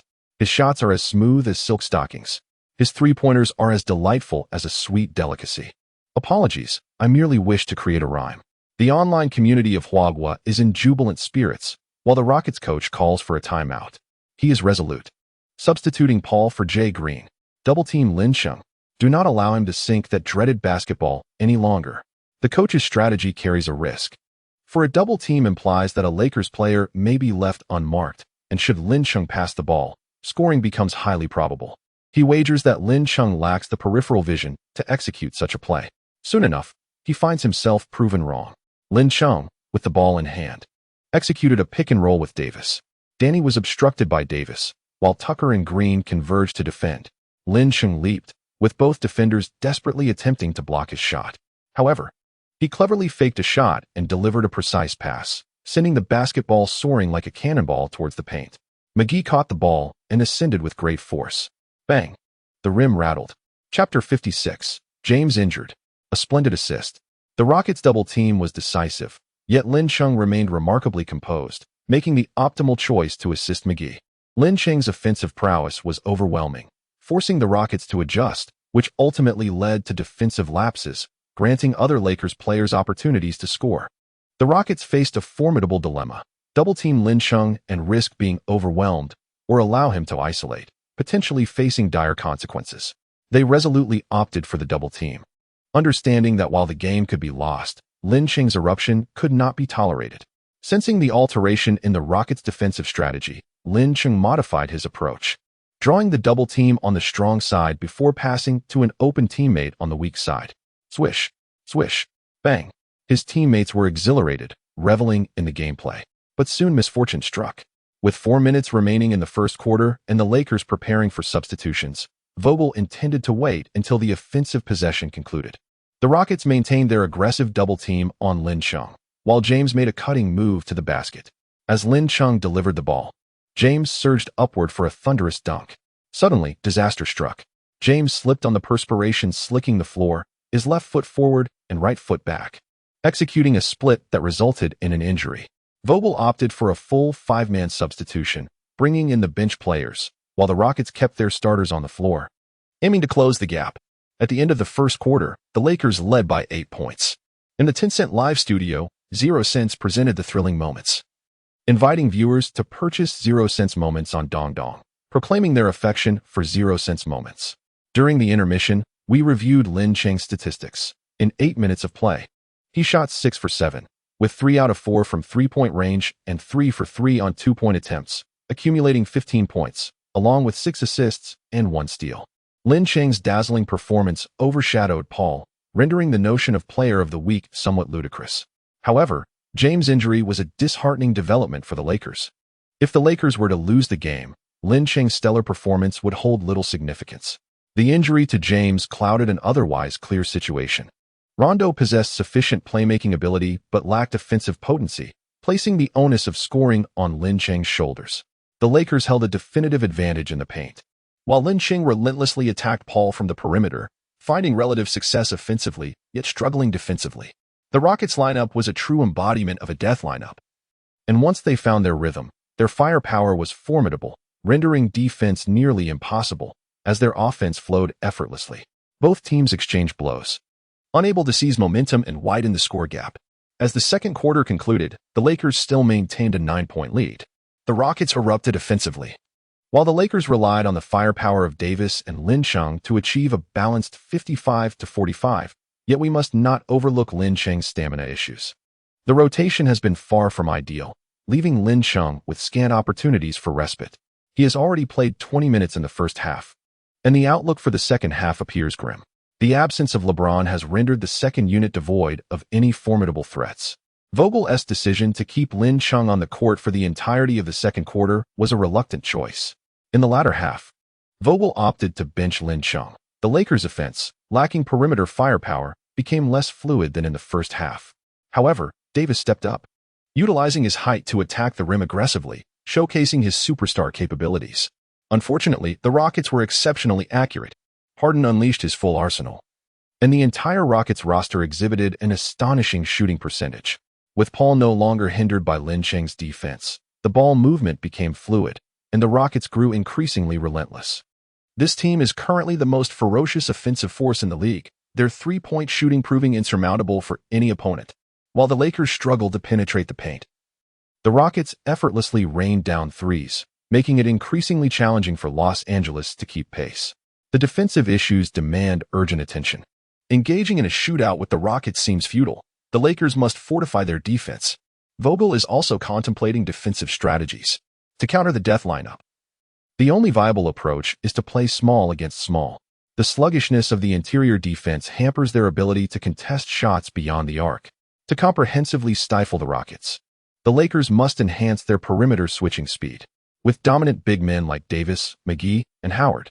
Relinquishing their advantages to engage in a style that does not suit them seems somewhat illogical.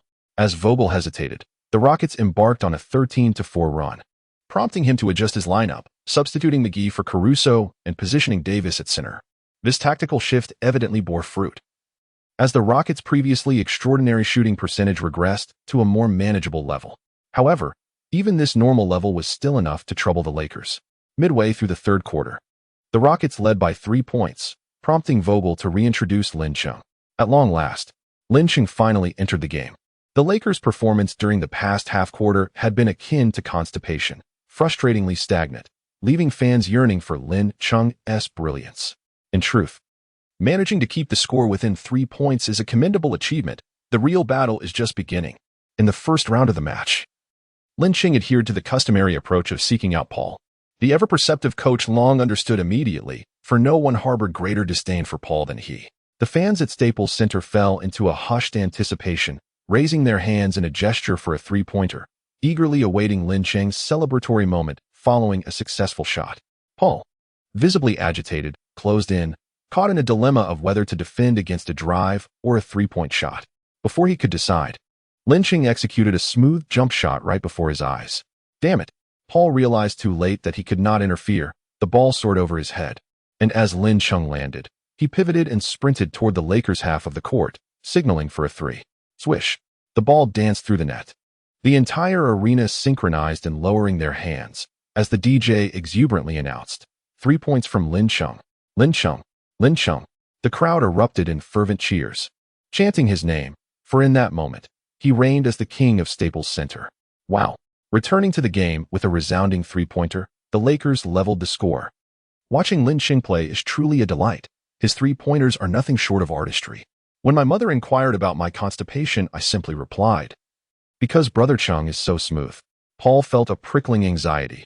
If this continued, he would be utterly humiliated. Dribbling into the front court, he confronted Lin Chung with a fierce warning. Kid, don't push your luck. To which Lin Chung replied, there are even greater feats to behold. Upon finishing his words, Lin Chung shouted in his mind, utilize Stockton's steal. Bang. Before Paul could articulate his fierce retort, the ball was gone. Lin Chung executed a stunning steal and swiftly transitioned to the backcourt, employing the same strategy as before, a rapid-fire three-pointer. Swish. Lin Chung. The fans at the Staples Center erupted, chanting his name fervently. How long had it been since they witnessed such exhilarating and passionate gameplay? The Rockets promptly called a timeout. The head coach pondered for a while, ultimately deciding to allow Paul some respite. It was evident that Lin Chung was intent on targeting Paul, who stood 7 centimeters shorter, making it exceedingly difficult for him to obstruct Lin Chung's shots. Furthermore, he could not match Lin Chung's south speed on the drive, making it more prudent for him to remain on the bench. When had Paul ever endured such humiliation? A player of his MVP caliber being thoroughly outmatched and relegated to the sidelines. Coach, no one can restrain Lin Chung. If the Rockets are to engage in a shootout, my playmaking is essential. Lin Chung is but one individual. We have 5. Let him shoot. How much stamina will he have left in the fourth quarter? This logic resonated with the coach. If they could not defend against Lin Chung, then they would not. The Rockets thrived on offensive exchanges. Their decision was sound. But Paul also rose to prominence, giving birth to a phrase that would echo throughout the NBA. Eat, sleep, play against Paul. Chapter 57. Lin Chung injured, Rondo disqualified. Once, a heartfelt piece of advice lay before me, yet I failed to cherish it adequately. Only after stepping onto the court did I lament my oversight. There is no greater tragedy in life than this. If heaven granted me the chance to relive it, I would assuredly tell the coach. I wish to remain on the bench. If a time limit must be set for the bench, I would hope it lasts until the conclusion of the game. The entire world knew of Lin Chung's stamina issues. Paul believed that if he could exhaust Lin Chung, an opportunity for revenge would arise. After all, during the next game, he would undoubtedly be subject to harsh criticism. He could always keep his distance from Lin Chung. Consequently, upon receiving a pass from Coach Rondo, Lin Chung still found Paul, who could not evade the confrontation. With a stiff resolve, Paul approached, preferring to concede a drive rather than allow a three-point shot. Lin Chung executed a series of consecutive dribbles between his legs, his center of gravity tilting towards the lower left, with his right leg exerting force simultaneously. Paul instinctively positioned himself to obstruct Lin's path to the basket. Lin Chung suddenly exerted force with his left leg, elevating his center of gravity anew. As he deftly pulled the ball back to the right, his movements were exceedingly swift. Paul, unable to keep up with the rapid sequence, stumbled and fell to the ground. Lin Chung leisurely retreated to the three-point line, raised his hand, and with a swift motion, the ball swished through the net. In that instant, the cheers from the Staples Center threatened to lift the roof off, as fans, veins bulging, waved anything they could grasp, chanting Lin Chung's name. Lin Chung, VIP, VIP. The commentator, equally exhilarated, exclaimed, what a move. Lin Chung just left Paul in his wake. Who dares to claim that Lin Chung's offensive repertoire is limited? His refusal to employ certain techniques does not equate to an inability. Have you noticed how Lin Chung's movements echo those of Iverson? Indeed, in the domestic Tencent Sports livestream, the comments section was inundated with praises. Chenggu 666, little AI's signature moves re-emerging. Interestingly, have you observed that Chenggu's speed and agility seem to surpass even Iverson's? Nonsense. By your logic, the Olympic track and field events must be contested by toddlers. Is it merely a competition of distance? The butterfly step is the famed signature move of the answer, and who would have thought that Lin Chung could also execute it? A classic revival. 18 years ago, the The answer used a crossover to bewilder Tyronn Lue, and today, Lin Chung befuddles Paul. Host Yang, he could not contain himself. Reminiscing, I remember when Lin Chung first entered the NBA, he had no playing time, and domestic fans were perplexed. Misunderstood by many, he bore a heavy burden. Chung Mo Sports once interviewed him, and Lin Chung shared a profound thought. Fate whispers to the brave, you cannot withstand the storm. The brave softly respond. I am the storm. I still recall that moment. Even during the lows of his career, Lin Chung remained composed, embodying a regal demeanor in his tranquility. Destiny, after all, is inscrutable. Should the summit remain elusive, let us together add a few verses to the annals of history, embracing both triumph and defeat with a smile. Go, Lin Chung. Meanwhile, Allen Iverson, hosting a gathering at home, received a call from a friend who jokingly inquired whether he had secretly taken on an apprentice. Your jest is far from amusing, he replied. Watch the Lakers versus Rockets game, and you'll understand. Iverson retreated to his room and switched on the television, where the screen showcased Lin Chung's dazzling move against Paul. Oh, no way. How can it be so similar? His speed is even faster than mine. It's simply unbelievable. The scene of Paul being deceived was replayed on the large screen, and the eyes of the Rockets players were filled with pity as they gazed at him. Particularly, Danny Green felt fortunate that Lin Chung had targeted Paul. Otherwise, he might have been the one to suffer such humiliation, a disgrace that would linger for a lifetime. One can only hope for Paul's resilience.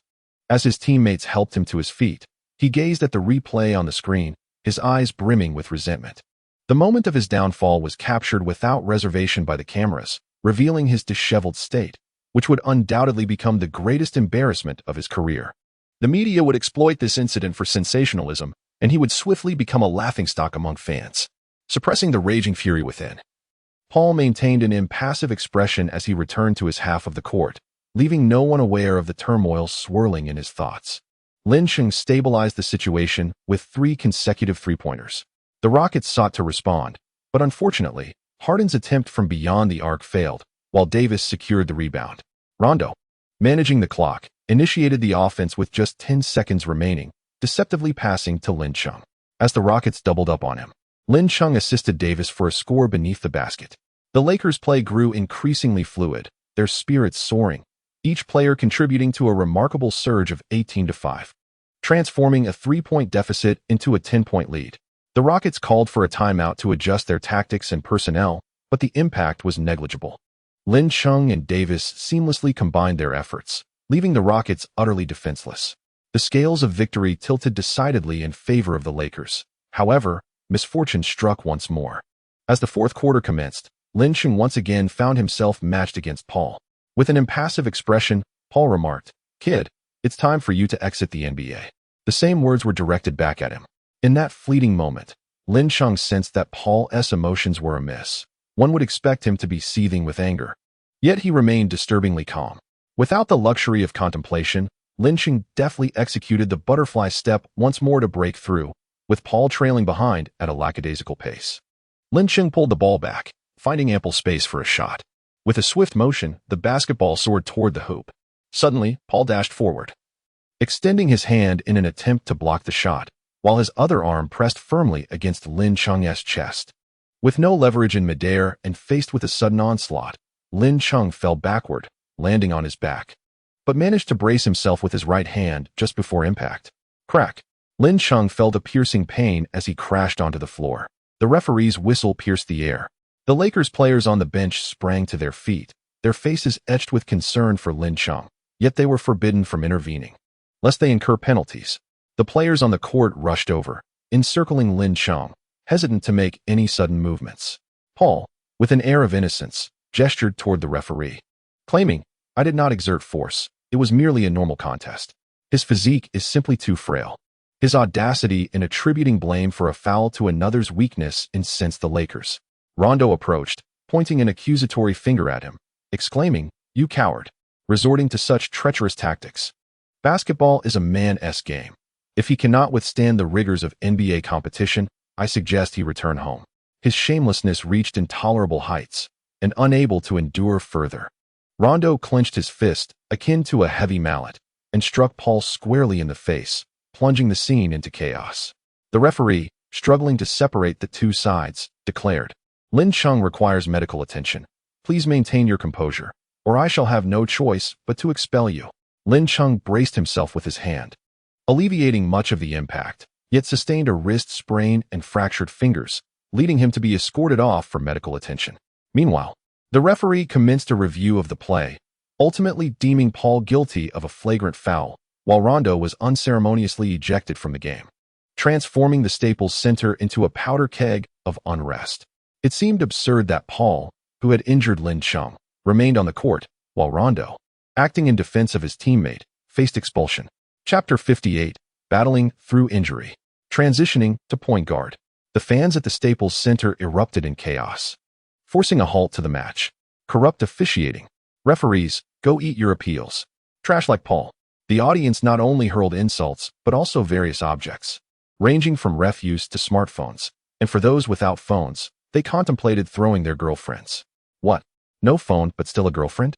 An overwhelming number of security personnel were deployed to remove the most aggressive fans, while cleaners began to clear the debris, which included phones, luxury watches, and diamond rings, an unexpected windfall for them, though that was a matter for another time. As order was gradually restored, the commentator remarked, "While we can empathize with the fans' outrage over the ruling, we must also uphold the integrity of the rules. Rondo's ejection for his actions is indisputable. It's akin to witnessing a friend being harmed. One can intervene or even retaliate against the aggressor, but lethal force is never justified. The basketball court has referees, and justice is maintained by law enforcement. We require regulations." The fans' fury stemmed from questioning whether Paul's punishment was too lenient. The video evidence revealed that Paul's actions were excessive, yet not intentionally harmful. Thus, a flagrant foul designation was understandable, albeit somewhat mild. Paul's actions were discreet, skillfully exploiting the rules, making it appear unintentional, leaving the Lakers at a distinct disadvantage. Domestic fans, however, were unrelenting, denouncing Paul's ancestry in their fervor. Historically, Chinese fans had harbored disdain for him, and now their animosity had intensified. Paul remained indifferent. Without LeBron and Rondo, the Lakers lacked a competent organizer, and with Lin Chung injured, his ability to return to the court remained uncertain, despite the match seeming nearly secure. Lin Chung's injuries are still being addressed, yet the game must go on. The absence of two pivotal scorers and facilitators weighs heavily on the team. Despite the substitutes' valiant efforts, the score gap gradually narrows. With just 4 minutes remaining, the Rockets equalize. The Staples Center falls into an eerie silence, the fans feeling a chill of despair. The team has not yet succumbed to defeat. The score remains tied, and the bench players are fighting fiercely. Davis, Pope, and McGee persist, unwilling to surrender. However, victory is not merely a product of indomitable spirit but also requires skill. It is evident that a disjointed roster cannot compete with the Rockets. Look, it's Lin Chung. All eyes in the arena turn towards the player tunnel as number 88 emerges slowly. Observant individuals note that both of Lin Chung's fingers are wrapped in splints and bandages. Lin Chung is injured. This is disastrous. A shooter's fingers are crucial. An injured digit hinders precise ball control, inevitably affecting shooting accuracy. "Coach, let me play," he urges. "Your injury? Shooting may be impacted, but it won't hinder my playmaking." Vogel is taken aback, unsure if he heard correctly. Lin Chung intends to play the point guard position? Throughout games and practices, Lin Chung has primarily played off the ball, focusing on scoring.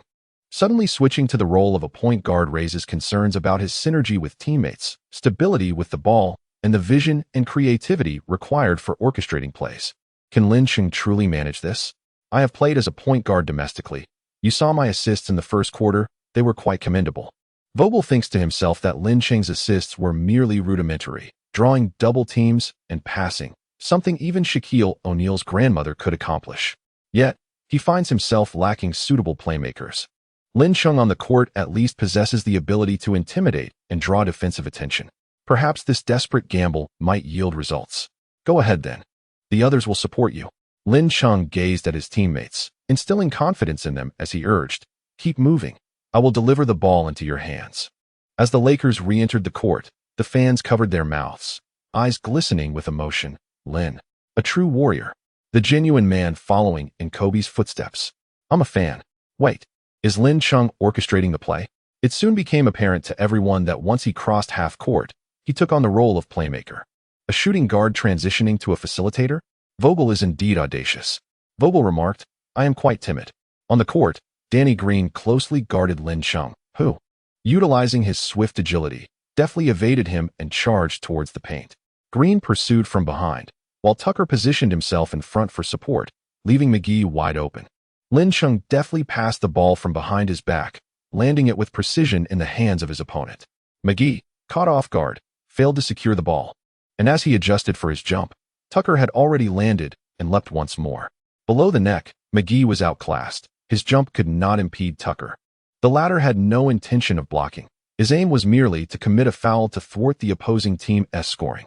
Consequently, McGee, with Tucker hanging on to him, successfully slammed the ball through the hoop. Bang! Hush! The referee's whistle pierced the air, signaling that the basket was good, along with an additional free throw.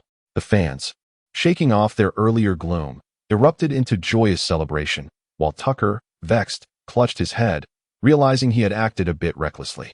Typically, McGee's free throw performance was mediocre.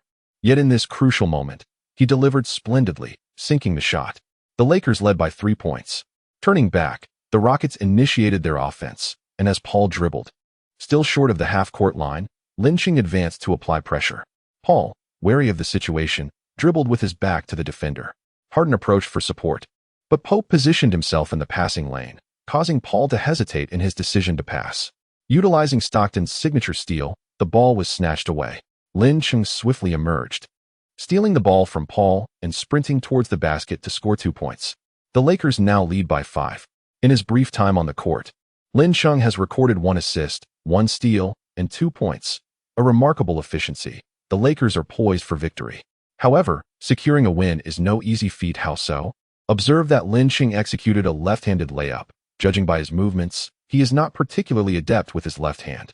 What do you imply? The injury to his right hand may be more severe than we initially assumed, undoubtedly affecting his shooting ability. Hence, he refrained from fast breaking for a three-pointer and did not utilize his more proficient right hand to play as a point guard. Instead, he drew defensive attention to create space for his teammates. The Rockets remain oblivious by the time they realize. They may allow Lin Chung to shoot while focusing on preventing passes. On the offensive end for the Rockets, Lin Chung tightly guarded Paul, while Harden attempted a one-on-one but missed. Lin Chung dribbled the ball into the front court, and suddenly, the Rockets head coach was taken aback. He noticed Lin Chung dribbling with his left hand and recalled the earlier scene. Realization dawned upon him, prompting him to shout from the sidelines, "Let him shoot. Let him shoot. Guard against the pass." Danny Green was perplexed by the coach's seemingly foolish decision, yet he complied, refraining from pressing too closely. The old fox. Lin Chung's right-hand injury appears rather grim. Should he force a shot, the likelihood of failure looms large, resulting in a squandered opportunity. As he attempts a forceful drive, Danny closely trails him, while Pope and Davis maneuver on either side. Lin Chung decelerates slightly, allowing Danny to advance in front before he leaps. With the layup posture established, Danny is compelled to jump, and Tucker rushes in to provide support. Lin Chung executes a behind-the-back pass to his left, precisely directed toward Davis. Paul, elated, had anticipated this moment. He believed that intercepting the pass to Davis would be straightforward. Yet, in the next instant, his eyes widen in disbelief. Davis remains frozen in his receiving stance, utterly perplexed. Where is the ball? Chapter 59. A flurry of operations swift as a tiger, yet the statistics reveal a dismal 0-5. Where's the ball? The answer arrives with a resounding thud. McGee, following closely, executes a two-handed slam dunk, hanging from the rim like a monstrous creature. The crowd, commentators, bench players, and those on the court are all left agape with astonishment, subsequently turning in unison to gaze at the large screen. They had distinctly seen Lin Chung pass the ball to Davis. How then did it end up in McGee's hands? The large screen obligingly showcases the replay of that moment. Initially, Lin's behind-the-back pass was directed towards Anthony Davis, yet the ball ricocheted off Danny Green's back, altering its trajectory, and was subsequently retrieved by McGee, who followed closely behind. Was it a blunder? A stroke of luck? The commentator on site furrowed his brow, remarking that it hardly seemed like a mistake. Rather, it appeared that Lin had purposefully manipulated the ball's direction at the moment of the pass, cleverly utilizing Danny Green's physique to achieve his passing objective. If that were indeed the case, his imagination would be truly astonishing. Passing necessitates a degree of creativity. NBA legend Jason White Chocolate Williams was known for causing chaos among 9 players with a single catch, for his passes were limited only by the bounds of imagination, often deceiving even his own teammates. His elbow pass has been hailed as an unparalleled classic. Lin Cheng's passing technique bears a remarkable similarity to the elbow pass, both exploiting the reactive forces of colliding objects to achieve the purpose of passing from a different angle. Unlike the elbow pass, which visually conveys the act of passing, Lin Cheng's back pass initially appears to be a mistake. However, he swiftly demonstrates through his actions that it is an unparalleled display of imagination. Harden, showcasing his exceptional one-on-one skills, responds with a three-pointer, to which Lin Cheng promptly retaliates with an identical back assist, aiding Davis in executing a thunderous dunk. The fans, in perfect unison, erupt in awe. Oh my God, that was no coincidence. I find myself inexplicably fond of this man, despite my long-standing indifference towards individuals of Eastern descent. Lin Cheng captivates America and the world with his performance. It is time to cast aside prejudices and genuinely embrace and admire him. Chinese fans express their admiration with a simplicity that often surpasses that of foreigners, always succinct and to the point. In the Tencent livestream, the barrage of comments reads, "Brother Cheng, you're the best. Brother Cheng, 666.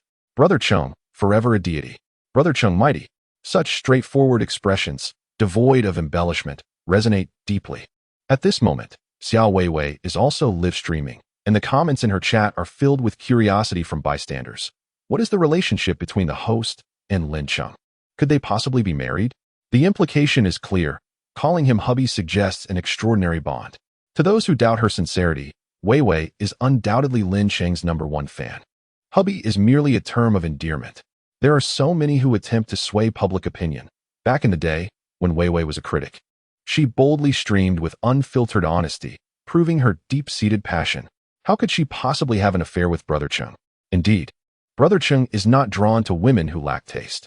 Initially, Xiao Weiwei was quite pleased, but as the conversation progressed, she felt something amiss. When did I ever eat that?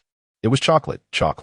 As the Rockets return from a timeout, they implement their strategy, allowing Lin Cheng to shoot, severing his connection with teammates.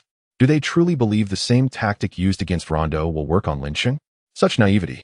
The Rockets' offensive play falters, and as they retreat on defense, Lin Cheng's long pass soars to the front court. Davis receives the ball and delivers a spectacular dunk. Magnificent. From afar, Davis gestures a thumbs up to Lin Cheng, relishing the effortless reception of the pass, an utterly delightful experience.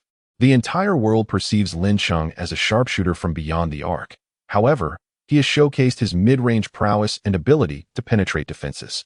Industry experts believe that Lin Cheng's potential could elevate him to the status of an elite 3-and-D player. Yet he has creatively announced his capability to excel as a top-tier point guard through his imaginative passing. Offensively, Lin Cheng's performance is impeccable, and he exhibits dominance on the defensive end as well.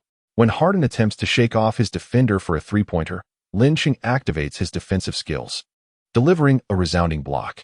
In a fast-break scenario, Lin Cheng glances towards the left where Davis is positioned.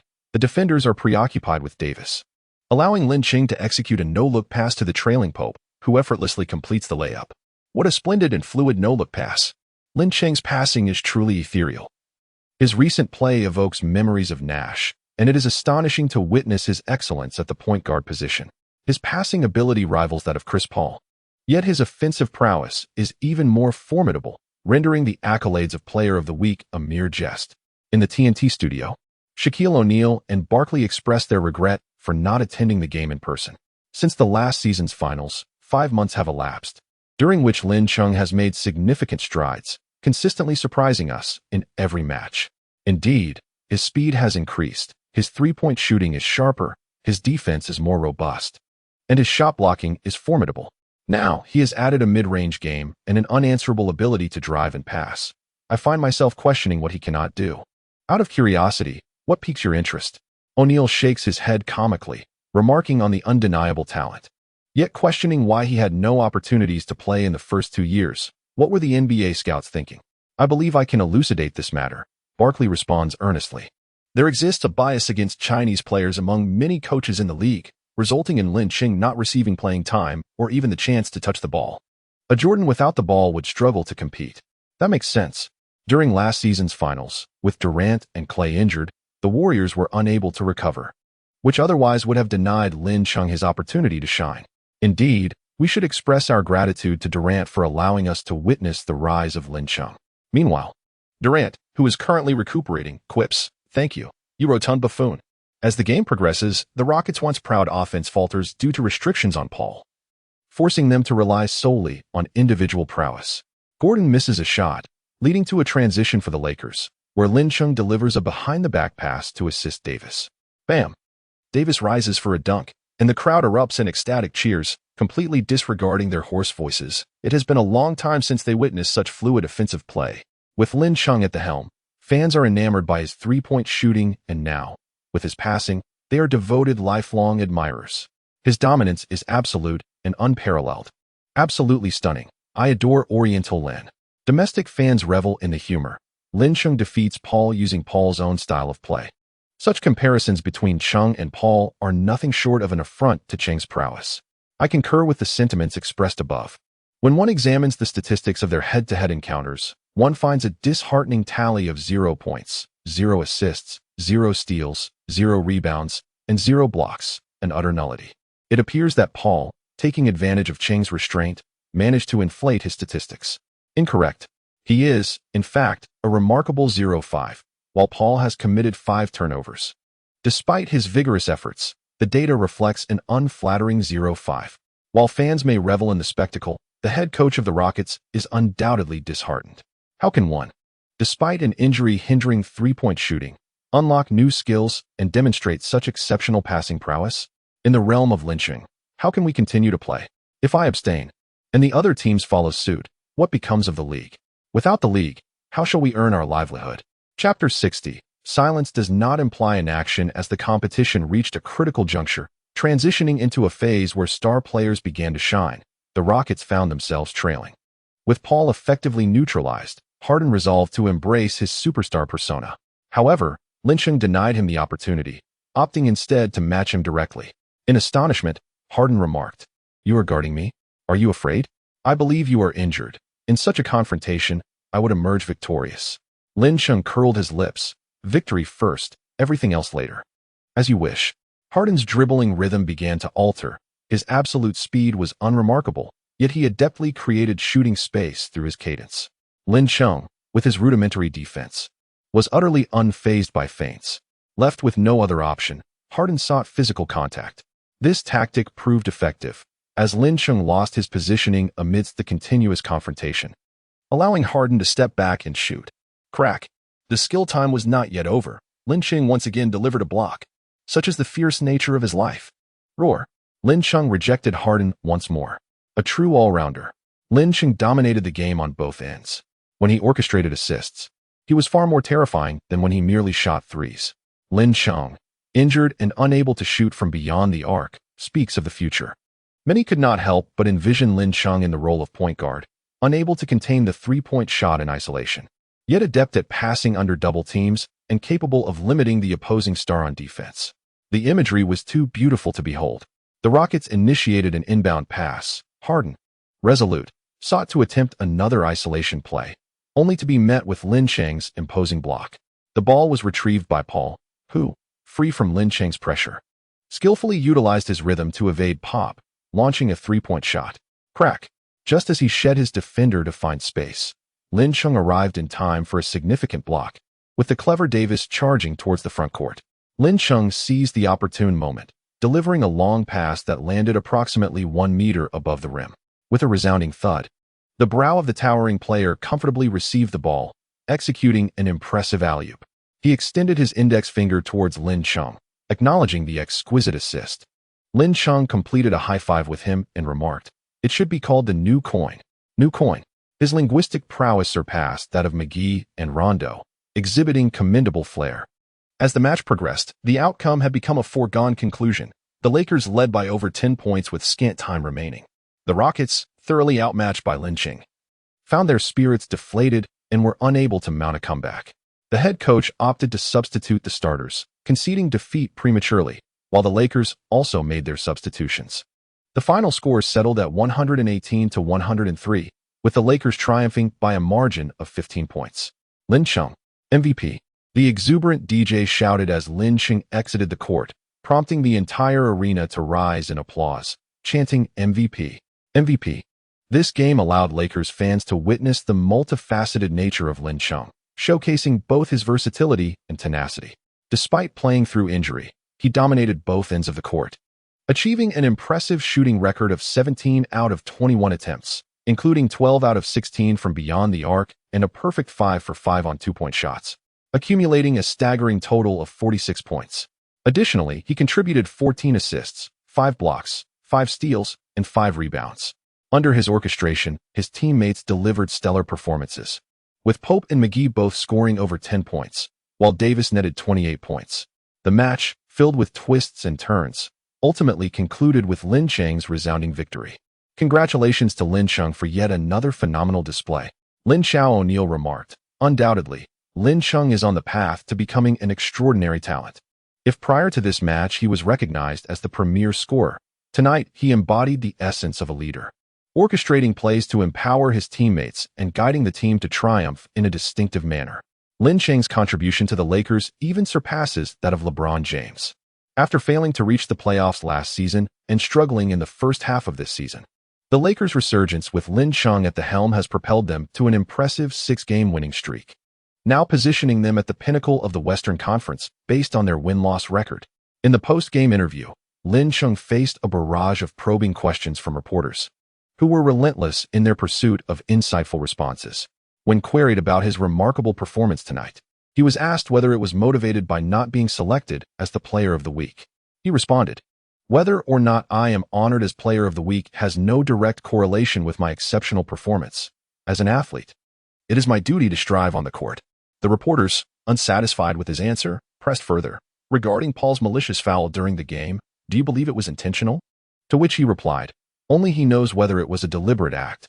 When asked about Rajon Rondo's altercation with Paul, he found himself in a precarious position. To say it was inappropriate would be to undermine Rondo, while to suggest it was justified could be seen as a provocation to the league. He concluded, Rondo is a trustworthy teammate and a dependable brother. I would gladly assist him in paying any fines to prevent him from facing the wrath of his wife.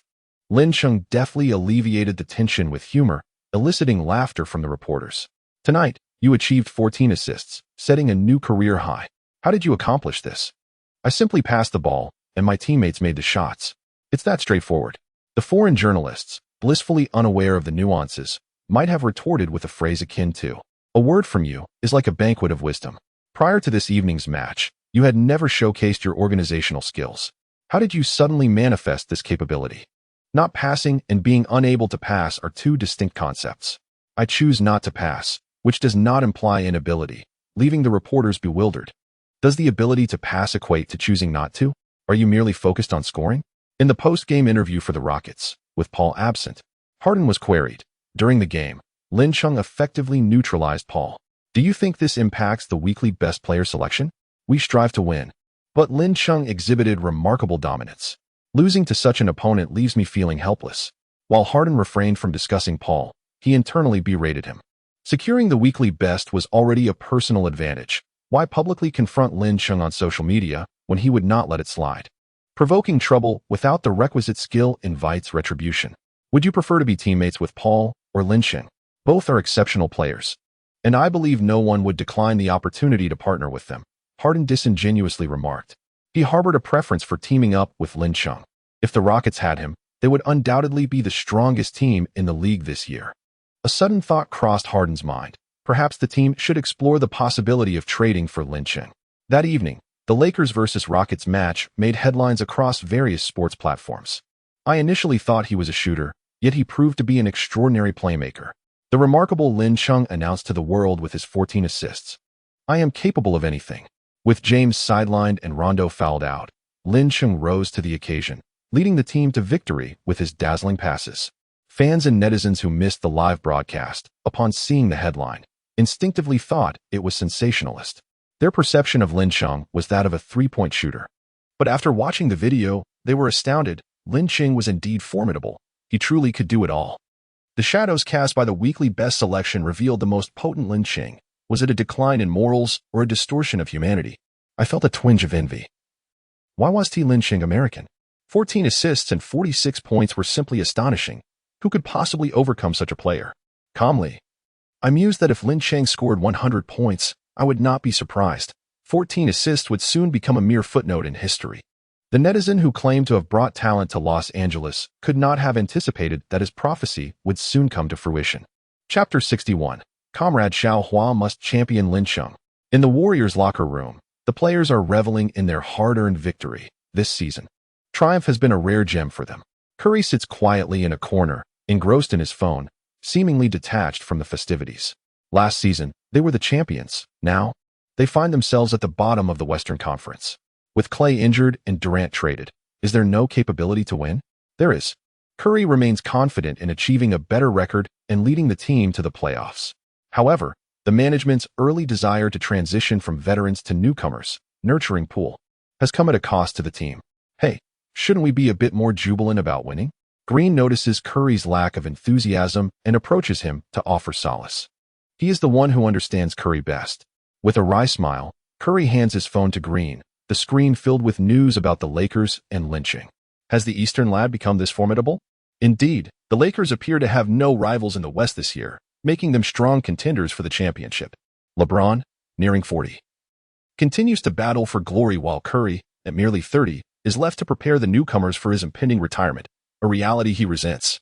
Brother, if you assert yourself more, I believe the management would be inclined to heed your counsel, Green softly suggests.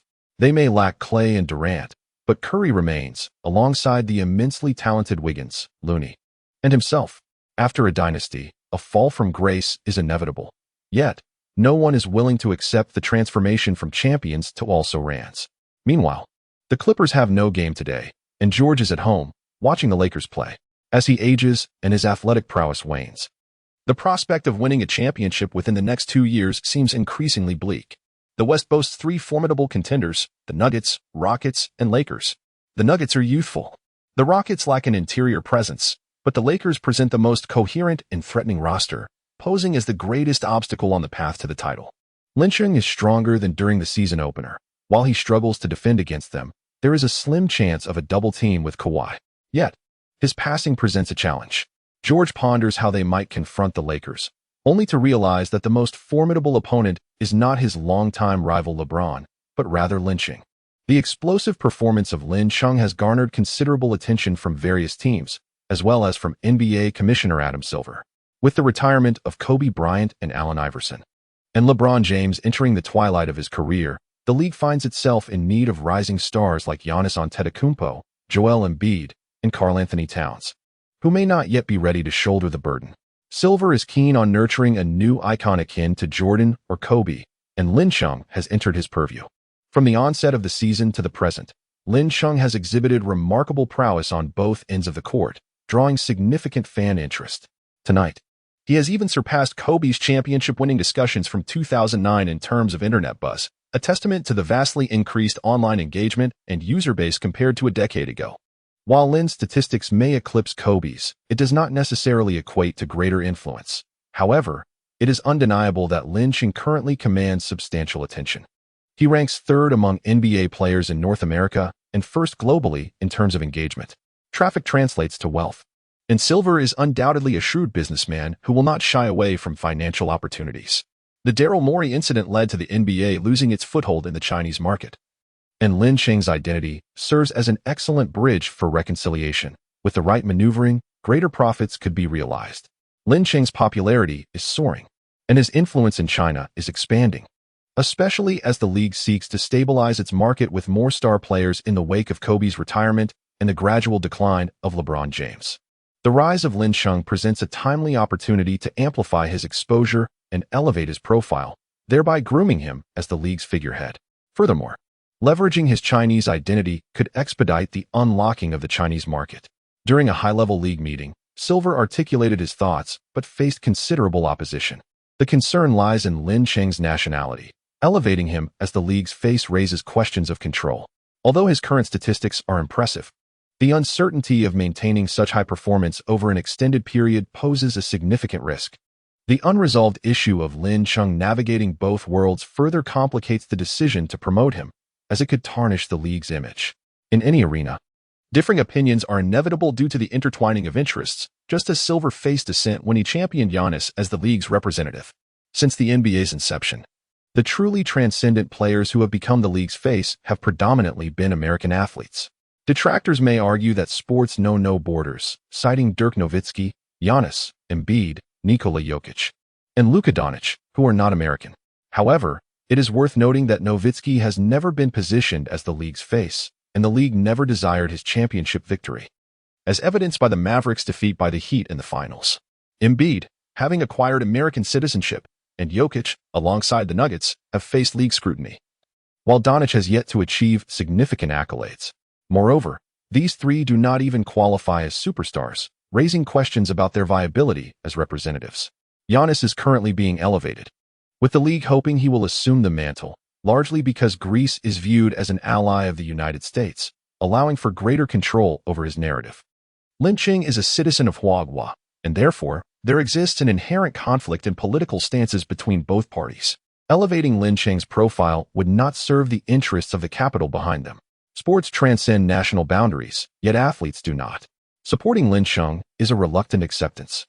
They are averse to amplifying his presence. Comrade Xiao Hua is not a paragon of virtue. However, he is motivated solely by profit. Nationality is inconsequential. What matters is the potential for financial gain. Regardless of Lin Cheng's nationality, his achievements in the NBA promote the league, and the benefits are ours as well. What are you all concerned about? I firmly oppose this unless Lin Cheng acquires American citizenship. Comrade Xiao Hua is acutely aware that a resolution is unlikely today, and he might employ presidential authority to enforce his will. If Lin Cheng fails to perform or if unforeseen circumstances arise, he would bear the blame. Therefore, he proposes a compromise. I understand your concerns, but considering Lin Cheng's current popularity, it is necessary to allocate resources strategically for the benefit of the league. Everyone is in agreement on this point, correct? No objections. Then let us temporarily redirect some resources. We shall assess the situation as it unfolds. That is acceptable. As this does not contravene any principles, the executives reluctantly acquiesce. Additionally, there will be an increase of 10 nationwide broadcasts for the Lakers games. President, the Lakers already have a significant number of nationwide broadcasts. Is it truly necessary to increase them further? The Warriors' poor performance will result in a reduction of 10 broadcasts for them, reallocating those to the Lakers. The attendees exchanged glances, realizing that Comrade Xiao Hua has not abandoned his support for Lin Cheng. Nationwide broadcasts are pre-arranged with television networks, and adjustments are quite cumbersome. Nevertheless, Xiao Hua remains resolute in his decision, hoping to raise awareness of Lin Cheng among a wider audience. If Lin Cheng can consistently deliver extraordinary performances, broadcast nationwide, he will rapidly amass a multitude of fans and significantly elevate his fame. At that point, if they persist in their opposition, will they truly choose to forego financial gain? Chapter 62, Nike's Resolve. Lin Cheng remains unaware that he has caught the attention of Comrade Xiao Hua. At this moment, he is undergoing a medical evaluation, and the injuries to his fingers and wrist are more severe than he had anticipated. A 2-week rest is imperative. The doctor is adamant, and the team physician concurs that continuing to compete with such injuries would not only hinder his shooting ability, but also impede the healing of his fingers. As for James, he is dealing with a groin strain and requires a recovery period of 2 to 3 weeks. Lin Cheng furrowed his brow, as Rondo faced the possibility of suspension and LeBron's absence left the Lakers relying heavily on Davis, which seemed an insurmountable burden. Having finally ascended to the pinnacle of the Western Conference, he felt an undeniable frustration. On her way home, Sue Mo made a special trip to the supermarket to purchase pig's feet. In her words, one ought to replenish what they consume. Upon returning home, she retreated into the kitchen, insisting on managing everything herself without assistance. Lin Cheng returned to the living room, eagerly watching the match footage. Reviewing the game allows one to swiftly comprehend the opponent's habits, which can prove immensely beneficial on the court. Prior to having a systematic approach, Lin Cheng had already cultivated this habit. Just as he was halfway through the recording, a call from Bill Duffy interrupted his concentration. In a light-hearted tone, Bill exclaimed, "Hey Lin, I have 2 delightful pieces of news to share with you." "Oh, if it brings you such joy, it must be something quite pleasant," Lin replied. "Haha, indeed. The court has accepted your case, and our legal team is absolutely confident in securing a victory. Furthermore, The media has agreed to publish a statement clarifying your situation. Bill had discussed this matter with Lin Cheng previously, and Lin had consented, as it would not only validate his innocence, but also garner some much-needed publicity. Who would refuse such an opportunity? The Chinese female fan, Xiao Weiwei, who made headlines, is willing to testify, although she wishes to meet you first. I am available anytime. Just arrange it, Lin said. As for the second piece of news, I have released information about the lawsuit against the media and invited prominent legal experts to share their opinions online. Many companies recognize that you will soon be exonerated and have extended collaboration invitations, with offers significantly higher than before. Which companies? Lin inquired. Pepsi, Coca-Cola, Lay's, Ford, Philips. And in the realm of sports brands, Adidas, Nike, Mizuno, Puma, and Reebok have all presented lucrative proposals. Let me hear them, Lin replied eagerly. During Lin Cheng's conversation with Bill Duffy, Nike received news that Adidas, Mizuno, Puma, and Reebok had all presented offers to Bill Duffy that far exceeded their own. Damn it, have they all gone mad? Exclaimed Alexander, the team leader responsible for liaising with Lin Cheng. In his perspective, offering Lin Cheng a 3 to 5 year contract was already a considerable risk. Proposing an annual salary of $15 million was utterly absurd. Yet their competitors were doing precisely that. His overburdened subordinate reminded him, Director, Lin Cheng played injured tonight, scoring 46 points, along with 14 assists, 5 blocks, 5 steals, and 5 rebounds. What is the big deal? There are plenty of players in the NBA who can score 60 points. 46 is merely average, Alexander retorted. But then he recalled, 14 assists? Indeed, with LeBron injured and Rondo ejected, Lin Cheng had to switch to point guard despite his right-hand injury. And the Rockets simply could not contain him. Lin Cheng is merely a three-point shooter or a 3D player, hardly deserving of significant attention. Such athletes are typically only all-star caliber at best. However, if he possesses formidable playmaking abilities, the scenario changes entirely. With explosive scoring prowess, consistently high-efficiency defense, and agile assists, he embodies the very archetype of legends like Jordan and Kobe, perhaps even surpassing them. After a moment of contemplation, Alexander promptly called the president to report the situation. Since becoming a starter, Lin Cheng has only had one game where he entered garbage time early, scoring 36 points, while every other game saw him surpass 40 points, including an impressive 60 points in 3 quarters. On the defensive front, he consistently records over 2 steals and approximately 4 blocks per game, effectively limiting the opposing star players. His scoring ability and defensive skills have been validated, and with his capability to play as a point guard, his future may very well transcend the realm of a mere top-tier 3D player. The Nike president furrowed his brow, genuinely surprised by Lin Cheng's ascent, even eclipsing that of Yao Ming. He conducted a search for Lin Cheng's information, noting the sustained buzz surrounding him. He is clearly on the path to becoming a superstar.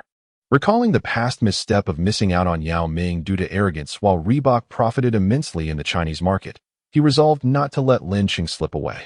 What new offer should we present to Lin Cheng? Alexander pondered. Currently, Adidas has the highest bid at $75 million over 5 years, followed by Reebok at $65 million for the same duration. The other 2 contenders are around $40 million for 3 years. Extending the contract may inadvertently heighten our risks, considering the potential for injuries. Lin Cheng has yet to sign any endorsements, leaving his commercial value quite volatile. We could propose a 3-year contract worth $50 million to elevate his market value while mitigating our risks. With our offer, Lin Cheng can also negotiate with other companies, providing him with a reference point. This could be seen as a favor to him. The Chinese culture places great importance on relationships, and our goodwill now would undoubtedly benefit future contract renewals. Alexander's considerations were astute, but the offer seemed somewhat excessive, given that even LeBron's initial contract did not reach such heights. 3 years for $50 million? Boss, we face other competitors. We must demonstrate our sincerity. Moreover, Lin Cheng's influence in China is growing, and launching his signature shoes would surely be a profitable venture. The president shook his head. I believe this offer lacks absolute appeal compared to Adidas, especially given their longer contract term. Athletes will certainly weigh their own risk factors. What does the president propose? 5 years for $85 million. Immediately contact Bill Duffy to express our commitment. We could even arrange a face-to-face meeting with Lin Cheng, as long as his requests are reasonable. We are open to consideration. Nike must not overlook Lin Cheng after missing out on Yao Ming. The 5-year contract worth $85 million may seem exorbitant, Yet in comparison to the vast Chinese market, it is quite modest. The discussion between Lin Cheng and Bill Duffy has yet to reach a conclusion. Lin Cheng believes it is prudent to refrain from signing a contract for the time being and to wait until he has achieved some notable accomplishments. Lin, your potential has already been recognized by everyone. In the short term, your commercial value is unlikely to see significant growth unless you secure the regular season MVP or a championship title. I advise you to consider a partnership, as this could solidify your commercial value and benefit future collaborations, he suggested. Echoing Alexander's speculation, Bill Duffy also recommended that Lin Cheng pursue an endorsement deal, which would facilitate further commercial opportunities. At that moment, Bill Duffy received a phone call from Alexander, prompting him to temporarily conclude his conversation with Lin Cheng. Chapter 63. Left-handed shooting. Nike's substantial offer is both sincere and enticing, and Lin Cheng feels a strong temptation yet remains hesitant to agree to the collaboration. The true challenge lies not in the mere act of refusal devoid of desire, but in suppressing one's inner yearnings to make a choice. The cotton incident has yet to transpire, and he could easily feign ignorance. However, Lin Cheng finds himself unwilling to align with Adidas or Nike. Mizuno, being a Japanese brand, does not appeal to him, and Puma is not primarily focused on basketball shoes. It seems that Reebok stands out as the most viable option. Contemplating Reebok's current business status leaves Lin Cheng in a state of indecision. You might consider establishing your own brand or collaborating with others to create an independent label, Suemo suggested. The political tensions between China and the United States often extend into the realm of commerce, with numerous incidents of disrespect towards China. The best way to navigate this landscape may be to establish your own brand. Lin Cheng's eyes sparkled with inspiration, a brilliant idea. By taking the initiative, even in the face of potential issues, there remained room for maneuver. He resolved to share his thoughts with Bill Duffy, leaving the subsequent matters in his capable hands. Bill Duffy offered a wry smile. The likelihood of successfully establishing an independent brand through collaboration with a major label was exceedingly slim. In Los Angeles, the clock struck 5 in the morning. Lin Cheng habitually opened his eyes, carefully dressed himself, and placed a gentle kiss on Suemo's forehead before stepping outside. Good habits require prolonged dedication, yet a moment of laziness can easily disrupt them. Even in the face of injury, Lin Cheng remained steadfast in his commitment to exercise. Lin Cheng appeared in the training facility, much to the astonishment of the security guard. "Hey Lin, yesterday's match was absolutely exhilarating." "I couldn't agree more," Lin replied. The guard chuckled heartily, appreciating Lin Cheng's self-assurance. However, his gaze shifted to Lin Cheng's hand. "Is your injury serious?" "It's not a major issue," Lin reassured him. "You truly are diligent, pushing through your training despite the injury." The guard opened the door for Lin Cheng, feeling a swell of pride within. The entire Lakers team was inspired by Lin Cheng's determination and was working hard, making a championship victory seem promising this year. The last time the Lakers claimed the title was nearly a decade ago, evoking fond memories of the great leader and his beloved teammate. Lin Cheng did not anticipate that the robust security guard possessed such delicate emotions. Upon entering the gymnasium, he methodically proceeded with his daily training routine. During the shooting practice, he discovered that his right hand lacked the necessary strength, rendering him incapable of making a single basket. Suddenly, a message appeared: "Divinity is omnipotent. Learn to shoot with your left hand." Within 2 days, he successfully made 300 baskets using his left hand, earning a task reward of a 40 shooting accuracy with his left hand. Astonishing! Lin Cheng had resigned himself to fate, preparing for a 2-week hiatus, only to be informed that he could still shoot with his left hand. Splendid! The divine is omnipotent. This is precisely the narrative that should unfold. The distinction between shooting with the left hand and the right lies solely in the dominant hand used for propulsion. During the act of shooting, the right hand governs the direction, requiring no force. Let the excitement ensue. Lin Cheng picked up the ball and commenced his practice. The first shot was a complete miss. The second had sufficient force but was misguided, veering entirely off course from the hoop. Clang, clang, clang. The gym reverberated with the sound of iron striking iron as Lin Cheng tirelessly honed his skills until the sky began to lighten with the first hints of dawn. Swish. Task progress. 20,300. Shooting with his left hand was an entirely different experience compared to his right. From an initial ratio of 1 out of 20, he had now improved to 1 out of 10, a significant advancement. His arms began to ache, yet it was precisely at this moment that he could not afford to pause. He needed to cultivate muscle memory within his body. Clang. Swish. Clang. Clang. Swish. The sound of iron mingled with the net's swish as Lin Cheng quickly became exhausted. He had only managed to sink 40 shots, leaving a considerable distance to reach his goal of 300. The gym doors swung open, and several members of the Lakers were taken aback to find Lin Cheng drenched in sweat. "Hey Lin, why aren't you resting at home?" "I can't stay at home. It's better to train here." "But your hand?" "It's fine. I can still shoot." Lin Cheng picked up the ball and hurled it with his left hand. Clang. "Oh my goodness, are you attempting to shoot with your left hand?"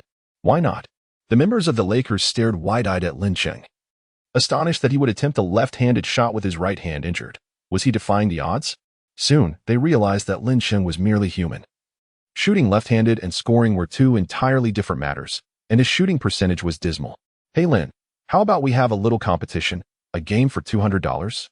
McGee, who had a good rapport with Lin Cheng, excitedly proposed this idea, which surprisingly garnered unanimous agreement.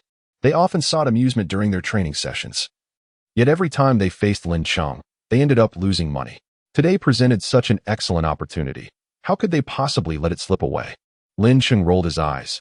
This group was merely seeking revenge. However, he did not refuse, as having companions for practice alleviated the monotony. Moreover, the stakes added a thrilling element, perhaps enhancing the efficiency of his performance. The competition did indeed stimulate Lin Cheng's productivity, albeit only marginally. It did not dictate the outcome, as he suffered consecutive defeats in 4 games. With the Lakers roster finally assembled, each player eagerly engaged in matches against Lin Cheng, claiming a reward of $200. "Ha. I shall leak this to the media. In our internal 3-point contest, I triumphed over Lin Cheng. The media would find it hard to believe. Then we shall collectively issue a statement." This idea was quite clever. Unbeknownst to him, Vogel, who arrived at the training facility, observed the cheerful atmosphere and grew increasingly hopeful for the day the Lakers would seize the championship. Pride and prejudice loomed like a mountain. When Vogel chose to set aside his biases and understand Lin Cheng, he discovered numerous admirable qualities inherent in the Eastern player: diligence, humility, and sincerity. Amidst the laughter, the morning training session concluded, and the players gradually departed for lunch. Vogel approached Lin Cheng, saying, "Lin, your injury does not permit high-intensity training. You must prioritize rest." "Coach, I have a request. Please do not place me on the injured list." Vogel did not grasp Lin Cheng's intention. With Rondo suspended for 3 games and LeBron sidelined for at least 2 weeks, the team required a point guard. "You still wish to play despite your condition? If necessary, I can take the court. You have seen me practicing my left-handed shooting. At the very least, I can distract the defense." The upcoming 3 opponents for the Lakers at home, aside from the Timberwolves, included the formidable Raptors and 76ers, making it impossible to compete without Rondo and LeBron. Vogel fixed his gaze on Lin Cheng, earnestly stating, "Forcing yourself to play will exacerbate your injury. I still advise against it." "Coach, I assure you, I will not worsen my condition." Ultimately, Vogel acquiesced to Lin Cheng's request, as the Lakers had finally ascended to the pinnacle of the Western Conference. And now was the opportune moment to solidify their standing. Lin Cheng only needs to play 3 games. Once Rondo is reinstated, he can take a break. Throughout the afternoon, Lin Cheng focused on perfecting his left-handed 3-point shots. As dusk descended, he realized that he had accomplished half of his task. With another day ahead of him, his shooting percentage would surely improve as he continued to adapt, making the completion of his assignment entirely feasible. The thought of his opponents believing he was injured and allowing him to shoot, only to witness him score effortlessly, thrilled him immensely. Chapter 64, Raptors vs. Lakers. Trailing by 20 points. The following day, Lin Cheng arrived early at the training facility. After completing his routine exercises, he began shooting. Yesterday, he had a dismal record of 1 out of 10 and 1 out of 15, but today he improved to 1 out of 7 and 1 out of 6. His shooting percentage was visibly on the rise, and by the time his teammates arrived, he had made significant progress on his task. Task progress, 230300. "Hey Lin, how about another round?" Howard inquired. He and Pope had initially been quite antagonistic towards Lin Cheng, even resulting in a hospital visit for Howard. However, the two had since come to respect him, particularly for Howard, who had always admired strength. Lin Cheng had conquered him with his prowess, reminiscent of Kobe in his prime. In the last match, Lin Cheng had provided 3 assists that led to Howard's spectacular dunks, and now Howard bore no ill will towards him, even jokingly engaging with him. Lin Cheng shrugged. "Just remember, no crying if you lose. Compared to others, Lin Chung had little chance of winning. But today he felt confident against Howard, hoping to reclaim the 200 he had lost to him yesterday. Howard was having an off day, shooting 2 out of 10, while Lin Chung managed 3 out of 10. No, Howard exclaimed dramatically, clutching his head in disbelief at his loss, eliciting laughter from the others who vowed to help him seek revenge. The Lakers trained cheerfully, while outside, their training videos stirred up a media frenzy.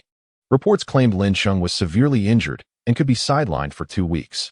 A video surfaced showing Lin Chung struggling with his three-point shots, hitting only 1 out of 10, causing shockwaves. How had he lost 2,000 in an internal three-point contest? The source of the video remained a mystery, but it depicted Lin Chung surrounded by teammates, shooting threes that missed the mark, with no indication that he was using his left hand. Confused fans questioned the legitimacy of the reports. Wasn't Lin Chung supposed to be injured and unable to shoot? According to insider information, he would indeed be out for at least 2 weeks, unable to shoot normally, making the video suspect. As a professional, I can confirm that the video was unedited and authentic. So, does this mean Lin Chung isn't injured? Around 11 a.m., Lin Chung made his final three-point shot. Swish.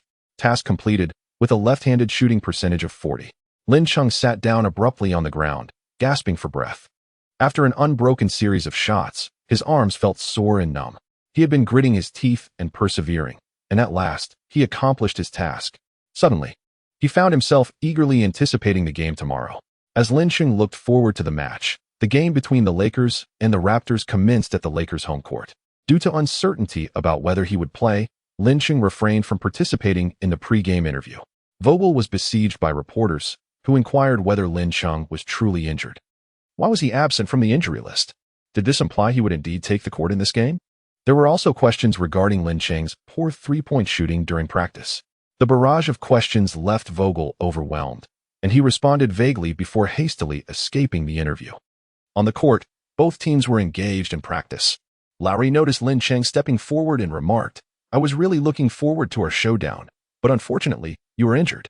Perhaps there will still be another opportunity." Lin Chung shrugged nonchalantly and arrogantly proclaimed, "I hope you exert your utmost strength to force me out."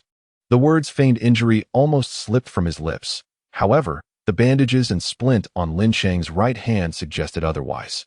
Lin Chung raised his left hand, proclaiming, "I still possess this." Lowry had specifically watched the game between the Lakers and the Rockets, and Lin Chung, not being adept with his left hand. Could he possibly improve within 2 days? It was utterly implausible. Soon, the starters took to the court. The Lakers featured McGee, Davis, Pope, Kuzma, and Matthews, while the Raptors lined up with Gasol, Van Vliet, Lowry, Siakam, and Anunoby. Although the Raptors had lost their championship cornerstone Kawhi Leonard to the Clippers and their defensive stalwart Danny Green to the Rockets, the duo of Van Vliet and Anunoby was still formidable. The referee's whistle pierced the air, signaling the commencement of the match. McGee tipped the ball to Kuzma, who advanced it before handing it off to Davis. The Lakers' strategy was simplicity itself. Davis, matched against Gasol, utilized his superior speed and a deft feint to create space for a jump shot that found its mark. The Raptors were not to be outdone, with Van Vliet igniting the offense with a three-pointer. Both teams began with a relatively low defensive intensity. The Raptors remained patient, recognizing that without LeBron and Lin Chung, the Lakers relied solely on Davis. They allowed him to shoot, waiting for the opportune moment to increase their defensive pressure and wear him down. In the first quarter, Davis astonishingly amassed 16 points, leading the Lakers by 2, a surprising turn of events. As the second quarter commenced, the Raptors introduced player 28, accelerating their offensive tempo, while the Lakers fell into the rhythm dictated by their opponents, suffering a devastating 19-5 run. Vogel called for a timeout, but the widening gap remained unbridged. The Lakers, lacking LeBron and Rondo to orchestrate the game as tempo, found Kuzma's inexperience inadequate to counteract the flow, resulting in the entire team engaging in fruitless back-and-forth sprints. The Raptors, seasoned with playoff experience, expertly pressured the Lakers into exhaustion while strategically deploying player 28 to enhance their interior offensive assault against Davis. The situation appeared grim. Although the Lakers were not entirely devoid of talent in the absence of LeBron and Lin Chung, their inability to control the game led to a disheartening 20-point deficit at halftime. The arena fell into a hushed silence, fans gazing despondently at the scoreboard, unable to reconcile their anguish. With two primary scorers and three key ball handlers sidelined, the game felt unbearably stifling. In the locker room, the Lakers players hung their heads, spirits low. Vogel's words of encouragement fell flat, for they all recognized the root of their struggles, yet felt powerless to amend it. "Coach, let me take the court," Kuzma implored. However, maturity eluded him, and the team lacked a steadfast leader. While Davis was a remarkable player, his capacity to lead the team was decidedly average. In the current game, Lin Chung is on the court, ensuring a steady rhythm and preventing the team from being swept away by the Raptors. "Are you truly untroubled by your injury?" "No problem." In the Raptors' locker room, the atmosphere is remarkably relaxed, save for Lowry, who remains preoccupied with Lin Cheng's words from before the game. "Coach, we need to devise a strategy for dealing with Lin Cheng in the second half." The players glance at Lowry with bewilderment. "Brother, what are you rambling about? Lin Cheng is injured and cannot play. He is not on the injury list. He is merely sitting on the bench." Lowry's reminder momentarily stuns the entire Raptors team. As the coach recalls the media's curiosity regarding why James is on the injury list while Lin Cheng is not. Could he truly be intending to play? He has watched the game footage, and Lin Cheng's playmaking ability is indeed top-notch. If he steps onto the court, how shall they defend against him?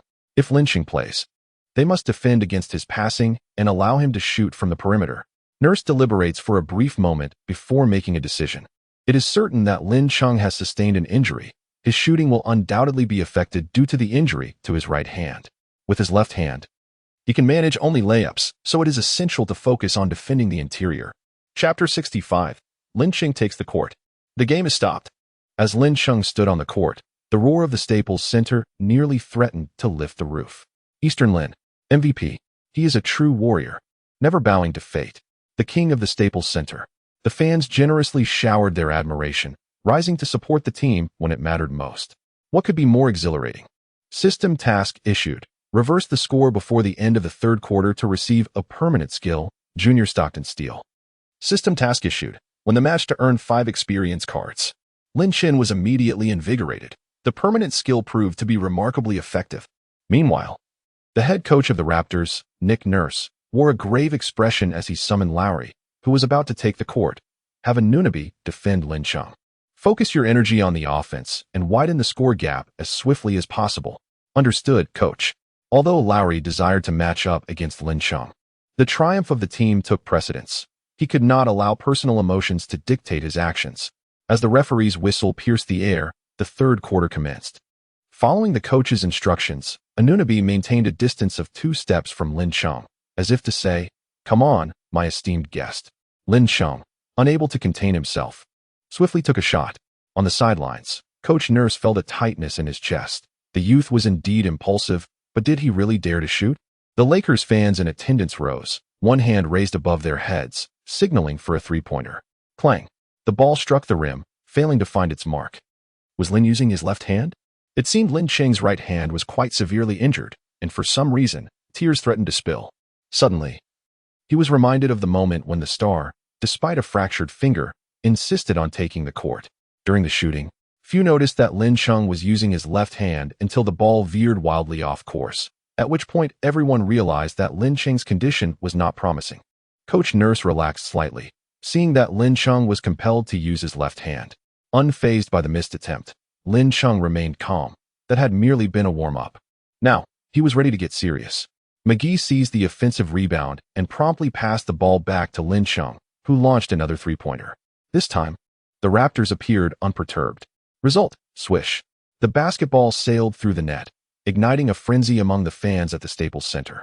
They synchronously lowered their raised right hands with fervor as the DJ exuberantly announced, "Three-pointer." From Lin Cheng. The fans had awaited this moment, their cheers resonating throughout the arena. Echoing Lin Cheng's name. Did Lin Cheng's successful three-pointer with his left hand stem from luck or skill? If Lin Cheng possessed the ability to shoot threes with his left hand, the Raptors were bound to face a daunting challenge. Suddenly, a sense of anticipation arose. The Raptors, still oblivious to the gravity of the situation, assumed Lin Cheng's success was merely a chance occurrence. They believed that a player who rarely used his left hand could not possibly achieve accuracy in just 2 days of practice. In the transition from offense to defense, Lowry passed the ball to Van Vliet, whose scoring and playmaking were exceptional. Despite spending much of last season as a substitute, he had shone brightly in the finals. Bringing the ball up the court, Van Vliet embraced Coach Nurse's philosophy, opting to attack the paint and apply pressure on Davis, thus lofting the ball to Ibaka in the post. Ibaka entered with a specific mission, to challenge Davis with physicality. He played with determination, deliberately initiating contact, ultimately using his footwork to shake Davis and leaping for a powerful slam dunk. The Raptors' intentions were clear. Lin Chung, observing from the sidelines, had already positioned himself for a defensive play as Ibaka made his aggressive move. With resolute determination, Lin Chung sprang into action. A resounding slap echoed as Ibaka was momentarily stunned, standing there in confusion. The ball was scooped up by Pope, who passed it to Lin Chung. Like a cheetah, he bolted forward, racing toward the front court, stepping beyond the three-point line with a decisive motion. Before the ball even settled into the net, Lin Chung turned and sprinted back to his half of the court, raising his heavily bandaged right hand to signal a three-pointer. In the absence of defenders, he was confident in his shot. Such was his self-assurance. The fast break three-pointer heralded the return of the young prodigy. Oh my, suddenly tears seemed imminent. Fans raised their hands, forming the gesture of three, their eyes fixed intently on the basketball. Swish. The ball sailed through the net. Lin Chung lowered his raised hand, mirroring the referee's gesture, prompting the entire crowd to follow suit as they chanted, "Three-pointer. Hooray." A magnificent block, an exquisite defense, and a decisive fast break. Lin Chung's defensive acumen is undoubtedly of the highest caliber, with his supplementary defense and blocks executed to perfection. The commentator on-site expressed his astonishment, saying, "I am intrigued by one thing. Just 2 days ago, Lin Chung could not shoot with his left hand, yet now he is remarkably accurate. Is there some miraculous shortcut? Ah, my friend, do not perceive a deity through the lens of mere mortals. Lin Chung has ascended to the realm of the divine." The head coach of the Raptors, Nick Nurse, gazes intently at Lin Chung, unable to fathom that he has truly mastered the art of shooting with his left hand while maintaining a remarkable shooting percentage. As he ponders, the Raptors attempt to execute a fast break, but their long-range shot fails to find the mark, bouncing off the rim. McGee assertively seizes the rebound over Ibaka's head. 2 three-pointers from Lin Chung instilled a surge of confidence in the Lakers as the players returned with renewed self-assurance, showcasing their dominance at every turn. When the ball found its way into Lin Chung's hands, he made a swift dash forward, sprinting towards the front court, while Lowry and Siakam retreated defensively, attempting to intercept him mid-stride. Lin Chung executed a splendid pivot, evading Lowry's grasp, and deftly maneuvered beneath Siakam's defense, accelerating once more as the two defenders could merely pursue in vain. The same script, the same narrative unfolded once again, beyond the three-point arc. He halted abruptly for a jump shot. Swish. Another three-pointer. Within just 1 minute on the court, he had already scored 3 three-pointers and achieved 1 block. Who else could accomplish such a feat? Lin Chung's performance was nothing short of astonishing, leaving the fans in awe. The referee's whistle pierced the air as Nick Nurse called for a timeout. The Raptors needed to alter their defensive strategy, lest the scene from the finals be replayed. Gentlemen, stay alert and double-team Lin Chung. Do not allow him a comfortable shot. Nurse's decision was resolute, yet it proved futile. Upon resuming play, the Raptors executed their strategy with precision, avoiding blind assaults on the interior. They utilized 4 external offensive points in an effort to stretch the Lakers' defense. However, the Lakers' defense was tenacious, with proactive help and no lapses. As the 24-second shot clock dwindled, the mismatched Pascal Siakam sought to exploit his height against Lin Chung. He initiated a series of dribbling maneuvers, feigning a drive to induce a misjudgment from Lin Chung, who remained unfazed by the deception. Employing a technique reminiscent of John Stockton's steals, he decisively executed a final interception, cleanly snatching the ball away while Siakam was still mid-move. Realizing the ball was gone, Siakam was left bewildered as Lin Chung sprinted towards the frontcourt, preparing for a three-point shot. Swish. Another three-pointer sank through the net. Vogel, exhilarated, raised his fists in triumph. His lips moving rapidly, observers speculated he was speaking Chinese. Oh my, New Zealand currency. In Chapter 66, victory was at hand. Did Lin Chung achieve a triple-double? The Lakers' bench brigade of towel wavers made their dazzling entrance, brandishing their towels and chanting, New Zealand currency. The live broadcast zoomed in, leaving many foreign fans puzzled, while Chinese supporters reveled in delight. Hey, did you hear? Cheng's teammates are chanting New Zealand currency. Indeed, they were. Cheng's cultural influence was palpable, He ought to teach them the art of 666. Before the online commentary had concluded, the Lakers' towel-waving contingent raised their hands, forming the number 6 and shaking them as they shouted, "Lin Cheng 666. A motley crew of robust men gestured in unison, an image so captivating that one dared not look away. Siakam, utterly frustrated, lamented, "I hadn't even completed my move when the ball was taken. Couldn't he wait for my performance to finish before making that steal?" Lin Cheng scored 12 points, and the deficit was suddenly reduced to 8 points. Trailing by 20 points? What does it matter? With Lin Cheng on the court, even a 30-point deficit does not intimidate the fans. Coach Nas, in agony, clutched his head, lamenting his plight. Subsequently, Lin Cheng failed to score again and had a rather average performance. However, he adeptly capitalized on the Raptors' double team, recording 7 assists to facilitate his teammates' continuous scoring.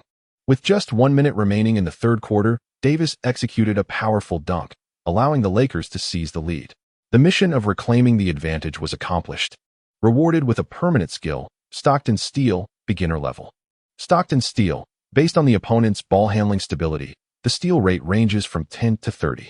Lin Cheng could only exclaim, "System, are you defying the heavens?" A steal rate of 30 would bring tears to even Paul. Of course, given Paul's remarkable ball handling stability, attaining such a rate is exceedingly challenging. However, it proves to be nothing short of a divine instrument when dealing with towering centers. Lin Cheng was eager to conduct his experiment, setting his gaze firmly upon Van Vliet, whose ball handling skills were commendable, making him an ideal subject for the trial. As Van Vliet dribbled, he suddenly felt a chill, sensing an impending threat. The Raptors, having once held a commanding 20-point lead, found themselves in a precarious situation, their morale severely shaken. Nurse had no choice but to deploy the offensively restrained Marc Gasol to bolster their defense. With the interior offense faltering, they turned to the perimeter. Van Vliet, wary of Lin Cheng's defense, refrained from encroaching too closely. As his teammates set up a screen, Lin Cheng found himself mismatched against Lowry. Pop was tightly glued to his mark, leaving Van Vliet with no space to shoot. He passed the ball to Lowry, who, upon taking a dribble, felt a gust of wind sweep past his hand. The ball was gone. Lin Cheng swiftly dribbled towards the front court, confidently sinking a 2-point shot. Lowry's composure shattered. Could one truly execute a steal in such a manner? It has become increasingly difficult to encapsulate Lin Cheng's prowess. Simply astounding. The steal was executed with impeccable precision. As if he had been awaiting Lowry along the dribbling path, it was utterly astonishing. The live commentary remained somewhat reserved, with the most ardent supporter, Shaquille O'Neal, resting at home to watch the game. Upon witnessing Lin Cheng's steal, the colossal O'Neal sprang from his sofa, his exuberance apparent. "Oh my goodness!" Each game unveils a new posture, a novel skill. His left-handed three-pointer was truly breathtaking, and the steal even more so. "I am utterly enamored." As O'Neal reveled in his excitement, his wife appeared wielding a rolling pin, inquiring, "Who are you talking to? Who are you unlocking new skills with? And whom do you love, Rachel?" Oh, the drama. Whether O'Neal might face domestic turmoil remains uncertain, yet it is undeniable that Nurse is exasperated. Leading by 20 points in the third quarter, they now find themselves trailing by 8, a scenario almost unbelievable. How will they approach the fourth quarter? They cannot double-team Lin Cheng. Allowing him to score and facilitate for his teammates is unacceptable. Nurse resolved to embrace the risk of being overwhelmed by shots rather than permitting the Lakers to flourish. There is a saying in the NBA, one should not arbitrarily alter defensive strategies during a game, especially when facing adversity. Initially, they double-teamed Lin Cheng, but now they have abandoned that tactic. Nurse's intention to implement change is commendable, yet at times, the mystique of the game is daunting. As the fourth quarter commenced, Lin Cheng, unencumbered by double coverage, opted to ignite his offense, launching 4 successful three-pointers out of 7 attempts, forcing another stoppage in play. The most unfortunate was 28. With Marc Gasol lacking in offensive aggression and defensive efficacy, Nurse substituted in Ibaka to experiment with new strategies, but Lin Cheng seized the opportunity to exploit him. Twice he received the ball without executing a technical maneuver, only to have it snatched away, leaving him with a sense of existential despair. The entire Raptors team was thrown into disarray by Lin Cheng's performance. They hesitated to hold onto the ball for extended periods, treating it as though it were a hot potato. Goodness, Van Vliet silently cursed, as the Raptor style relies on continuous ball movement, yet he found himself monopolizing the ball. a strategy that did not align with the team's strengths. In Lin Cheng's determination to experiment with Van Vliet, he proactively defended against him. Van Jordan, having been closely monitored by Lin Cheng on 2 consecutive occasions, inevitably felt a surge of impatience. In his dribbling, he failed to control the force adequately, allowing Lin Cheng to seize the opportunity and intercept the ball decisively. Van Vliet's head buzzed in disbelief. Was such an immediate theft in response to a minor misstep truly warranted? The Raptors' other teammates observed in solemn silence, clearly intimidated by Lin Cheng. At this moment, Lin Cheng had already advanced the ball to the frontcourt, executing a rapid 3-point shot. The Staples Center erupted once more, witnessing an astounding turnaround from a 20-point deficit to a 14-point lead, exhilarating, to say the least.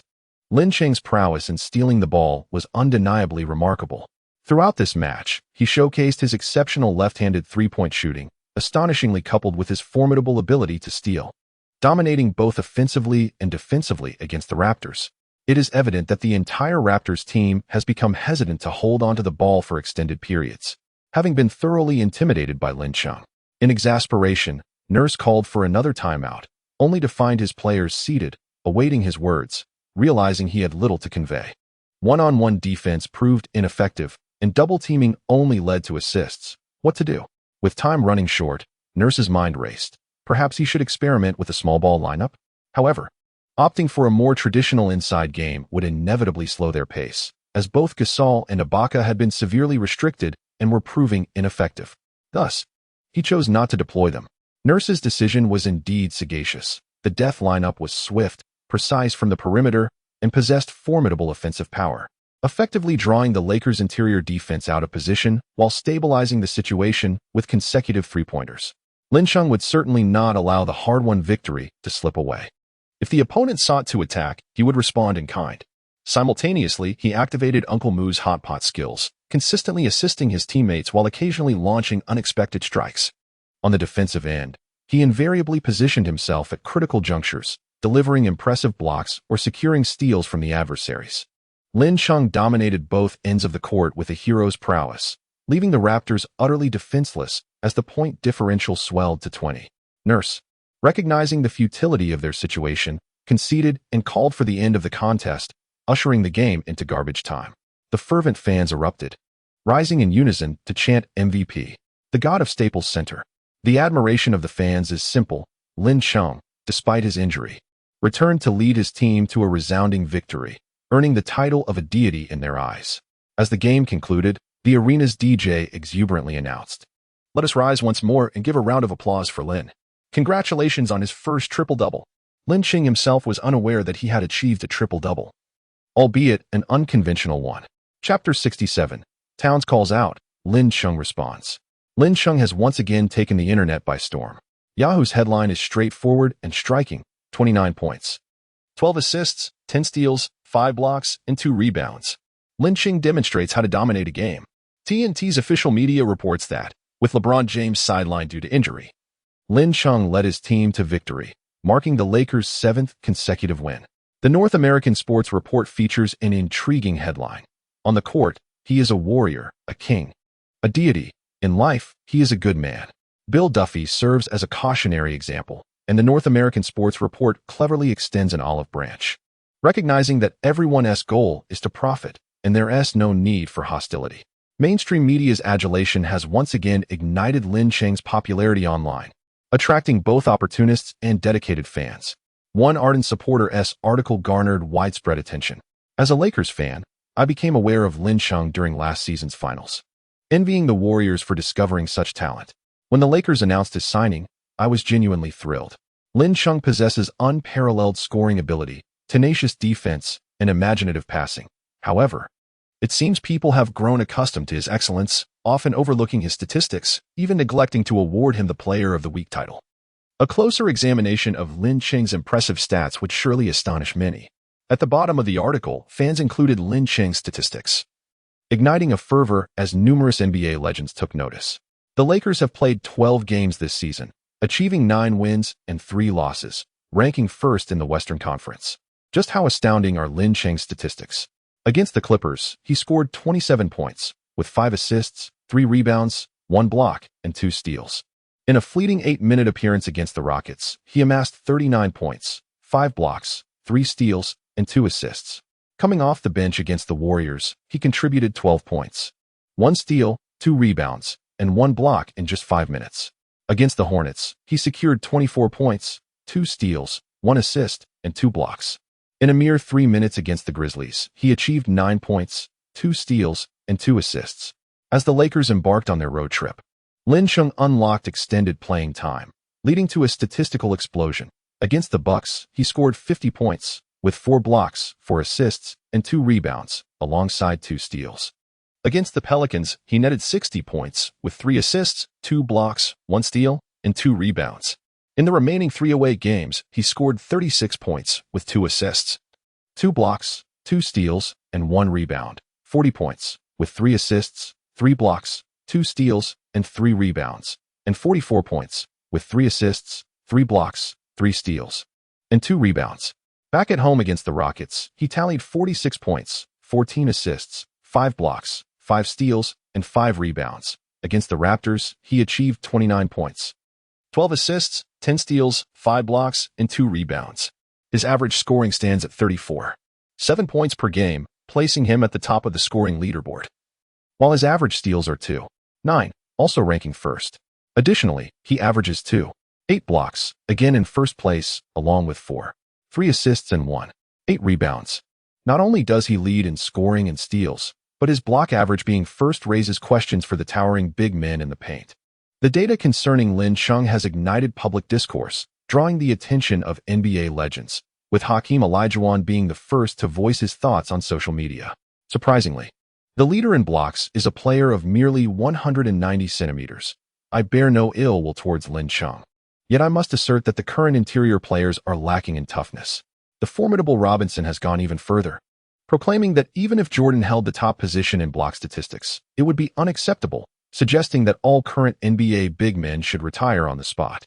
Charles Barkley has also acknowledged Lin Chung's impressive shot-blocking prowess, yet contends that this does not justify his high standing in the block rankings, indicating a complete decline in the quality of present-day centers.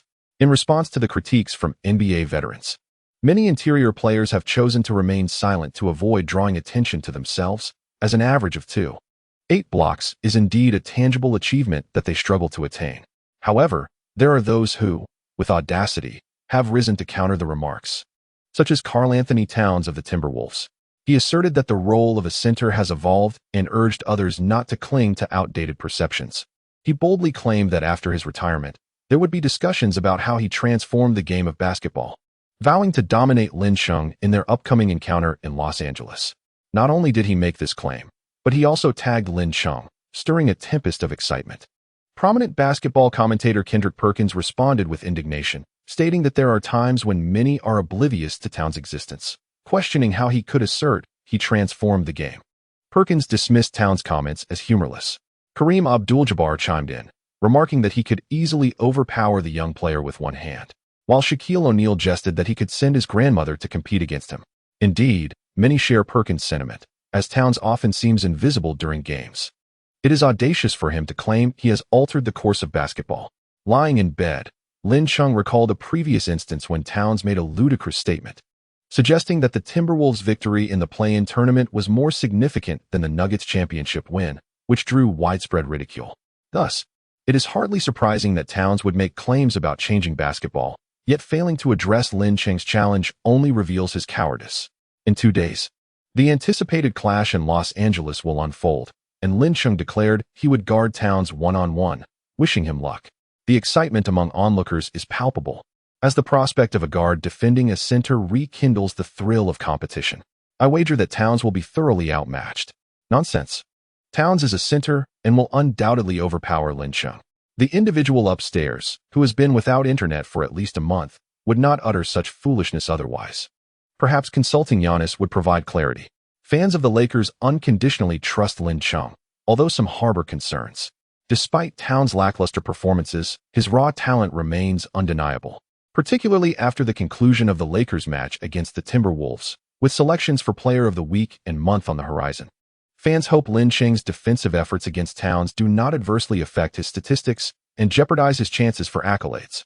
It is noteworthy that the Lakers currently hold the best record in the league. A victory over the Timberwolves would ensure Lin Cheng's statistics remain respectable, securing him a solid shot at Player of the Week honors.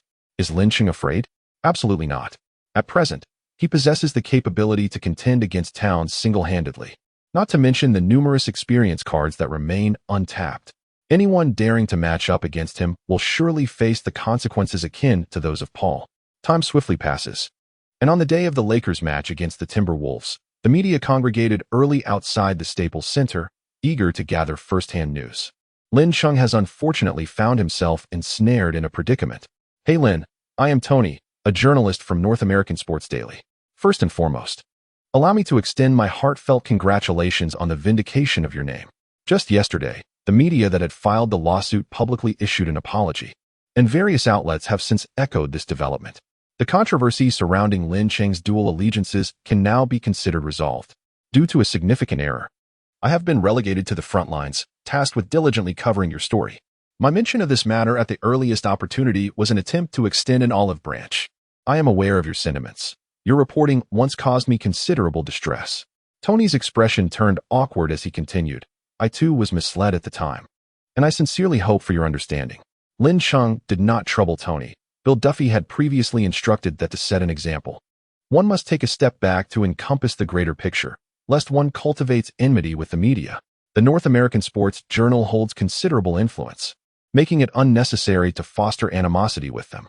Lin Cheng jokingly remarked, there is an ancient saying in Huagua, without a fight, one does not truly know another. Furthermore, you are quite renowned in Huagua, and I would be delighted to call you a friend. Renowned indeed? Yes, the esteemed teacher Tony, known by all in Huagua. Lin Cheng flashed a radiant smile, remaining silent, as teacher Tony was indeed quite renowned. Chapter 68. Exploding Towns, Hidden Rewards. The match between the Lakers and the Timberwolves garnered significant attention due to Towns' remarks prior to the game. Lin Cheng declared his intention to single-handedly defend against Towns, prompting Lakers fans to eagerly arrive at the venue, anticipating the spectacle of a guard overwhelming a center. Reports suggest that many fans were unable to secure tickets, as scalpers inflated prices to 5 times their original cost, illustrating the fervor of the fan base. In a pre-game interview, with LeBron sidelined due to injury, Lin Cheng and Anthony Davis took the stage, capturing the spotlight with all eyes fixed on Lin Cheng, leaving Davis feeling somewhat overlooked. When asked about Lin Cheng's claim to dominate him, Towns expressed admiration for his audacity, hoping he would courageously face him rather than emulate Daudo Luo, avoiding confrontation when outmatched. The journalists present were taken aback by Lin Cheng's apparent disregard for Towns. Amidst the banter, the term Daudo Luo was questioned for its meaning. A spirited blonde reporter enthusiastically elaborated, explaining that in China, there is a saying, eat, sleep, play Daudo, with Paul now serving as the replacement for Daudo. Hence Lin Cheng's playful moniker for him. It seems that foreign reporters are quite adept at understanding cultural references.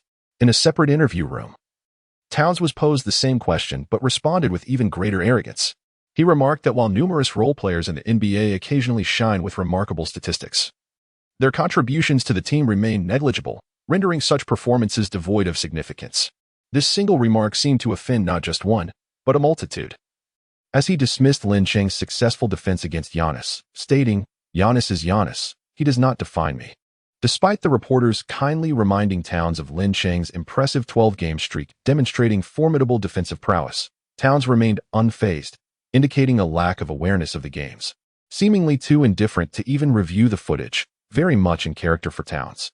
As the interviews concluded, Lin Cheng emerged for warm-ups, greeted by raucous cheers from the crowd, inciting a wave of jealousy from Towns, who had never experienced such adoration in Minnesota.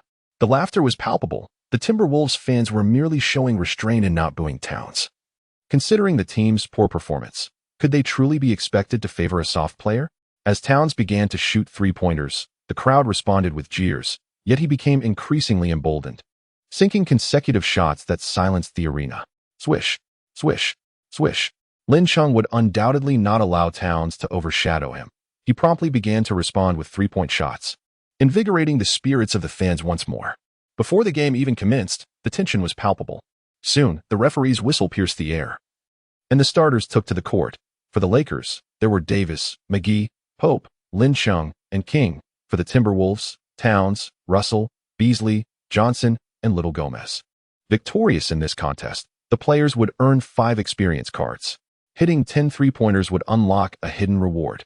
And overpowering Towns, with at least 5 successful one-on-one defenses, would unveil another secret prize.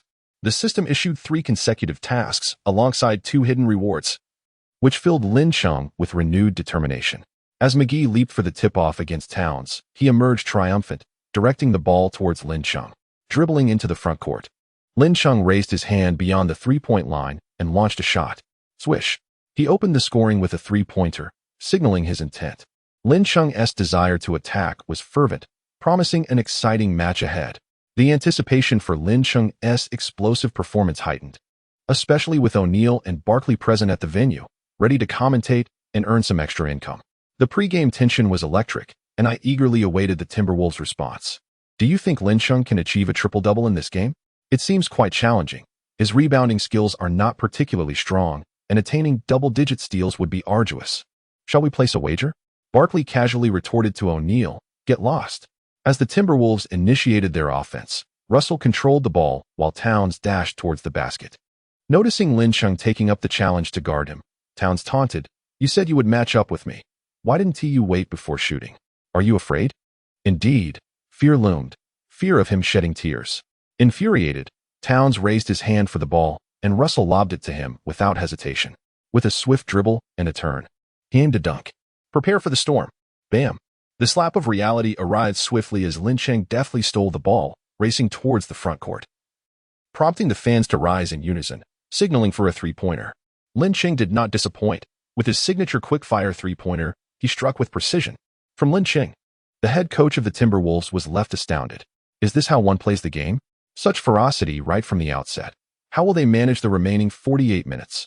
Towns wore a grim expression, yet his nightmare had only just begun. As Russell advanced the ball into the front court, his teammates had yet to position themselves. But Towns raised his hand, demanding the ball from Lin Chung, who reluctantly passed it to him. One must note, when the divine opens a door for you, it often closes a window. Towns possesses extraordinary talent, yet his intellect seems lacking. He failed to learn from his previous mistakes and sought to dribble and pivot once more, intending to dunk over Lin Chung. Alas, where is the basketball? Towns was left bewildered, while the coach on the sidelines, with a darkened countenance, bellowed, "Get back on defense." There was no time to waste. Lin Chung had already leapt from beyond the three-point arc, sinking yet another shot. The fans erupted in euphoria. Is he truly matching up against our Eastern Lin? One cannot help but wonder why the flowers bloom so vividly. It is all stained in blood. It is almost unbelievable to witness such a start. 2 steals, 3 three-pointers, and barely a minute gone by. Does it seem to you that Lin Chung is reveling in excitement? Could it be that Towns' remarks on social media have incited him? It seems unlikely. He appears to embody a state of exhilaration.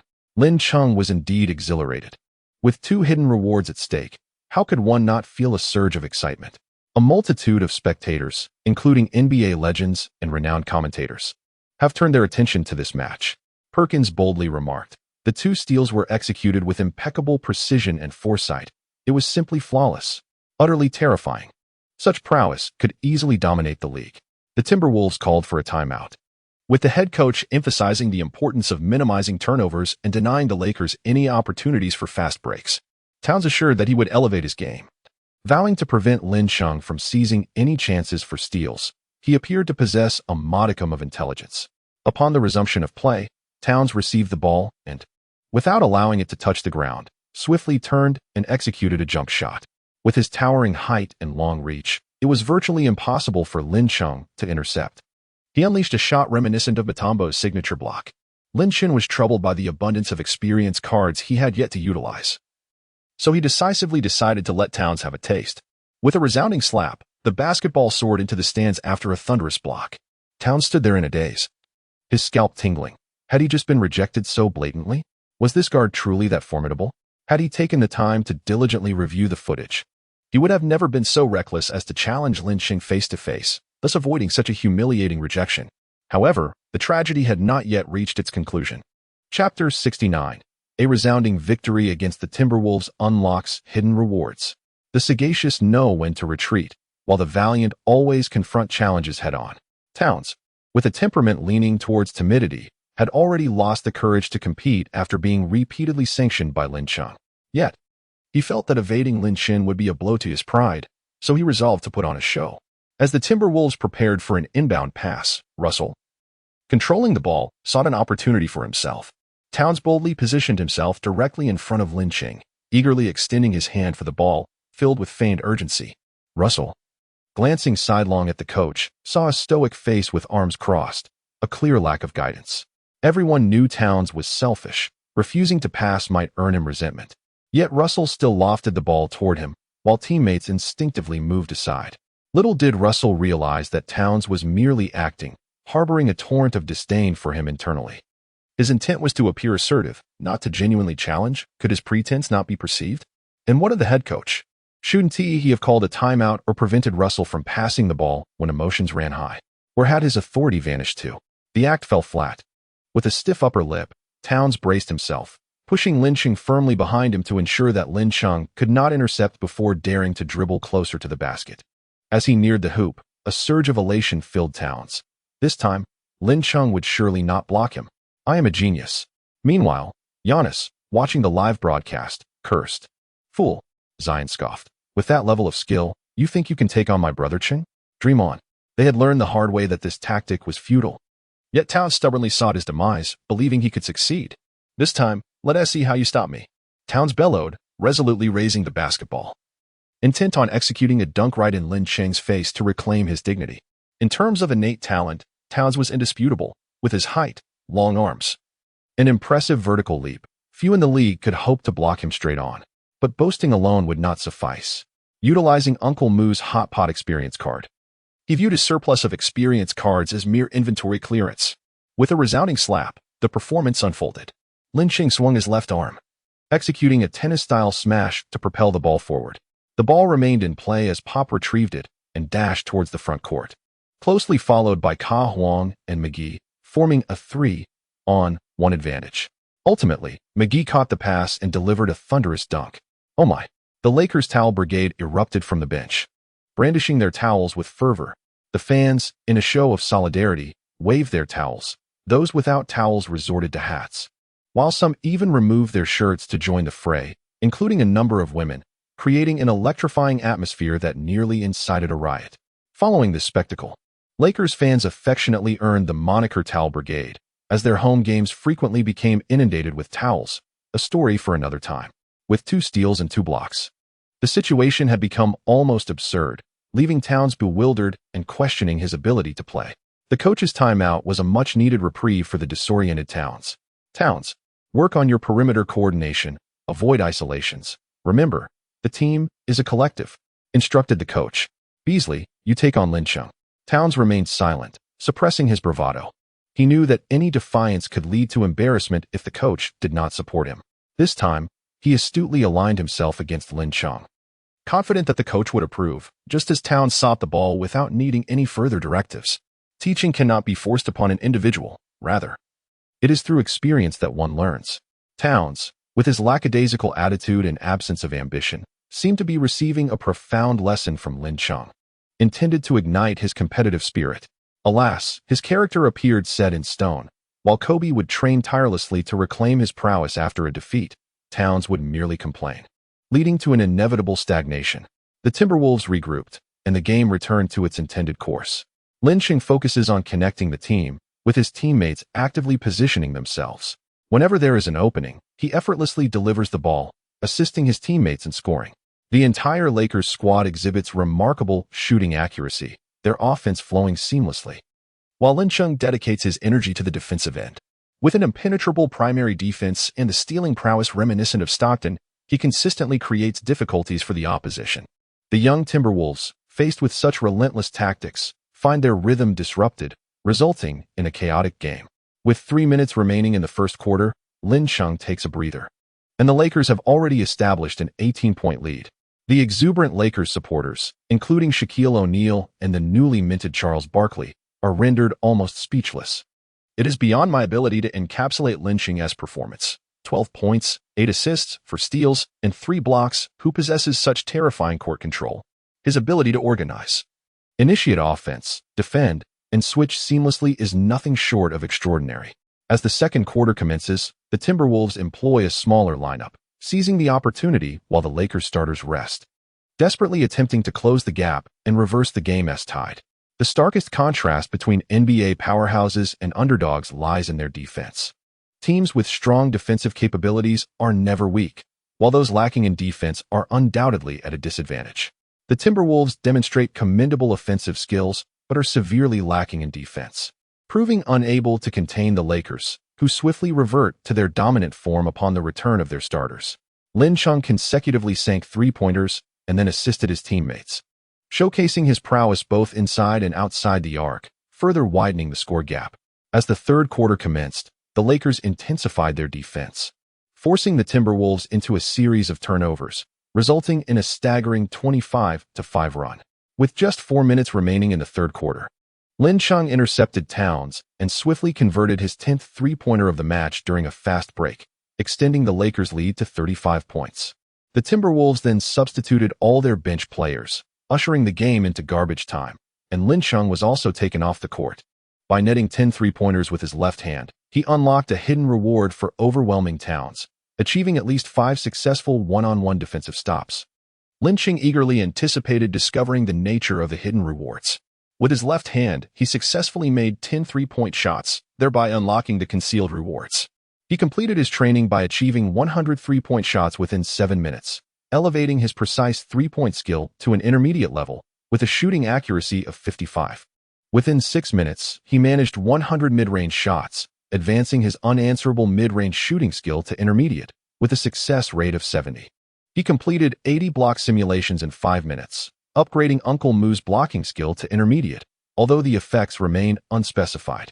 In the same time frame, he accomplished 30 steal simulations, enhancing Stockton's stealing ability to intermediate, with the effects also remaining unclear. Additionally, he fulfilled a simulated defensive task in 5 minutes, raising his impenetrable defense to an intermediate level.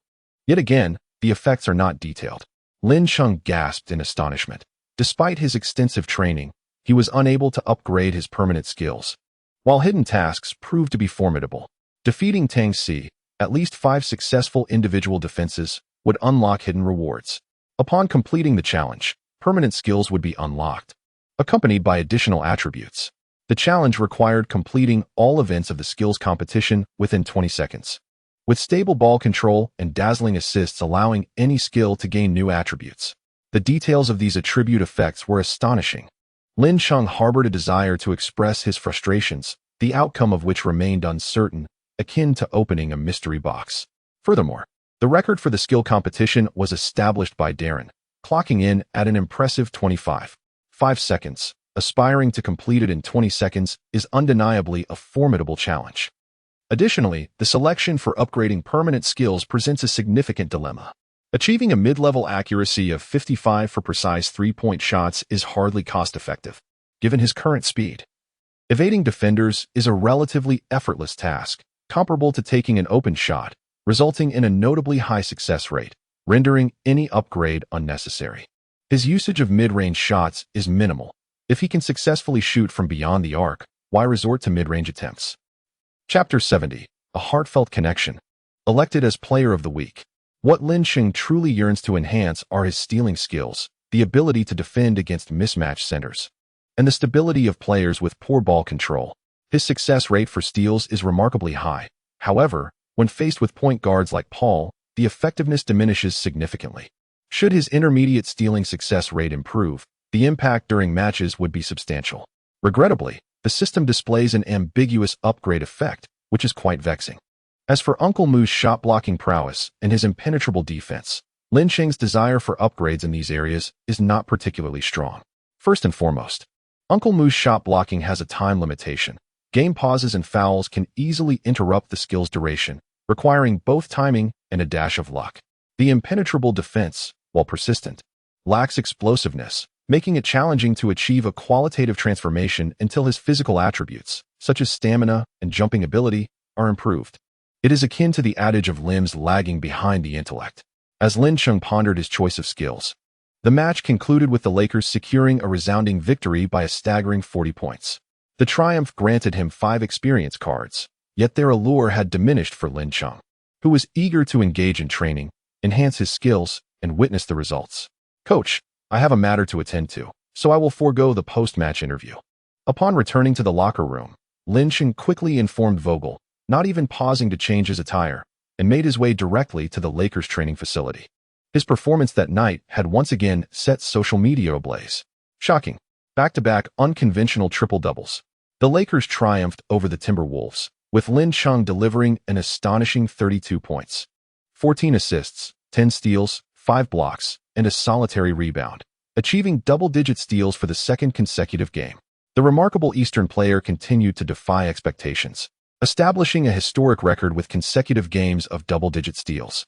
Over 13 matches, he accumulated 45 steals, averaging 3.5 per game. The question lingered, could he surpass Elvin Robertson's record of 3.67 steals per game set during the 1986 season? As Lin Cheng's performance soared to new heights, media accolades and anticipations for his future grew ever more fervent. The current efficiency of Lin Cheng makes it quite plausible for him to break the long-standing average steals record that has persisted for over 30 years, especially with the imminent upgrade of his skills. Within the confines of the Lakers training facility, Lin Cheng's newly appointed trainer, Peter, expressed his discontent. "Boss, you have ruined my splendid date." To which Lin Cheng responded, "Wake up, Peter, you have no girlfriend." Peter erupted into laughter, exclaiming, "After just finishing a game, how could you possibly want to train? Tonight's match barely served as my warm-up." If Towns were to overhear such remarks, he might genuinely consider retiring on the spot. As the two engaged in light conversation, they commenced their training session, with Peter taking on the role of the dribbler, endeavoring to protect the ball and thwart Lin Cheng's attempts at steals. Within 5 minutes, Lin Cheng managed only 20 steals, and it was not until after 6 consecutive attempts that he barely accomplished the task of 30 steals. Consequently, his permanent skill, Stockton steal, was upgraded to intermediate. Depending on the opponent's ball handling stability, the steal rate ranged from 20 to 40%. Lin Cheng excitedly clenched his fist, proclaiming that the probabilities of 10 and 20 had undergone a qualitative transformation, which was truly remarkable. "Peter, next I shall take on the skills challenge." "Boss, are you really going to participate in the All-Star event?" "If I join the All-Star skills challenge, I believe the others will stand no chance at all." Peter quickly witnessed Lin Cheng's prowess. While achieving a time of 30 seconds in the skills challenge is commendable, Lin Cheng consistently maintained a time around 21 to 22 seconds. Lin Cheng was dissatisfied. "Hey Peter, how can I break into the 20-second mark?" "Goodness, boss, you're leaving no room for others." Peter, however, was quite skilled. He meticulously studied each project. For instance, he analyzed the most efficient routes for dribbling through obstacles and how to control the power of passes to minimize the time needed for layups. Ultimately, under his guidance, Lin Cheng managed to run the course in under 20 seconds, successfully completing the challenge. With all tasks of the 20-second challenge competition accomplished, he chose to unlock the attribute of stable ball control or the attribute of dazzling assists. He opted for the dazzling assists. Lin Cheng's thoughts were quite straightforward. The ability to maintain stable ball control is a skill that reflects individual prowess, minimizing errors but failing to inspire teammates. In contrast, a magnificent assist falls under offensive skills, capable of orchestrating the team and galvanizing fellow players. From the perspective of maximizing benefits, this choice is undoubtedly sound. The extraordinary attribute of the splendid assist, telepathic bond, is activated, establishing a connection with teammates, enhancing the assist success rate to 50. A friendly reminder, once bound, the connection with teammates cannot be severed. Lin Cheng had anticipated that the inherent attributes of the divine-level skills would be extraordinarily formidable, yet he was taken aback by just how extraordinary they truly were. It was as if Lin Cheng were delivering a precise pass to his counterpart, resulting in a shooting accuracy of 50. If the shooter were an outside marksman, the three-point shooting percentage would also stand at an impressive 50. The binding of these skills was irrevocable, necessitating careful consideration. While the additional attributes of the skills were undeniably remarkable, once bound, they could not be undone, thus requiring thoughtful deliberation. The NBA is a commercial league, and Lin Cheng certainly did not wish to find himself traded the following season right after such a binding, a scenario that would be exceedingly awkward. Name: Lin Cheng. Height: 190 centimeters. Jump: 84, beginner, strength: 84, beginner, stamina: 84, beginner, speed: 95, divine, vision: 85, intermediate, basketball IQ: 90, advanced, overall level, 88, proficient, skills, precise three-point shooting, accuracy, 50, impenetrable defense, beginner, Uncle Moo's block, beginner, active, unanswerable mid-range shot, beginner, Stockton steal, intermediate, stable ball control, divine, elegant assist, divine, attribute, telepathic connection. Items: 3-point accuracy experience card X2, Stockton steal X1, signature shot X1, Jordan's mid-range shot X1, Carter's dunk X5. Lin Chung gazed at the splendid statistics, his heart swelling with pride. He could hardly believe how formidable he had become in such a short span of time. The day following the conclusion of the match between the Lakers and the Timberwolves, the list of candidates for the Player of the Week was unveiled, and naturally, Lin Chung was among them. Fans, anxious about any potential mishaps in the selection process, immediately showcased Lin Chung's remarkable performance over 3 games against the Rockets. He amassed 46 points, 14 assists, 5 blocks, 5 steals, and 5 rebounds. Against the Raptors, he achieved 29 points, 12 assists, 10 steals, 5 blocks, and 2 rebounds. And against the Timberwolves, he recorded 32 points, 14 assists, 10 steals, 5 blocks, and 1 rebound. If such statistics did not lead to a selection, it would indeed be a blatant injustice. The other 2 candidates for the Western Conference Player of the Week seemed to be wary of experiencing an embarrassing situation akin to that of Chris Paul, as they took to social media to publicly commend Lin Chung's astounding performance, expressing their anticipation to congratulate him in advance. Competing alongside Lin Chung for the accolade was already a significant honor. His display on the court was nothing short of extraordinary. Soon, the results of the Player of the Week selection were announced. In the Eastern Conference, it was Joel Embiid of the 76ers, while in the Western Conference, Lin Chung emerged victorious, fulfilling the expectations of many. He became the second player from China, following Yao Ming, to attain this prestigious recognition, sparking a sensation back home. With major media outlets eager to report the news, the name Lin Chung has dominated the trending search rankings. However, with the announcement of the candidates for the month, Lin Chung's prominence has reached its zenith, setting the stage for the commencement of sneaker endorsement negotiations. Chapter 71 reveals leaked details of the negotiations, sparking debate among netizens. Bill Duffy has chosen an opportune moment for the negotiations, yet the discussions have not proceeded smoothly. The brand representatives have made it clear that while the monetary terms of the endorsement contract are negotiable, establishing an independent brand operation is out of the question, particularly for Nike, which has taken a resolute stance. The Nike Group encompasses 4 major brands: Nike, Jordan, Converse, and Hurley. Converse specializes in skate shoes, while Hurley represents a lifestyle brand, both of which were acquired as the group expanded. The Jordan brand, on the other hand, emerged from a unique historical context, with Michael Jordan himself possessing only profit-sharing rights, devoid of any decision-making authority. The collaboration proposed by Lin Chung aims for independent and autonomous operation. Even though the profit-sharing ratio may be substantial, Nike would never acquiesce, and the same applies to other brand merchants. Lin, I suggest you reconsider. Even the likes of Kobe and LeBron only possess their own distinct series. It was only when Jordan leveraged a 4.5 stake as a bargaining chip that Nike consented to establish the Jordan series as an independent brand. To demand the formation of a standalone brand for independent operation at this juncture is utterly implausible for Nike. Bill Duffy finds himself in a predicament. While capital may accept diminished profits, maintaining control is paramount. This is non-negotiable. Even when Jordan utilized Nike's collective shares as leverage, all he secured was the right to profit from an independent brand, devoid of any decision-making or operational authority. Lin Chung remained indifferent. He had no intention of collaborating with Nike, as their stance held no significance for him. There was no explicit rejection, merely the need for negotiation. What of the other brands? Currently, including Nike, Puma, and Reebok, all have clearly declined, with only Under Armour yet to take a definitive stance. A lack of rejection signifies hesitation. How might they be persuaded to make a resolute decision? By presenting more compelling data. Bill Duffy advised, Nike is a league sponsor, and the league is inclined to provide you with resources such as interviews, magazine covers, and more. Opting for Nike would be the optimal choice. Beneath the shade of a great tree, one finds comfort. Nike's contracted stars are never short of exposure, as the league is keen to promote them. This is the power of capital. The president of Nike was incredulous upon receiving Alexander's proposal. He intended to establish an independent brand, operating autonomously? Indeed, and he would retain control over operational decisions. Such audacity.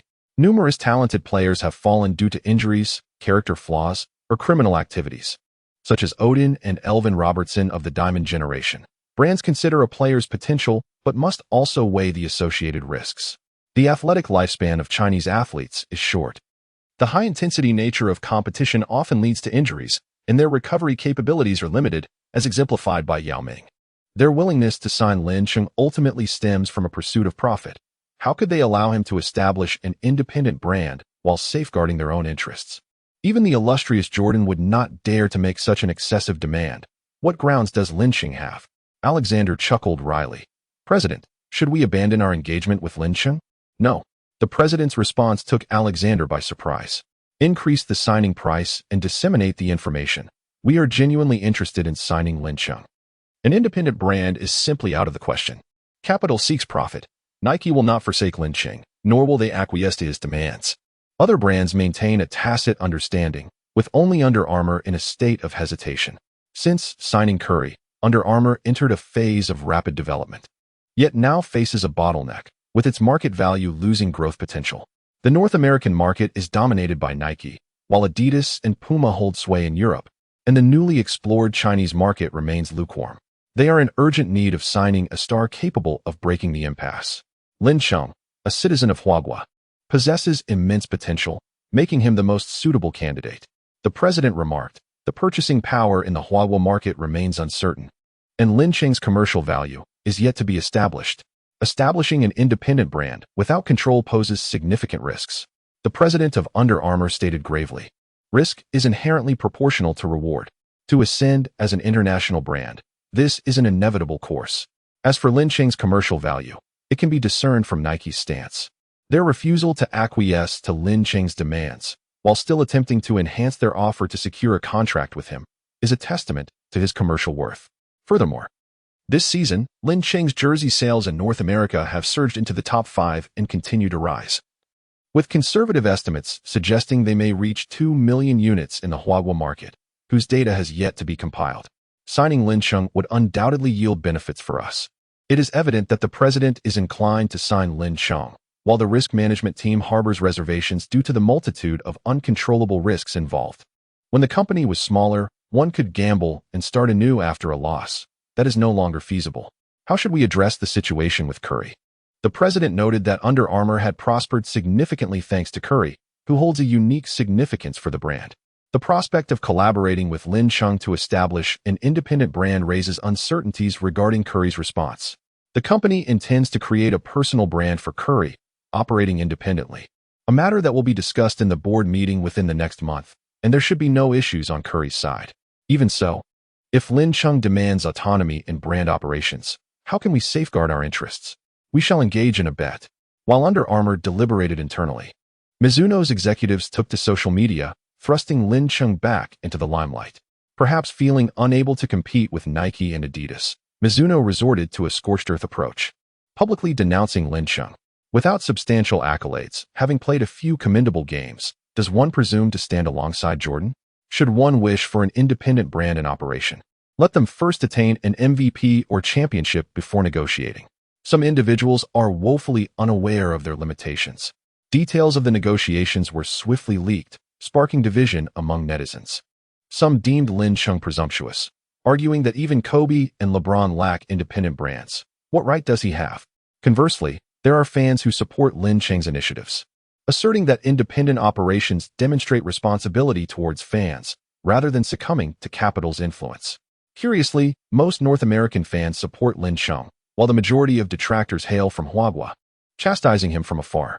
Quickly return, you bring disgrace upon us. It is baffling that an ordinary middle-class individual would aspire for a superstar contract. One wonders what audacity fuels such ambition, perhaps a misguided belief. It has long been asserted that individuals of such character lack integrity. Keyboard warriors will never entertain logic. They exist solely to criticize. Reasoning? Apologies, but only humans engage in reasoned discourse. The fans of Lin Cheng are naturally intolerant of any slander against him. The ordinary middle-class player is the scoring champion, the steals leader, and the blocks king. An average middle-class player can achieve a remarkable 60 points. This average player consistently records double-digit steals and frequently attains triple-doubles. What an exceptional middle-class player. This player has even garnered a staggering contract from Nike. The ordinary middle-class player has been named Player of the Week. The Chinese internet is once again in an uproar over Lin Qing, yet he remains largely unfazed, as he and Su Mo are currently entertaining Xiao Weiwei. Chapter 72, Battling the 76ers. Scoring 38 points in a single quarter. Xiao Weiwei is ecstatic to finally meet her idol. However, her first words upon meeting Lin Qing nearly plunged her into despair. Hey, young lady. Remember not to bet next time.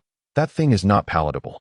It is evident that Lin Qing is aware of her past misadventures, which leaves her somewhat embarrassed, but fortunately, Su Mo comes to her rescue, preventing a social faux pas, as Xiao Weiwei steps forward to vouch for him and helps resolve a significant dilemma. Lin Qing personally cooks as a token of gratitude and prepares some gifts. He has arranged 10 signed jerseys. The reason for such a quantity stems from Su Mo's suggestion, stating that it is essential to materialize his commercial value. Lin Qing harbored no interest in commercial affairs, leaving everything to Su Mo to manage. Upon returning to the hotel, Xiao Weiwei initiated a live stream, showcasing Lin Qing's signed jersey. Today, I had the pleasure of meeting my brother Chang, and he is truly handsome. His character is equally commendable, but alas, he is already taken. Otherwise, I would have pounced on him. Furthermore, Chang gifted me 10 sets of signed jerseys. I ask you, are you envious? The live chat erupted in excitement. Sister Weiwei, give me a set. I'll buy it. Who dares to compete with me? My father is Old Wang. Sister Weiwei, I was your first supporter during those challenging times. You must sell it to me. As the comments grew increasingly outrageous, Xiao Weiwei rolled her eyes and addressed the serious matter. Don't say I didn't warn you. In a couple of days, Chang's jerseys will be featured in a domestic event. Purchase them from my live stream, and we will draw 10 lucky individuals to receive signed jerseys. The successful men are often supported by women who understand that love alone is insufficient. They must also contribute to their careers. Negotiations with brand sponsors are essentially a form of strategic maneuvering, and Su Mo's objective is to bolster Lin Qing's leverage during these negotiations. The sales of NBA jerseys do not directly benefit the players, yet the volume of jersey sales often determines the magnitude of shoe contracts. Su Mo had conferred with Bill Duffy, and to secure the brand sponsors agreement for independent operations, they must perceive Lin Qing's commercial value. In contrast to their strategic considerations, Lin Qing's aspirations remain refreshingly straightforward: to deliver explosive statistics. 2 days swiftly elapsed, and the Lakers, playing at home, prepared to face the formidable Eastern Conference team, the 76ers. This match garnered substantial attention and promised to be captivating. It was the showdown between the Western and Eastern Conference players of the week, who would emerge victorious. The outcome of this final battle before the announcement of the Player of the Month would determine the candidate for the Western Conference Player of the Month based on the Lakers' performance and Lin Qing's contributions. Could the Lakers achieve a remarkable 9-game winning streak? Can Lin Qing continue to achieve double-digit steals? In a pre-game interview, Embiid was posed with numerous challenging questions, all of which he adeptly navigated, demonstrating a level of finesse that stands in contrast to Towns' more obstinate approach. During the interview, Lin Qing exhibited a relaxed demeanor, patiently addressing inquiries regarding his sneaker contract. When asked about Mizuno's comments, he responded with a tale that came to mind: a former courtesan, seeking redemption, aspired to marry an honest man but was rejected, leading her to falsely accuse him of being a client. The journalists erupted in laughter, clearly appreciating Lin Qing's audacity. The match commenced in a harmonious atmosphere, with the Lakers fielding their lineup of Davis, McGee, Lin Qing, Pope, and King. The 76ers maintained their standard roster, featuring Embiid, Milton, Richardson, Horford, and Harris. Many expected Lin Qing to focus on defense and playmaking, but to their surprise, he transitioned into a scoring mode. He launched straight into three-pointers, fast breaks, pull-ups, and pick-and-rolls, rendering Harris utterly defenseless. With an impressive 6 for 6 from beyond the arc, 76ers head coach Brett Brown was left in a state of trepidation, pondering what had provoked such ferocity from Lin Qing. Despite 2 timeouts, Brown's attempts to quell Lin Qing's fiery performance were in vain. Forced by circumstance, he instructed Harris and Milton to double-team Lin Qing. Research indicated that Lin Qing typically struggled against double teams, often opting to pass the ball. Given the Lakers' inconsistency from the perimeter, it seemed a reasonable gamble to risk Lin Qing's shooting rather than allowing him to dominate. However, This strategy proved futile, as Lin Chung remained unyielding. Lin Chung opted not to pass, but rather to force his way through with unwavering determination. Brown felt a surge of anxiety. It became evident that Lin Chung was not lacking the ability to break through the double team, but instead preferred to create opportunities for his teammates in such situations. Tonight, Lin Chung's desire to attack was palpably intense. The first quarter transformed into a stage solely for Lin Chung, with the crowd erupting in waves of fervent cheers. Double team. Everyone, converge on him. Watford, do not allow him to score again. Coach Brown shouted frantically from the sidelines. With mere seconds remaining in the first quarter, Lin Chung had made an astonishing 12 out of 18 three-point attempts, amassing a staggering 36 points. Should he score again, he would eclipse Clay's record of 37 points in a single quarter. Among the 5 players on the court for the 76ers, aside from Horford, the other 4 converged upon Lin Chung, determined not to fade into the background. The fans in attendance rose to their feet, covering their mouths in hushed anticipation, while the Lakers bench, hand in hand and shoulder to shoulder, awaited the outcome of the final play. Countless fans stationed in front of their televisions and live streams shared the same fervent hope, transcending team loyalties in anticipation of a new record being set. Such is the allure of competitive sports. My goodness, how exhilarating. I can hardly contain myself. Lin Chung's heart raced as he comprehended the significance of the moment. Surrounded by Harris, Embiid, Milton, and Richardson, breaking free seemed an insurmountable challenge, yet Lin Chung chose to pass. He directed the ball to McGee. A gasp swept through the arena. For anyone else, the record was within reach. Even with 2 meters remaining from the three-point line and uncertainty looming, one would typically take the shot. The 4 defenders encircling Lin Chung were evidently unprepared for such a pass, momentarily taken aback. Had he truly relinquished the opportunity? No. How could Lin Chung possibly relinquish such a splendid opportunity? His pass was merely a prelude to a more decisive score. Accelerating past 4 defenders, he surged toward the basket, seamlessly receiving the ball from his opponent while gliding past McGee, and effortlessly made the layup. The entire sequence transpired in the blink of an eye. Beep. The match concluded, and the referee signaled the basket was valid. Roars of jubilation erupted throughout the Staples Center. Wafa. Such miraculous skill. It is almost unbelievable to witness the record of 37 points in a single quarter being shattered within a lifetime. Lin Chung's fervent desire to attack, coupled with his impeccable touch, rendered the 76ers utterly defenseless. One cannot help but feel sympathy for the 76ers, as they found themselves in the midst of such a monumental game, destined to be mere backdrop. Forgive my exuberance, it was simply magnificent. Lin Chung, with an astonishing shooting percentage of 13 out of 19 from the field and 12 out of 18 from beyond the arc, achieved a remarkable 38 points in a single quarter, surpassing Clay's previous record of 37 points. Furthermore, he showcased his prowess with 5 steals and 1 block, truly dominating the game. Standing at the center of the court, Lin Chung raised his hands high, pointing his index finger to the heavens, reveling in the adulation of the fans. In this moment, he was the undisputed king of the Staples Center. Chapter 73, Victory in the Game, Consecutive 60. Lin Chung has gone berserk. He scored an astonishing 38 points in a single quarter, and in the second quarter, he showed no signs of slowing down. Charging forward with relentless vigor, the 76ers, unable to perform in adverse situations, have never proven themselves in the playoffs. Faced with the ferocious Lin Chung, their defense crumbled, leaving them to rely solely on offense for survival. As the first half concluded, the Lakers led by a staggering 28 points, with Lin Chung's statistics reaching terrifying heights: 58 points, 8 steals, 3 blocks, 7 assists, and 1 rebound. The Staples Center erupted in a frenzy, with countless fans moved to tears.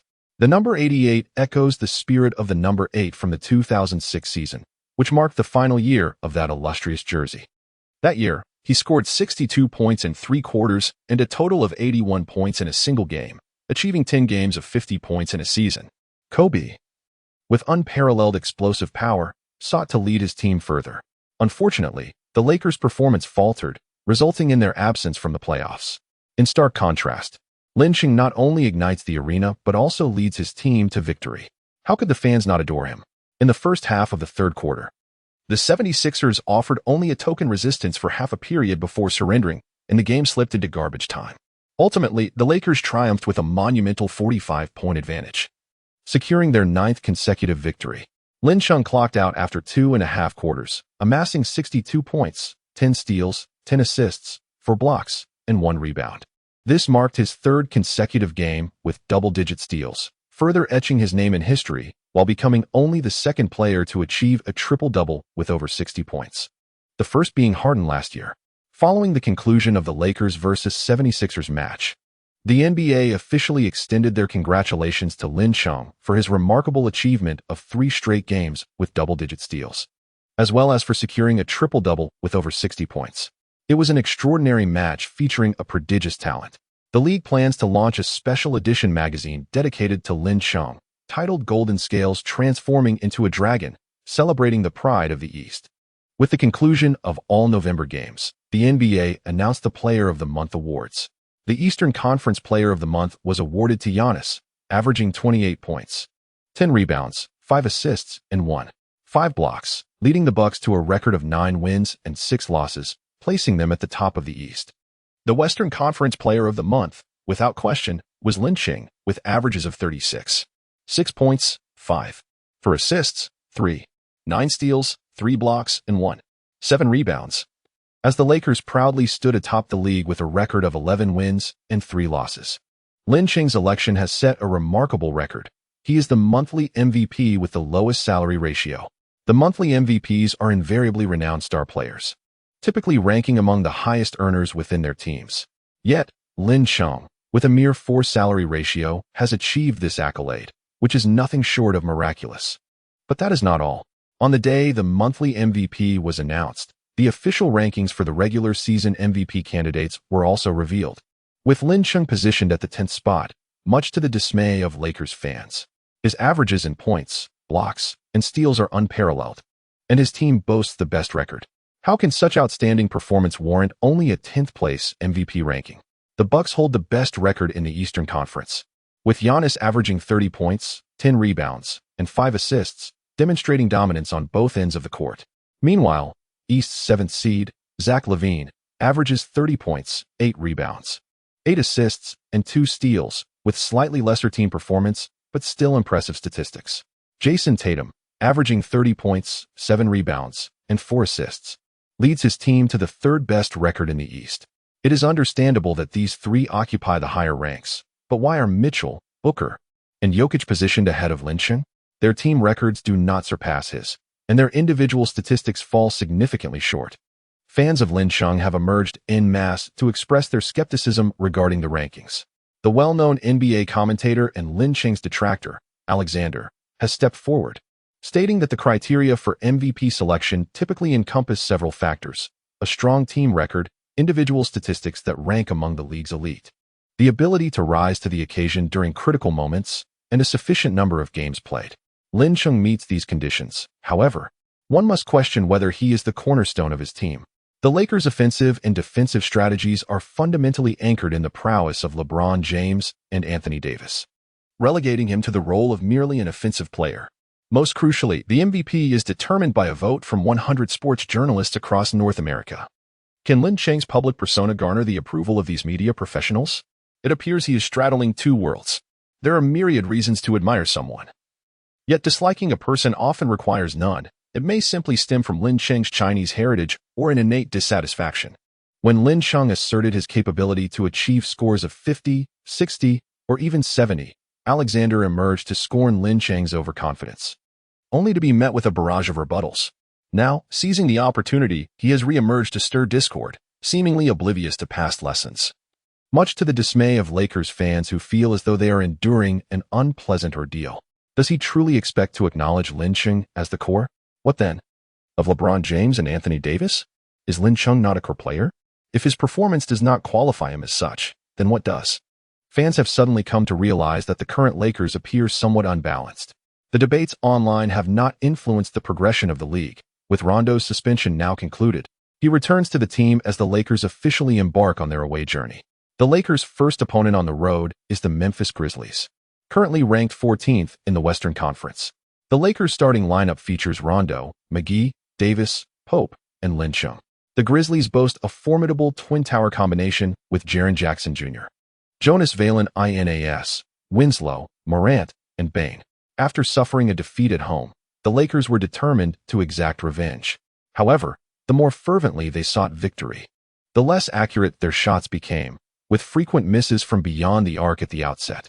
As his teammates struggled to find their rhythm, Lin Cheng took it upon himself to spearhead the offensive efforts.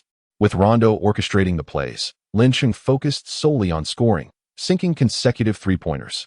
The Grizzlies were well prepared, leveraging their height advantage on the wings for defensive support, double-teaming Lin Cheng and forcing him to pass, thus compelling less effective shooters to take the shots. Even if he refrained from passing, they aimed to exhaust Lin Cheng's energy with each offensive attempt. The Grizzlies' defensive strategy was sound.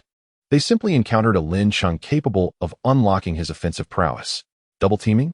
Lin Cheng faces his defender and takes a powerful shot. The defense extends 2 meters beyond the three-point line, leaving no room for a shot. Lin Cheng broke through, utilizing mid-range jumpers to resolve issues.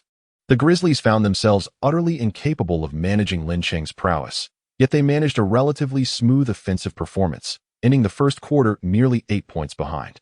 During the early moments of the second quarter, with Lin Cheng absent from the court, the Grizzlies seized the opportunity to level the score. However, upon Lin Cheng's return, the gap widened once more. The Grizzlies, still youthful, were relentlessly pursued by Lin Cheng, causing their composure to waver, leading to increasing chaos as the game progressed. By the conclusion of the third quarter, they found themselves trailing by a staggering 30 points, with little hope for redemption. Lin Cheng truly exhibited an intimidating presence. The unleashed offensive capabilities of Lin Cheng proved to be insurmountable, finishing the third quarter with remarkable efficiency. What is truly astonishing is not merely the swift conclusion of the third quarter, but the extraordinary statistics he achieved. Ultimately, the Lakers triumphed over the Grizzlies with a commanding score of 138-101, successfully avenging their prior defeat. Lin Cheng achieved an extraordinary performance, sinking 15 out of 27 three-point attempts, 7 out of 9 mid-range shots, and converting 1 out of 1 free throw, culminating in a staggering 60 points, along with 10 steals, 4 assists, 4 blocks, and 1 rebound. This remarkable feat marks his second consecutive game scoring over 60 points, showcasing an offensive prowess that has left opponents in utter disbelief. As he etches his name in history with these back-to-back 60-point games, one can only anticipate the continuation of this record. In the realm of the NBA, scoring 60 points is an arduous challenge, and those who accomplish it twice within a single season are legends, including the likes of Kobe, Jordan, and Harden. With Lin Cheng's remarkable 60-point performance against the Pelicans, he has achieved 3 instances of scoring over 60 points in a single season, including 2 consecutive games of such magnitude. This extraordinary scoring ability has left countless NBA legends in awe. Kareem Abdul-Jabbar remarked on the astonishing display, declaring him the most formidable scorer in the league. Magic Johnson noted that the only one capable of limiting his scoring is himself. Shaquille O'Neal exclaimed, "Unbelievable." Even Michael Jordan couldn't help but express his admiration, stating that Lin Cheng's scoring prowess might surpass his own. With the accolades of numerous greats, Lin Cheng set his sights on Cleveland. Chapter 74. 3 consecutive games of 60 points. The Lakers' next opponent on the road is the Cavaliers, currently languishing at the bottom of the Eastern Conference. In the first half, Lin Cheng scored an impressive 46 points, adding another 16 in the third quarter, decisively securing the victory without giving the Cavaliers a glimmer of hope. The Lakers have achieved an astonishing 11-game winning streak, with Lin Cheng consistently clocking out after 3 quarters, amassing statistics of 62 points, 11 steals, 3 assists, 4 blocks, and 2 rebounds. This marks his 3rd consecutive game scoring over 60 points, further extending his remarkable record. Fans are exhilarated, and the media is even more enthusiastic. Any news related to Lin Cheng garners immense attention, placing him among the most beloved players in the NBA. His scoring ability, unparalleled even by Jordan, continues to astound. Both North America and China are captivated by Lin Cheng. His statistics are simply terrifying, making it hard to avert one's gaze. Amidst the chorus of admiration, dissenting voices persist. The most prominent critic, Alexander, has emerged, asserting that scoring against weaker teams like the Pelicans, Cavaliers, and Grizzlies diminishes the value of his 60-point games. Fans are incensed. If scoring against weaker opponents is so trivial, why do we not see other stars achieving 60 or even 50 points? When he scored 50 against the Bucks and 60 against the 76ers, was that also mere padding? If you can achieve 3 consecutive 60-point games, show us. With Alexander leading the charge, dissenters have rallied online, igniting a fierce debate among fans. Yet, Lin Cheng's fervor remains unabated. In the match against the Magic, he once again scored 60 points, contributing to the Lakers' 12th consecutive victory. The NBA officially announced the Player of the Week for the first week of December, once again awarding Lin Cheng the title of Western Conference Player of the Week. Averaging 60 points and 10 assists, he has epitomized individual brilliance, surpassing even the legendary Kobe Bryant of 2006. Having received the Player of the Week award twice and the Player of the Month once, the NBA has arranged for promotional filming, marking Lin Cheng's debut on the cover of a mainstream basketball magazine. TNT, ESPN, and Yahoo Sports have all published an article questioning whether Lin Cheng is a superstar. Lakers fans firmly believe that Lin Cheng deserves the superstar label. If 3 consecutive 60-point games do not qualify one as a superstar, then who truly does? With support comes opposition. Does high scoring alone define a superstar? If that were the case, would the illustrious Arenas not rank higher than LeBron James? Achieving superstar status cannot be so easily attained. Even the illustrious Durant has faced controversy over it. Moreover, being a superstar encompasses not only dominance, but also commercial value. Without a championship, one is unworthy of the title of superstar. Without an MVP, one does not merit the label of superstar. And without a partner, one cannot claim to be a superstar. The whimsical online community revels in joyous discussions, often veering off topic. Nonetheless, some opposing viewpoints possess merit. To attain superlative honor, one must not neglect aspects such as dominance and commercial value. Presently, Lin Cheng still has some distance to cover before reaching the status of a superstar. The debates flourishing on the internet undoubtedly bear advantages. The more fervently they argue, the greater the number of fans drawn to Lin Cheng. Loyalty is born from prowess and integrity. Aficionados are invariably drawn to the formidable. The mightier the individual, the more followers they attract. And whether they can transform these admirers into devoted fans ultimately hinges on their personal charisma. Lin Cheng's remarkable performances, consistently surpassing 60 points, have captivated countless fans, resulting in an exponential increase in his follower count. The most tangible evidence of this phenomenon is the surge in jersey sales. During this period of competition, Sumo has devised and Bill Duffy has refined an official NBA jersey sales promotion plan, which has been launched in China. In just 1 week, both online and offline jersey sales have exceeded 4 million units. As the promotion deepens, sales figures are expected to continue ascending. In Los Angeles, at Lin Cheng's residence, Weiwei inquires, have you compiled the data on your end? Currently, internet jersey sales have surpassed 3 million units. Surveys indicate that 80% of fans are eagerly anticipating Lin Cheng's signature basketball shoes, with 30% explicitly stating their intent to purchase, while 40% will decide based on personal preference. Sumo has come to America to establish Cheng Imo Sports, all in preparation for Lin Cheng.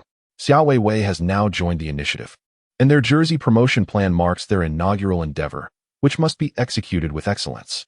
Efforts are underway to contact mainstream media in the country to enhance exposure, alongside collaborations with short video platforms to delve deeper into the fan base, while simultaneously mobilizing current supporters to promote the event's content.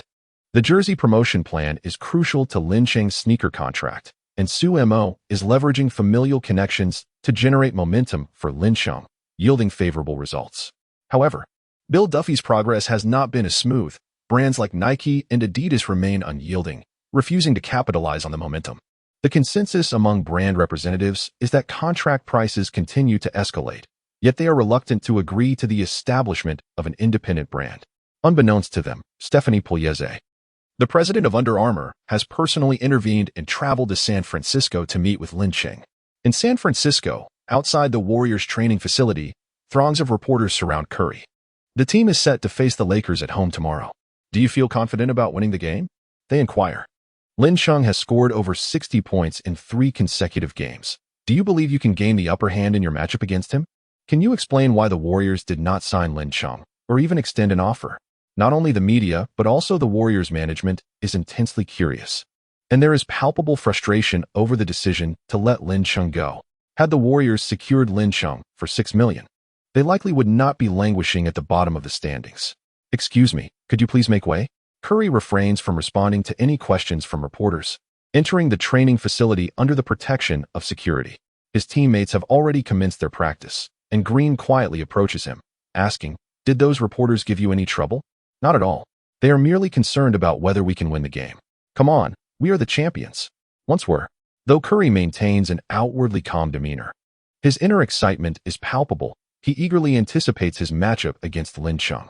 While Curry is besieged by the media, Lin Cheng finds himself confronted as well. Halted in the hotel lobby by a man clad in a black suit. "Hey Lin, I am Stephanie Pugliese, the president of Under Armour. It is a pleasure to meet you." Lin Cheng was utterly bewildered, completely unfamiliar with the other person. Stephanie Pugliese felt compelled to explain. Under Armour is a prominent sneaker brand in North America, endorsing superstars such as Stephen Curry. "I understand this may seem somewhat forward, but I earnestly hope to collaborate with you." Under Armour? In Lin Cheng's mind, there was a vague impression. It seemed they had also provided a quotation. "May I inquire as to the reason for your visit? We wish to invite you to be the spokesperson for Le Walk. You should be aware of my conditions, an independent brand, self-operated, and utilizing your sales network. Are you agreeable to such terms?" Stephanie Pugliese smiled and said, "Since you are here, we will certainly acquiesce to your conditions. However, we have a small request of our own. The brand must operate independently, and Under Armour will not interfere in daily operations. We simply need our interests to be secured. Therefore, I hope you can sign a performance-based agreement with us. If you fail to meet the expectations, we will take over brand operations. If you succeed, we will only share the profits." Stephanie Pugliese's smile radiated warmth, as if everything was well within her control. Chapter 75, an exorbitant contract, $130 million over 5 years. In the competition, Lin Cheng exhibited an explosive performance, demonstrating his prowess and compelling brand sponsors to acquiesce, much to the delight of President Anderson, who personally visited him. "President Pugliese, could you elaborate on the specifics of the collaboration?" "Certainly. Since Under Armour has decided to sign Lin Cheng, with the president himself taking the lead, it is evident that they come with utmost sincerity. The signing fee is set at $70 million over 3 years, alongside the establishment of an independent brand, the launch of signature sneakers, and the provision of sales channels, with 40% of the profits from sneaker sales allocated to Lin Cheng. To put this into perspective, LeBron James's first sneaker endorsement contract at the pinnacle of his career was far below $23 million, and the profit-sharing ratio offered by Under Armour is exceptionally rare, which clearly indicates their earnestness. Of course, risk is proportionate to reward. The generous contract proposed by Under Armour and their commitment to establishing an independent brand, without holding decision-making power, naturally comes with certain constraints. Both parties are required to sign a performance agreement, stipulating that Lin Cheng's signature sneakers must achieve sales of 400,000 pairs annually, and he must secure at least one prestigious accolade from among scoring champion, all-star participation, regular season MVP, championship, or finals MVP during this season. Should these conditions remain unmet, Under Armour will assume control of the independent brand's operations, while Lin Cheng's share of the profits will remain unchanged. Lin Cheng is a novice in the realm of business operations. He promised to consider the matter and subsequently called Bill Duffy to seek his advice. Did I hear that correctly? Has Under Armour truly acquiesced to your terms? It was none other than President Pugliese who personally assured it.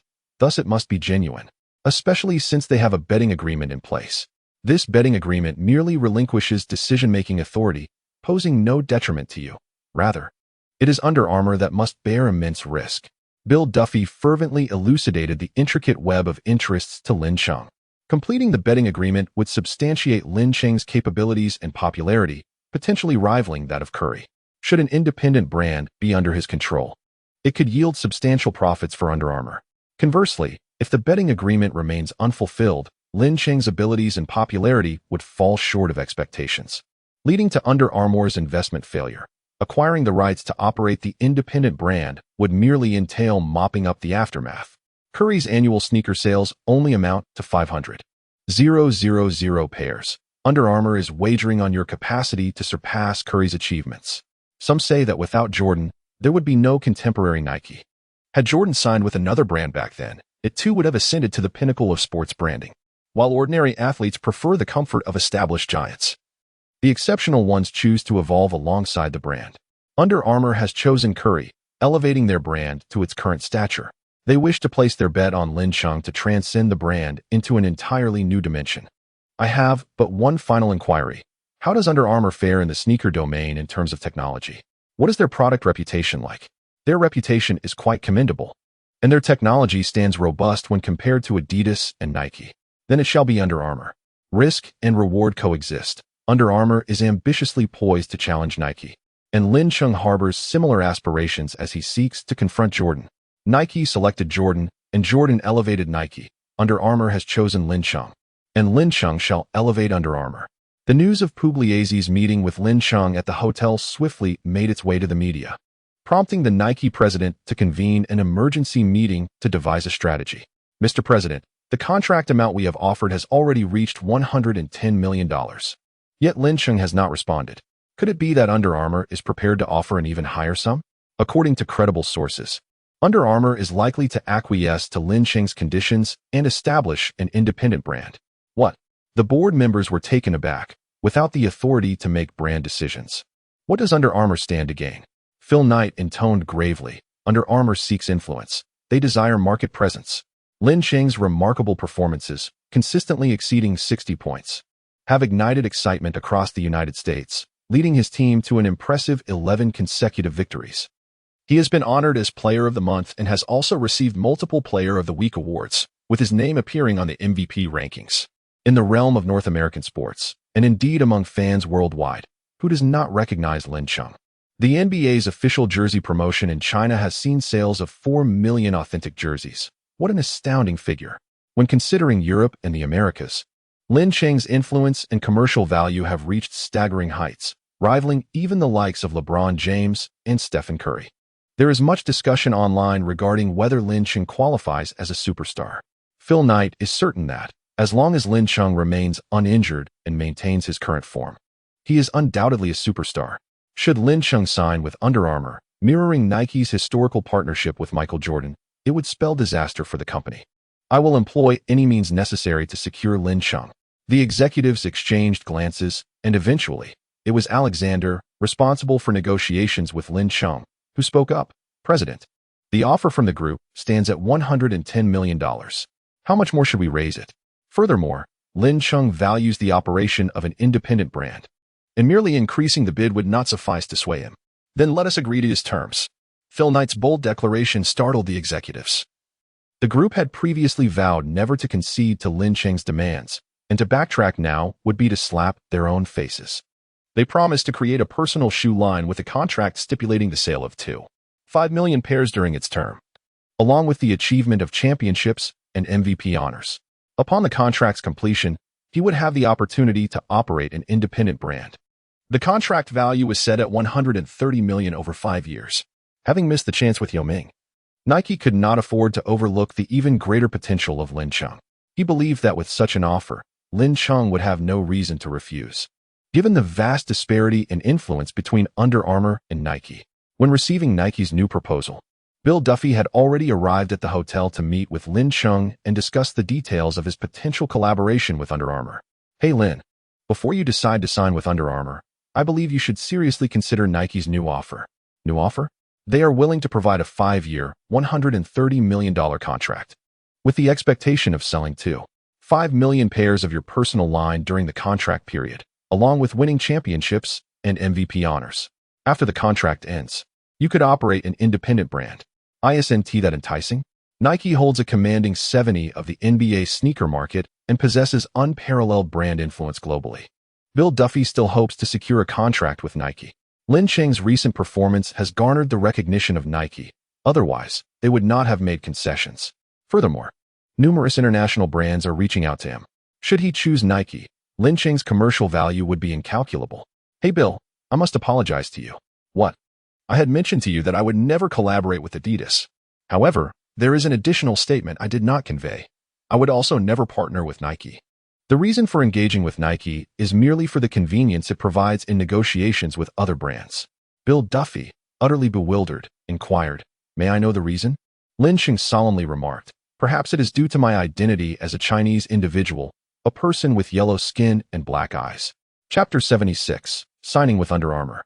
Lin Chung versus Curry on the day of the Lakers match against the Warriors. The news of Lin Chung's signing overshadowed the game itself, becoming a focal point in the NBA. Under Armour's president, Plagliser, personally traveled to the hotel where the Lakers were staying to meet Lin Chung and discuss the signing, with Lin Chung seemingly agreeing to the collaboration. To what extent has Lin Cheng's commercial value reached? Nike has offered an astronomical contract of $130 million over 5 years. The competition for Lin Cheng is losing its suspense. Brands like Adidas and Puma convened emergency meetings, striving for a final effort. Netizens erupted with excitement.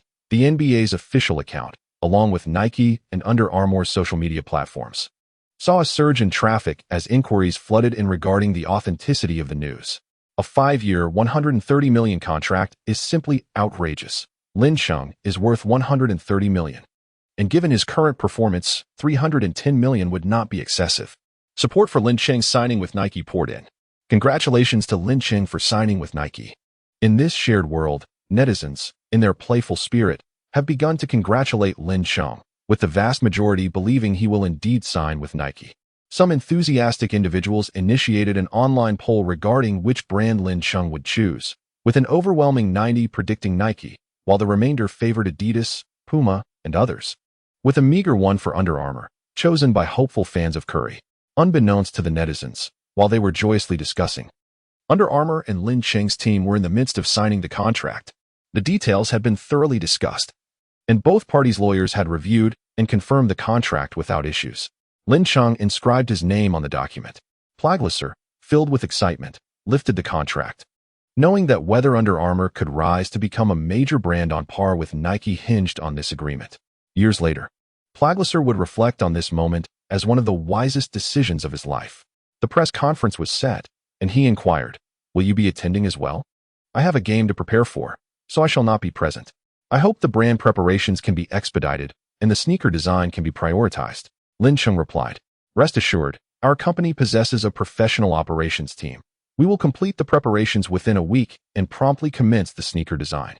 Plagliser, more eager than Lin Chung, understood that an earlier launch of the signature shoe would benefit the company and enable them to generate revenue sooner. After Lin Cheng's departure, Puglisi and Bieldafi proceeded to the press conference venue, where, in the presence of numerous media witnesses, they announced the news of the signing. Astonishingly, Lin Chung declined Nike's exorbitant contract and opted to sign with Under Armour. The truth behind Lin Cheng's choice of Under Armour. Reports from countless media outlets, including Yahoo News, ESPN, and TNT have ignited the internet, leaving fans utterly astounded. It's simply unbelievable that Lin Chung could turn down a tempting offer of $150 million. Today is not April Fool's Day. This jest is far from amusing. Initially, I too found it hard to believe, yet the truth remains undeniable, as Lin Cheng's social media account has also confirmed the news. By the way, what is Under Armour? I have never heard of it before. To the uninformed upstairs, it is worth noting that the brand endorsed by Curry is indeed Under Armour. At Nike's headquarters, upon receiving the news, Phil slammed the documents in his hand onto the ground, seething, "Damn those Chinese." He believed Lin Chung would come to regret such a choice. Phil's anger stemmed not solely from the unsuccessful contract, but also from a sense of indignation that this seemingly insignificant figure would dare to reject Nike's collaboration, much like the situation with the great Yao Ming in years past.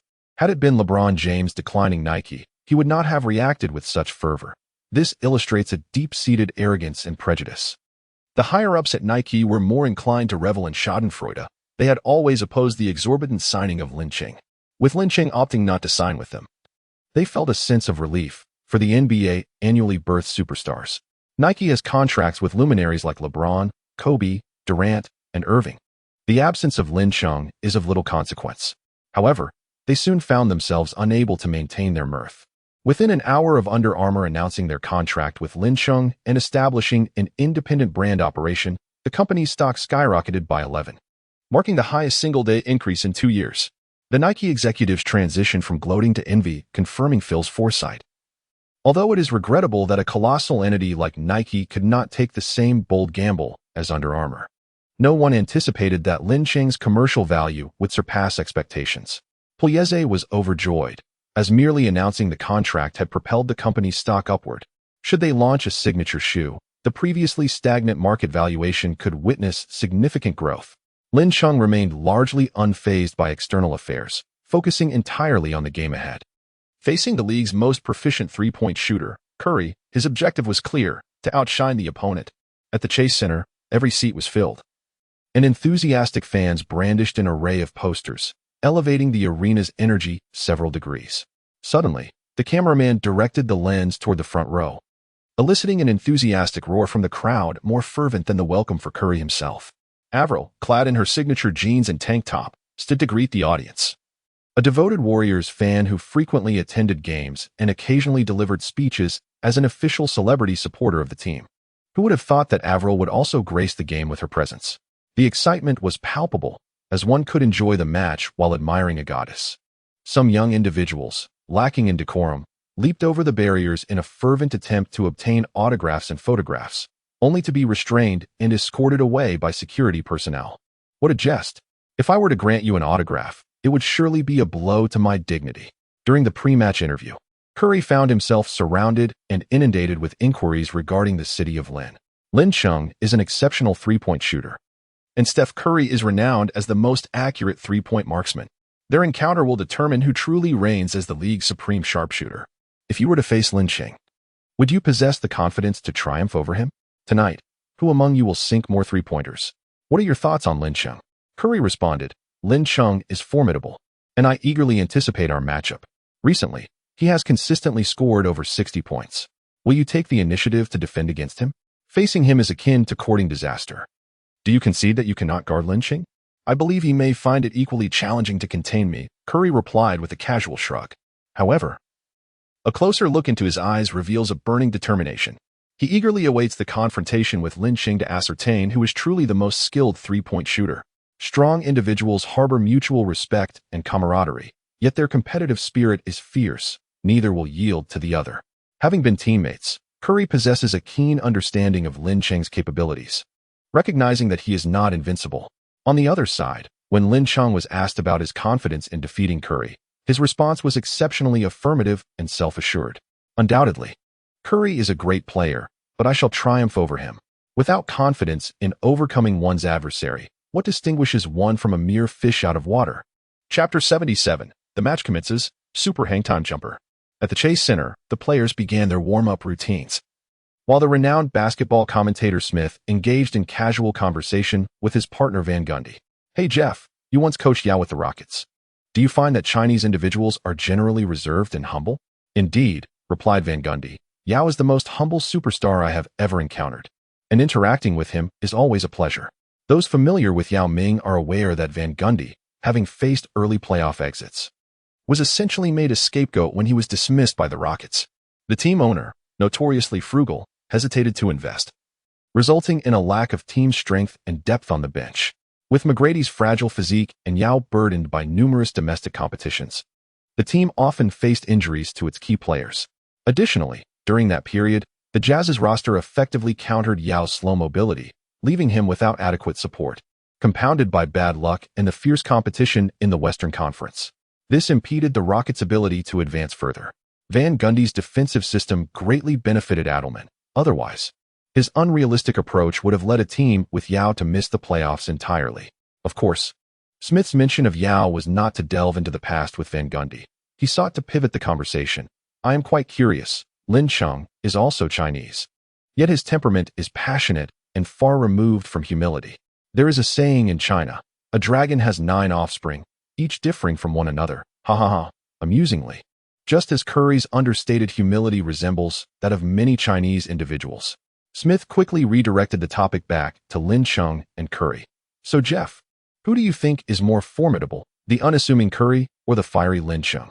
Both excel at three-point shooting, with Lin Chung demonstrating superior defense while Curry leans towards playmaking. Each possesses distinctive traits.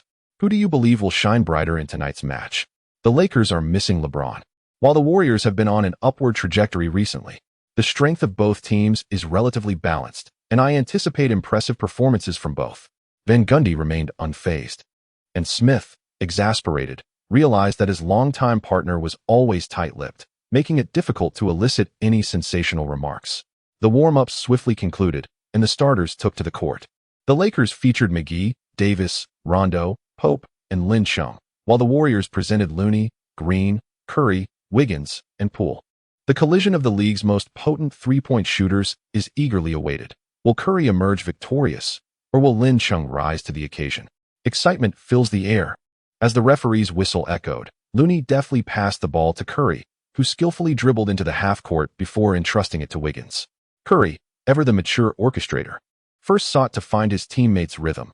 Should they excel, he would focus solely on facilitating their success, but if their confidence waned, he would take matters into his own hands. Wiggins, often affectionately dubbed Goji Brother, possesses remarkable talent yet tends to adopt a more conservative style of play, frequently settling for a mere 18 points. Having recently emerged from the languid environment of the Timberwolves, he has yet to shed his laid-back demeanor, lacking the fervor to attack and instead passing to Green. Once a formidable triple-double threat, Green now averages a modest 8 points and is unlikely to initiate an offense himself. A clever feint momentarily distracted Davis, allowing him to pass the ball back to Looney. Those familiar with the Warriors know that Looney is the true backbone of the team, successfully scoring against Davis's hook shot. With a patient ball movement, the Warriors struck first, igniting a wave of enthusiastic cheers from the crowd, instantly elevating the atmosphere. In the front row, Avril leapt up in excitement, drawing the attention of many admirers, even captivating the players on the Lakers roster. It's no wonder that Avril's presence seems to elevate the Warriors' winning odds. She truly embodies the spirit of the ultimate sixth man. Observing the Lakers' lackluster performance, one might jest about their demeanor, likening them to mere dumplings, while promising a night out at a nightclub if they secure victory.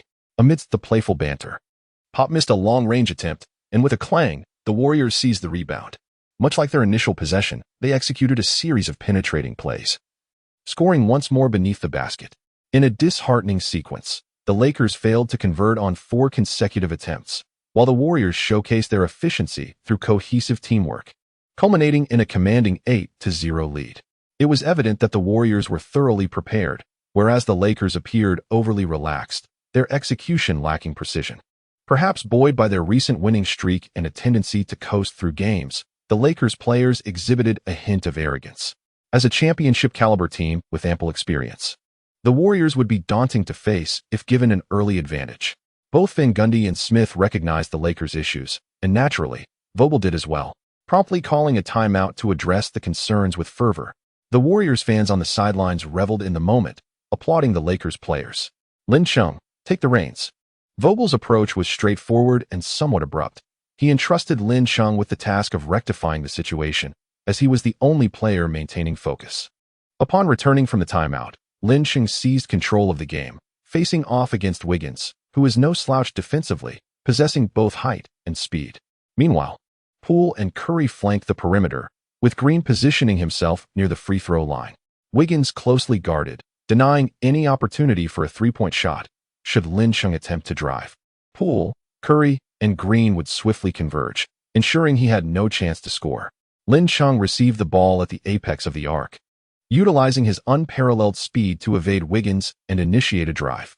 While an ordinary defender might surrender and raise their hands in resignation, Wiggins relentlessly pursued, denying Lin Chung the luxury of a comfortable shot. Simultaneously, Green advanced to obstruct Lin Chung's path to the basket, while Curry and Poole on either side instinctively contracted to close in. The Warriors exhibited a profound respect for Lin Chung, as the instant he attempted to break through, for players were mobilized to counter him. With Wiggins trailing closely behind, Green positioned himself ahead to block, and the potential for traps loomed on both flanks. Such a defensive strategy is now a rarity in the league. The treatment afforded to superstars is evident. It remains to be seen how Lin Chung will respond. Will he opt for a pass or take on the challenge himself? Lin Chung opts for a solo play. He skillfully employs a crossover to evade Green, then deftly shifts to create space from Wiggins, releasing his shot before the defense can converge on the wing. As Wiggins and Green rise to block him, their towering presence threatens to disrupt his attempt. However, Lin Chung feigns a catch in midair. As both defenders reach their apex and begin their descent, Lin Chung extends his arms once more, utilizing the strength of his wrists to gently release the ball. Swish! The basketball sails effortlessly through the hoop. Oh my goodness! Did you see that? Lin Chung's hang time and movements are strikingly reminiscent of Michael's. If it weren't for their stark differences in appearance, I would almost suspect Lin Chung to be Michael's secret progeny. Lin Chung himself was quite astonished at his ability to flawlessly replicate Jordan's movements.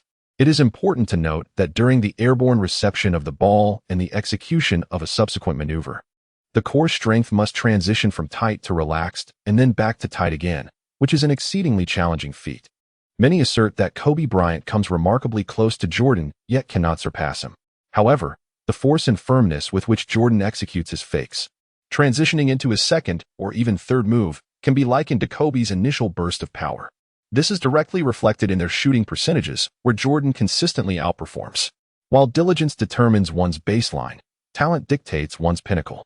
Had Kobe possessed Jordan's innate gifts, his accomplishments would undoubtedly have eclipsed those of Jordan. As Lin Cheng executed this maneuver, he had already prepared himself for failure. Should he falter, he would simply rely on the experience card. To his astonishment, he succeeded. In Chapter 78, Lin Cheng and Curry unleashed their full potential.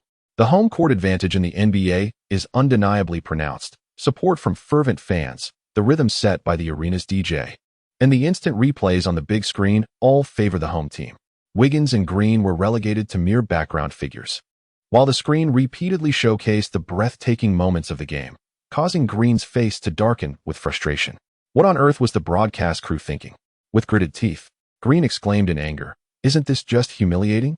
On the sidelines, Avril pouted, visibly displeased, unable to tolerate the audacity of Lin Cheng. As the team's leader, it was imperative for Curry to step up. Dribbling into the front court, Lin Cheng approached him defensively, signaling his teammates to spread out. The fans rose to their feet in excitement, eagerly anticipating the showdown between Curry and Lin Cheng. It was finally about to commence.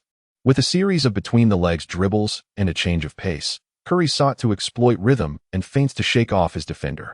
However, Lin Cheng remained unyielding. Curry, astonished, recalled having studied Lin Cheng's footage, aware of his enhanced strength, yet he never anticipated it would be this formidable. As time dwindled and unable to shake off the defense, Curry altered his rhythm once more, executing a step back to create space before launching his shot. His release was remarkably swift, even as Lin Cheng leapt to contest. He could not thwart its trajectory. Swish! The basketball arced gracefully, finding nothing but net. A roar erupted throughout the arena as Curry sank a three-pointer over Lin Cheng, never failing to deliver for the fans. An exhilarating defense paired with an extraordinary three-pointer, Lin Cheng and Curry seemed poised to seize control of the game, initiating a fierce battle right from the outset. I pondered how Lin Cheng would respond.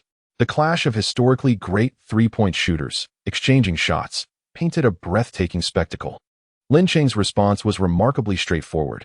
"You score a three-pointer, so shall I." Alas, the defender he faced was not Curry. With a deft maneuver to shake off Wiggins' defense, he elevated for a three-pointer, the trajectory of the basketball low and bullet-like, crashing into the hoop with a resounding thud, compared to the sweet sound of a swish. This impact resonated with greater force. What a splendid three-pointer. Lin Cheng bore no grudges from the past. He sought immediate retribution. In truth, Lin Cheng found himself at a disadvantage, facing off against both Curry and Wiggins single-handedly. Lakers fans rallied in his defense, recognizing the considerable toll of contending with two distinct adversaries on both ends of the court. As the Warriors launched their offense, Curry once again, defying Lin Cheng's defense, launched a three-pointer with unyielding determination, and it found its mark. The defensive effort was nearly flawless, yet the fiery spirit of Curry ignited his shooting prowess. Even with a hand in his face, he remained unfazed, delivering yet another successful shot. Lin Cheng did not utilize the experience card. He relished the challenge of such confrontations. It is only through constant struggle that one can transcend oneself and elevate their abilities. The Lakers launched a counterattack. Lin Cheng faced Wiggins head-on, sinking another three-pointer. The Lakers bench erupted, their towel-waving squad cheering, "New B." Regardless of the moment, Lin Cheng remains a figure of unwavering trust, silencing the Warriors fans. As his performance was nothing short of impeccable, Wiggins, with a forlorn expression, remarked, "Hey, buddy, how do you achieve such precision? Want to learn? I can teach you." Striking a nerve, Wiggins felt a flicker of intrigue. If he could master Lin Cheng's shooting, wouldn't he scoring 18 points become effortless? The ensuing match transformed into a duel of explosive talent between Lin Cheng and Curry. Lin Cheng did not utilize any active skills nor experience cards, yet he managed to achieve an impressive 17 points with 6 successful shots out of 11 attempts. Meanwhile, Curry displayed formidable offensive prowess. Many perceive him as merely a three-point shooter, yet his ability to penetrate defenses and execute floaters is equally exceptional. He showcased a diverse array of offensive techniques, scoring 19 points with 7 successful shots out of 14 attempts. The fans at the Chase Center were engulfed in jubilation, as if transported back to the year of their championship, celebrating the triumphant return of the unstoppable Curry. Lin Chung could not help but marvel at Curry's prowess.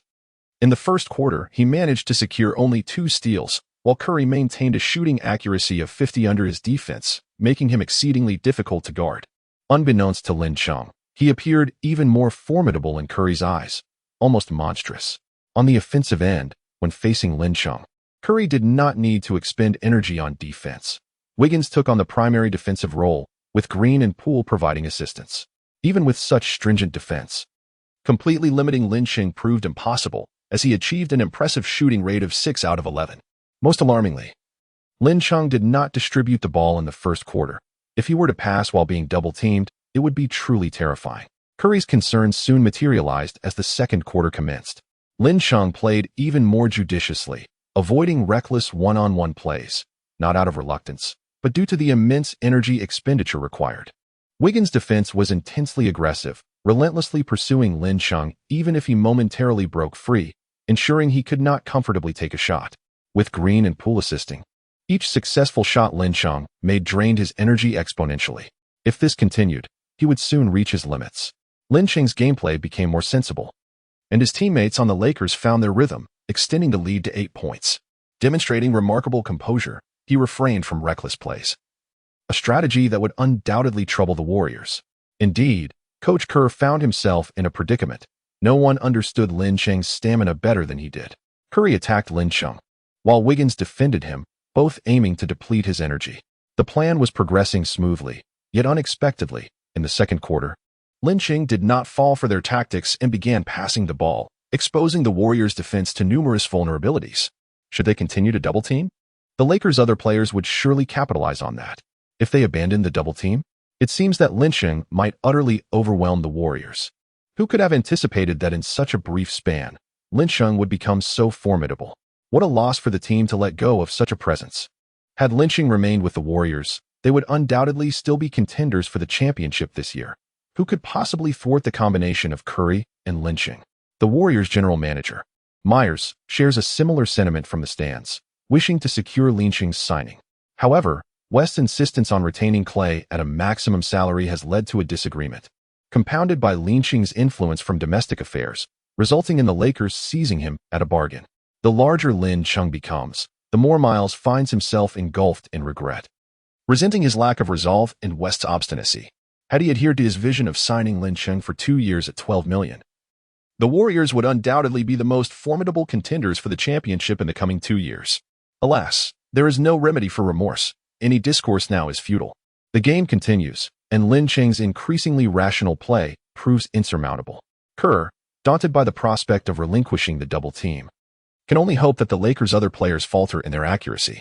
Curry persists in his scorching form from the first quarter, shooting 5 out of 12 and accumulating 14 points, sinking 9 three-pointers in the first half. Yet, the Chase Center remains shrouded in silence. Despite Curry's blazing touch and formidable efficiency, the Warriors find themselves trailing by 15 points. In the second quarter, Lin Chung manages a mere 6 points, but dishes out 8 assists, still a formidable presence. Statistically, Lin Chung boasts 23 points, 8 assists, 1 block, and 3 steals, while Curry has 33 points and 2 assists. However, on a team level, Curry falls short. Is it too premature to draw conclusions while the game is still in progress? Many believe that a 14-point deficit is hardly insurmountable. Yet only the discerning can perceive the essence of the situation beyond those points. Chapter 79, The Golden State Warriors. Blood spills on the court. Basketball ultimately remains a team sport, and while extreme heroism may ignite fervor and delight the fans, one player cannot triumph over 5. Curry dazzles with his scoring, elevating the offense to its zenith, while Lin Chung opts for a more judicious approach, enhancing the performance of his teammates. Consequently, the Lakers play with ease, holding a comfortable lead, while Curry exhausts himself and the Warriors remain behind. Recognizing the dilemma, the Warriors adjust their strategy in the second half, aspiring to return to a more cohesive, team-oriented play, while Lin Chung prepares to seize the moment. I will guard Green next. Each game, Lin Chung methodically takes on the opposing team's interior defense, a routine well accepted by his teammates. Lin Cheng's actions are undoubtedly motivated by the pursuit of maximum benefit. The point guard's dribbling stability is exceptional, and his ball handling skills are superb, making it exceedingly difficult to intercept him. Take Paul or Curry, for instance. They rely primarily on a baseline probability. The scenario is entirely different when it comes to defending interior players. The Warriors aim for a cohesive team play, with Green serving as the focal point of their offensive initiatives. Each time they launch an attack, he must receive the ball, presenting the optimal opportunity. Suddenly, Green felt a chill run down his spine. Was there an imminent threat? As he approached the free throw line, Davis did not advance, but Lin Cheng appeared behind him, causing Green to instinctively become alert. Green is often perceived as volatile, rough, and lacking in intellect, somewhat akin to Giannis, who genuinely lacks foresight, whereas Green possesses astute cunning. When Curry passed the ball, Green instinctively raised it high. Against an agile interceptor like Lin Cheng, elevating the ball is the most effective strategy. With a sudden motion, as Green lifted his arm, he felt an emptiness in his hand. Confused, he couldn't fathom how Lin Cheng, despite being positioned at an angle that obscured his view, could so accurately gauge the ball's trajectory and execute such a precise steal. Truly absurd. What a remarkable play. The difficulty of this steal was immense. It required a keen assessment of the ball's landing point, an understanding of Green's subsequent movements, and the ability to execute a clean and swift maneuver in a matter of moments. Simply extraordinary. Van Gundy, witnessing Lin Cheng's game live for the first time, was profoundly impressed. The experience far surpassed that of watching it on video. It is no wonder that his colleagues clamored to attend in person. Following the steal, Lin Cheng swiftly initiated a fast break, with Wiggins positioned at the high post, relentlessly pursuing Lin Cheng from behind. Lin Cheng soared high towards the basket, gently releasing the basketball into the air. Following closely behind, Wiggins' face lit up with excitement as he attempted to block the shot with his formidable wingspan. However, the ball did not follow the trajectory towards the hoop. Instead, it lingered in midair. Suddenly, with a resounding thud, Davis completed an alley-oop, emphatically slamming the ball into the basket. Wiggins, filled with frustration, watched as Lin Cheng and Davis exchanged celebratory high-fives. That shot had seemingly been directed towards the basket. How could it possibly be suspended in midair?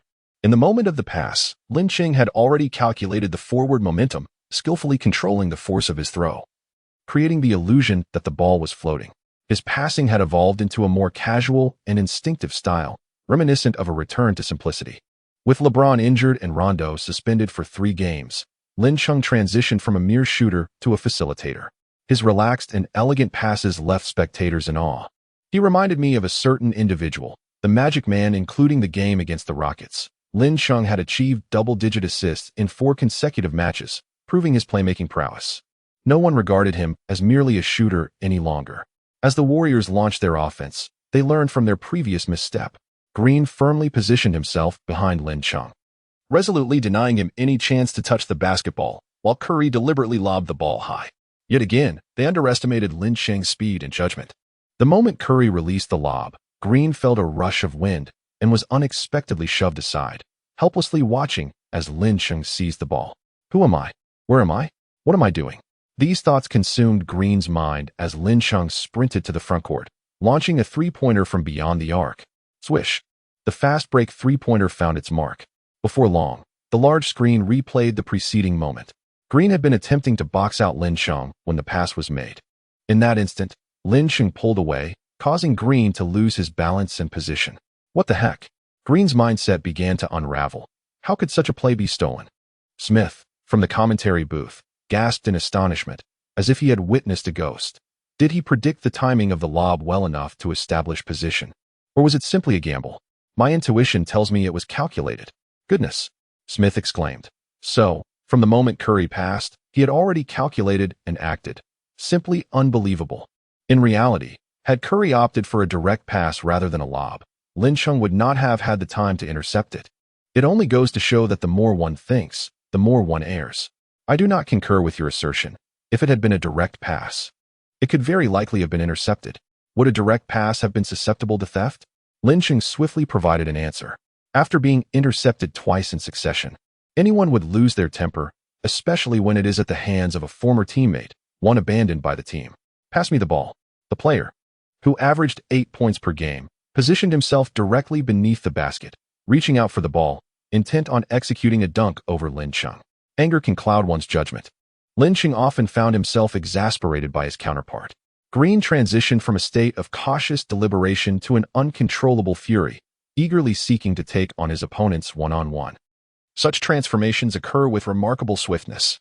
Although Curry could sense that Green was not quite himself, as a longtime teammate, he felt compelled to support him in reclaiming his pride.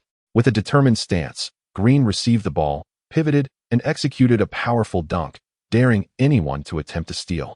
While interior players typically dribble to establish their rhythm, which can lead to increased turnovers, Green played with remarkable acumen, opting instead to elevate the ball directly for the slam, employing the defensive prowess reminiscent of Mutombo's legendary shot blocking. Lin Cheng decisively utilized his experience card, leaping to swat the ball away with fervor. The sphere landed in Poole's hands beyond the arc, who opted for a swift shot. Clang! The shot ricocheted off the rim, and Green seized the rebound, fueled by a surge of determination to dunk over Lin Cheng, only to be thwarted once more. Slap! He was stripped of the ball again. Consecutively being robbed and blocked, Green erupted with frustration, swinging his arm towards Lin Cheng's face, resulting in a spray of blood. The referee's whistle pierced the air as he hurried over, anxious to prevent any altercation. The Lakers players erupted in outrage, rushing to confront Green, but fortunately, the referee intervened, and the Warriors' teammates arrived to de-escalate the situation, averting conflict. The Golden State Warriors, true to their reputation, resorted to physicality when faced with adversity. Eye pokes, kicks, and wild swings. Green's 4 signature moves exemplified his prowess. Lakers fans vented their fury, wishing ill upon Green's entire family. Meanwhile, in the domestic Tencent streaming room, viewers expressed a desire to drag Green's ancestors from their graves. How could such a creature exist? Suddenly, Yang Yi interjected with a surprising sentiment. Expressing empathy for Green and understanding his actions, an immediate hush fell over the streaming room, and the assistant, Jia Yi, looked at him in horror. Sensing he was courting disaster, Yang Yi, realizing his words might be misconstrued, quickly clarified. Those who have played the game know that being stripped of the ball is not humiliating, nor is getting blocked. However, being continuously blocked and stripped can lead to a mental explosion, prompting irrational behavior. Is it shameful to be blocked on the court? Not at all. Is it embarrassing for a center to be blocked by a guard? Certainly not. But if a center faces repeated blocks and steals from a guard, then they must retaliate. After Yang Yi's explanation, the fans seemed to have a revelation. It was indeed Lin Cheng's fault. Exactly. It is intolerable to be targeted for blocks. I too would not stand for it.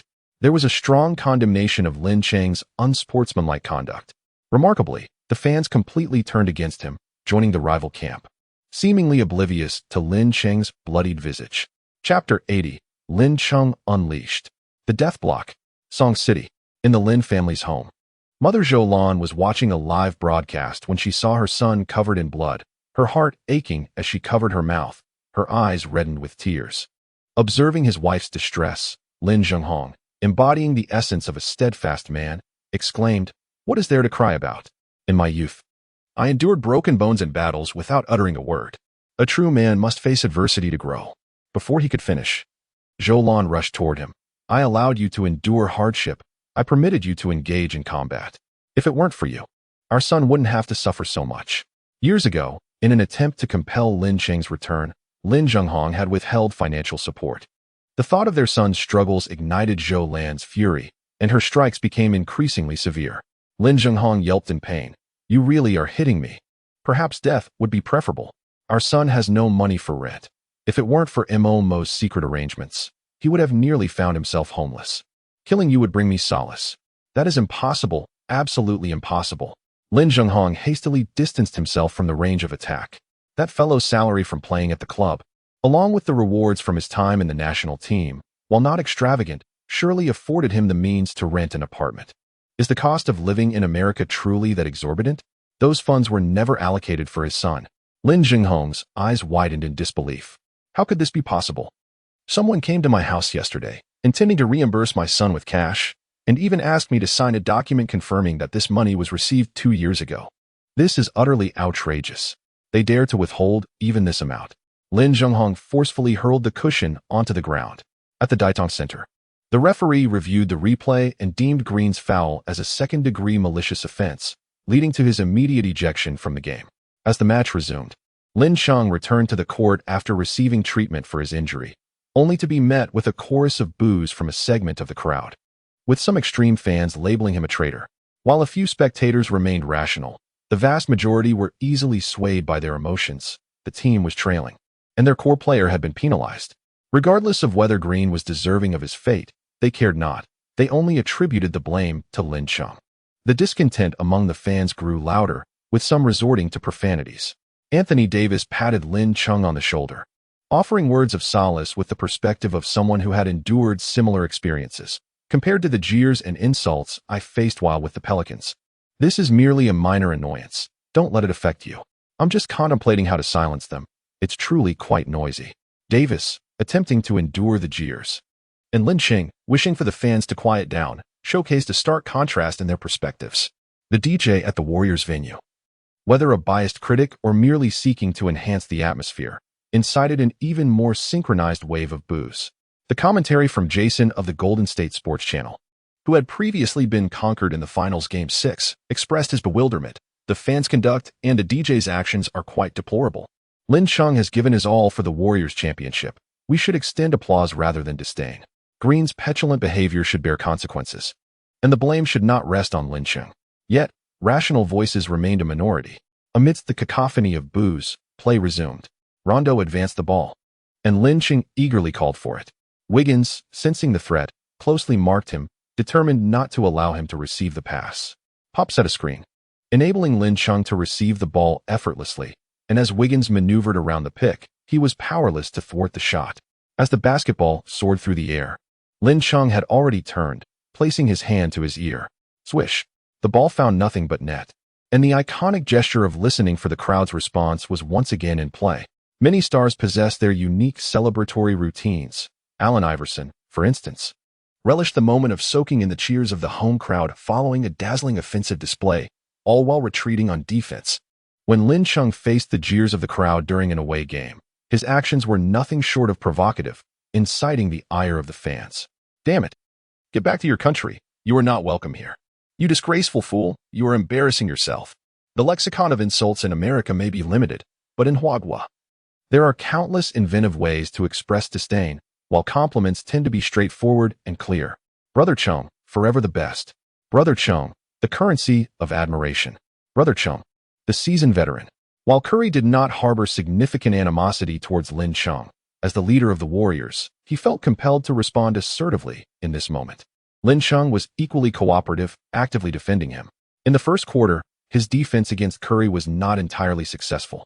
Although he managed a steal and maintained a commendable defensive effort, the truth remains that he could not contain Curry's scoring.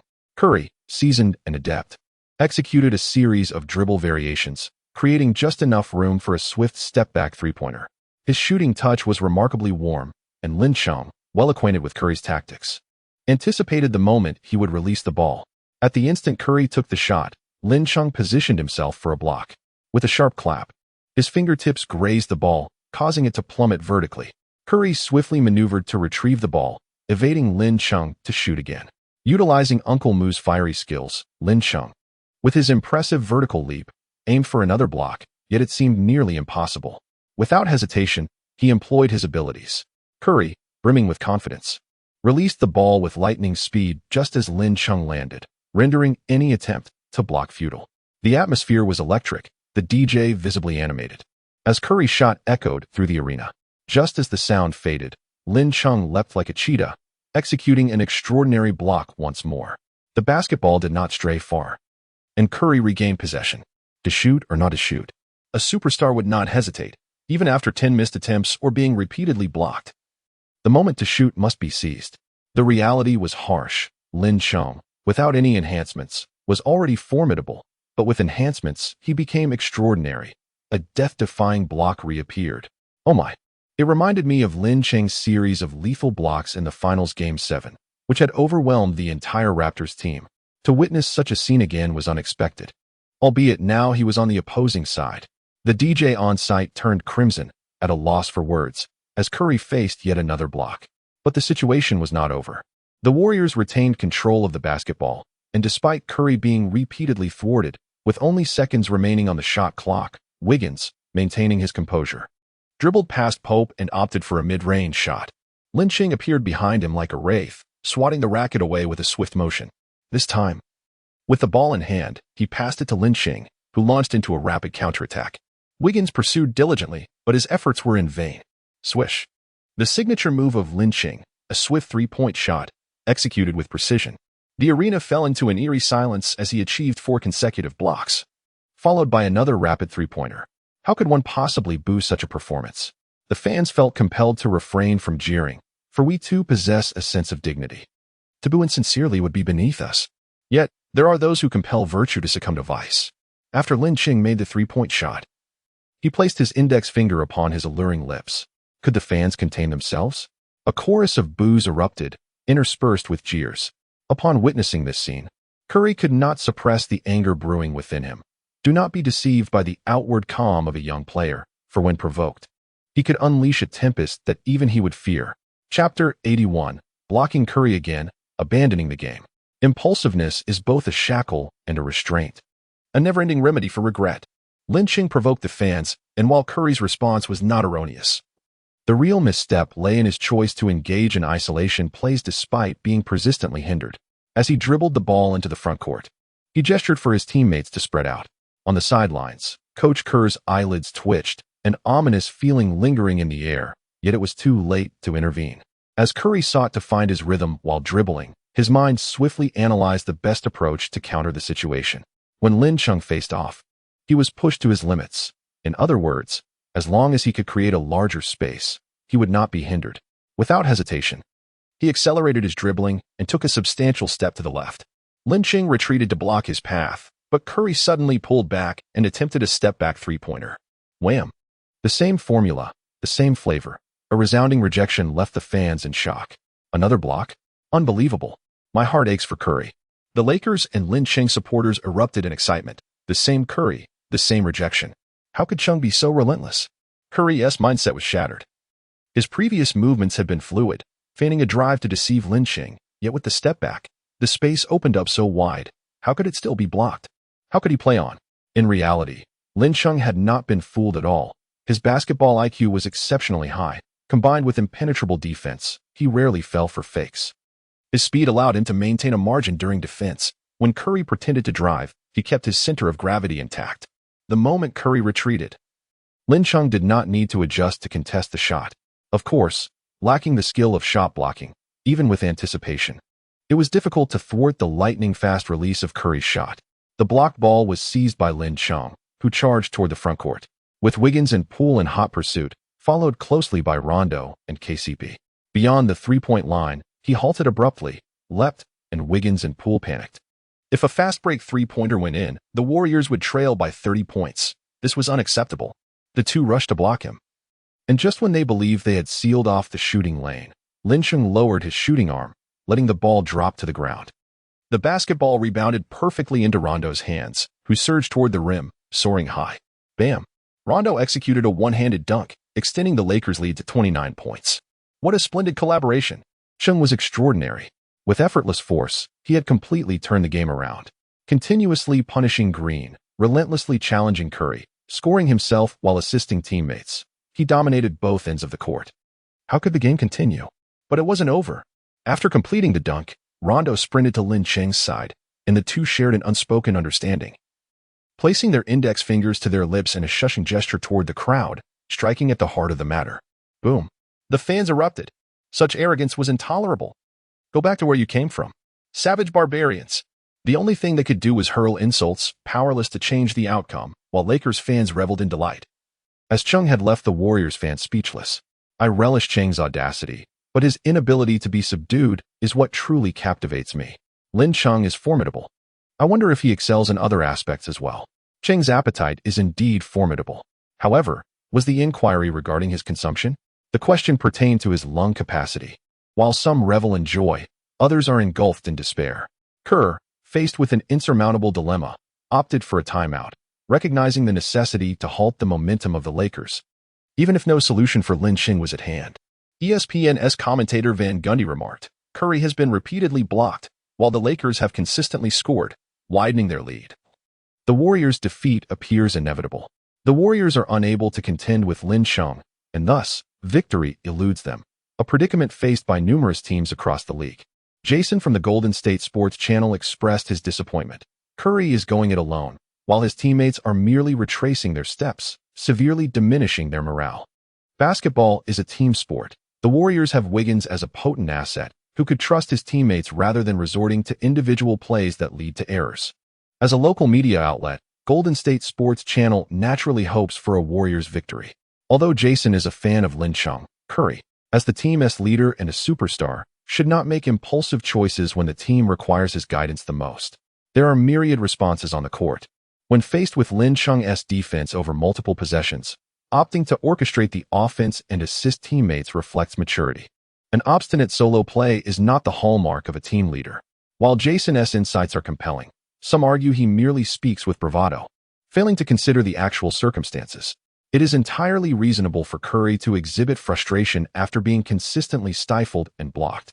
If he lacked any semblance of temper, he would not be worthy of the game. One must acknowledge that Lin Chung possesses a unique aura that easily provokes his adversaries. Giannis and Zion serve as prime examples. Alongside the ejected Green, Curry's choice to play independently is not erroneous. It signifies his attitude. The forthcoming choices he makes will be of great interest. Meanwhile, the cheerleaders are fervently showcasing their moves, and the mascot engages with the audience, though the enthusiasm among the spectators is notably subdued, trailing by 29 points. Who can maintain a jovial spirit? Upon resuming play, the Lakers deployed a partially rotated lineup, allowing the Warriors to seize the moment and initiate a 13-3 run, narrowing the deficit to 19 points. With 3 minutes remaining in the third quarter, Lin Chung re-entered the game. Curry, displaying composure, chose to trust his teammates in the face of defense, though it became evident that his teammates were not reliable.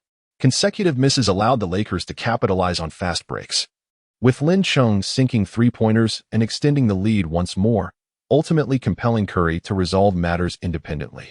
His shooting touch had waned compared to the fervor of the first quarter, as he faced 2 consecutive defensive stands from Lin Chung.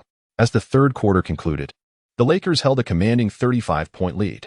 In this contest of the league's premier three-point shooters, Lin Chung undeniably showcased superior skill, while Curry did not falter individually. The defeat stemmed from the collective performance of the team. The match was exhilarating, particularly the first quarter's scoring frenzy, which sent adrenaline surging. Curry's extraordinary individual prowess shines through, showcasing an undeniable dominance. However, he finds himself bereft of a formidable ally. Green has been ejected, Clay is sidelined due to injury, and Wiggins is yet to find his rhythm. Trailing by 35 points, the Warriors seem beyond redemption. In the fourth quarter, they concede defeat. Fielding only substitutes as the audience begins to disperse, their spirits dampened, not merely by the loss, but by the manner of the defeat, which is utterly exasperating. That wretched individual, a lifelong pariah, a traitor, he never displayed such prowess while with the Warriors. Narrow-minded, he harbors resentment for not being re-signed, seeking revenge, while Warriors fans voice their grievances. A flicker of hope ignites within them. If Lin had not departed, could the duo of him and Curry have become an invincible force? The departure of Lin Chung appears to be a consequence of the management's inaction. A salary of $6 million is merely a trifling sum, hardly worth hesitating over. Little does Myers know that he is on the brink of a professional crisis. Fans attribute the team's failures to the failure to sign Lin Chung, viewing this oversight as a direct reflection of the management's negligence, with him as the general manager bearing the brunt of the blame. Chapter 82. Avril's Flotation. Lin Chung's vulnerability as the referee's whistle pierced the air. The score settled at 133-100. The young Warriors players exchanged jovial greetings with their opponents, seemingly unfazed by the loss, treating it merely as another regular season game. Having endured numerous defeats this season, one more hardly seemed significant. Looney stood quietly at the sidelines, gazing blankly at the scoreboard, lost in thought. Once, they were champions, invincible in their glory. The newcomers, having never experienced the team's former splendor, could not comprehend the profound disappointment of descending from such heights. Curry approached, gently patting Looney on the shoulder. "Trust me, we will find our way back on track and reclaim the championship. I believe in you, old friend." Curry then turned to Lin Chung, who had repeatedly blocked his shots during the game, restricting his performance, a source of humiliation. Yet, he held a deep respect for strength. Lin Chung approached Curry, extending his arms for a grand embrace. The spectators in the arena, who had yet to depart, suddenly felt that their earlier jeers towards Lin Cheng were unwarranted. A true champion deserves respect. It was unclear who initiated the applause, but soon the clapping spread, and ultimately, the Warriors fans bestowed their admiration upon Lin Cheng. To witness such an extraordinary match, to behold this magnificent showdown, was indeed a stroke of fortune for them. Their applause served as the highest tribute to both the team and their adversary. Curry took the initiative to greet Lin Cheng, exclaiming, "You are stronger than last season." There was no denying it. His talent was truly exceptional. The two shared a hearty laugh, a moment captured by the photographer, ensuring the evening's news was secured. "Next time we meet, I will defeat you," Curry declared with unwavering determination, to which Lin Cheng responded, "I will not grant you any opportunities. I shall be even stronger next time." Though he managed to restrict Curry in the second half, the latter's abilities were formidable. Otherwise, it would have been nearly impossible to contain his scoring. Next time, Lin Cheng vowed to vanquish Curry with genuine prowess. Jason, from the commentary booth, gazed contentedly at the action unfolding on the court. "Tonight, we witnessed a clash between the league's two most formidable scorers. It is regrettable that the Warriors lost the match. The NBA comprises 30 teams, yet only one can claim the championship. Success is fleeting, while failure often serves as the prevailing theme. However, the manner in which one confronts failure distinguishes individuals. Some may be crushed, others may complain, while some will rise repeatedly, persevering onward. I believe true maturity lies not in the pursuit of perfection, but in the courage to face one's own regrets. This encapsulates the essence of basketball and the demeanor of a true superstar. Curry may err, yet he has never relinquished his efforts to win. Respecting opponents and striving for self-improvement are integral to a team's hope." As the game concluded, the excitement outside the court continued unabated. This monumental confrontation, Lin Cheng and Curry showcased through their remarkable performances that the three-point shot is the sharpest weapon to clinch victory. In this match, Curry amassed an impressive 53 points, 6 assists, and 3 rebounds, exemplifying individual heroism to its fullest extent. Meanwhile, Lin Cheng recorded a comprehensive 41 points, 11 assists, 6 steals, 6 blocks, and 2 rebounds, dominating on defense while executing a mature and rational approach on offense. Faced with double teams, he adeptly distributed the ball, and when opportunities arose, he decisively took his shots. A player of Lin Cheng's caliber may indeed become a nightmare for opposing teams. Lin Cheng once again finds himself in the spotlight of the media. However, he has decided to forego the post-match interview and head straight home. In the parking lot, he encounters Avril, clad in denim jeans and a fitted tank top, her smoky eye makeup lending her an unmistakably rebellious allure. Were she in Huagua, her mother would undoubtedly disapprove vehemently. "Hey, Oriental," she calls out. "Hey." Lin Cheng politely greeted her, but to his surprise, Avril boldly remarked, "You are quite impressive and handsome. I would like to befriend you." Avril held her head high, resembling a proud peacock, as if to say, "It is your privilege to befriend me." Lin Cheng gazed at Avril, whose eyes were wide open and adorned with smoky makeup, feeling quite a headache. Was this woman suffering from an inflated sense of self-worth? Admittedly, Avril was quite sweet in her youth, but now, at over 30 and a year older than Lin Cheng, he found it difficult to embrace the allure of an older woman. "I don't prefer befriending little buns," he remarked. "What? I favor the big white rabbit, not the little bun, hence we cannot become friends." After Lin Cheng finished speaking, he promptly made his escape. If she were to grasp the underlying meaning, she would undoubtedly seek to harm him. One may criticize a woman's appearance, but one must never utter a word against her stature. Upon returning to the apartment, it was already quite late. Suemo had yet to return from New York.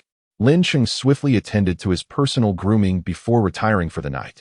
The aftermath of the competition weighed heavily on him, and sleep was essential to swiftly replenish his energy. The discussions online regarding the match were still fervent, particularly following the news released by ESPN, which sparked considerable interest among fans regarding strategies to defend against Lin Cheng.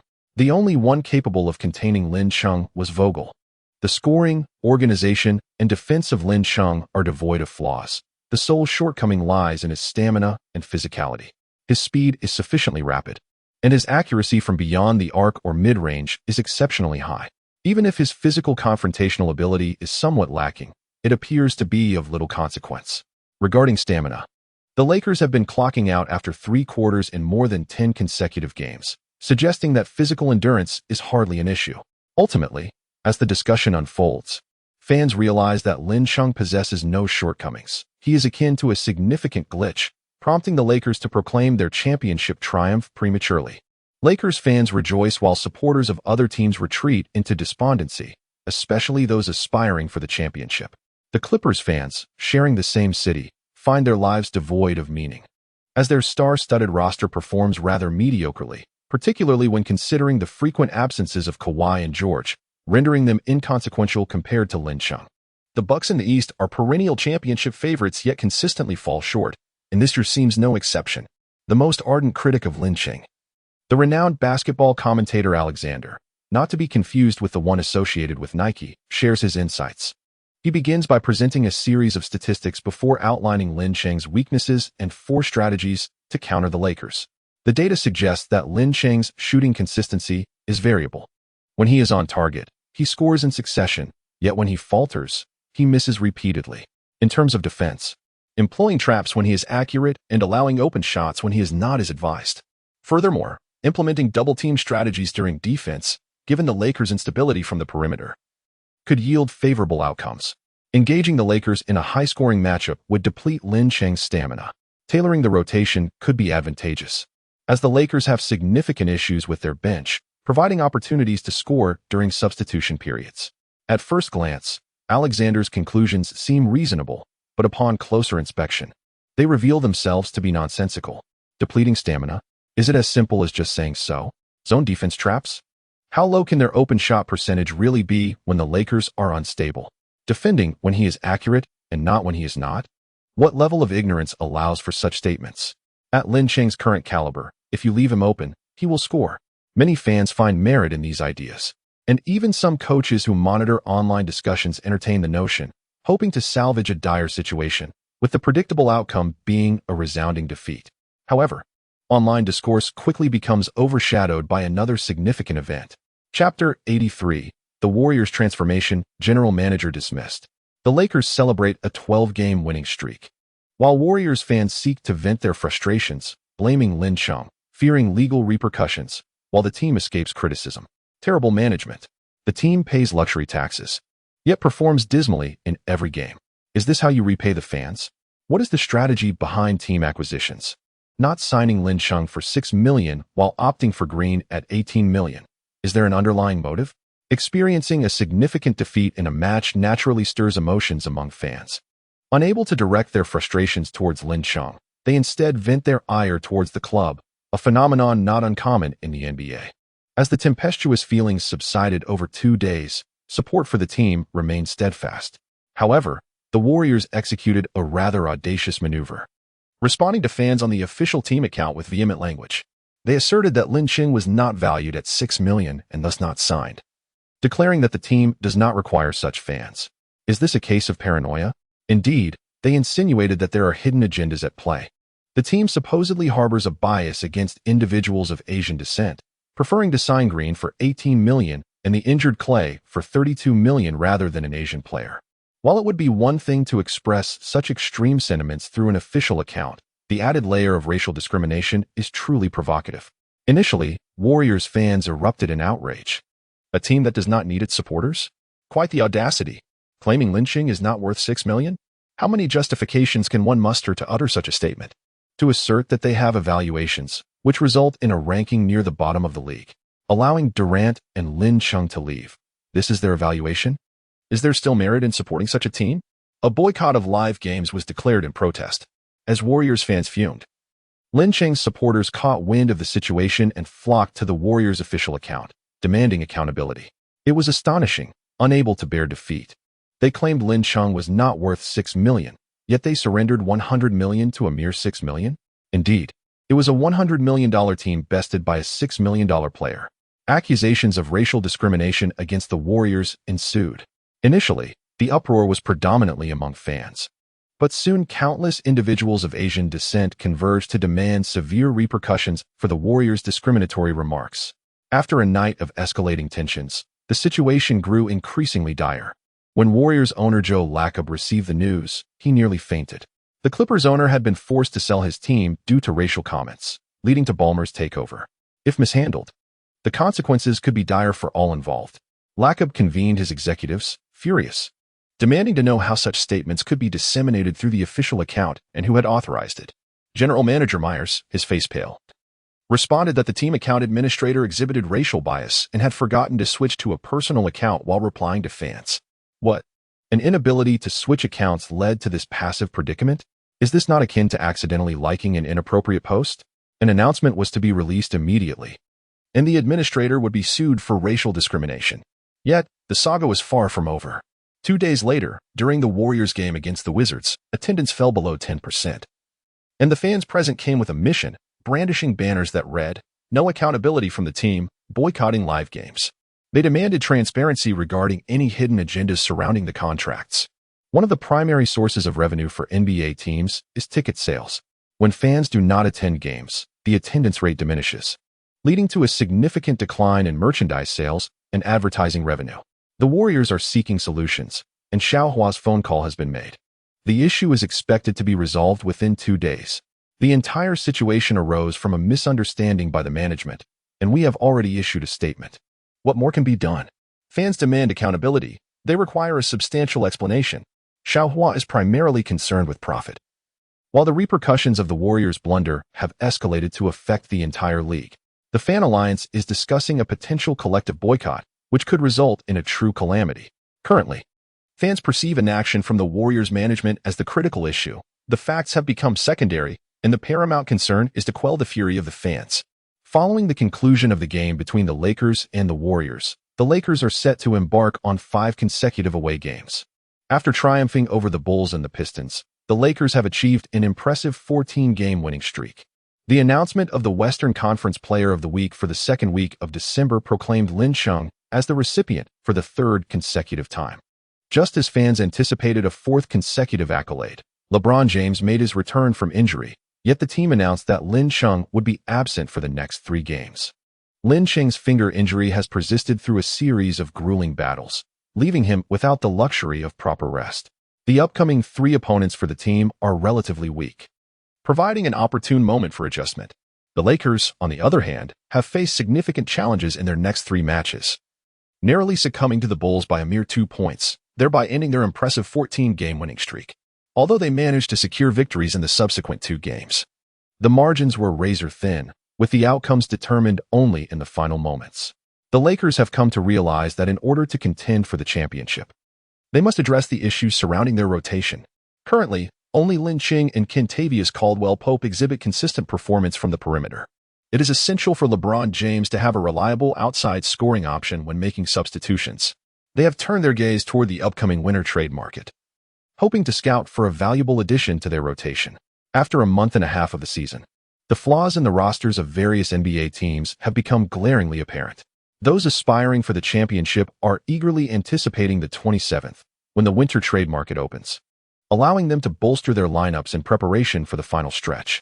However, before this winter trade market commences, a significant event looms: the Christmas Day Showdown on the 25th, which annually captivates the attention of NBA fans. This year's Christmas clash promises to be particularly thrilling, as the Lakers face off against the Bucks. LeBron James, once the league's marquee player, now contends with Giannis Antetokounmpo, the new face the league aims to promote, alongside the rising star Lin Chung, who is poised to seize the spotlight. It is often said that 3 women create a drama, while 3 men engage in a soap opera. Watching the game while indulging in gossip is arguably more entertaining than any televised melodrama. Fans around the globe eagerly await the commencement of the Christmas showdown, while the Warriors have jumped into the fray, adding fuel to the ongoing excitement.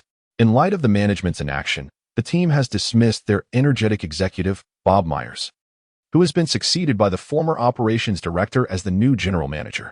He has assured fans that improvements will be made to the team during the winter trade market. The resolution provided by the Warriors has pleased the fan base. Yet Lin Chung is left astounded. Initially signing with the Lakers, he witnessed Danny Green being picked up by the Rockets, and the anticipated swap between Russell Westbrook and Chris Paul failing to materialize. Myers' dismissal, while indirectly linked to Lin Chung, raises questions. Had he not led the Warriors to such a dismal state, the fans might not have been driven to voice their frustrations on the official account. If the fans had remained silent, the Warriors' social media administrators would not have resorted to hasty and unguarded remarks. inadvertently exposing themselves and dragging the Warriors into turmoil. The fluttering of this proverbial butterfly's wings may have altered the course of history, steering it toward an uncertain future, the implications of which remain to be seen. Thus, the Warriors' chaotic episode concludes with the dismissal of Myers, and the Christmas Day showdown officially commences against this backdrop of intrigue. Lin Chung was unaware that this match would alter the trajectory of his professional career, becoming a pivotal moment in his life. Chapter 84. The Christmas Showdown begins. Kobe and Lin Chung interact. At the Staples Center, 2 hours remained before the evening's game, and the venue was already besieged by media and fans, a throng of humanity. According to official statistics, numerous top-tier television networks from around the globe had converged upon Los Angeles, alongside a multitude of celebrities. Los Angeles, the heart of Hollywood, ensured that the Staples Center was never devoid of star power.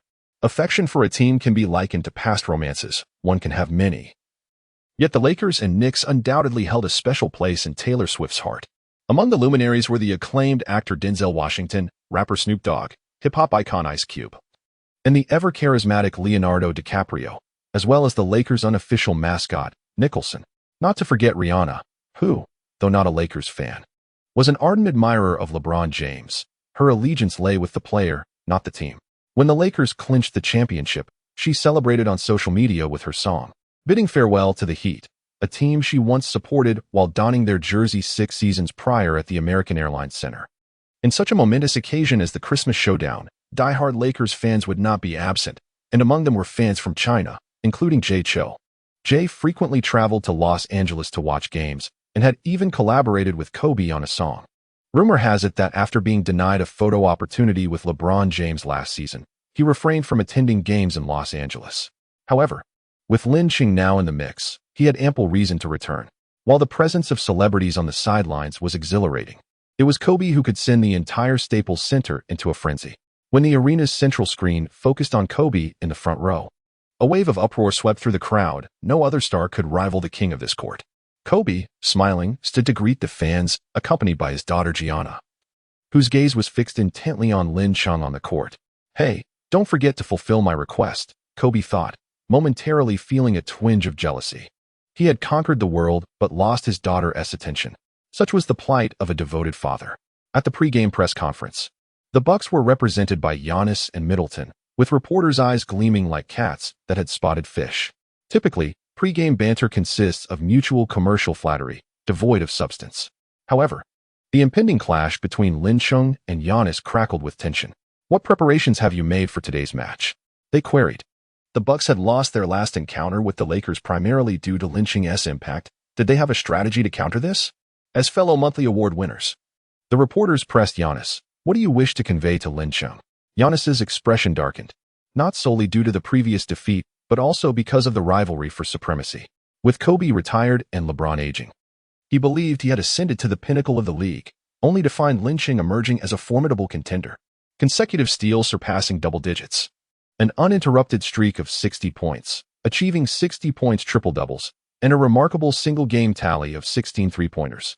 Lin Chung is either breaking records or on the path to do so. His popularity as the month's best far surpasses his own. The last time we lost a game, there were numerous reasons. We were overly complacent. The Lakers boast superstars like LeBron and Anthony Davis, and we should have approached the game with utmost seriousness. This evening, we will give our all to secure victory. The reporters were instantly thrilled. They are more afraid of silence than anything else. If Lin Chung continues to match up against you tonight, would you opt for a one-on-one confrontation or choose to pass the ball? The entire room fell silent. This question was indeed profound. Mi Shun, being quite reliable, discreetly signaled to Giannis to refrain from speaking out of turn before he could utter a word. Yet Giannis chose to ignore the cue. "I shall make him aware that an occasional outburst does not signify anything substantial.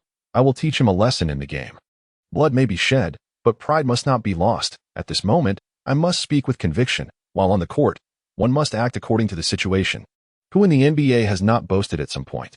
It is merely a matter of facing the consequences. Not a problem at all." Lin Chung did not attend the Lakers pregame press conference, so the reporters did not receive much sensational news. However, tonight is destined to be filled with stories. At the Staples Center, as players warmed up, Kobe rose from the front row to approach the Lakers players, and the cameras immediately followed suit. Kobe first greeted LeBron and the others before finally reaching Lin Chung. This marked their first encounter across time and space. "Hey, buddy. Hey, boss." Kobe appeared somewhat puzzled by Lin Chung's address, prompting Lin Chung to clarify. "In our country, fans prefer to call you boss rather than Mamba." "Oh, what is the origin of such a title?" "Perhaps it is due to your leadership and charisma on the court. Fans see you as a role model, hence the nickname." There are many versions regarding the origin of the title boss. Some attribute it to the Iron Song. Yet chronologically, the title boss became popular first, and the Iron Song later adopted this appellation. According to more authoritative accounts, during the 2006 season, Kobe's scoring prowess exploded, leading fans to honor him with the title god. Kobe felt that the title god was unbecoming and lacked warmth. Thus he preferred boss. Lin Chung possesses his own interpretation, and it appears that Kobe is quite pleased. "Hey, I relish the title of boss. So, are you a fan of mine?" His daughter adores Lin Chung, and Lin Chung, in turn, seems open to the affection. In a moment of self-admiration, Kobe muses over this. However, Lin Chung shakes his head, clarifying, "I wouldn't consider myself a fan of the boss." Yet, it is that phrase, "Have you ever witnessed Los Angeles at 4 a.m.?" that has sustained me for a decade. Thus, you serve as my aspirational target. Ha.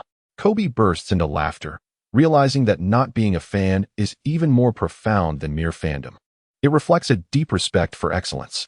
While I am truly joyful, I must admit that the original intent of that statement has been exaggerated by the media. 4 a.m. is indeed excessively early. Lin Chung shrugged, stating, "The facts are inconsequential. What truly matters is the inspiration it provides me. You are quite the philosopher. My daughter holds you in high regard. Would it be possible for her to take a photograph with you?" "Certainly. That would be no problem." Lin Chung was brought before Gianna by Kobe. Gianna, adorned in an '88 jersey, requested Lin Chung's autograph, and the two posed for a photograph together. Kobe and Lin Chung were undeniably the focal points of the event, with every gesture meticulously captured by cameras and disseminated across the globe, eliciting an immediate surge of excitement among fans in China. "Oh my goodness, Gianna is a fan of Lin Chung." One can only imagine the extent of the shadow cast over the heart of the great man, realizing that his daughter adores not him, but Lin Chung. Ha. One can picture the formidable man being utterly helpless in the face of Gianna's admiration, humorous expression. When my wife inquired about the reason behind my amused smile, I revealed to her that the two men I admire also share a mutual affection. The implications are profound. I suspect my wife may not fully comprehend. Up on the top floor, the man who had evoked such a smile soon shared a photograph of himself in a hospital, and one can only imagine the tribulations he must have faced. The interactions between Lin Chung and Kobe have inadvertently brought immense benefits to Lin Chung. The global fanbase of Kobe is vast, and as a result, Lin Chung has also garnered the attention of Kobe's admirers. However, to gain true recognition, one must ultimately rely on their own prowess. Chapter 85. A daring three-pointer and fast break at the Staples Center. The arena was cloaked in darkness as the DJ elongated his announcement, calling out, "Lin Chung." The crowd erupted in cheers, with numerous fans donning the number 88 jersey rising in unison. Lin Chung performed a fist salute to the audience, a signature gesture he often displays on his home turf. The spectators reciprocated in unison, mirroring his gesture, while the TNT commentary team, featuring the formidable Shaquille O'Neal and Kenny the Jet Smith, joined in, creating a rather amusing spectacle. Upon returning to commentate a Lakers game, the most surprising revelation was that Lin Chung's popularity seemed to rival that of LeBron James. Indeed, it was evident. During his inaugural commentary at a Lakers game, there were few clad in Lin Chung jerseys, but now, the sight of the number 88 was ubiquitous, a testament to his soaring acclaim. As the brief opening ceremony concluded, the players took to the court. The Lakers' starting lineup remained unchanged, comprising James, Lin Chung, Anthony Davis, Kentavious Caldwell-Pope, and JaVale McGee, while the Bucks maintained their perennial starting five: Brook Lopez, Giannis Antetokounmpo, Chris Middleton, George Hill, and Wesley Matthews. It was unexpected that the Bucks chose not to alter their strategy, sticking with their usual starters, a lineup that offered little advantage against the Lakers. I believe Coach Budenholzer aims for stability, with Davis in the paint and James favoring aggressive drives to the basket. Ensuring a tall lineup to protect the rim is crucial. The perimeter defense is weaker, making Lin Chung a potential game winner. Even if they bolster their outside control, they cannot entirely constrain Lin Chung. Rather than spreading their focus, It would be wiser to stifle the interior, preventing the Lakers from effectively integrating their inside and outside plays. Barkley provided astute analysis, noting that Budenholzer's strategy hinges on suppressing the interior, while on the perimeter, he must gamble on Lin Cheng's shooting touch. Lin Cheng has maintained an impressive three-point shooting percentage exceeding 65 for 12 consecutive games. He has never witnessed anyone sustain such extraordinary accuracy, not even Michael Jordan. Lin Cheng, I apologize. I am merely an exception. As the referee blew the whistle, McGee passed the ball to James, and simultaneously, the voice of the system echoed in Lin Cheng's mind. Victory in the match awarded. 5 experience cards. Breaking a record awarded. Complete a marathon within 2 hours. Elevating stamina to advanced, earning 70 points, and obtaining a special item. How frustrating. The victory rewards are experience cards, of which I possess an abundance yet remain unused. And the tasks that yield substantial rewards are exceedingly challenging. The marathon record set by the legendary Kipchoge stands at 1 hour, 59 minutes, and 40 seconds. Accomplished with the formidable aid of a pace-setting team. Expecting Lin Cheng to run within 2 hours is tantamount to demanding the impossible. Furthermore, achieving 70 points in a match is a rare opportunity. One cannot simply strive for data and play solo while the entire team watches. Returning to the game, the Lakers continued their traditional strategy, allowing others to find their rhythm. Davis received the ball near the free throw line, and facing the dual pressure from Lopez and Antetokounmpo, he refrained from forcing a play and instead passed to the open James on the wing. Unhindered, the seasoned LeBron received the ball and effortlessly executed a mid-range jumper. Swish. It was evident that LeBron's shooting touch was on point tonight. Perhaps due to the early stages of the game, the Lakers played with a sense of ease. Following the successful basket, their defense was somewhat lackadaisical, while Lin Cheng promptly sprinted back to his half-court. The Bucks excel at executing defensive counterattacks, and their swift ball recovery is a signature tactic. However, the Bucks displayed no intent to rush, as Middleton leisurely brought the ball up the court. Preparing for a half-court offense, Lin Cheng keenly sensed the Bucks' unusual tactics, all of which were meticulously orchestrated by Budenholzer. Through his analysis, he discerned that the Lakers excelled in fast-paced play, while other teams had learned through painful experiences to avoid such tempo, especially Lin Cheng himself. With formidable stealing ability, explosive shot-blocking skills, and exceptional help defense, a rapid pace could easily lead to chaos, and chaos often results in mistakes, allowing Lin Cheng to showcase his strengths. The Bucks' starting lineup boasted sufficient height, opting to slow the game down, minimizing possessions, and ensuring a higher success rate, a strategy that Budenholzer had established before the game. Middletown strictly adhered to the coach's tactics, compressing the 24-second shot clock to around 10 seconds, signaling the onset of play. They executed the classic pick and roll, with Giannis setting a screen at the top of the arc. As Middletown penetrated the paint, Giannis sprinted to follow, while their outside teammates maneuvered into position. Given their second encounter, Davis and McGee demonstrated considerable experience in preventing Giannis from receiving the ball and guarding Middletown's layup. Middletown found himself with limited opportunities to shoot, penetrating too deeply and being forced to retreat along the baseline, ultimately encountering an immovable obstacle in the form of an older defender blocking the narrow passage. Just before being pushed out of bounds, Middletown leaped high, attempting to dish the ball out to the perimeter, but at the very moment of his release, an opponent appeared in the passing lane. Snap! Lin Cheng executed a stunning anticipatory steal, darting towards the front court. The Greek freak initiated his movement, leveraging his advantages, and charged back with remarkable speed.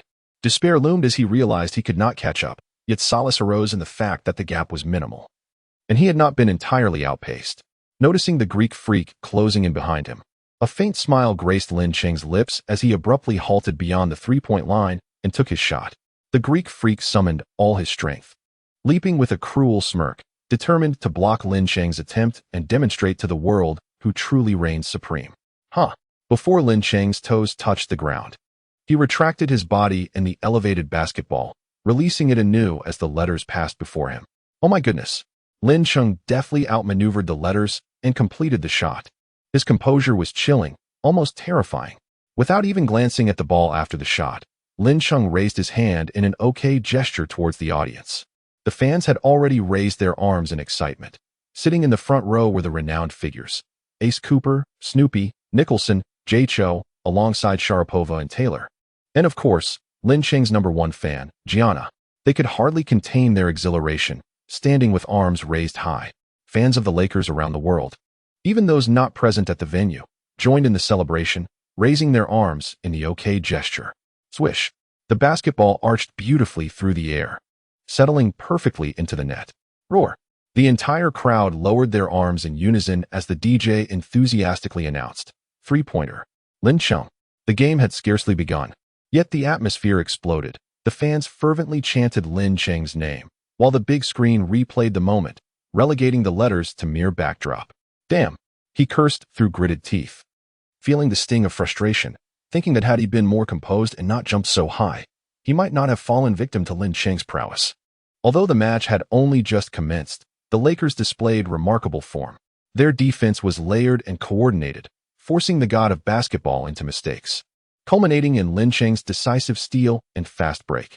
It must be said that Lin Cheng handled that moment with exceptional calm. "I believe that shot deserves a place among the top 10 plays." Shaquille O'Neal generously offered his praise, and even Charles Barkley echoed the sentiment. Both were Lin Cheng's staunch supporters.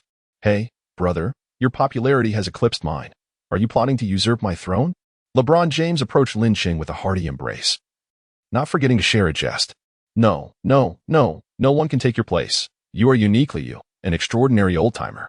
Lin Cheng laughed heartily, his spirits exceptionally high. Chapter 86. Taking over the match, consecutive 3-1. Lin Cheng initiated a fervent offensive display with a steal and a fast break three-pointer. The Bucks, leveraging their height advantage, staunchly defended the paint, creating congestion within. Anthony Davis and LeBron James engaged in a relentless battle, resulting in significant fatigue without yielding favorable results.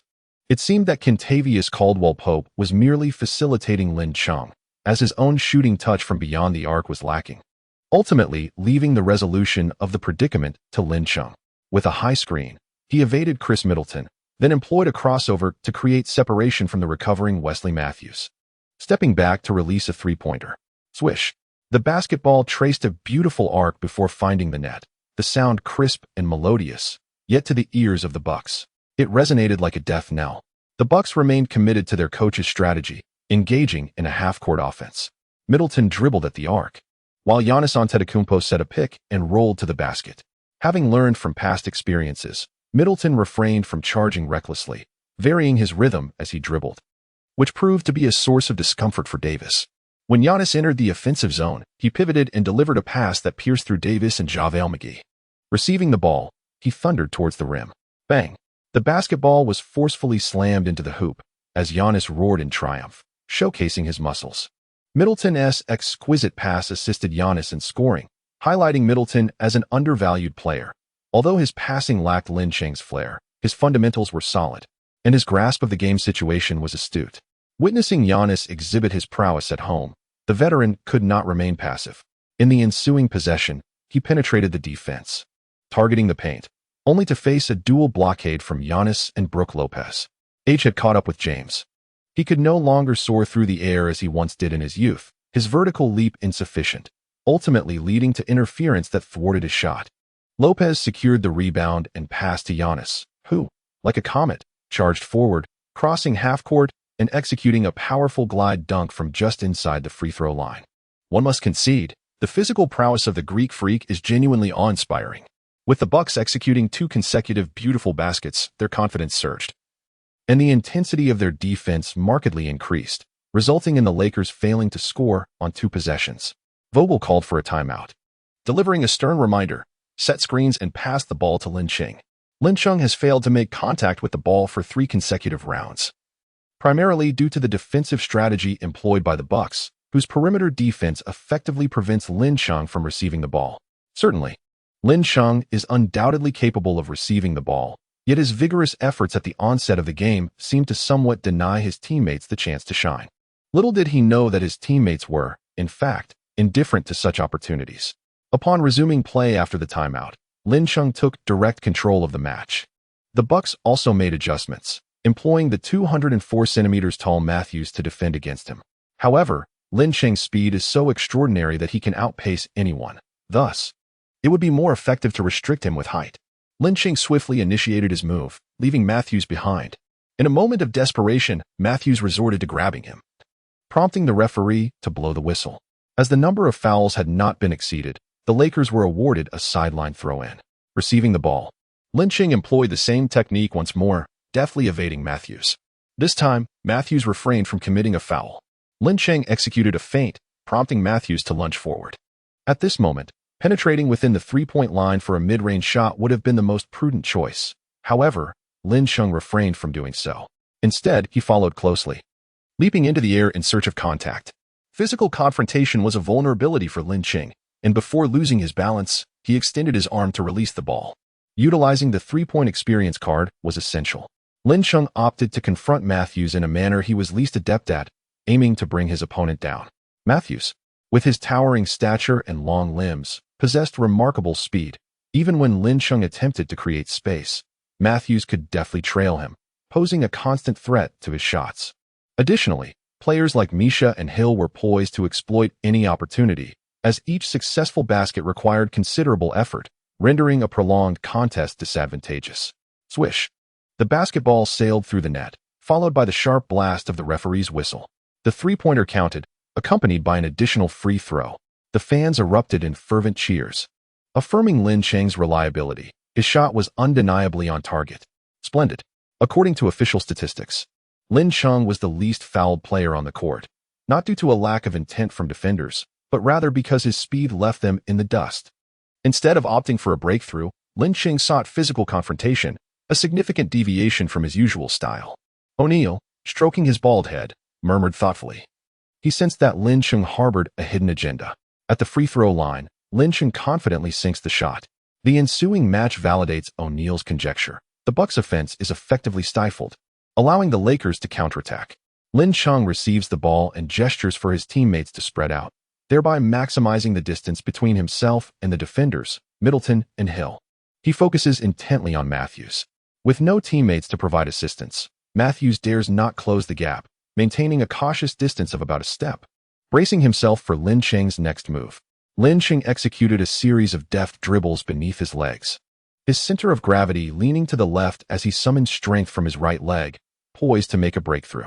Matthews instinctively retreated, when suddenly, Lin Cheng exerted force through his left leg, elevating his center of gravity anew as he deftly pulled the ball back to the right, executing a harmonious motion. Matthews, attempting to halt his retreat, extended his long arm in an effort to block, yet, having learned from prior experiences, he refrained from leaping. FO surged forward from the right, prompting Matthews to once again forcefully change direction. Lin Cheng retreated further, and Matthews attempted another block.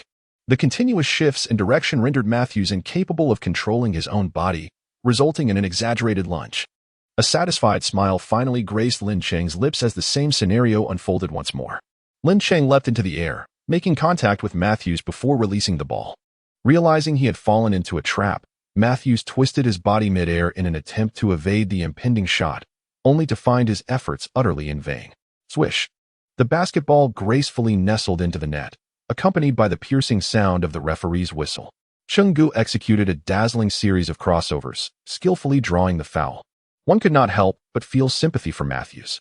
Shaquille O'Neal rose from his seat, mouth agape in astonishment. Oh my goodness, consecutive three-point plays, simply divine. The spectators in the arena erupted in fervor, nearly lifting the roof off with their excitement. It was an exhilarating experience. Matthews, feeling aggrieved, approached the referee to contest the call, implying that Lin Cheng had deceived the officials, branding him a fraud. If you could do the same, I would gladly send you to the free throw line, he seemed to convey. Lin Cheng was indeed committing fouls, yet he was judiciously leveraging the rules. Thus, the officiating was entirely justified. Matthews sought to dispute the call, but Mi Shun hurriedly intervened to pull him away. Engaging in an argument with the NBA referees carries significant risks. Incurring another technical foul before the first quarter is even half over would be detrimental. Budenholzer wore a grim expression and swiftly called for a timeout. Accumulating 3 fouls in the first quarter before its midway point necessitated a substitution for protective measures. Yet the alternatives lacked the requisite height. Ultimately, Budenholzer resolved to keep Matthews on the court, cautioning him, "Matthews, minimize your movements and be mindful of your fouls." "Understood, coach." However, Budenholzer soon faced the repercussions of his decision. Following the timeout, the Bucks capitalized on Giannis's individual prowess to score, while the Lakers launched their offense. Lin Chung employed his previous tactic, signaling his teammates to create space for an isolation play against Matthews. Lin Chung aimed to outmaneuver Matthews. Shaquille finally grasped Lin Chung's intention, but could he truly execute it? Given his prior 2 fouls, deceiving Matthews with the same ruse would prove challenging. This time, Lin Chung opted for a direct shot. The cautious Matthews merely extended his hand in a symbolic defense. Swish! Another three-pointer found its mark. Subsequently, both teams exchanged scores, with Mi Shun and Giannis's synergy proving difficult to counter, yet Lin Chung's performance allowed the Lakers to maintain a 10-point lead. With 4 minutes remaining in the first quarter, Budenholzer exhaled in relief as Matthews refrained from further fouls, albeit still unable to contain Lin Chung. He gestured to the officials that the Bucks' offensive possession had concluded, but the timeout request came a moment too late. Chapter 87. Lin Chung draws fouls. Matthews accumulates 4 fouls. On the court, Mi Shun and Giannis were restricted during their fast break. Giannis opted to move towards the perimeter, forcing McGee away from the basket. Mi Shun faced a double team from Davis and Pope in the mid-range area, while Hill continuously attempted to shake off Lin Chung on the perimeter, to no avail. Big Low and James grappled with one another, leaving only Matthews unguarded. He decisively penetrated from the outside, receiving a pass from Mi Shun. As Matthews drove towards the open basket, McGee and Davis were unable to return in time. In a critical moment, Lin Chung positioned himself directly in Matthews' path. Arms crossed and eyes shut, silently praying for a gentle impact. Matthews, towering and robust, was unable to halt his momentum. Bam! Lin Chung was knocked down, sliding 2 meters across the ground, a clear testament to the tremendous force of the impact. The referee raised a fist, pointing decisively forward. In an instant, Matthews was enraged, rushing toward the official to argue. That was within the reasonable collision zone. Within the reasonable collision zone, a warning was issued. The referee remained unyielding. Should Matthews dare to dispute further, he would undoubtedly face a penalty. Then, the revered star player, known as, approached to mediate, engaging in a dialogue with the referee. Indeed, NBA superstars possess certain privileges, such as the ability to converse with referees, provided the interaction remains amicable and the referee is receptive. The referee, however, conceded. Lin Chung was outside the reasonable collision zone and had established his position without any additional movements, executing a clean defense. The large screen on-site replayed the previous moment. As Matthews launched into action, Lin Chung abandoned Hill, positioning himself in Matthews' path. By the time Matthews received the ball and accelerated, Lin Chung had firmly established his stance. It was a commendable play. Lin Chung's movements were exceptionally clean, devoid of any issues. On the sidelines, Budenholzer held his head in his hands. He should have promptly called for a timeout to substitute players. With 4 fouls accumulated just in the first quarter, how could they continue to compete? Both teams exchanged their rotation players, concluding the first quarter with the Lakers leading 35-24, an 11-point advantage. In a single quarter, Lin Chung managed to score 5 three-pointers, amassing a total of 19 points, along with 3 assists and 1 block.